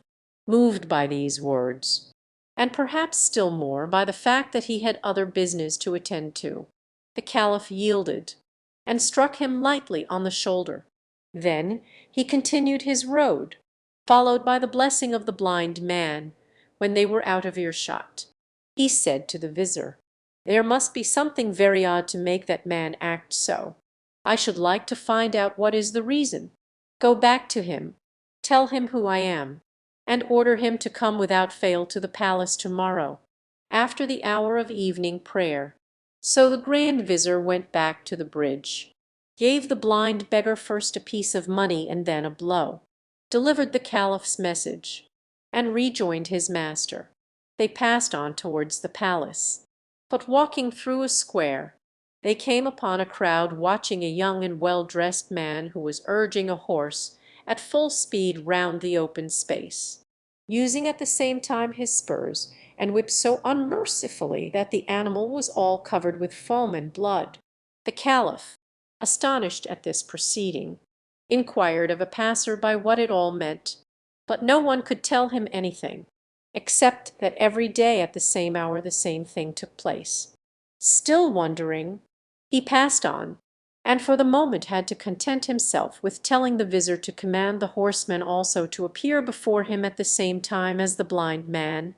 After evening prayer, the Caliph entered the hall, and was followed by the vizir bringing with him the two men of whom we have spoken, and a third, with whom we have nothing to do.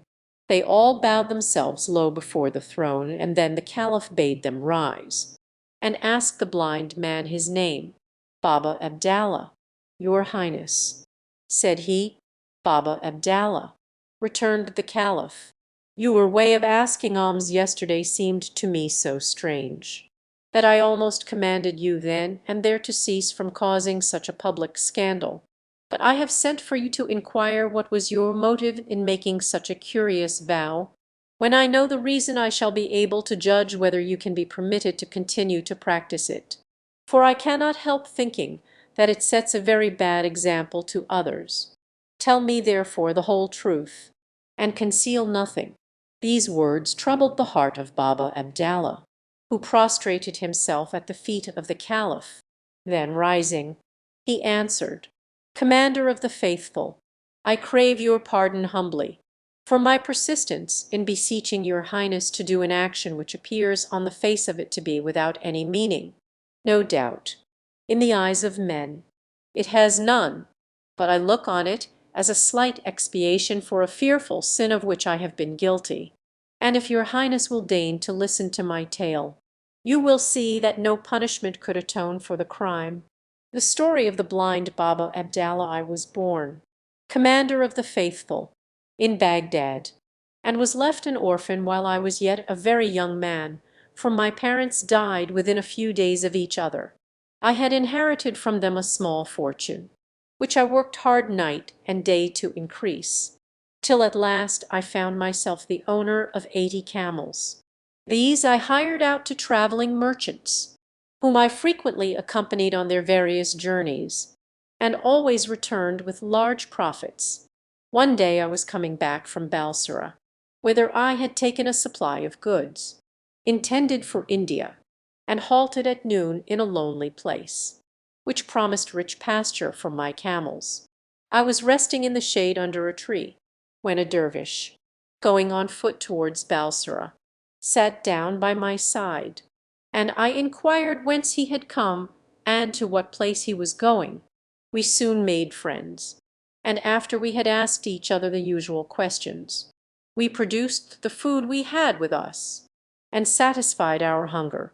While we were eating, the dervish happened to mention that in a spot only a little way off from where we were sitting, there was hidden a treasure so great that if my 80 camels were loaded till they could carry no more, the hiding place would seem as full as if it had never been touched.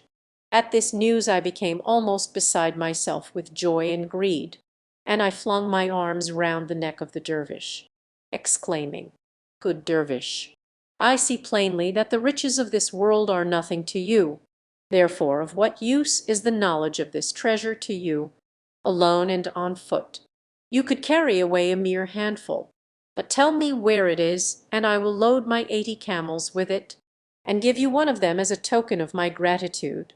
Certainly my offer does not sound very magnificent, but it was great to me, for at his words a wave of covetousness had swept over my heart, and I almost felt as if the 79 camels that were left were nothing in comparison. The dervish saw quite well what was passing in my mind, but he did not show what he thought of my proposal. "My brother," he answered quietly, "you know as well as I do that you are behaving unjustly.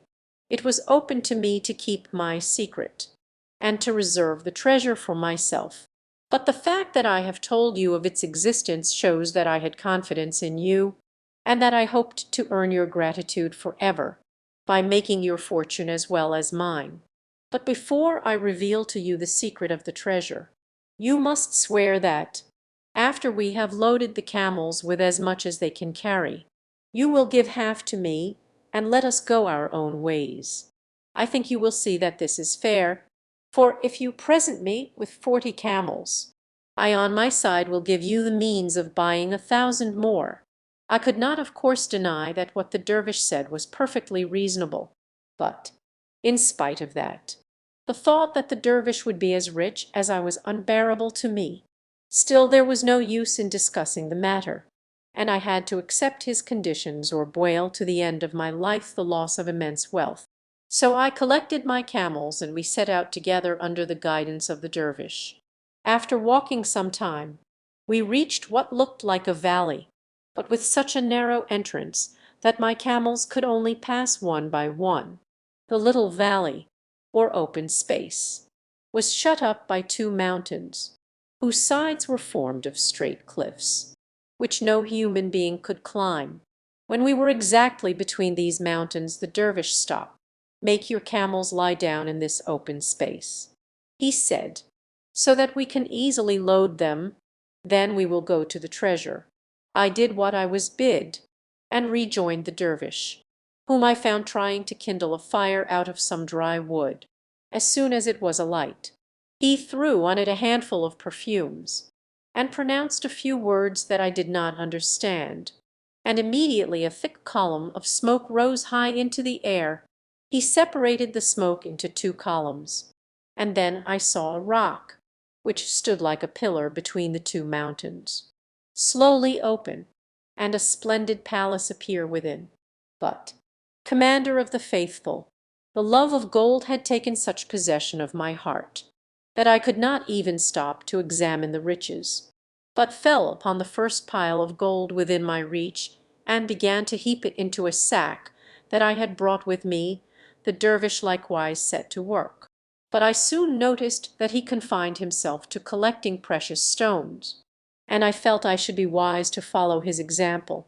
At length the camels were loaded with as much as they could carry, and nothing remained but to seal up the treasure and go our ways. Before, however, this was done, the dervish went up to a great golden vase, beautifully chased, and took from it a small wooden box, which he hid in the bosom of his dress, merely saying that it contained a special kind of ointment. Then he once more kindled the fire, threw on the perfume, and murmured the unknown spell, and the rock closed, and stood whole as before. The next thing was to divide the camels, and to charge them with the treasure, after which we each took command of our own and marched out of the valley, till we reached the place in the high road where the routes diverge, and then we parted, the dervish going towards Balsora, and I to Baghdad. We embraced each other tenderly, and I poured out my gratitude for the honor he had done me in singling me out for this great wealth, and having said a hearty farewell we turned our backs, and hastened after our camels. I had hardly come up with mine when the demon of envy filled my soul. What does a dervish want with riches like that? I said to myself, he alone has the secret of the treasure, and can always get as much as he wants. And I halted my camels by the roadside, and ran back after him. I was a quick runner, and it did not take me very long to come up with him. "My brother!" I exclaimed, as soon as I could speak, almost at the moment of our leave taking. A reflection occurred to me which is perhaps new to you. You are a dervish by profession, and live a very quiet life, only caring to do good, and careless of the things of this world. You do not realize the burden that you lay upon yourself when you gather into your hands such great wealth, besides the fact that no one, who is not accustomed to camels from his birth, can ever manage the stubborn beasts. If you are wise, you will not encumber yourself with more than 30, and you will find those trouble enough." "You are right," replied the dervish, who understood me quite well, but did not wish to fight the matter. "I confess I had not thought about it. Choose any 10 you like, and drive them before you." I selected 10 of the best camels, and we proceeded along the road to rejoin those I had left. I had got what I wanted, but I had found the dervish so easy to deal with that I rather regretted I had not asked for 10 more. I looked back.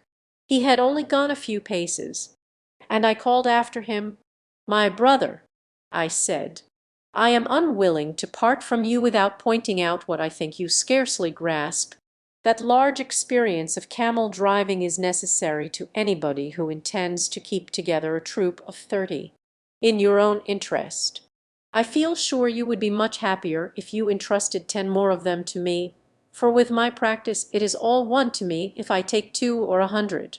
As before, the dervish made no difficulties, and I drove off my 10 camels in triumph, only leaving him with 20 for his share. I had now 60, and any one might have imagined that I should be content. But, Commander of the Faithful, there is a proverb that says, "The more one has, the more one wants." So it was with me. I could not rest as long as one solitary camel remained to the dervish, and returning to him I redoubled my prayers and embraces, and promises of eternal gratitude, till the last 20 were in my hands. Make a good use of them. My brother, said the holy man, remember riches sometimes have wings if we keep them for ourselves, and the poor are at our gates expressly that we may help them. My eyes were so blinded by gold that I paid no heed to his wise counsel, and only looked about for something else to grasp. Suddenly I remembered the little box of ointment that the dervish had hidden, and which most likely contained a treasure more precious than all the rest. Giving him one last embrace, I observed accidentally, "What are you going to do with that little box of ointment? It seems hardly worth taking with you. You might as well let me have it." And really, a dervish who has given up the world has no need of ointment. Oh, if he had only refused my request! But then, supposing he had, I should have got possession of it by force. So great was the madness that had laid hold upon me. However, far from refusing it, the dervish at once held it out, saying gracefully, "Take it, my friend, and if there is anything else I can do to make you happy, you must let me know." Directly the box was in my hands I wrenched off the cover. "As you are so kind," I said, "tell me, I pray you, what are the virtues of this ointment?" "They are most curious and interesting," replied the dervish. "If you apply a little of it to your left eye you will behold in an instant all the treasures hidden in the bowels of the earth.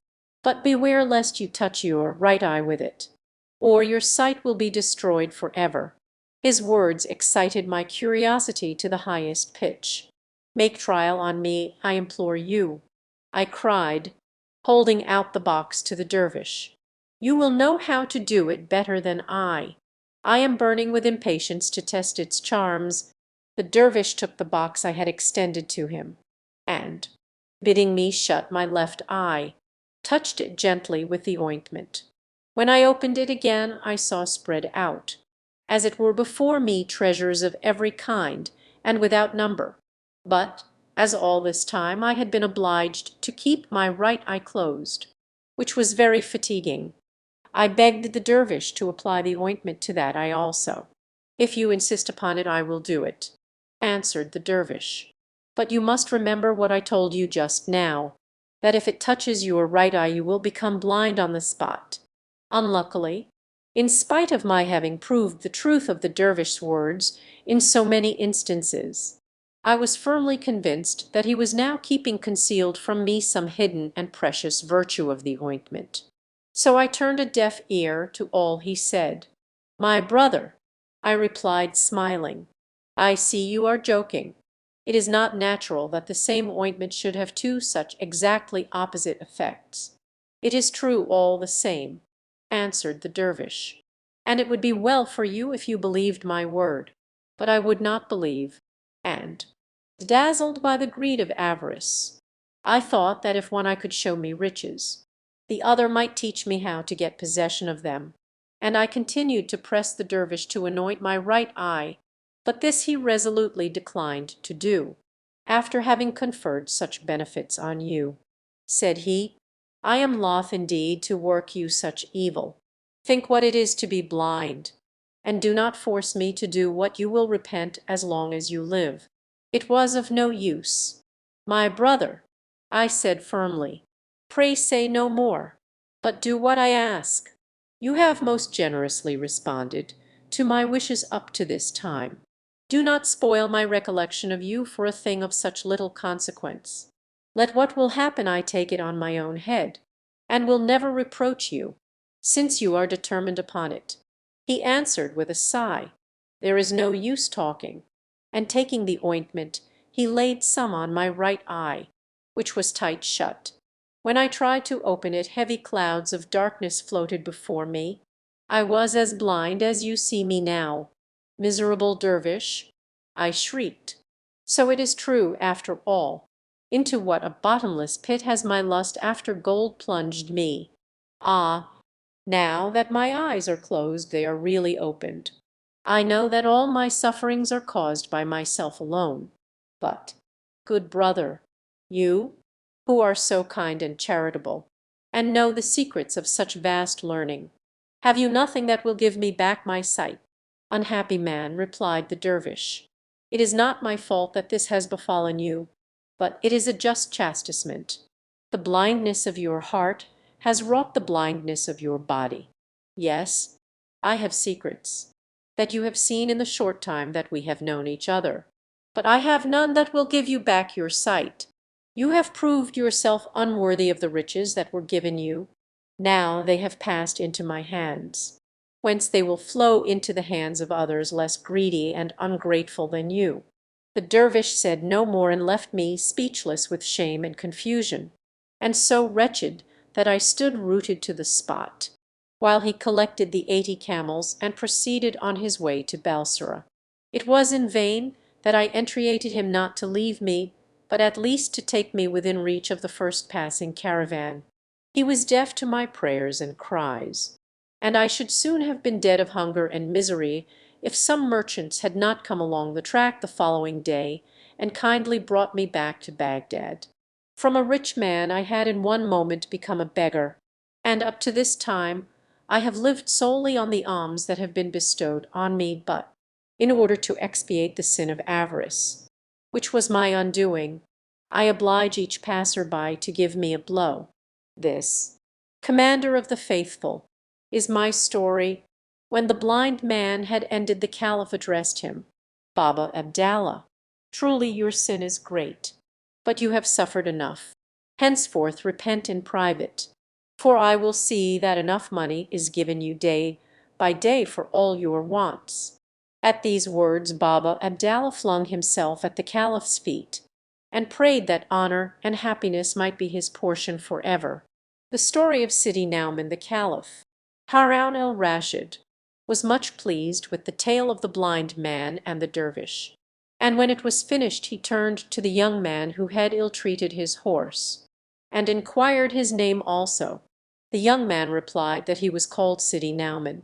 "Sidi Nauman," observed the Caliph, "I have seen horses broken all my life long, and have even broken them myself, but I have never seen any horse broken in such a barbarous manner as by you yesterday.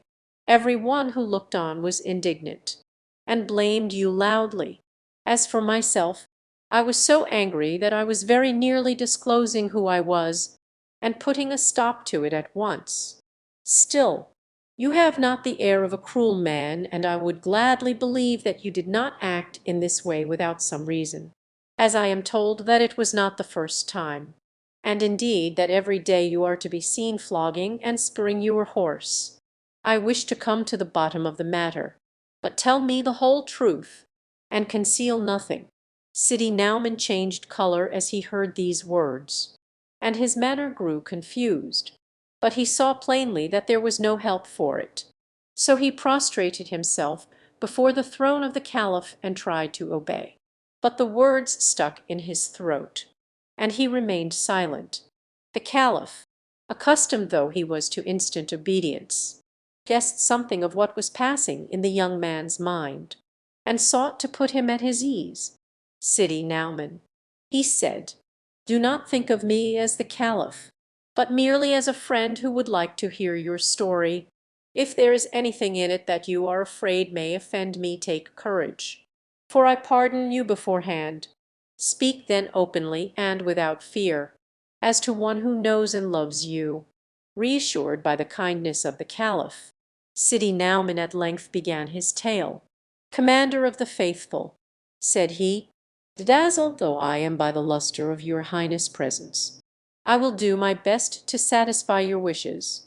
I am by no means perfect, but I am not naturally cruel, neither do I take pleasure in breaking the law. I admit that the treatment of my horse is calculated to give your Highness a bad opinion of me, and to set an evil example to others. Yet I have not chastised it without reason, and I have hopes that I shall be judged more worthy of pity than punishment. Commander of the faithful, I will not trouble to describe my birth. It is not of sufficient distinction to deserve your Highness' attention. My ancestors were careful people, and I inherited enough money to enable me to live comfortably, though without show, having therefore a modest fortune. The only thing wanting to my happiness was a wife who could return my affection. But this blessing I was not destined to get, for on the very day after my marriage, my bride began to try my patience in every way that was most hard to bear. Now, seeing that the customs of our land oblige us to marry without ever beholding the person with whom we are to pass our lives, a man has of course no right to complain as long as his wife is not absolutely repulsive, or is not positively deformed, and whatever defects her body may have, pleasant ways and good behavior will go far to remedy them. The first time I saw my wife unveiled, when she had been brought to my house with the usual ceremonies, I was enchanted to find that I had not been deceived in regard to the account that had been given me of her beauty. I began my married life in high spirits, and the best hopes of happiness. The following day a grand dinner was served to us, but as my wife did not appear, I ordered a servant to call her. Still she did not come, and I waited impatiently for some time. At last she entered the room, and she took our places at the table, and plates of rice were set before us. I ate mine, as was natural, with a spoon, but great was my surprise to notice that my wife, instead of doing the same, drew from her pocket a little case, from which she selected a long pin, and by the help of this pin conveyed her rice grain by grain to her mouth.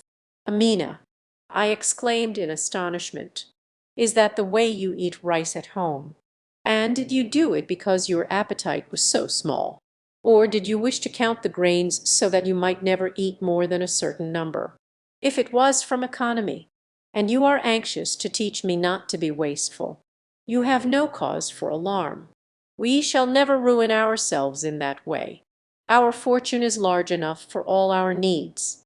Therefore, dear Amina, do not seek to check yourself, but eat as much as you desire, as I do." In reply to my affectionate words, I expected a cheerful answer. Yet Amina said nothing at all, but continued to pick her rice as before, only at longer and longer intervals. And, instead of trying the other dishes, all she did was to put every now and then a crumb of bread into her mouth that would not have made a meal for a sparrow. I felt provoked by her obstinacy, but to excuse her to myself as far as I could, I suggested that perhaps she had never been used to eat in the company of men, and that her family might have taught her that she ought to behave prudently and discreetly in the presence of her husband. Likewise that she might either have dined already or intend to do so in her own apartments. So I took no further notice, and when I had finished left the room, secretly much vexed at her strange conduct. The same thing occurred at supper, and all through the next day, whenever we ate together. It was quite clear that no woman could live upon 2 or 3 bread crumbs and a few grains of rice, and I determined to find out how and when she got food. I pretended not to pay attention to anything she did, in the hope that little by little she would get accustomed to me and become more friendly, but I soon saw that my expectations were quite vain. One night I was lying with my eyes closed, and to all appearance sound asleep, when Amina arose softly, and dressed herself without making the slightest sound. I could not imagine what she was going to do, and as my curiosity was great I made up my mind to follow her when she was fully dressed. She stole quietly from the room, the instant she had let the curtain fall behind her. I flung a garment on my shoulders and a pair of slippers on my feet, looking from a lattice which opened into the court. I saw her in the act of passing through the street door, which she carefully left open. It was bright moonlight, so I easily managed to keep her in sight, till she entered a cemetery not far from the house. There I hid myself under the shadow of the wall, and crouched down cautiously, and hardly was I concealed, when I saw my wife approaching in company with a ghoul, one of those demons which, as your Highness is aware, wander about the country making their lairs in deserted buildings, and springing out upon unwary travellers whose flesh they eat. If no live being goes their way, they then betake themselves to the cemeteries, and feed upon the dead bodies. I was nearly struck dumb with horror on seeing my wife with this hideous female ghoul. They passed by me, without noticing me, began to dig up a corpse which had been buried that day, and then sat down on the edge of the grave to enjoy their frightful repast, talking quietly and cheerfully all the while, though I was too far off to hear what they said. When they had finished, they threw back the body into the grave, and heaped back the earth upon it. I made no effort to disturb them, and returned quickly to the house, when I took care to leave the door open, as I had previously found it. Then I got back into bed, and pretended to sleep soundly. A short time after Amina entered, as quietly as she had gone out. She undressed and stole into bed, congratulating herself apparently on the cleverness with which she had managed her expedition, as may be guessed. After such a scene it was long before I could close my eyes, and at the first sound which called the faithful to prayer, I put on my clothes and went to the mosque. But even prayer did not restore peace to my troubled spirit, and I could not face my wife until I had made up my mind what future course I should pursue in regard to her. I therefore spent the morning roaming about from one garden to another, turning over various plans for compelling my wife to give up her horrible ways. I thought of using violence to make her submit, but felt reluctant to be unkind to her. Besides, I had an instinct that gentle means had the best chance of success. So, a little soothed, I turned towards home, which I reached about the hour of dinner. As soon as I appeared, Amina ordered dinner to be served, and we sat down together. As usual, she persisted in only picking a few grains of rice, and I resolved to speak to her at once of what lay so heavily on my heart.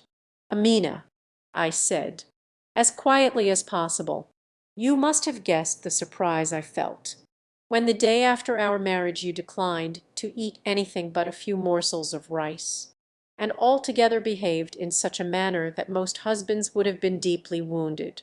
However, I had patience with you, and only tried to tempt your appetite by the choicest dishes I could invent, but all to no purpose. Still, Amina, it seems to me that there be some among them as sweet to the taste as the flesh of a corpse."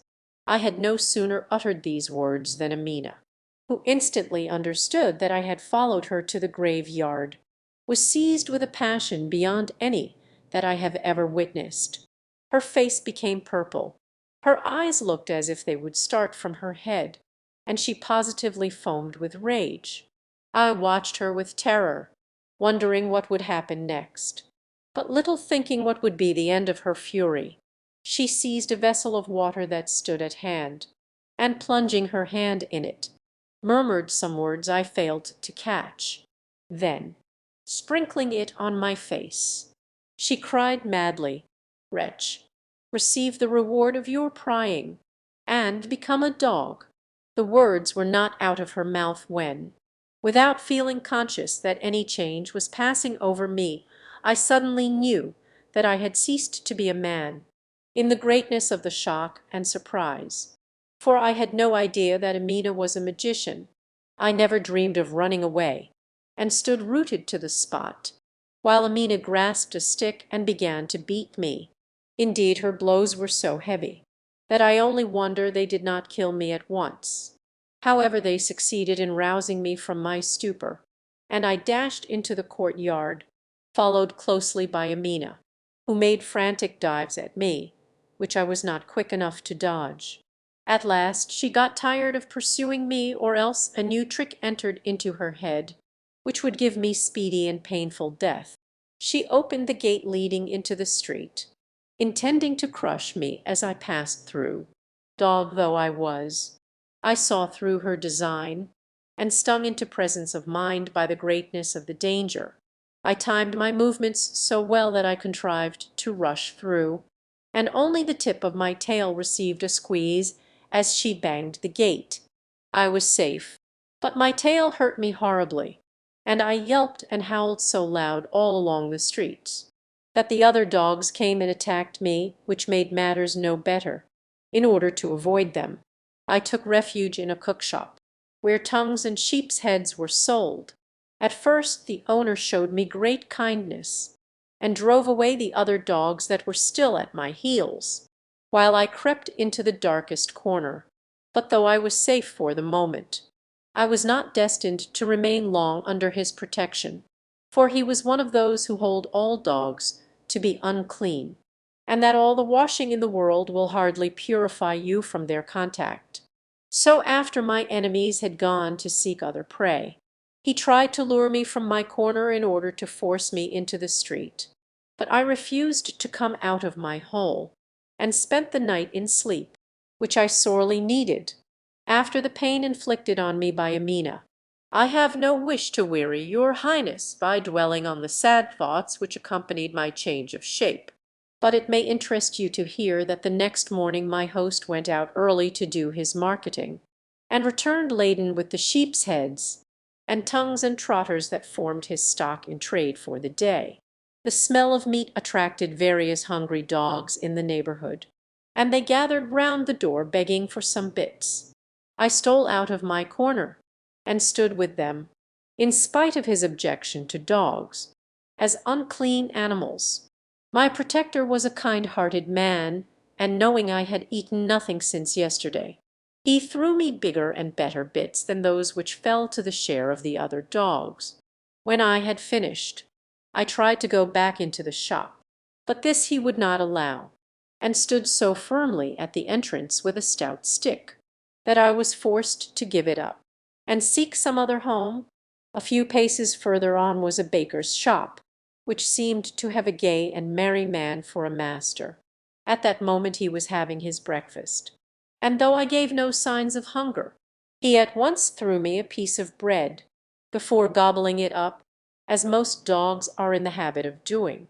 I bowed my head and wagged my tail, in token of thanks, and he understood, and smiled pleasantly. I really did not want the bread at all, but felt it would be ungracious to refuse, so I ate it slowly, in order that he might see that I only did it out of politeness. He understood this also, and seemed quite willing to let me stay in his shop. So I sat down, with my face to the door, to show that I only asked his protection. This he gave me, and indeed encouraged me to come into the house itself, giving me a corner where I might sleep, without being in anybody's way. The kindness heaped on me by this excellent man was far greater than I could ever have expected.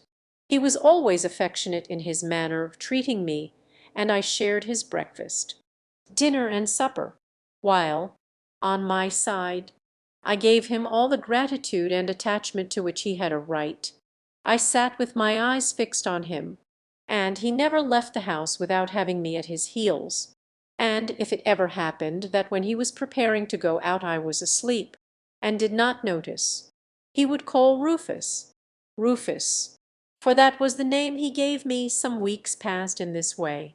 When one day a woman came in to buy bread, in paying for it, she laid down several pieces of money, one of which was bad. The baker perceived this, and declined to take it, demanding another in its place. The woman, for her part, refused to take it back, declaring it was perfectly good, but the baker would have nothing to do with it. It is really such a bad imitation. He exclaimed at last, that even my dog would not be taken in.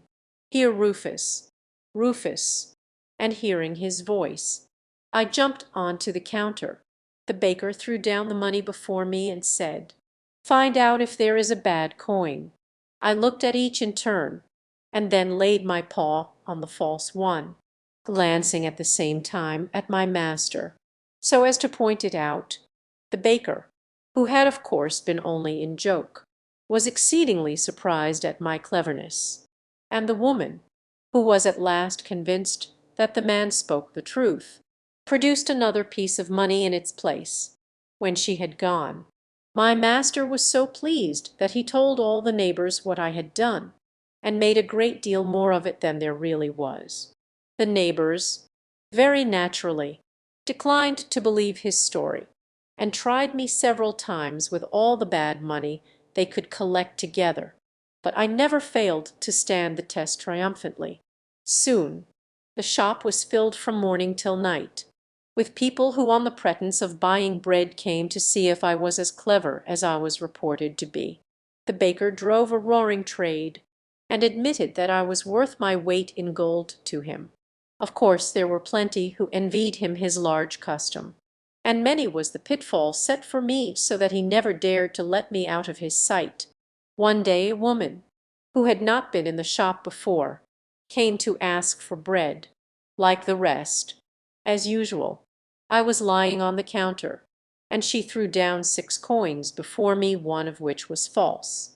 I detected it at once, and put my paw on it, looking as I did so at the woman. "Yes," she said, nodding her head, "you are quite right. That is the one."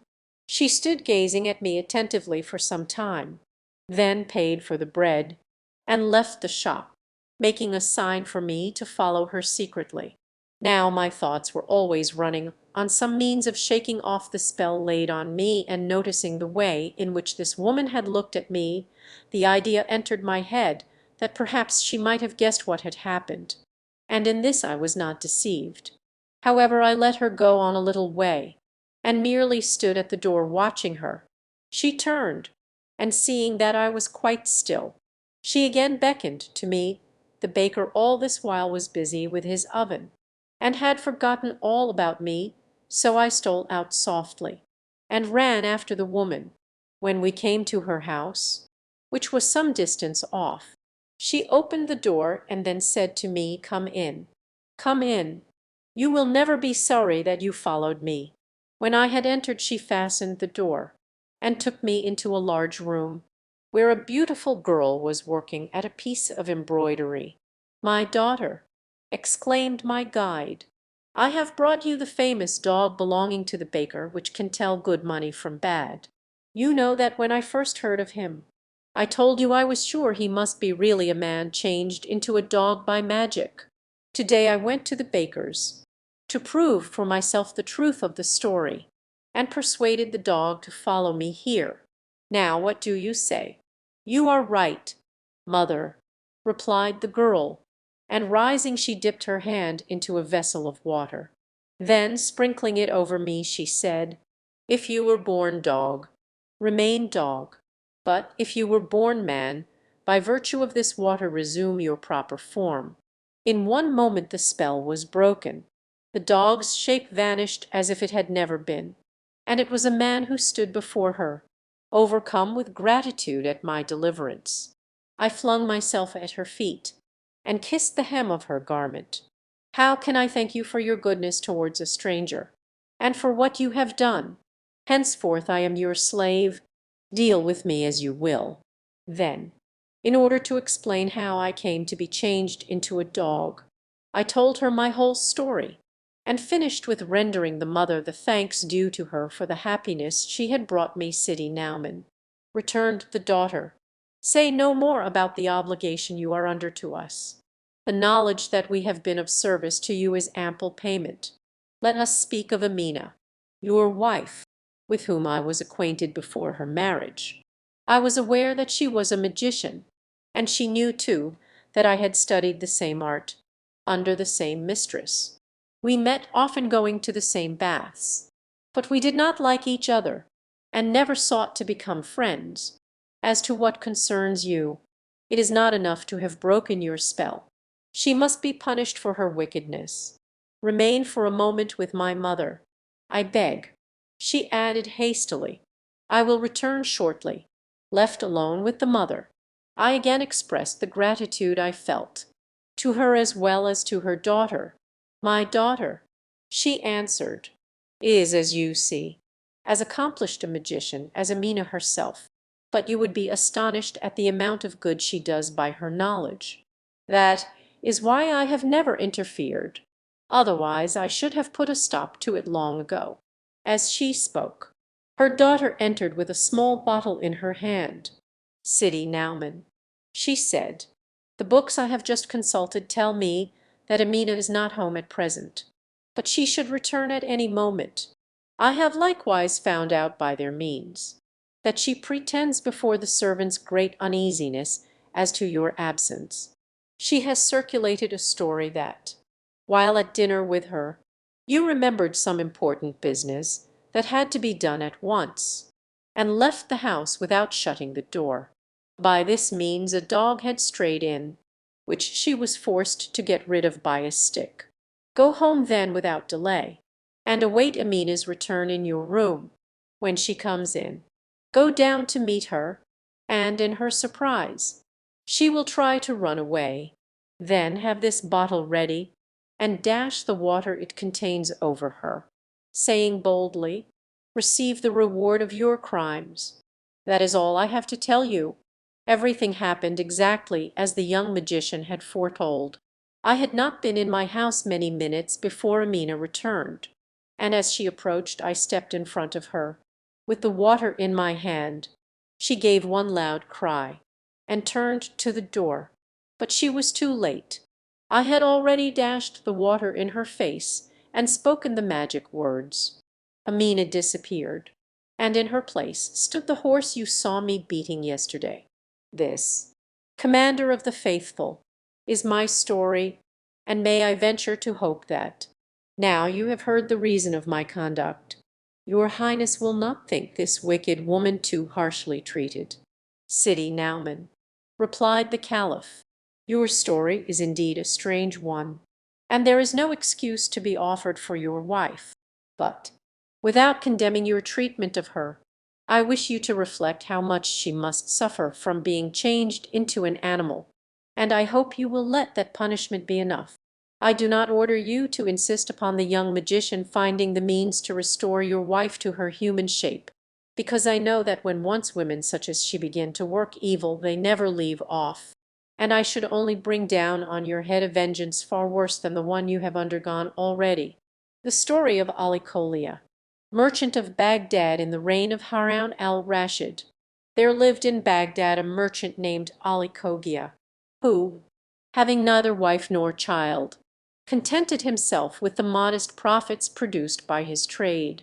He had spent some years quite happily in the house his father had left him, when 3 nights running he dreamed that an old man had appeared to him, and reproached him for having neglected the duty of a good Mussulman in delaying so long his pilgrimage to Mecca.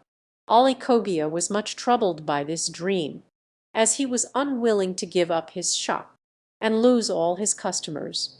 He had shut his eyes for some time to the necessity of performing this pilgrimage, and tried to atone to his conscience by an extra number of good works. But the dream seemed to him a direct warning, and he resolved to put the journey off no longer. The first thing he did was to sell his furniture and the wares he had in his shop, only reserving to himself such goods as he might trade with on the road. The shop itself he sold also, and easily found a tenant for his private house. The only matter he could not settle satisfactorily was the safe custody of 1,000 pieces of gold which he wished to leave behind him. After some thought, Ali Cogia hit upon a plan which seemed a safe one. He took a large vase, and placing the money in the bottom of it, filled up the rest with olives. After corking the vase tightly down, he carried it to one of his friends, a merchant like himself, and said to him, "My brother, "You have probably heard that I am staffing with a caravan in a few days for Mecca. I have come to ask whether you would do me the favor to keep this vase of olives for me till I come back." The merchant replied readily, "Look, this is the key of my shop. Take it, and put the vase wherever you like. I promise that you shall find it in the same place on your return." A few days later, Ali Cogia mounted the camel that he had laden with merchandise, joined the caravan, and arrived in due time at Mecca. Like the other pilgrims, he visited the sacred mosque, and after all his religious duties were performed, he set out his goods to the best advantage, hoping to gain some customers among the passers-by. Very soon two merchants stopped before the pile, and when they had turned it over, one said to the other, if this man was wise, he would take these things to Cairo, where he would get a much better price than he is likely to do here. Ali Cogia heard the words, and lost no time in following the advice. He packed up his wares, and instead of returning to Baghdad, joined a caravan that was going to Cairo. The results of the journey gladdened his heart. He sold off everything almost directly, and bought a stock of Egyptian curiosities, which he intended selling at Damascus. But as the caravan with which he would have to travel would not be starting for another 6 weeks, he took advantage of the delay to visit the pyramids, and some of the cities along the banks of the Nile. Now the attractions of Damascus so fascinated the worthy Ali that he could hardly tear himself away, but at length he remembered that he had a home in Baghdad, meaning to return by way of Aleppo, and after he had crossed the Euphrates, to follow the course of the Tigris. But when he reached Mosul, Ali had made such friends with some Persian merchants that they persuaded him to accompany them to their native land, and even as far as India. And so it came to pass that 7 years had slipped by since he had left Baghdad, and during all that time the friend with whom he had left the vase of olives had never once thought of him or of it. In fact, it was only a month before Ali Cogia's actual return that the affair came into his head at all, owing to his wife's remarking one day that it was a long time since she had eaten any olives, and would like some.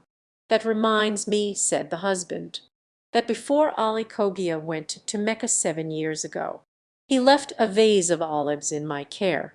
But really by this time he must be dead, and there is no reason we should not eat the olives if we like. Give me a light, and I will fetch them and see how they taste." "My husband," answered the wife, "beware, I pray, of your doing anything so base. Supposing 7 years have passed without news of Ali Cogia, he need not be dead for all that, and may come back any day. How shameful it would be to have to confess that you had betrayed your trust and broken the seal of the vase. Pay no attention to my idle words. I really have no desire for olives now, and probably after all this while they are no longer good. I have a presentiment that Ali Cogia will return, and what will he think of you? Give it up, I entreat." The merchant, however, refused to listen to her advice, sensible though it was. He took a light and a dish and went into his shop. "If you will be so obstinate," said his wife, "I cannot help it. But do not blame me if it turns out ill." When the merchant opened the vase, he found the topmost olives were rotten, and in order to see if the under ones were in better condition, he shook some out into the dish. As they fell out, a few of the gold pieces fell out too. The sight of the money roused all the merchant's greed. He looked into the vase, and saw that all the bottom was filled with gold. He then replaced the olives and returned to his wife. "My wife," he said, as he entered the room, "you were quite right. The olives are rotten, and I have recorked the vase so well that Ali Cogia will never know it has been touched." "You would have done better to believe me," replied the wife. "I trust that no harm will come of it." These words made no more impression on the merchant than the others had done, and he spent the whole night in wondering how he could manage to keep the gold if Ali Cogia should come back and claim his vase. Very early next morning he went out and bought fresh new olives. He then threw away the old ones, took out the gold and hid it, and filled up the vase with the olives he had bought. This done, he recorked the vase and put it in the same place where it had been left by Ali Cogia. A month later Ali Cogia re-entered Baghdad, and as his house was still let he went to an inn, and the following day set out to see his friend the merchant, who received him with open arms and many expressions of surprise. After a few moments given to inquiries, Ali Cogia begged the merchant to hand him over the vase that he had taken care of for so long. "Oh, certainly," said he, "I am only glad I could be of use to you in the matter. Here is the key of my shop. You will find the vase in the place where you put it." Ali Cogia fetched his vase and carried it to his room at the inn, where he opened it.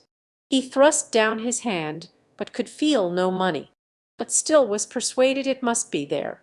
So he got some plates and vessels from his travelling kit and emptied out the olives. To no purpose. The gold was not there. The poor man was dumb with horror. Then, lifting up his hands, he exclaimed, "Can my old friend really have committed such a crime?" In great haste he went back to the house of the merchant. "My friend," he cried, "you will be astonished to see me again, but I can find nowhere in this vase 1,000 pieces of gold that I placed in the bottom under the olives. Perhaps you may have taken a loan of them for your business purposes. If that is so, you are most welcome. I will only ask you to give me a receipt, and you can pay the money at your leisure." The merchant, who had expected something of the sort, had his reply all ready. "Ali Cogia," he said, "when you brought me the vase of olives, did I ever touch it? I gave you the key of my shop, and you put it yourself where you liked. And did you not find it in exactly the same spot and in the same state? If you placed any gold in it, it must be there still. I know nothing about that. You only told me there were olives. You can believe me or not, but I have not laid a finger on the vase." Ali Cogia still tried every means to persuade the merchant to admit the truth. "I love peace," he said, "and shall deeply regret having to resort to harsh measures. Once more, think of your reputation. I shall be in despair if you oblige me to call in the aid of the law." "Ali Cogia," answered the merchant, "you allow that it was a vase of olives you placed in my charge. You fetched it and removed it yourself, and now you tell me it contained 1,000 pieces of gold, and that I must restore them to you. Did you ever say anything about them before? Why, I did not even know that the vase had olives in it. You never showed them to me? I wonder you have not demanded pearls or diamonds. Retire, I pray you, lest a crowd should gather in front of my shop." By this time not only the casual passers-by, but also the neighboring merchants, were standing round, listening to the dispute, and trying every now and then to smooth matters between them. But at the merchant's last words Ali Cogia resolved to lay the cause of the quarrel before them, and told them the whole story. They heard him to the end, and inquired of the merchant what he had to say. The accused man admitted that he had kept Ali Cogia's vase in his shop, but he denied having touched it, and swore that as to what it contained, he only knew what Ali Cogia had told him, and called them all to witness the insult that had been put upon him. "You have brought it on yourself," said Ali Cogia, taking him by the arm, "and as you appeal to the law you shall have. Let us see if you will dare to repeat your story before the Cadi." Now, as a good Mussulman, the merchant was forbidden to refuse this choice of a judge. So he accepted the test, and said to Ali Cogia, "Very well, I should like nothing better. We shall soon see which of us is in the right." So the two men presented themselves before the Cadi, and Ali Cogia again repeated his tale. The Cadi asked what witnesses he had. Ali Cogia replied that he had not taken this precaution, as he had considered the man his friend. and up to that time had always found him honest.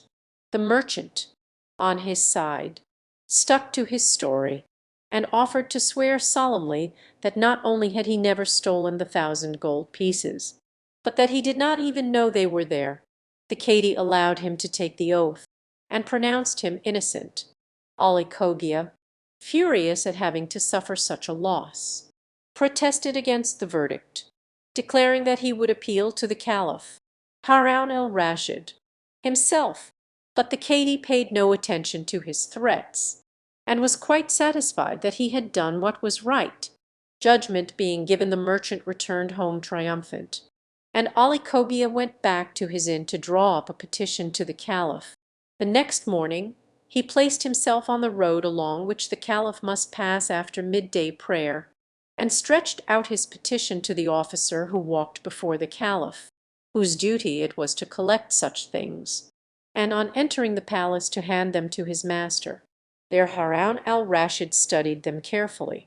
Knowing this custom, Ali Cogia followed the Caliph into the public hall of the palace, and waited the result. After some time the officer appeared, and told him that the Caliph had read his petition, and had appointed an hour the next morning to give him audience. He then inquired the merchant's address, so that he might be summoned to attend also. That very evening the Caliph, with his Grand Vizier Giafar, and Mesrour, chief of the eunuchs, all three disguised, as was their habit, went out to take a stroll through the town. Going down one street, the Caliph's attention was attracted by a noise, and looking through a door which opened into a court, he perceived 10 or 12 children playing in the moonlight. He hid himself in a dark corner, and watched them. "Let us play at being the Cadi," said the brightest and quickest of them all. "I will be the Cadi. Bring before me Ali Cogia, and the merchant who robbed him of the 1,000 pieces of gold." The boy's words recalled to the Caliph the petition he had read that morning, and he waited with interest to see what the children would do. The proposal was hailed with joy by the other children, who had heard a great deal of talk about the matter, and they quickly settled the part each one was to play. The Cadi took his seat gravely, and an officer introduced first Ali Cogia, the plaintiff, and then the merchant, who was the defendant. Ali Cogia made a low bow, and pleaded his cause point by point, concluding by imploring the Cadi not to inflict on him such a heavy loss. The Cadi, having heard his case, turned to the merchant, and inquired why he had not repaid Ali Cogia the sum in question. The false merchant repeated the reasons that the real merchant had given to the Cadi of Baghdad, and also offered to swear that he had told the truth. "Stop a moment," said the little Cadi, "before we come to oaths. I should like to examine the vase with the olives. Ali Cogia," he added, "have you got the vase with you?" And finding he had not, the Cadi continued, "Go and get it, and bring it to me." So Ali Cogia disappeared for an instant, and then pretended to lay a vase at the feet of the Cadi, declaring it was his vase, which he had given to the accused for safe custody, and in order to be quite correct. The Cadi asked the merchant if he recognized it as the same vase. By his silence the merchant admitted the fact, and the Cadi then commanded to have the vase opened. Ali Cogia made a movement as if he was taking off the lid, and the little Cadi on his part made a pretence of peering into a vase. "What beautiful olives!" he said. "I should like to taste one," and pretending to put one in his mouth, he added, "They are really excellent. But," he went on, "it seems to me odd that olives 7 years old should be as good as that. Send for some dealers in olives, and let us hear what they say." 2 children were presented to him as olive merchants, and the Cadi addressed them. "Tell me," he said, "how long can olives be kept so as to be pleasant eating?" "My lord," replied the merchants, "however much care is taken to preserve them, they never last beyond the 3rd year. They lose both taste and color, and are only fit to be thrown away." "If that is so," answered the little Cadi, examine this vase, and tell me how long the olives have been in it." The olive merchants pretended to examine the olives and taste them, then reported to the Cadi that they were fresh and good. "You are mistaken," said he. "Ali Cogia declares he put them in that vase 7 years ago." "My lord," returned the olive merchants, "we can assure you that the olives are those of the present year, and if you consult all the merchants in Baghdad you will not find one to give a contrary opinion." The accused merchant opened his mouth as if to protest, but the Cadi gave him no time. "Be silent," he said. "You are a thief. Take him away and hang him." So the game ended, the children clapping their hands in applause, and leading the criminal away to be hanged. Harun al-Rashid was lost in astonishment at the wisdom of the child, who had given so wise a verdict on the case which he himself was to hear on the morrow. "Is there any other verdict possible?" he asked the Grand Vizir, who was as much impressed as himself. "I can imagine no better judgment, if the circumstances are really such as we have heard," replied the Grand Vizir. "It seems to me your Highness could only follow the example of this boy, in the method of reasoning, and also in your conclusions. Then take careful note of this house," said the Caliph, "and bring me the boy to-morrow, so that the affair may be tried by him in my presence. Summon also the Cadi, to learn his duty from the mouth of a child. Bid Ali Cogia bring his vase of olives, and see that 2 dealers in olives are present." So saying, the Caliph returned to the palace. The next morning early, the Grand Vizir went back to the house where they had seen the children playing, and asked for the mistress and her children. 3 boys appeared, and the Grand Vizir inquired which had represented the Cadi in their game of the previous evening. The eldest and tallest, changing colour, confessed that it was he, and to his mother's great alarm. The Grand Vizir said that he had strict orders to bring him into the presence of the Caliph. "Does he want to take my son from me?" cried the poor woman. But the Grand Vizir hastened to calm her, by assuring her that she should have the boy again in an hour, and she would be quite satisfied when she knew the reason of the summons. So she dressed the boy in his best clothes, and the two left the house. When the Grand Vizir presented the child to the Caliph, he was a little awed and confused, and the Caliph proceeded to explain why he had sent for him. "Approach, my son," he said kindly. "I think it was you who judged the case of Ali Cogia and the merchant last night. I overheard you by chance, and was very pleased with the way you conducted it. Today you will see the real Ali Cogia and the real merchant. Seat yourself at once next to me," the Caliph being seated on his throne with the boy next him. The parties to the suit were ushered in. One by one they prostrated themselves, and touched the carpet at the foot of the throne with their foreheads. When they rose up, the Caliph said, "Now speak. This child will give you justice, and if more should be wanted I will see to it myself." Ali Cogia and the merchant pleaded one after the other, but when the merchant offered to swear the same oath that he had taken before the Cadi, he was stopped by the child, who said that before this was done he must first see the vase of olives. At these words, Ali Cogia presented the vase to the Caliph, and uncovered it. The Caliph took one of the olives, tasted it, and ordered the expert merchants to do the same. They pronounced the olives good, and fresh that year. The boy informed them that Ali Cogia declared it was 7 years since he had placed them in the vase, to which they returned the same answer as the children had done. The accused merchant saw by this time that his condemnation was certain, and tried to allege something in his defence. The boy had too much sense to order him to be hanged, and looked at the Caliph, saying, "Commander of the Faithful, this is not a game now. It is for your Highness to condemn him to death, and not for me." Then the Caliph, convinced that the man was a thief, bade them take him away and hang him, which was done, but not before he had confessed his guilt and the place in which he had hidden Ali Cogia's money. The Caliph ordered the Cadi to learn how to deal out justice from the mouth of a child, and sent the boy home, with a purse containing 100 pieces of gold, as a mark of his favour. The enchanted horse, it was the feast of the New Year, the oldest and most splendid of all the feasts in the kingdom of Persia, and the day had been spent by the king in the city of Shiraz, taking part in the magnificent spectacles prepared by his subjects to do honour to the festival. The sun was setting, and the monarch was about to give his court the signal to retire, when suddenly an Indian appeared before his throne, leading a horse richly harnessed, and looking in every respect exactly like a real one. "Sire," said he, prostrating himself as he spoke, "although I make my appearance so late before your Highness, I can confidently assure you that none of the wonders you have seen during the day can be compared to this horse. If you will deign to cast your eyes upon him."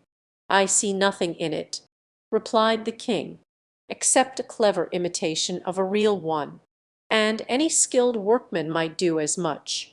"Sire," returned the Indian, "it is not of his outward form that I would speak, but of the use that I can make of him. I have only to mount him, and to wish myself in some special place, and no matter how distant it may be, in a very few moments I shall find myself there. It is this, sire, that makes the horse so marvellous, and if your Highness will allow me, you can prove it for yourself." The King of Persia, who was interested in everything out of the common, and had never before come across a horse with such qualities, bade the Indian mount the animal and show what he could do. In an instant the man had vaulted on his back, and inquired where the monarch wished to send him. "Do you see that mountain?" asked the king, pointing to a huge mass that towered into the sky about 3 leagues from Shiraz. "Go and bring me the leaf of a palm that grows at the foot." The words were hardly out of the king's mouth when the Indian turned a screw placed in the horse's neck, close to the saddle, and the animal bounded like lightning up into the air, and was soon beyond the sight even of the sharpest eyes. In a quarter of an hour the Indian was seen returning, bearing in his hand the palm, and, guiding his horse to the foot of the throne, he dismounted, and laid the leaf before the king. Now the monarch had no sooner proved the astonishing speed of which the horse was capable than he longed to possess it himself, and indeed, so sure was he that the Indian would be quite ready to sell it, that he looked upon it as his own already. I never guessed from his mere outside how valuable an animal he was. He remarked to the Indian, "And I am grateful to you for having shown me my error," said he. "If you will sell it, name your own price." "Sire," replied the Indian, "I never doubted that a sovereign so wise and accomplished as your Highness would do justice to my horse, when he once knew its power, and I even went so far as to think it probable that you might wish to possess it. Greatly as I prize it, I will yield it up to your Highness on one condition. The horse was not constructed by me, but it was given me by the inventor, in exchange for my only daughter, who made me take a solemn oath that I would never part with it, except for some object of equal value." "Name anything you like," cried the monarch, interrupting him. "My kingdom is large, and filled with fair cities. You have only to choose which you would prefer, to become its ruler to the end of your life."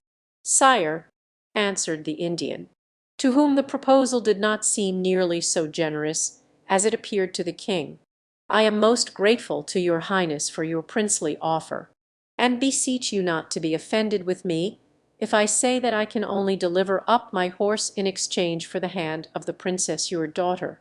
A shout of laughter burst from the courtiers as they heard these words, and Prince Firouz Shah, the heir apparent, was filled with anger at the Indian's presumption. The king, however, thought that it would not cost him much to part from the princess in order to gain such a delightful toy, and while he was hesitating as to his answer the prince broke in. "Sire," he said, "it is not possible that you can doubt for an instant what reply you should give to such an insolent bargain. Consider what you owe to yourself. and to the blood of your ancestors." "My son," replied the king, "you speak nobly, but you do not realize either the value of the horse, or the fact that if I reject the proposal of the Indian, he will only make the same to some other monarch, and I should be filled with despair at the thought that anyone but myself should own this seventh wonder of the world. Of course, I do not say that I shall accept his conditions, and perhaps he may be brought to reason, but meanwhile I should like you to examine the horse, and, with the owner's permission, to make trial of its powers." The Indian, who had overheard the king's speech, thought that he saw in it signs of yielding to his proposal, so he joyfully agreed to the monarch's wishes, and came forward to help the prince to mount the horse, and show him how to guide it. But before he had finished, the young man turned the screw, and was soon out of sight. They waited some time, expecting that every moment he might be seen returning in the distance, but at length the Indian grew frightened, and prostrating himself before the throne, he said to the king, "Sire, your highness must have noticed that the prince, in his impatience, did not allow me to tell him what it was necessary to do in order to return to the place from which he started. I implore you not to punish me for what was not my fault, and not to visit on me any misfortune that may occur. But why," cried the king in a burst of fear and anger, "why did you not call him back when you saw him disappearing?" "Sire," replied the Indian, "the rapidity of his movements took me so by surprise that he was out of hearing before I recovered my speech. But we must hope that he will perceive and turn a second screw, which will have the effect of bringing the horse back to earth." "But supposing he does," answered the king, "what is to hinder the horse from descending straight into the sea, or dashing him to pieces on the rocks?" "Have no fears, your highness," said the Indian. "The horse has the gift of passing over seas, and of carrying his rider wherever he wishes to go." "Well, your head shall answer for it," returned the monarch, "and if in 3 months he is not safe back with me, or at any rate does not send me news of his safety, your life shall pay the penalty." So saying, he ordered his guards to seize the Indian and throw him into prison. Meanwhile, Prince Firouz Shah had gone gaily up into the air, and for the space of an hour continued to ascend higher and higher, till the very mountains were not distinguishable from the plains. Then he began to think it was time to come down, and took for granted that, in order to do this, it was only needful to turn the screw the reverse way. But, to his surprise and horror, he found that, turn as he might, he did not make the smallest impression. He then remembered that he had never waited to ask how he was to get back to earth again, and understood the danger in which he stood. Luckily, he did not lose his head, and set about examining the horse's neck with great care, till at last, to his intense joy, he discovered a tiny little peg, much smaller than the other, close to the right ear. This he turned, and found himself dropping to the earth, though more slowly than he had left it. It was now dark, and as the prince could see nothing, he was obliged, not without some feeling of disquiet, to allow the horse to direct his own course, and midnight was already past before Prince Firouz Shah again touched the ground, faint and weary from his long ride, and from the fact that he had eaten nothing since early morning.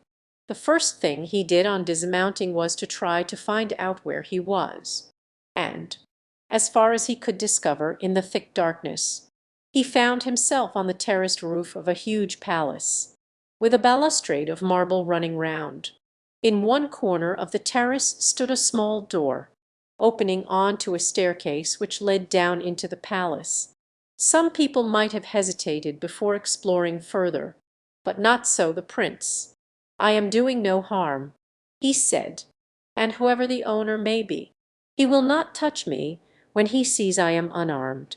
And in dread of making a false step, he went cautiously down the staircase.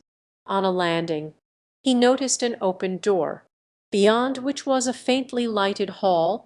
Before entering, the prince paused and listened, but he heard nothing except the sound of men snoring.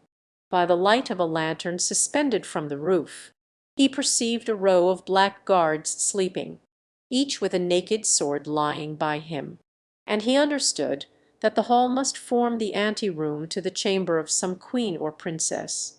Standing quite still, Prince Firouz Shah looked about him, till his eyes grew accustomed to the gloom, and he noticed a bright light shining through a curtain in one corner. He then made his way softly towards it, and, drawing aside its folds, passed into a magnificent chamber full of sleeping women, all lying on low couches, except one, who was on a sofa, and this one, he knew, must be the princess. Gently stealing up to the side of her bed, he looked at her, and saw that she was more beautiful than any woman he had ever beheld. But, fascinated though he was well aware of the danger of his position, as one cry of surprise would awake the guards, and cause his certain death. So sinking quietly on his knees, he took hold of the sleeve of the princess and drew her arm lightly towards him. The princess opened her eyes, and seeing before her a handsome, well-dressed man, she remained speechless with astonishment. This favourable moment was seized by the prince, who, bowing low while he knelt, thus addressed her: "You behold, Madame, a prince in distress, son to the King of Persia, who, owing to an adventure so strange that you will scarcely believe it, finds himself here, a suppliant for your protection. But yesterday I was in my father's court, engaged in the celebration of our most solemn festival. Today I am in an unknown land, in danger of my life." Now the princess whose mercy Prince Firouz Shah implored was the eldest daughter of the King of Bengal, who was enjoying rest and change in the palace her father had built her, at a little distance from the capital. She listened kindly to what he had to say, and then answered: "Prince, be not uneasy. Hospitality and humanity are practised as widely in Bengal as they are in Persia. The protection you ask will be given you by all. You have my word for it." And as the prince was about to thank her for her goodness, she added quickly: "However great may be my curiosity to learn by what means you have travelled here so speedily, I know that you must be faint for want of food.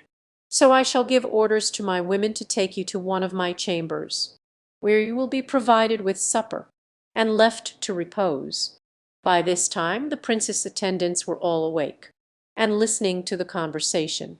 At a sign from their mistress they rose, dressed themselves hastily, and snatching up some of the tapers which lighted the room, conducted the prince to a large and lofty room, where two of the number prepared his bed, and the rest went down to the kitchen, from which they soon returned with all sorts of dishes. Then, showing him cupboards filled with dresses and linen, they quitted the room. During their absence the Princess of Bengal, who had been greatly struck by the beauty of the prince, tried in vain to go to sleep again. It was of no use. She felt broad awake, and when her women entered the room, she inquired eagerly if the prince had all he wanted, and what they thought of him. "Madame," they replied, "it is of course impossible for us to tell what impression this young man has made on you. For ourselves, we think you would be fortunate if the king your father should allow you to marry any one so amiable. Certainly there is no one in the court of Bengal who can be compared with him." These flattering observations were by no means displeasing to the princess, but as she did not wish to betray her own feelings, she merely said: "You are all a set of chatterboxes. Go back to bed, and let me sleep." When she dressed the following morning, her maids noticed that, contrary to her usual habit, the princess was very particular about her toilette, and insisted on her hair being dressed 2 or 3 times over.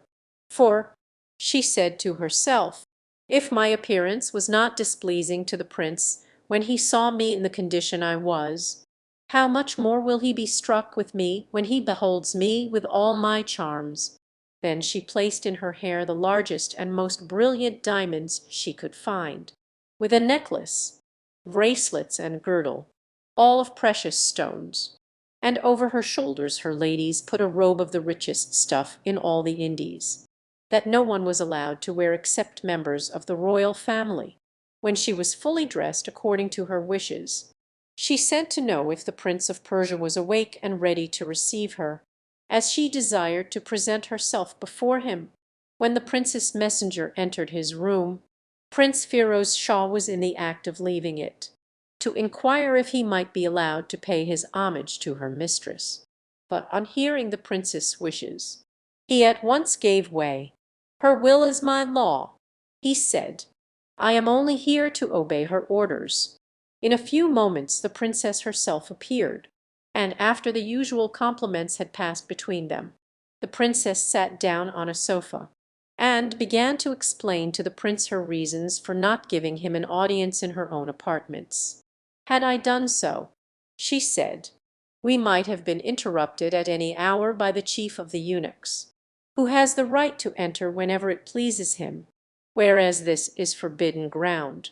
I am all impatience to learn the wonderful accident which has procured the pleasure of your arrival, and that is why I have come to you here, where no one can intrude upon us. Begin then, I entreat you, without delay." So the Prince began at the beginning, and told all the story of the festival of Nedros held yearly in Persia, and of the splendid spectacles celebrated in its honour. But when he came to the enchanted horse, the Princess declared that she could never have imagined anything half so surprising. "Well then," continued the Prince, "you can easily understand how the king my father, who has a passion for all curious things, was seized with a violent desire to possess this horse, and asked the Indian what sum he would take for it. The man's answer was absolutely absurd, as you will agree, when I tell you that it was nothing less than the hand of the Princess my sister. But though all the bystanders laughed and mocked, and I was beside myself, I saw to my despair that my father could not make up his mind to treat the insolent proposal as it deserved. I tried to argue with him, but in vain. He only begged me to examine the horse with a view, as I quite understood, of making me more sensible of its value. To please my father, I mounted the horse, and, without waiting for any instructions from the Indian, turned the peg as I had seen him do. In an instant I was soaring upwards, much quicker than an arrow could fly, and I felt as if I must be getting so near the sky that I should soon hit my head against it. I could see nothing beneath me, and for some time was so confused that I did not even know in what direction I was travelling. At last, when it was growing dark, I found another screw, and on turning it, the horse began slowly to sink towards the earth. I was forced to trust to chance, and to see what fate had in store, and it was already past midnight when I found myself on the roof of this palace. I crept down the little staircase, and made directly for a light which I perceived through an open door. I peeped cautiously in, and saw, as you will guess, the eunuchs lying asleep on the floor. I knew the risks I ran, but my need was so great that I paid no attention to them, and stole safely past your guards, to the curtain which concealed your doorway. The rest, Princess, you know, and it only remains for me to thank you for the kindness you have shown me, and to assure you of my gratitude. By the law of nations, I am already your slave, and I have only my heart, that is my own, to offer you. But what am I saying? My own. Alas, madame, it was yours from the first moment I beheld you." The air with which he said these words could have left no doubt on the mind of the Princess as to the effect of her charms, and the blush which mounted to her face only increased her beauty. "Prince," returned she as soon as her confusion permitted her to speak, "you have given me the greatest pleasure, and I have followed you closely in all your adventures. And though you are positively sitting before me, I even trembled at your danger in the upper regions of the air. Let me say what a debt I owe to the chance that has led you to my house. You could have entered none which would have given you a warmer welcome. As to your being a slave, of course that is merely a joke, and my reception must itself have assured you that you are as free here as at your father's court.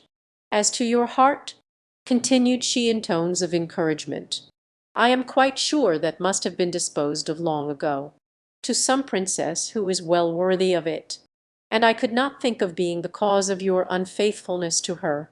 Prince Firouz Shah was about to protest that there was no lady with any prior claims, but he was stopped by the entrance of one of the prince's attendants, who announced that dinner was served, and, after all, neither was sorry for the interruption. Dinner was laid in a magnificent apartment, and the table was covered with delicious fruits, while during the repast richly dressed girls sang softly and sweetly to stringed instruments. After the prince and princess had finished, they passed into a small room hung with blue and gold, looking out into a garden stocked with flowers and arbutus trees, quite different from any that were to be found in Persia. "Princess," observed the young man, "till now I had always believed that Persia could boast finer palaces and more lovely gardens than any kingdom upon earth, but my eyes have been opened, and I begin to perceive that wherever there is a great king he will surround himself with buildings worthy of him." "Prince," replied the Princess of Bengal, "I have no idea what a Persian palace is like, so I am unable to make comparisons. I do not wish to depreciate my own palace, but I can assure you that it is very poor beside that of the king my father, as you will agree when you have been there to greet him, as I hope you will shortly do." Now the princess hoped that, by bringing about a meeting between the prince and her father, the king would be so struck with the young man's distinguished air and fine manners, that he would offer him his daughter to wife. But the reply of the Prince of Persia to her suggestion was not quite what she wished. "Madame," he said, "by taking advantage of your proposal to visit the palace of the King of Bengal, I should satisfy not merely my curiosity, but also the sentiments of respect with which I regard him. But, Princess, I am persuaded that you will feel with me that I cannot possibly present myself before so great a sovereign without the attendants suitable to my rank. He would think me an adventurer, if that is all." She answered, "You can get as many attendants here as you please. There are plenty of Persian merchants. And as for money, my treasury is always open to you. Take what you please." Prince Firouz Shah guessed what prompted so much kindness on the part of the princess, and was much touched by it. Still his passion, which increased every moment, did not make him forget his duty. So he replied without hesitation, "I do not know, Princess, how to express my gratitude for your obliging offer, which I would accept at once if it were not for the recollection of all the uneasiness the king my father must be suffering on my account. I should be unworthy indeed of all the love he showers upon me if I did not return to him at the first possible moment. For, while I am enjoying the society of the most amiable of all princesses, he is, I am quite convinced, plunged in the deepest grief, having lost all hope of seeing me again. I am sure you will understand my position, and will feel that to remain away one instant longer than is necessary would not only be ungrateful on my part, but perhaps even a crime. For how do I know if my absence may not break his heart? But," continued the prince, having obeyed the voice of my conscience, "I shall count the moments when, with your gracious permission, I may present myself before the King of Bengal, not as a wanderer, but as a prince, to implore the favor of your hand. My father has always informed me that in my marriage I shall be left quite free, but I am persuaded that I have only to describe your generosity, for my wishes to become his own." The Princess of Bengal was too reasonable not to accept the explanation offered by Prince Firouz Shah, but she was much disturbed at his intention of departing at once, for she feared that, no sooner had he left her, then the impression she had made on him would fade away. So she made one more effort to keep him, and after assuring him that she entirely approved of his anxiety to see his father, begged him to give her a day or two more of his company. In common politeness the prince could hardly refuse this request, and the princess set about inventing every kind of amusement for him, and succeeded so well that 2 months slipped by almost unnoticed, in balls, spectacles, and in hunting, of which, when unattended by danger, the princess was passionately fond. But at last, one day, he declared seriously that he could neglect his duty no longer, and entreated her to put no further obstacles in his way, promising at the same time to return, as soon as he could, with all the magnificence due both to her and to himself. "Princess," he added, "it may be that in your heart you class me with those false lovers whose devotion cannot stand the test of absence. If you do, you wrong me, and were it not for fear of offending you, I would beseech you to come with me, for my life can only be happy when passed with you. As for your reception at the Persian court, it will be as warm as your merits deserve, and as for what concerns the King of Bengal, he must be much more indifferent to your welfare than you have led me to believe if he does not give his consent to our marriage." The princess could not find words in which to reply to the arguments of the Prince of Persia, but her silence and her downcast eyes spoke for her, and declared that she had no objection to accompanying him on his travels. The only difficulty that occurred to her was that Prince Firouz Shah did not know how to manage the horse, and she dreaded lest they might find themselves in the same plight as before. But the prince soothed her fears so successfully that she soon had no other thought than to arrange for their flight so secretly that no one in the palace should suspect it. This was done, and early the following morning, when the whole palace was wrapped in sleep, she stole up on to the roof, where the prince was already awaiting her, with his horse's head towards Persia. He mounted first and helped the princess up behind. Then, when she was firmly seated, with her hands holding tightly to his belt, he touched the screw, and the horse began to leave the earth quickly behind him. He travelled with his accustomed speed, and Prince Firouz Shah guided him so well that in 2 hours and a half from the time of starting, he saw the capital of Persia lying beneath him. He determined to alight neither in the great square from which he had started, nor in the Sultan's palace, but in a country house at a little distance from the town.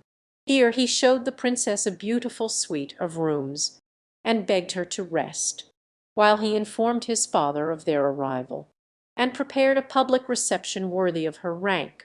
Then he ordered a horse to be saddled, and set out.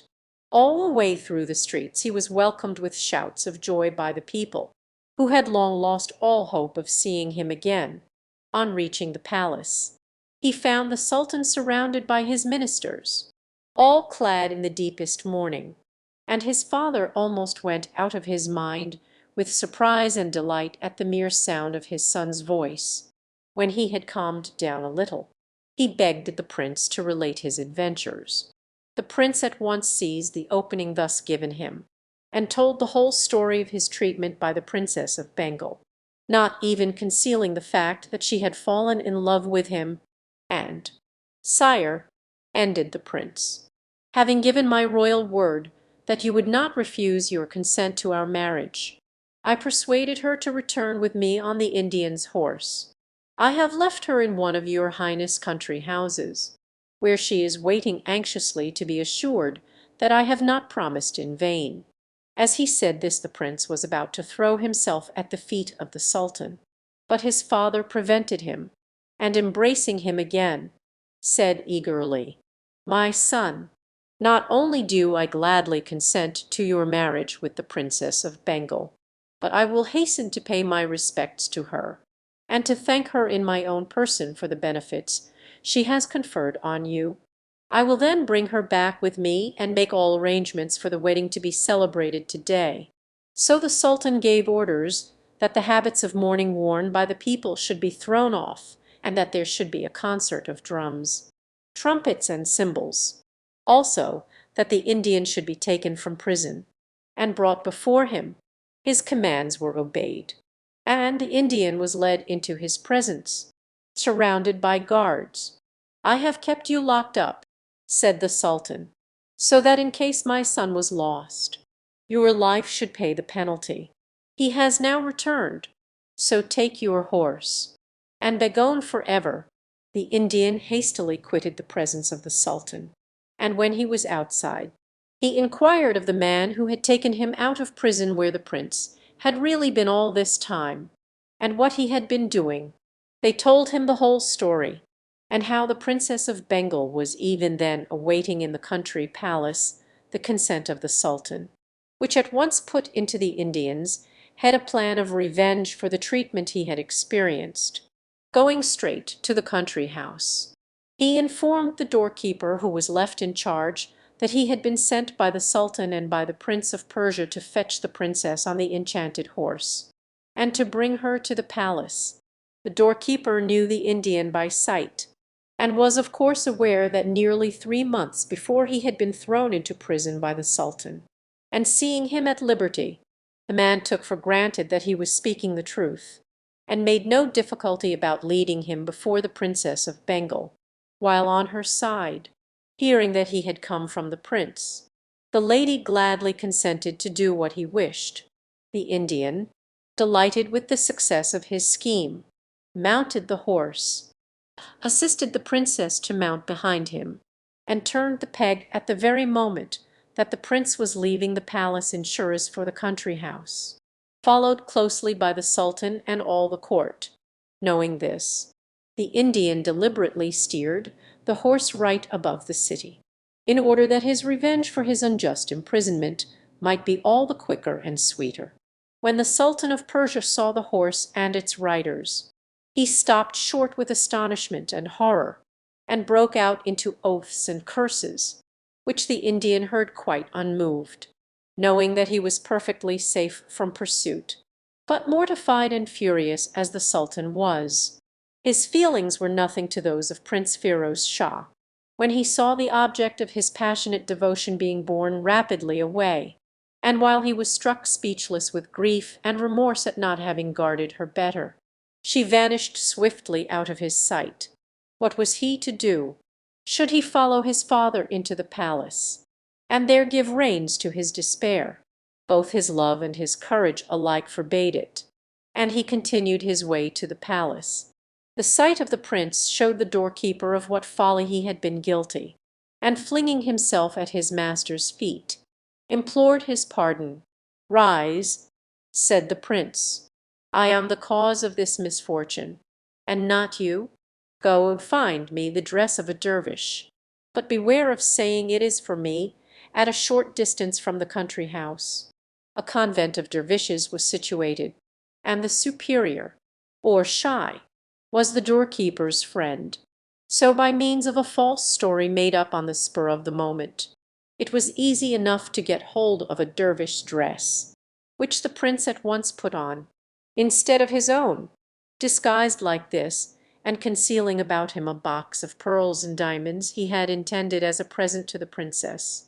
He left the house at nightfall, uncertain where he should go, but firmly resolved not to return without her. Meanwhile, the Indian had turned the horse in such a direction that, before many hours had passed, it had entered a wood close to the capital of the kingdom of Kashmir. Feeling very hungry, and supposing that the princess also might be in want of food, he brought his steed down to the earth, and left the princess in a shady place, on the banks of a clear stream. At first, when the princess had found herself alone, the idea had occurred to her of trying to escape and hide herself, but as she had eaten scarcely anything since she had left Bengal, she felt she was too weak to venture far, and was obliged to abandon her design. On the return of the Indian with meats of various kinds, she began to eat voraciously, and soon had regained sufficient courage to reply with spirit to his insolent remarks. Goaded by his threats, she sprang to her feet, calling loudly for help. and luckily her cries were heard by a troop of horsemen, who rode up to inquire what was the matter. Now the leader of these horsemen was the Sultan of Kashmir, returning from the chase, and he instantly turned to the Indian to inquire who he was, and whom he had with him. The Indian rudely answered that it was his wife, and there was no occasion for any one else to interfere between them. The princess, who, of course, was ignorant of the rank of her deliverer, denied altogether the Indian's story. "My lord," she cried, "whoever you may be, put no faith in this impostor. He is an abominable magician, who has this day torn me from the Prince of Persia, my destined husband, and has brought me here on this enchanted horse." She would have continued, but her tears choked her, and the Sultan of Kashmir, convinced by her beauty and her distinguished air of the truth of her tale, ordered his followers to cut off the Indian's head, which was done immediately. But rescued though she was from one peril, it seemed as if she had only fallen into another. The Sultan commanded a horse to be given her, and conducted her to his own palace, where he led her to a beautiful apartment, and selected female slaves to wait on her, and eunuchs to be her guard. Then, without allowing her time to thank him for all he had done, he bade her repose, saying she should tell him her adventures on the following day. The princess fell asleep, flattering herself that she had only to relate her story for the Sultan to be touched by compassion, and to restore her to the prince without delay. But a few hours were to undeceive her. When the King of Kashmir had quitted her presence the evening before, he had resolved that the sun should not set again without the princess becoming his wife, and at daybreak proclamation of his intention was made throughout the town by the sound of drums, trumpets, cymbals, and other instruments calculated to fill the heart with joy. The Princess of Bengal was early awakened by the noise, but she did not for one moment imagine that it had anything to do with her, till the Sultan, arriving as soon as she was dressed to inquire after her health, informed her that the trumpet blasts she heard were part of the solemn marriage ceremonies, for which he begged her to prepare. This unexpected announcement caused the princess such terror that she sank down in a dead faint. The slaves that were in waiting ran to her aid, and the Sultan himself did his best to bring her back to consciousness. But for a long while it was all to no purpose. At length her senses began slowly to come back to her, and then, rather than break faith with the Prince of Persia by consenting to such a marriage, she determined to feign madness. So she began by saying all sorts of absurdities, and using all kinds of strange gestures, while the Sultan stood watching her with sorrow and surprise. But as this sudden seizure showed no sign of abating, he left her to her women, ordering them to take the greatest care of her. Still, as the day went on, the malady seemed to become worse, and by night it was almost violent. Days passed in this manner, till at last the Sultan of Kashmir decided to summon all the doctors of his court. Their answer was that madness is of so many different kinds that it was impossible to give an opinion on the case without seeing the princess. So the Sultan gave orders that they were to be introduced into her chamber, one by one, every man according to his rank. This decision had been foreseen by the princess, who knew quite well that if once she allowed the physicians to feel her pulse, the most ignorant of them would discover that she was in perfectly good health, and that her madness was feigned. So as each man approached, she broke out into such violent paroxysms that not one dared to lay a finger on her. A few, who pretended to be cleverer than the rest, declared that they could diagnose sick people only from sight, ordered her certain potions, which she made no difficulty about taking, as she was persuaded they were all harmless. When the Sultan of Kashmir saw that the court doctors could do nothing towards curing the princess, he called in those of the city, who fared no better. Then he had recourse to the most celebrated physicians in the other large towns, but finding that the task was beyond their science, he finally sent messengers into the other neighbouring states, with a memorandum containing full particulars of the prince's madness, offering at the same time to pay the expenses of any physician who would come and see for himself, and a handsome reward to the one who should cure her. In answer to this proclamation many foreign professors flocked into Kashmir, but they naturally were not more successful than the rest had been, as the cure depended neither on them nor their skill, but only on the princess herself. It was during this time that Prince Firoz Shah, wandering sadly and hopelessly from place to place, arrived in a large city of India, where he heard a great deal of talk about the Princess of Bengal, who had gone out of her senses, on the very day that she was to have been married to the Sultan of Kashmir. This was quite enough to induce him to take the road to Kashmir, and to inquire at the first inn at which he lodged in the capital the full particulars of the story. When he knew that he had at last found the princess whom he had so long lost, he set about devising a plan for her rescue. The first thing he did was to procure a doctor's robe, so that his dress, added to the long beard he had allowed to grow on his travels, might unmistakably proclaim his profession. He then lost no time in going to the palace, where he obtained an audience of the chief usher, and while apologizing for his boldness in presuming to think that he could cure the princess, where so many others had failed, declared that he had the secret of certain remedies, which had hitherto never failed of their effect. The chief usher assured him that he was heartily welcome, and that the sultan would receive him with pleasure, and in case of success he would gain a magnificent reward. When the Prince of Persia, in the disguise of a physician, was brought before him, the sultan wasted no time in talking, beyond remarking that the mere sight of a doctor threw the princess into transports of rage. He then led the prince up to a room under the roof, which had an opening through which he might observe the princess. Without himself being seen, the prince looked, and beheld the princess reclining on a sofa with tears in her eyes, singing softly to herself a song bewailing her sad destiny, which had deprived her, perhaps for ever, of a being she so tenderly loved. The young man's heart beat fast as he listened, for he needed no further proof that her madness was feigned, and that it was love of him which had caused her to resort to this species of trick. He softly left his hiding place, and returned to the sultan, to whom he reported that he was sure from certain signs that the princess' malady was not incurable, but that he must see her and speak with her alone. The sultan made no difficulty in consenting to this, and commanded that he should be ushered into the princess' apartment.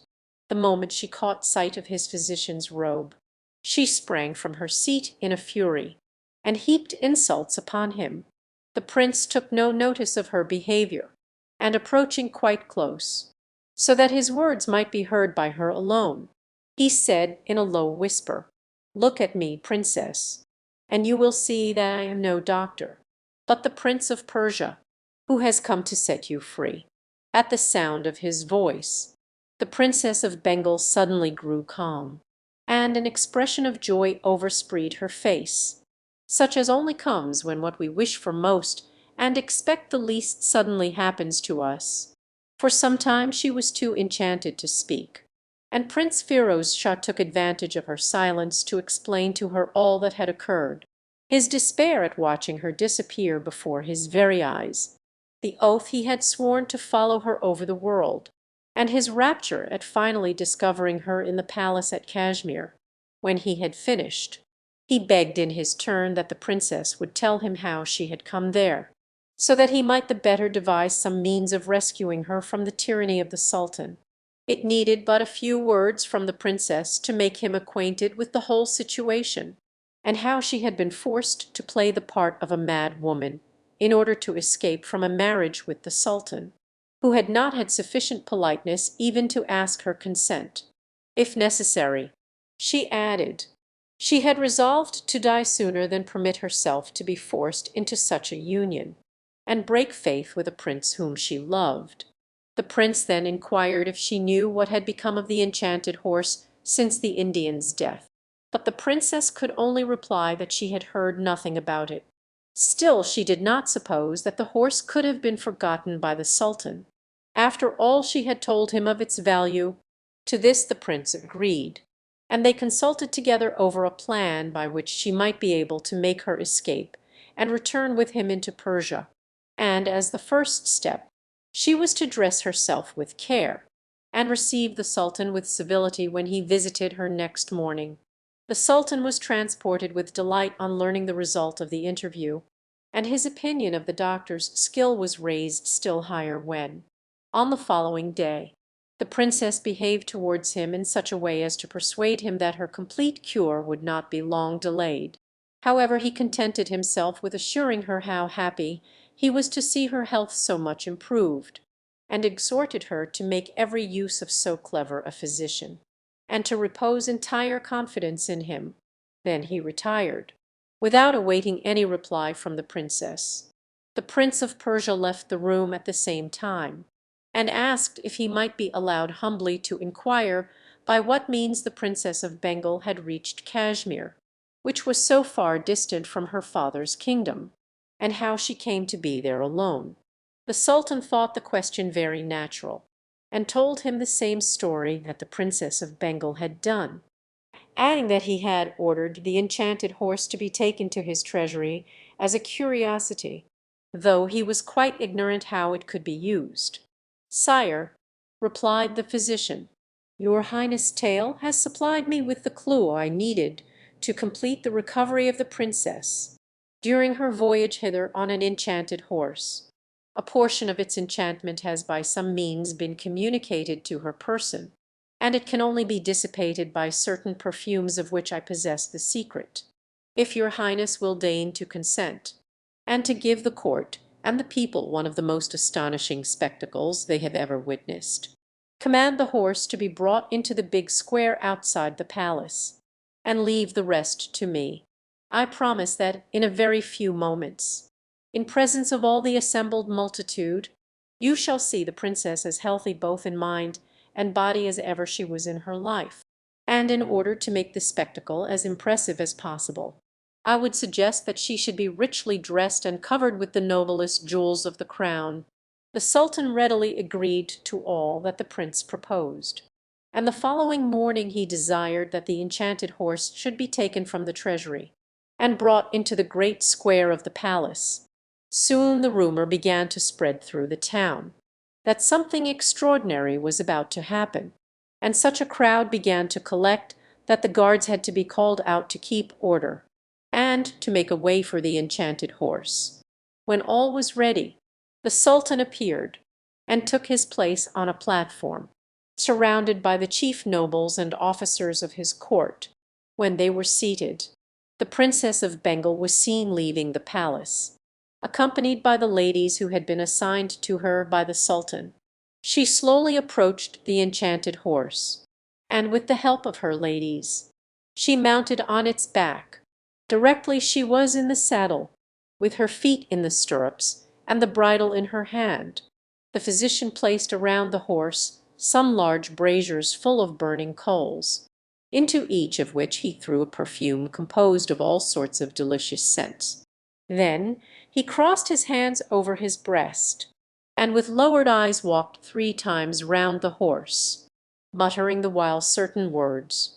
Soon there arose from the burning braziers a thick smoke which almost concealed both the horse and princess, and this was the moment for which he had been waiting.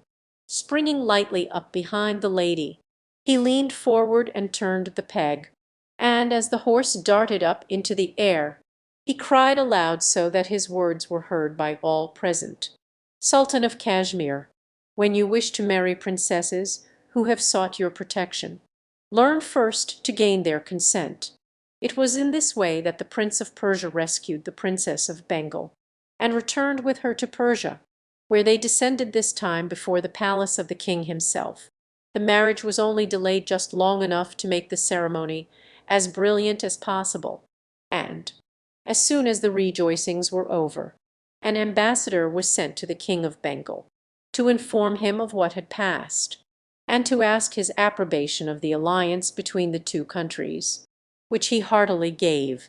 The story of two sisters who were jealous of their younger sister. Once upon a time there reigned over Persia a sultan named Khosrau Shah, who from his boyhood had been fond of putting on a disguise and seeking adventures in all parts of the city, accompanied by one of his officers, disguised like himself.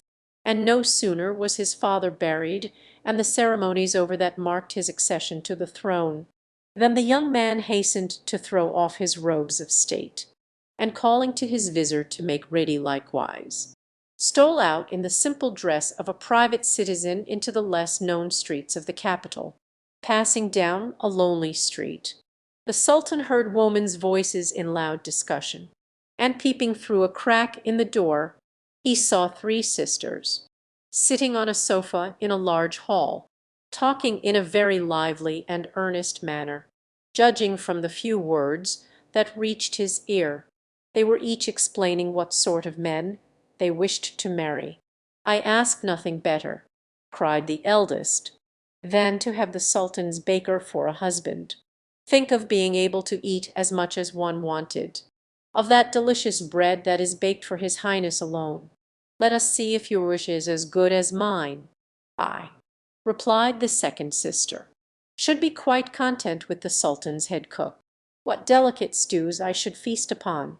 And, as I am persuaded that the sultan's bread is used all through the palace, I should have that into the bargain. You see, my dear sister, my taste is as good as yours." It was now the turn of the youngest sister, who was by far the most beautiful of the three, and had, besides, more sense than the other two. "As for me," she said, "I should take a higher flight, and if we are to wish for husbands, nothing less than the sultan himself will do for me."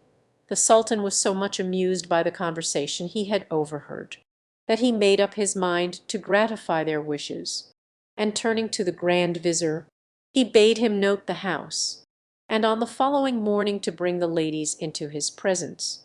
The grand vizir fulfilled his commission, and hardly giving them time to change their dresses, desired the three sisters to follow him to the palace.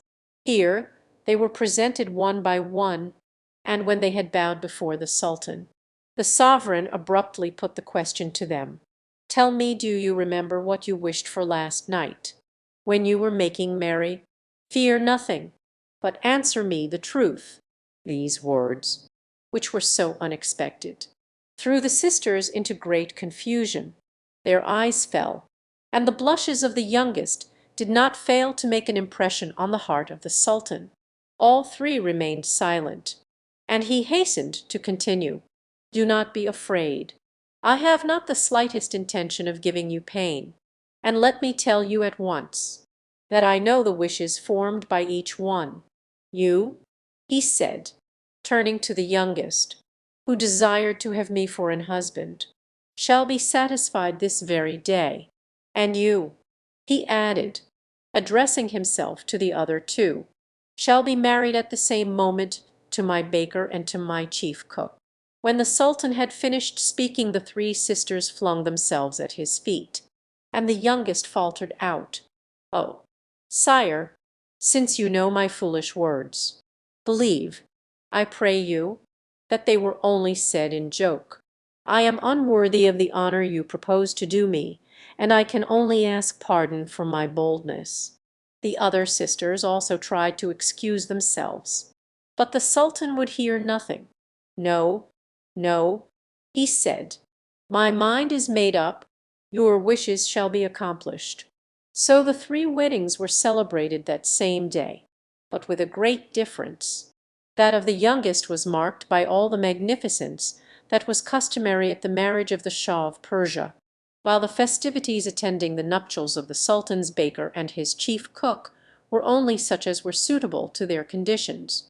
This, though quite natural, was highly displeasing to the elder sisters, who fell into a passion of jealousy, which in the end caused a great deal of trouble and pain to several people, and the first time that they had the opportunity of speaking to each other, which was not till several days later at a public bath. They did not attempt to disguise their feelings. "Can you possibly understand what the Sultan saw in that little cat?" said one to the other. "For him to be so fascinated by her, he must be quite blind," returned the wife of the chief cook. "As for her looking a little younger than we do, what does that matter? You would have made a far better sultana than she."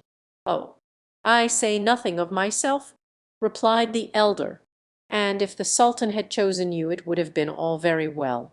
But it really grieves me that he should have selected a wretched little creature like that. However, I will be revenged on her somehow, and I beg you will give me your help in the matter, and tell me anything that you can think of that is likely to mortify her." In order to carry out their wicked scheme, the two sisters met constantly to talk over their ideas, though all the while they pretended to be as friendly as ever towards the sultana, who, on her part, invariably treated them with kindness. For a long time no plan occurred to the two plotters that seemed in the least likely to meet with success, but at length the expected birth of an heir gave them the chance for which they had been hoping. They obtained permission of the sultan to take up their abode in the palace for some weeks, and never left their sister night or day. When at last a little boy, beautiful as the sun, was born, they laid him in his cradle and carried it down to a canal which passed through the grounds of the palace. Then, leaving it to its fate, they informed the sultan that instead of the son he had so fondly desired, the sultana had given birth to a puppy. At this dreadful news the sultan was so overcome with rage and grief that it was with great difficulty that the grand vizir managed to save the sultana from his wrath. Meanwhile the cradle continued to float on the outskirts of the royal gardens. It was suddenly perceived by the intendant, one of the highest and most respected officials in the kingdom. "Go," he said to a gardener who was working near, "and get that cradle out for me." The gardener did as he was bid, and soon placed the cradle in the hands of the intendant. The official was much astonished to see that the cradle, which he had supposed to be empty, contained a baby, which, young though it was, already gave promise of great beauty, having no children himself, although he had been married some years. It at once occurred to him that here was a child which he could take and bring up as his own, and, bidding the man pick up the cradle and follow him, he turned towards home. "My wife," he exclaimed as he entered the room, "Heaven has denied us any children, but here is one that has been sent in their place.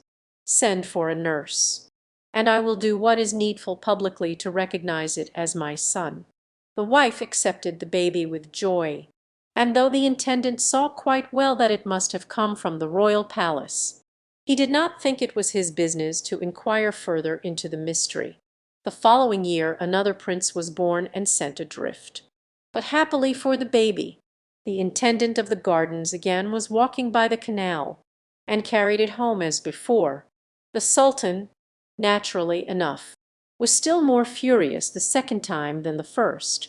But when the same curious accident was repeated in the third year, he could control himself no longer, and, to the great joy of the jealous sisters, commanded that the sultana should be executed.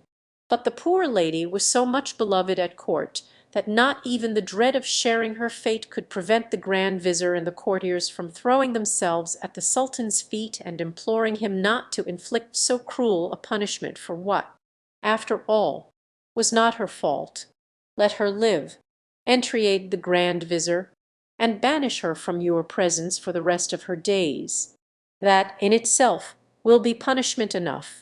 His first passion spent, the sultan had regained his self-command. "Let her live then," he said, "since you have it so much at heart. But if I grant her life it shall only be on one condition, which shall make her daily pray for death. Let a box be built for her at the door of the principal mosque, and let the window of the box be always open. There she shall sit, in the coarsest clothes, and every Mussulman who enters the mosque shall spit in her face in passing. Any one that refuses to obey shall be exposed to the same punishment himself. You, Vizir, will see that my orders are carried out." The Grand Vizir saw that it was useless to say more, and, full of triumph, the sisters watched the building of the box, and then listened to the jeers of the people at the helpless sultana sitting inside. But the poor lady bore herself with so much dignity and meekness that it was not long before she had won the sympathy of those that were best among the crowd. But it is now time to return to the fate of the third baby, this time a princess. Like its brothers, it was found by the intendant of the gardens, and adopted by him and his wife, and all three were brought up with the greatest care and tenderness. As the children grew older their beauty and air of distinction became more and more marked, and their manners had all the grace and ease that is proper to people of high birth. The princes had been named by their foster father Bahman and Perviz, after two of the ancient kings of Persia, while the princess was called Parizade, or the child of the Jenny. The intendant was careful to bring them up as befitted their real rank, and soon appointed a tutor to teach the young princes how to read and write, and the princess, determined not to be left behind, showed herself so anxious to learn with her brothers that the intendant consented to her joining in their lessons, and it was not long before she knew as much as they did. From that time all their studies were done in common.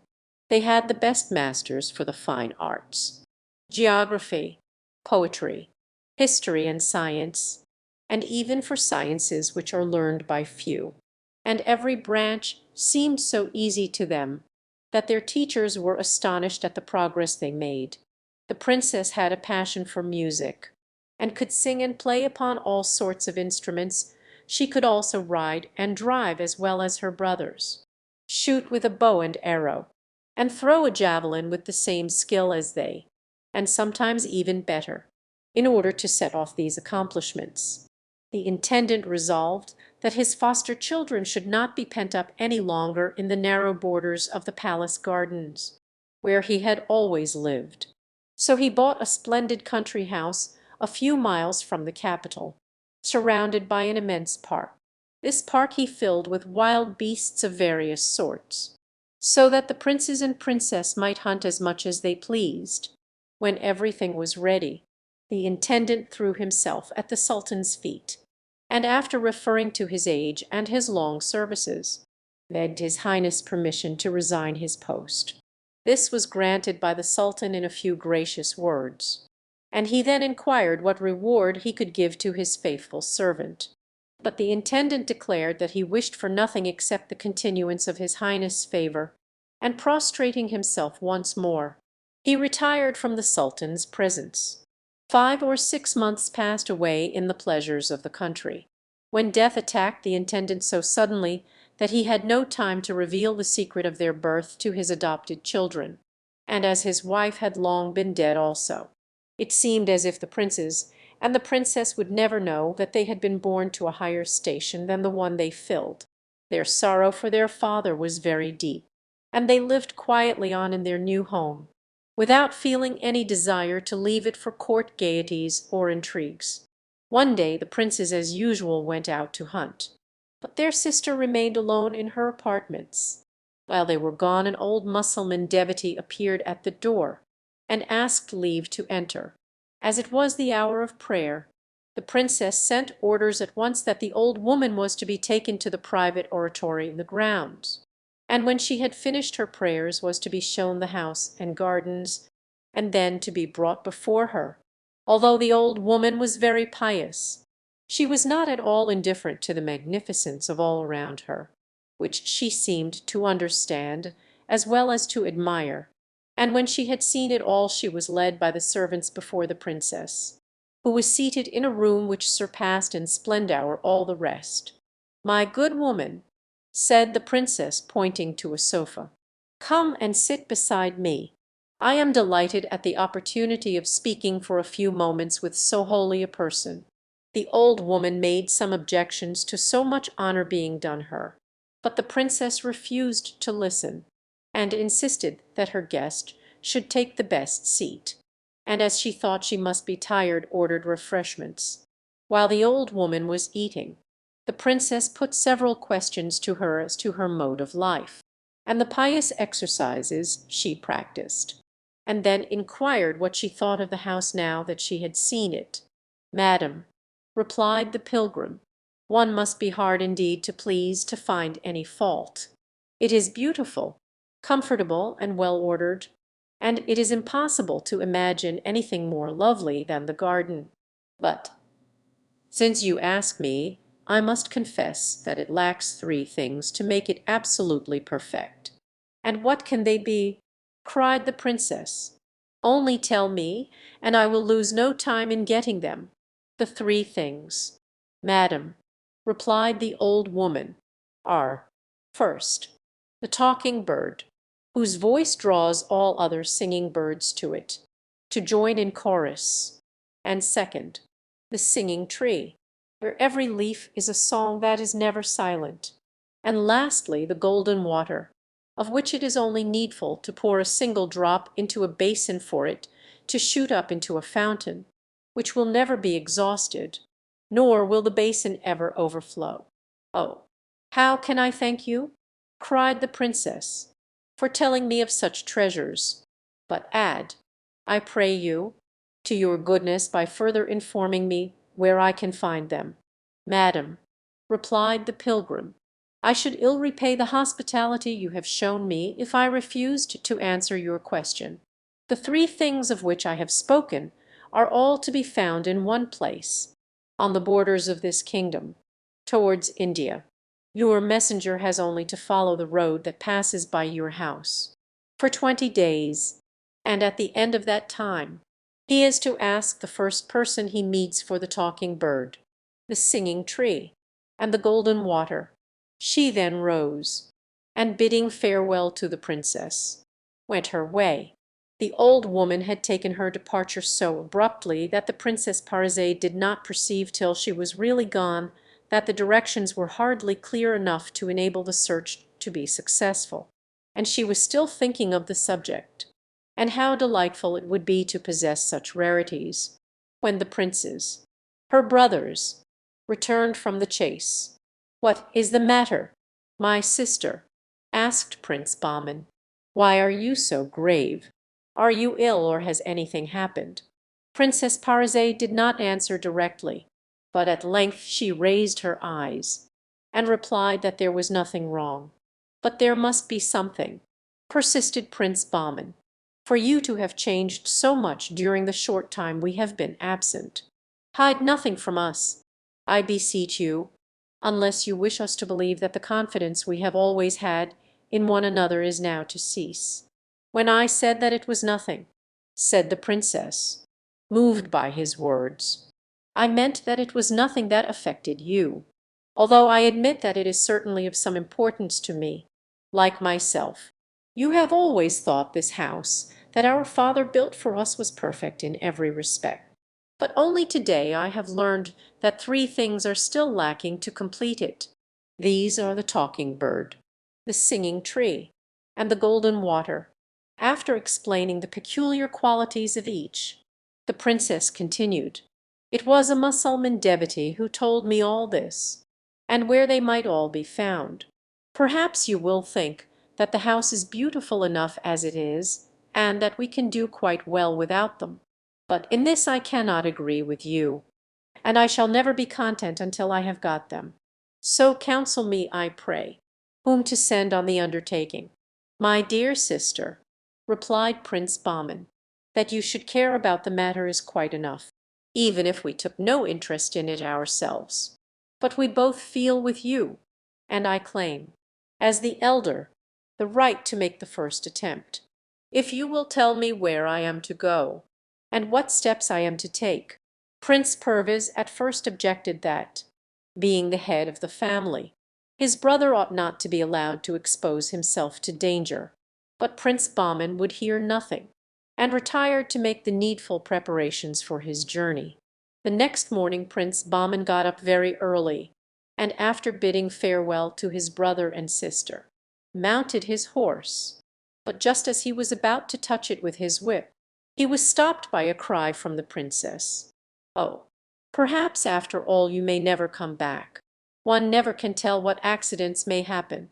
Give it up, I implore you, for I would 1,000 times rather lose the talking bird, and the singing tree in the golden water, than that you should run into danger."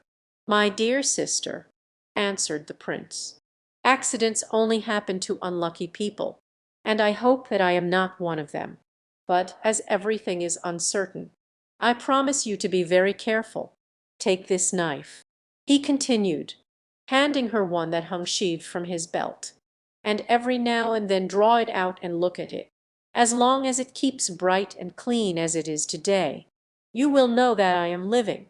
But if the blade is spotted with blood, it will be a sign that I am dead, and you shall weep for me." So saying, Prince Bahman bade them farewell once more, and started on the high road, well mounted and fully armed.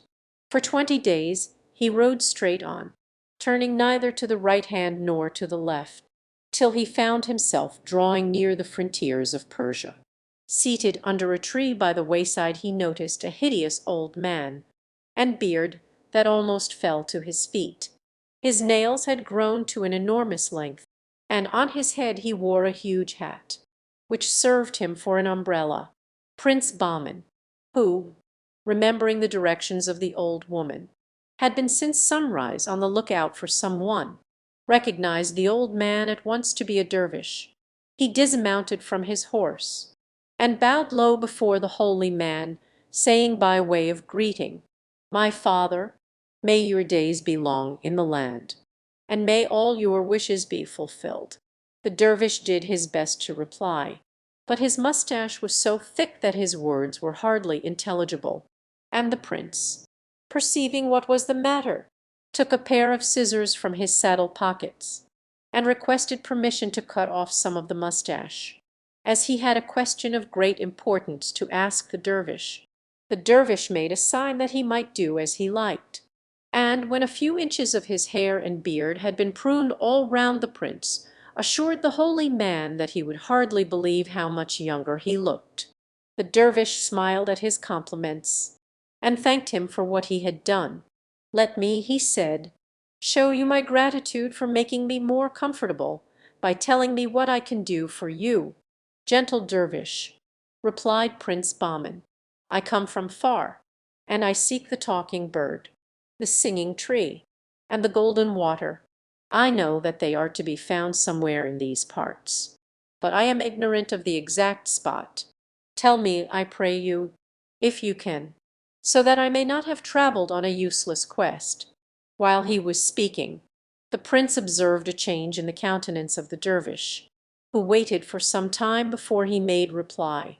"My lord," he said at last, "I do know the road for which you ask, but your kindness and the friendship I have conceived for you make me loth." "But why not?" inquired the prince. "What danger can there be?" "The very greatest danger," answered the dervish.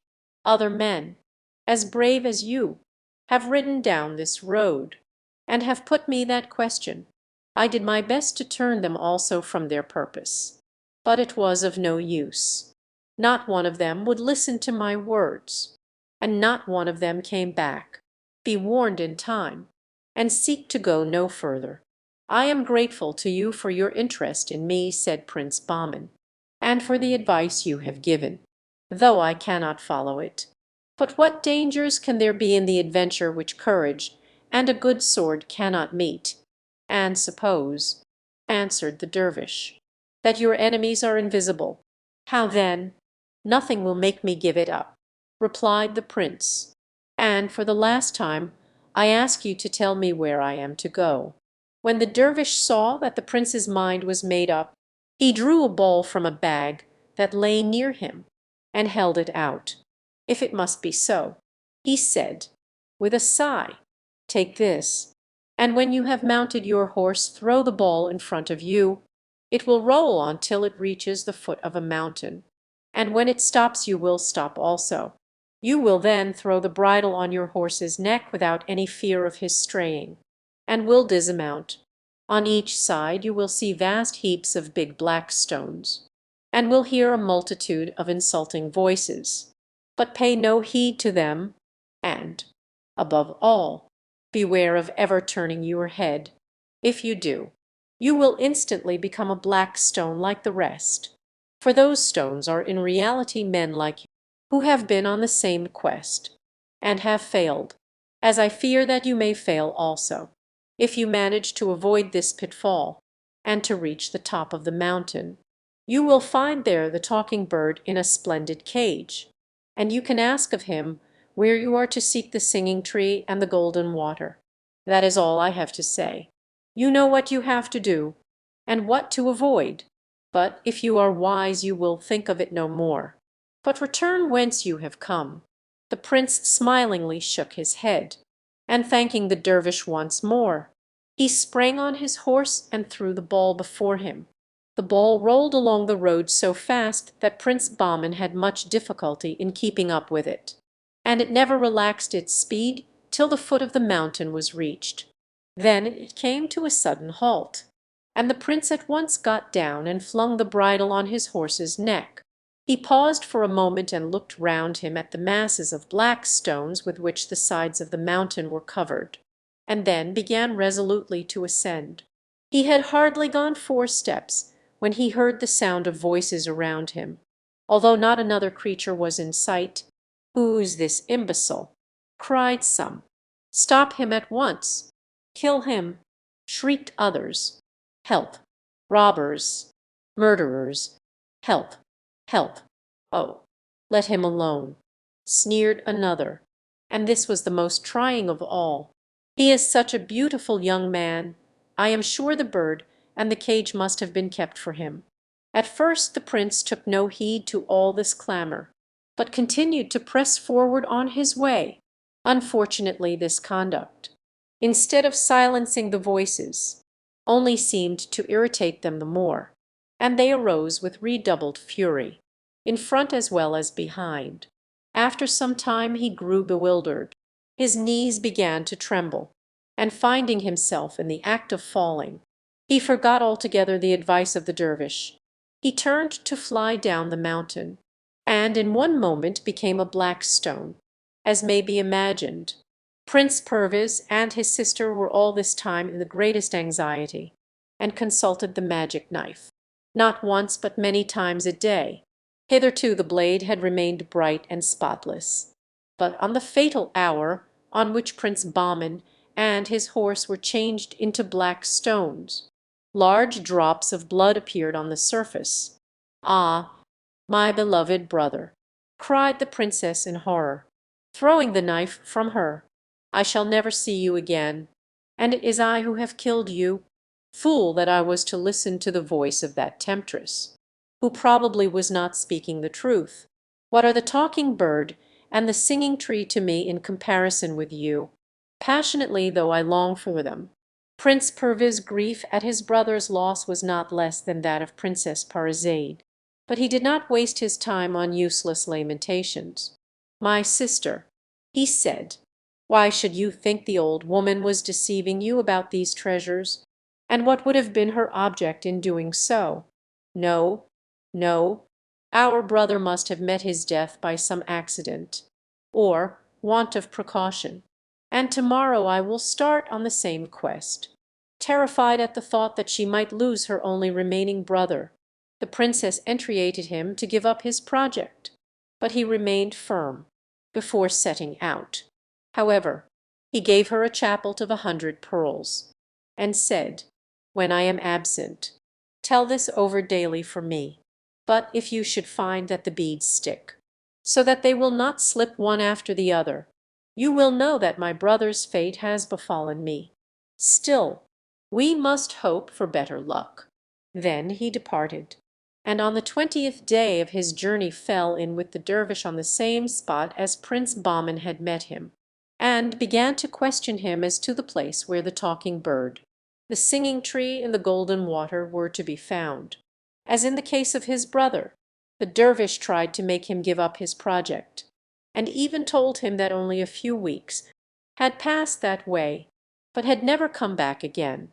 "That, holy dervish," replied Prince Perviz, "was my elder brother, who is now dead, though how he died I cannot say."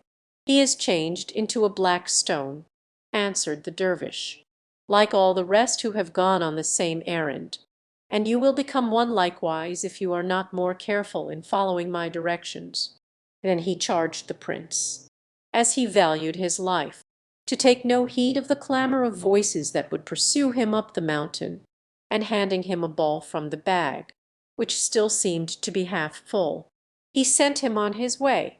When Prince Perviz reached the foot of the mountain, he jumped from his horse, and paused for a moment to recall the instructions the dervish had given him.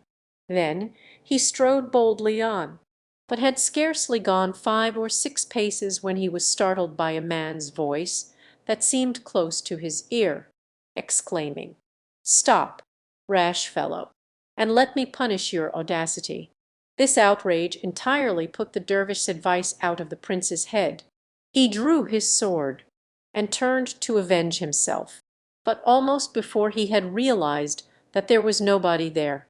He and his horse were 2 black stones. Not a morning had passed since Prince Perviz had ridden away without Princess Parizade telling her beads, and at night she even hung them round her neck, so that if she woke she could assure herself at once of her brother's safety.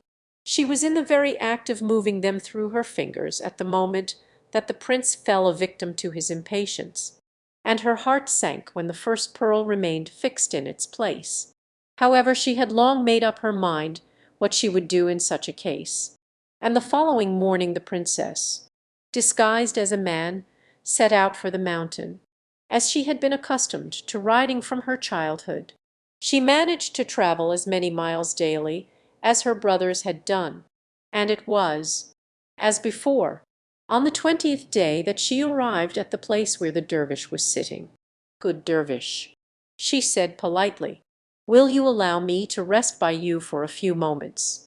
And perhaps you will be so kind as to tell me if you have ever heard of a talking bird, a singing tree, and some golden water that are to be found somewhere near this." "Madam," replied the dervish, "for in spite of your manly dress your voice betrays you, I shall be proud to serve you in any way I can. But may I ask the purpose of your question?" "Good dervish," answered the princess, "I have heard such glowing descriptions of these 3 things, that I cannot rest till I possess them." "Madam," said the dervish, "they are far more beautiful than any description. But you seem ignorant of all the difficulties that stand in your way, or you would hardly have undertaken such an adventure.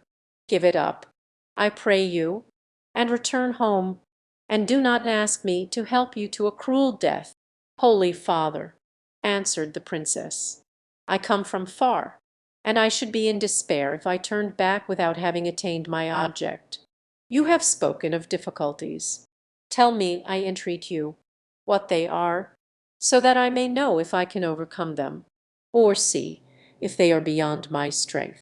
So the dervish repeated his tale, and dwelt more firmly than before on the clamour of the voices, the horrors of the black stones, which were once living men, and the difficulties of climbing the mountain, and pointed out that the chief means of success was never to look behind till you had the cage in your grasp. "As far as I can see," said the princess, "the first thing is not to mind the tumult of the voices that follow you till you reach the cage, and then never to look behind. As to this, I think I have enough self-control to look straight before me, but as it is quite possible that I might be frightened by the voices, as even the boldest men have been, I will stop up my ears with cotton, so that, let them make as much noise as they like, I shall hear nothing." "Madam," cried the dervish, "out of all the number who have asked me the way to the mountain, you are the first who has ever suggested such a means of escaping the danger. It is possible that you may succeed, but all the same, the risk is great."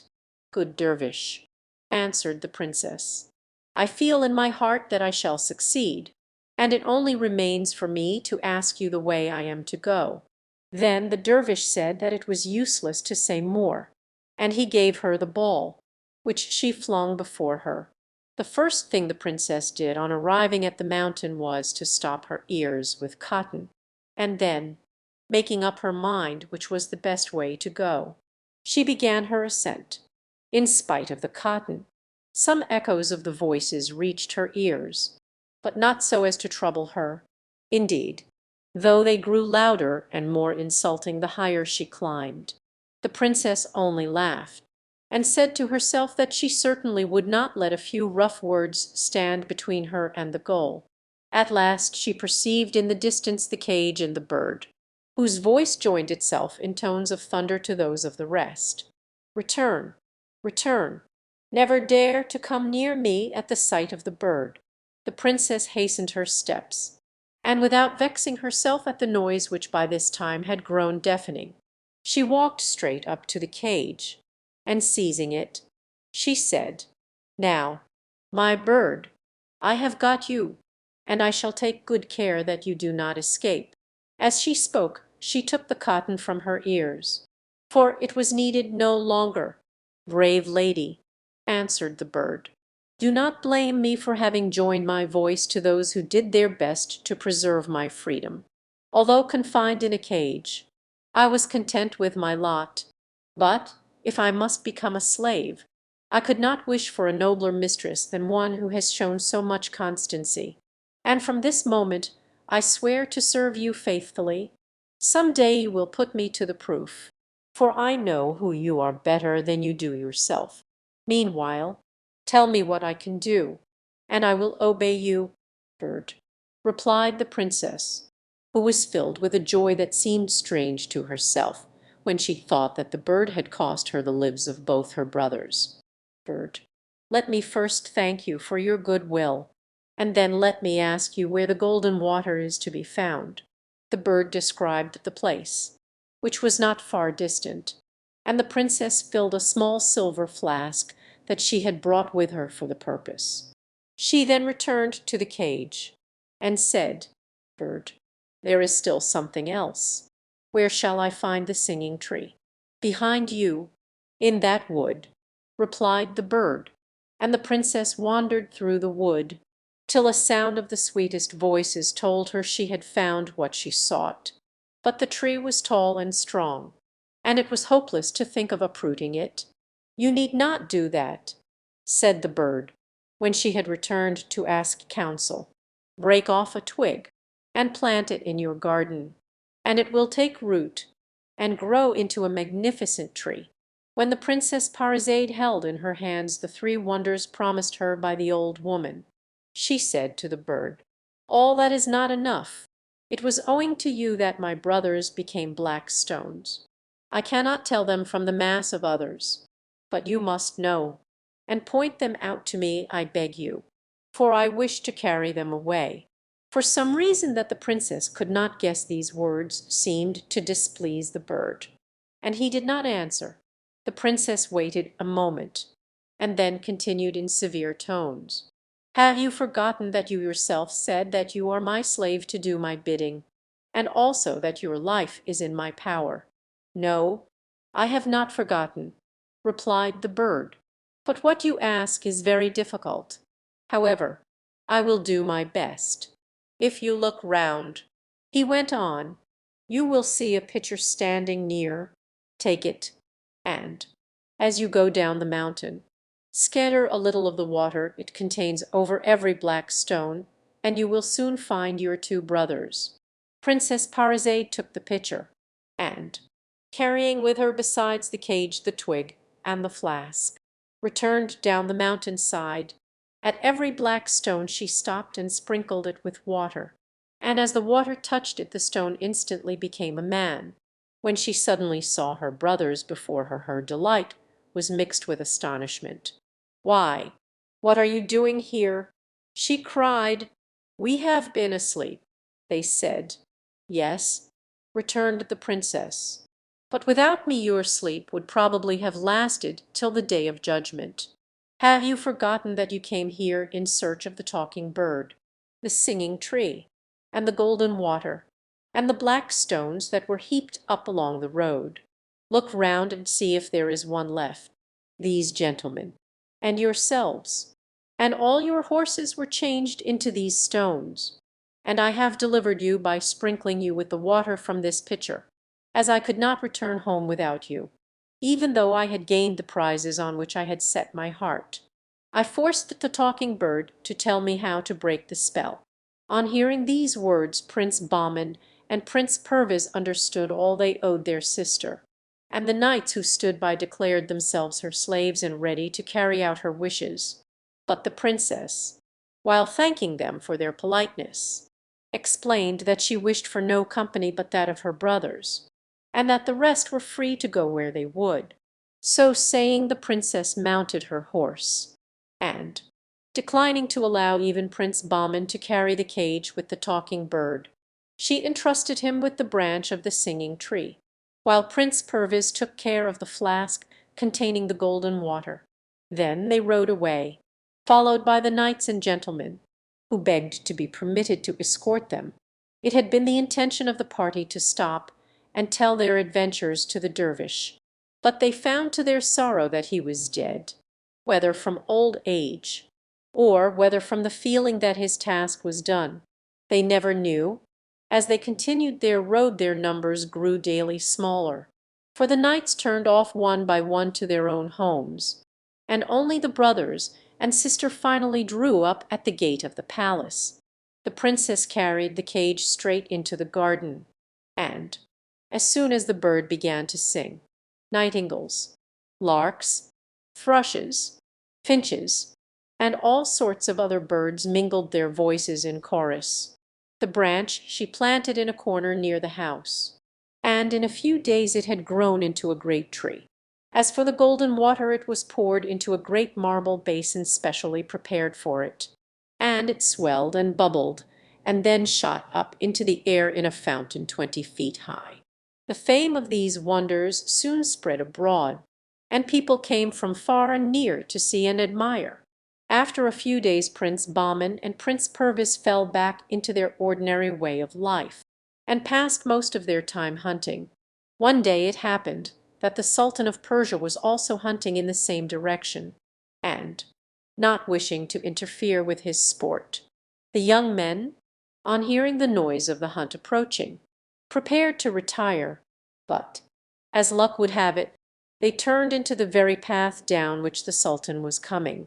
They threw themselves from their horses and prostrated themselves to the earth. But the Sultan was curious to see their faces, and commanded them to rise. The princes stood up respectfully, but quite at their ease, and the Sultan looked at them for a few moments without speaking. Then he asked who they were and where they lived. "Sire," replied Prince Bahman, "we are sons of your Highness late Intendant of the Gardens, and we live in a house that he built a short time before his death, waiting till an occasion should offer itself to serve your Highness." "You seem fond of hunting," answered the Sultan. "Sire," replied Prince Bahman, "it is our usual exercise, and one that should be neglected by no man who expects to comply with the ancient customs of the kingdom and bear arms." The Sultan was delighted with this remark, and said at once, "In that case I shall take great pleasure in watching you. Come, choose what sort of beasts you would like to hunt." The princes jumped on their horses and followed the Sultan at a little distance. They had not gone very far before they saw a number of wild animals appear at once, and Prince Bahman started to give chase to a lion and Prince Perviz to a bear. Both used their javelins with such skill that, directly they arrived within striking range, the lion and the bear fell, pierced. Then Prince Perviz pursued a lion and Prince Bahman a bear, and in a very few minutes they, too, lay dead. As they were making ready for a third assault the Sultan interfered, and, sending one of his officials to summon them, he said smiling, "If I let you go on, there will soon be no beasts left to hunt. Besides, your courage and manners have so won my heart that I will not have you expose yourselves to further danger. I am convinced that some day or other I shall find you useful as well as agreeable. He then gave them a warm invitation to stay with him altogether, but with many thanks for the honour done them, they begged to be excused, and to be suffered to remain at home. The Sultan, who was not accustomed to see his offers rejected, inquired their reasons, and Prince Bahman explained that they did not wish to leave their sister, and were accustomed to do nothing without consulting all three together. "Ask her advice, then," replied the Sultan, "and tomorrow come and hunt with me and give me your answer." The two princes returned home, but their adventure made so little impression on them that they quite forgot to speak to their sister on the subject. The next morning, when they went to hunt, they met the Sultan in the same place, and he inquired what advice their sister had given. The young men looked at each other and blushed. At last Prince Bahman said, "Sire, we must throw ourselves on your Highness' mercy. Neither my brother nor myself remembered anything about it." "Then be sure you do not forget to-day," answered the Sultan, "and bring me back your reply tomorrow." When, however, the same thing happened a second time, they feared that the Sultan might be angry with them for their carelessness. But he took it in good part, and, drawing 3 little golden balls from his purse, he held them out to Prince Bahman, saying, "Put these in your bosom, and you will not forget a third time. For when you remove your girdle to-night the noise they will make in falling will remind you of my wishes." It all happened as the Sultan had foreseen, and the two brothers appeared in their sister's apartments just as she was in the act of stepping into bed, and told their tale. The Princess Parizade was much disturbed at the news, and did not conceal her feelings.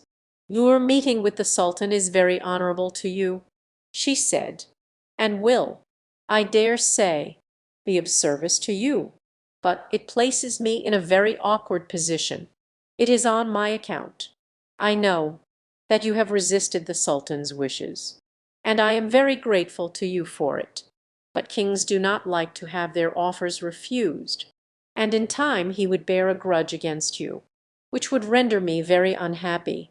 Consult the talking bird, who is wise and far-seeing, and let me hear what he says." So the bird was sent for, and the case laid before him. "The princes must on no account refuse the Sultan's proposal," said he, "and they must even invite him to come and see your house." "But, bird," objected the princess, "you know how dearly we love each other. Will not all this spoil our friendship?" "Not at all," replied the bird. "It will make it all the closer." "Then the Sultan will have to see me," said the princess. The bird answered that it was necessary that he should see her, and everything would turn out for the best. The following morning, when the Sultan inquired if they had spoken to their sister, and what advice she had given them, Prince Bahman replied that they were ready to agree to his Highness' wishes, and that their sister had reproved them for their hesitation about the matter. The Sultan received their excuses with great kindness, and told them that he was sure they would be equally faithful to him, and kept them by his side for the rest of the day, to the vexation of the Grand Vizir and the rest of the court. When the procession entered in this order the gates of the capital, the eyes of the people who crowded the streets were fixed on the two young men, strangers to every one. "Oh, if only the Sultan had had sons like that!" they murmured. "They look so distinguished and are about the same age that his sons would have been." The Sultan commanded that splendid apartments should be prepared for the two brothers, and even insisted that they should sit at table with him. During dinner he led the conversation to various scientific subjects, and also to history, of which he was especially fond. But whatever topic they might be discussing, he found that the views of the young men were always worth listening to. "If they were my own sons," he said to himself, "they could not be better educated," and aloud he complimented them on their learning and taste for knowledge.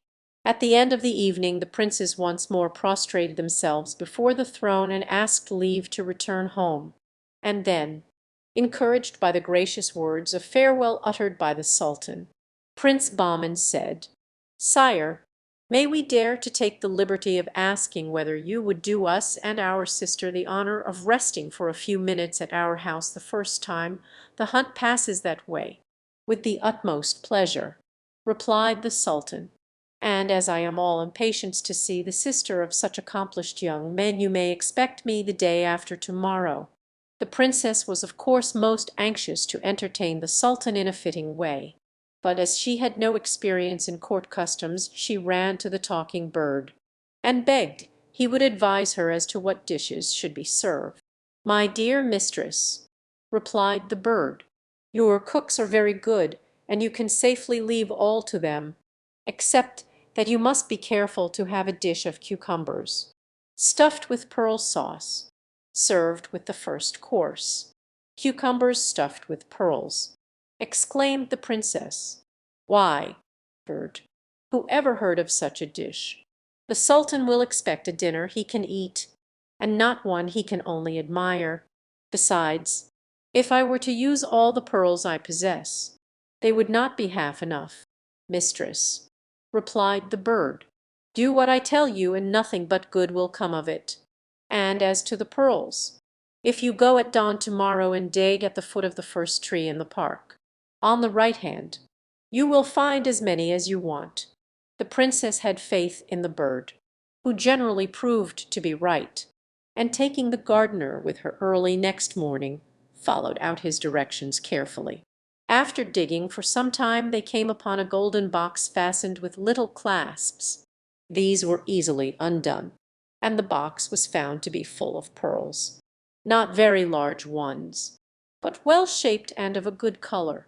So leaving the gardener to fill up the hole he had made under the tree, the princess took up the box and returned to the house.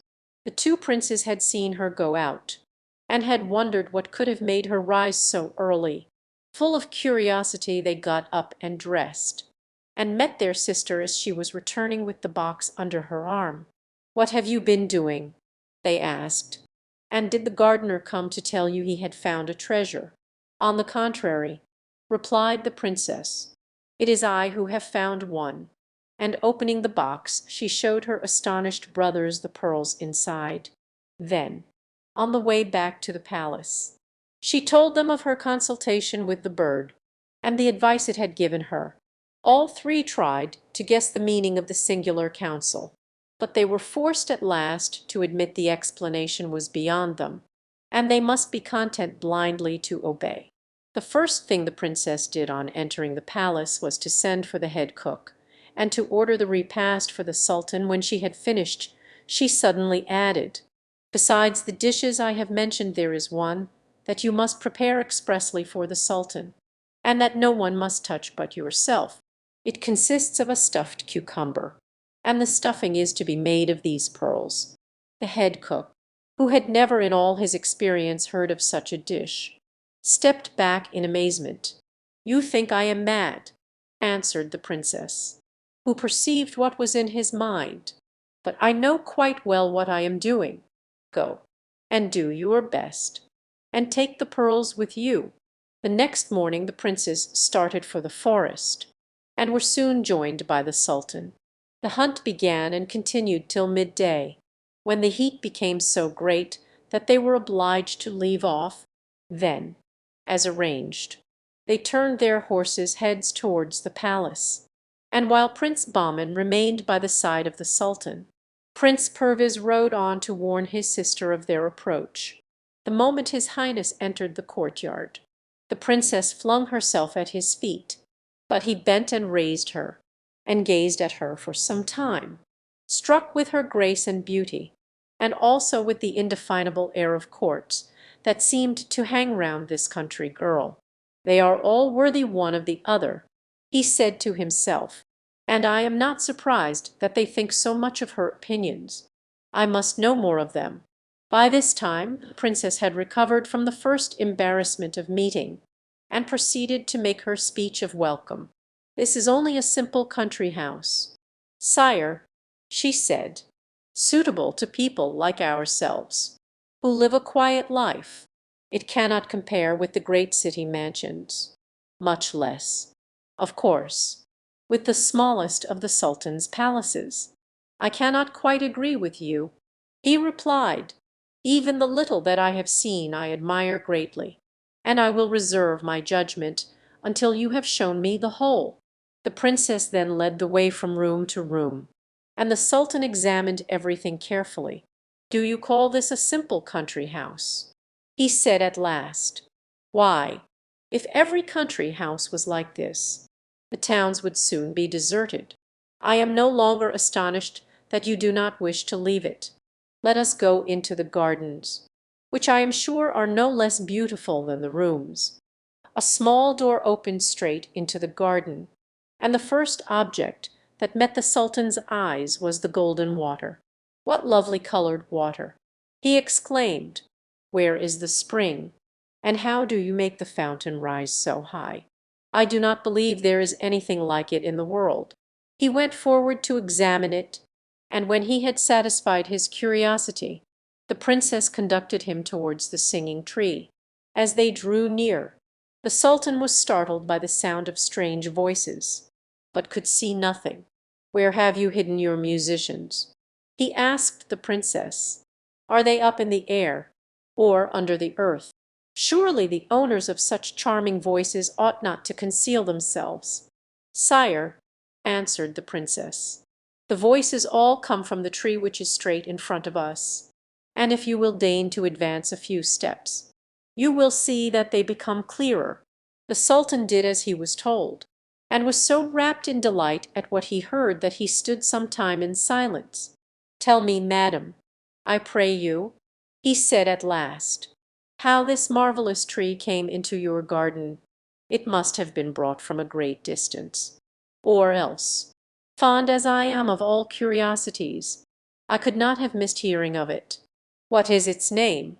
"The only name it has, sire," replied she, "is the singing tree, and it is not a native of this country. Its history is mixed up with those of the golden water and the talking bird, which you have not yet seen. If your highness wishes, I will tell you the whole story, when you have recovered from your fatigue." "Indeed, madam," returned he, "you show me so many wonders that it is impossible to feel any fatigue. Let us go once more and look at the golden water, and I am dying to see the talking bird." The Sultan could hardly tear himself away from the golden water, which puzzled him more and more. "You say," he observed to the princess, "that this water does not come from any spring, neither is brought by pipes. All I understand is that neither it nor the singing tree is a native of this country. It is as you say." "Sire," answered the princess, "and if you examine the basin, you will see that it is all in one piece, and therefore the water could not have been brought through it. What is more astonishing is, that I only emptied a small flaskful into the basin, and it increased to the quantity you now see." "Well, I will look at it no more to-day," said the Sultan. "Take me to the talking bird." On approaching the house, the Sultan noticed a vast quantity of birds, whose voices filled the air, and he inquired why they were so much more numerous here than in any other part of the garden. "Sire," answered the princess, "do you see that cage hanging in one of the windows of the saloon? That is the talking bird, whose voice you can hear above them all, even above that of the nightingale, and the birds crowd to this spot, to add their songs to his." The Sultan stepped through the window, but the bird took no notice, continuing his song as before. "My slave," said the princess, "this is the Sultan. Make him a pretty speech." The bird stopped singing at once, and all the other birds stopped too. "The Sultan is welcome," he said. "I wish him long life and all prosperity." "I thank you, good bird," answered the Sultan, seating himself before the repast, which was spread at a table near the window, "and I am enchanted to see in you the Sultan and King of the birds." The Sultan, noticing that his favorite dish of cucumber was placed before him, proceeded to help himself to it, and was amazed too, and that the stuffing was of pearls. "A novelty, indeed," cried he, but I do not understand the reason of it. One cannot eat pearls." "Sire," replied the bird, before either the princes or the princess could speak, "surely your highness cannot be so surprised at beholding a cucumber stuffed with pearls, when you believed without any difficulty that the sultana had presented you, instead of children, with a dog, a cat, and a log of wood." "I believed it," answered the sultan, "because the women attending on her told me so." "The women, sire," said the bird, "were the sisters of the sultana, who were devoured with jealousy at the honor you had done her, and in order to revenge themselves invented this story. Have them examined, and they will confess their crime. These are your children, who were saved from death by the intendant of your gardens, and brought up by him as if they were his own." Like a flash the truth came to the mind of the sultan. Bird. He cried, "My heart tells me that what you say is true.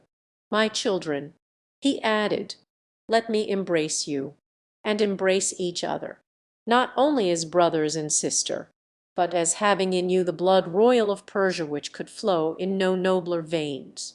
When the first moments of emotion were over, the sultan hastened to finish his repast, and then turning to his children he exclaimed, "Today you have made acquaintance with your father. Tomorrow I will bring you the sultana your mother. Be ready to receive her." The sultan then mounted his horse and rode quickly back to the capital.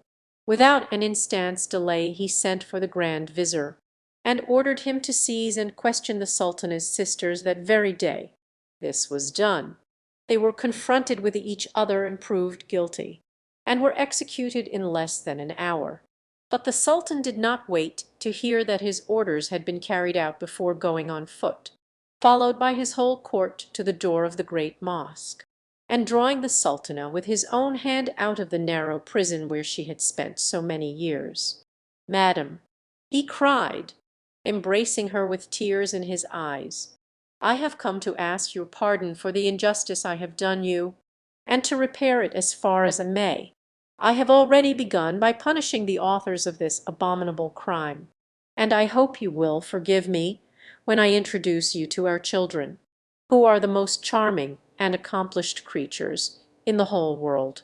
Come with me and take back your position and all the honor that is due to you." This speech was delivered in the presence of a vast multitude of people, who had gathered from all parts on the first hint of what was happening, and the news was passed from mouth to mouth in a few seconds. Early next day the sultan and sultana, dressed in robes of state and followed by all the court, set out for the country house of their children. Here the sultan presented them to the sultana one by one, and for some time there was nothing but embraces and tears and tender words. Then they ate of the magnificent dinner which had been prepared for them, and after they were all refreshed they went into the garden, where the sultan pointed out to his wife the golden water and the singing tree. As to the talking bird, she had already made acquaintance with him. In the evening they rode together back to the capital, the princes on each side of their father, and the princess with her mother.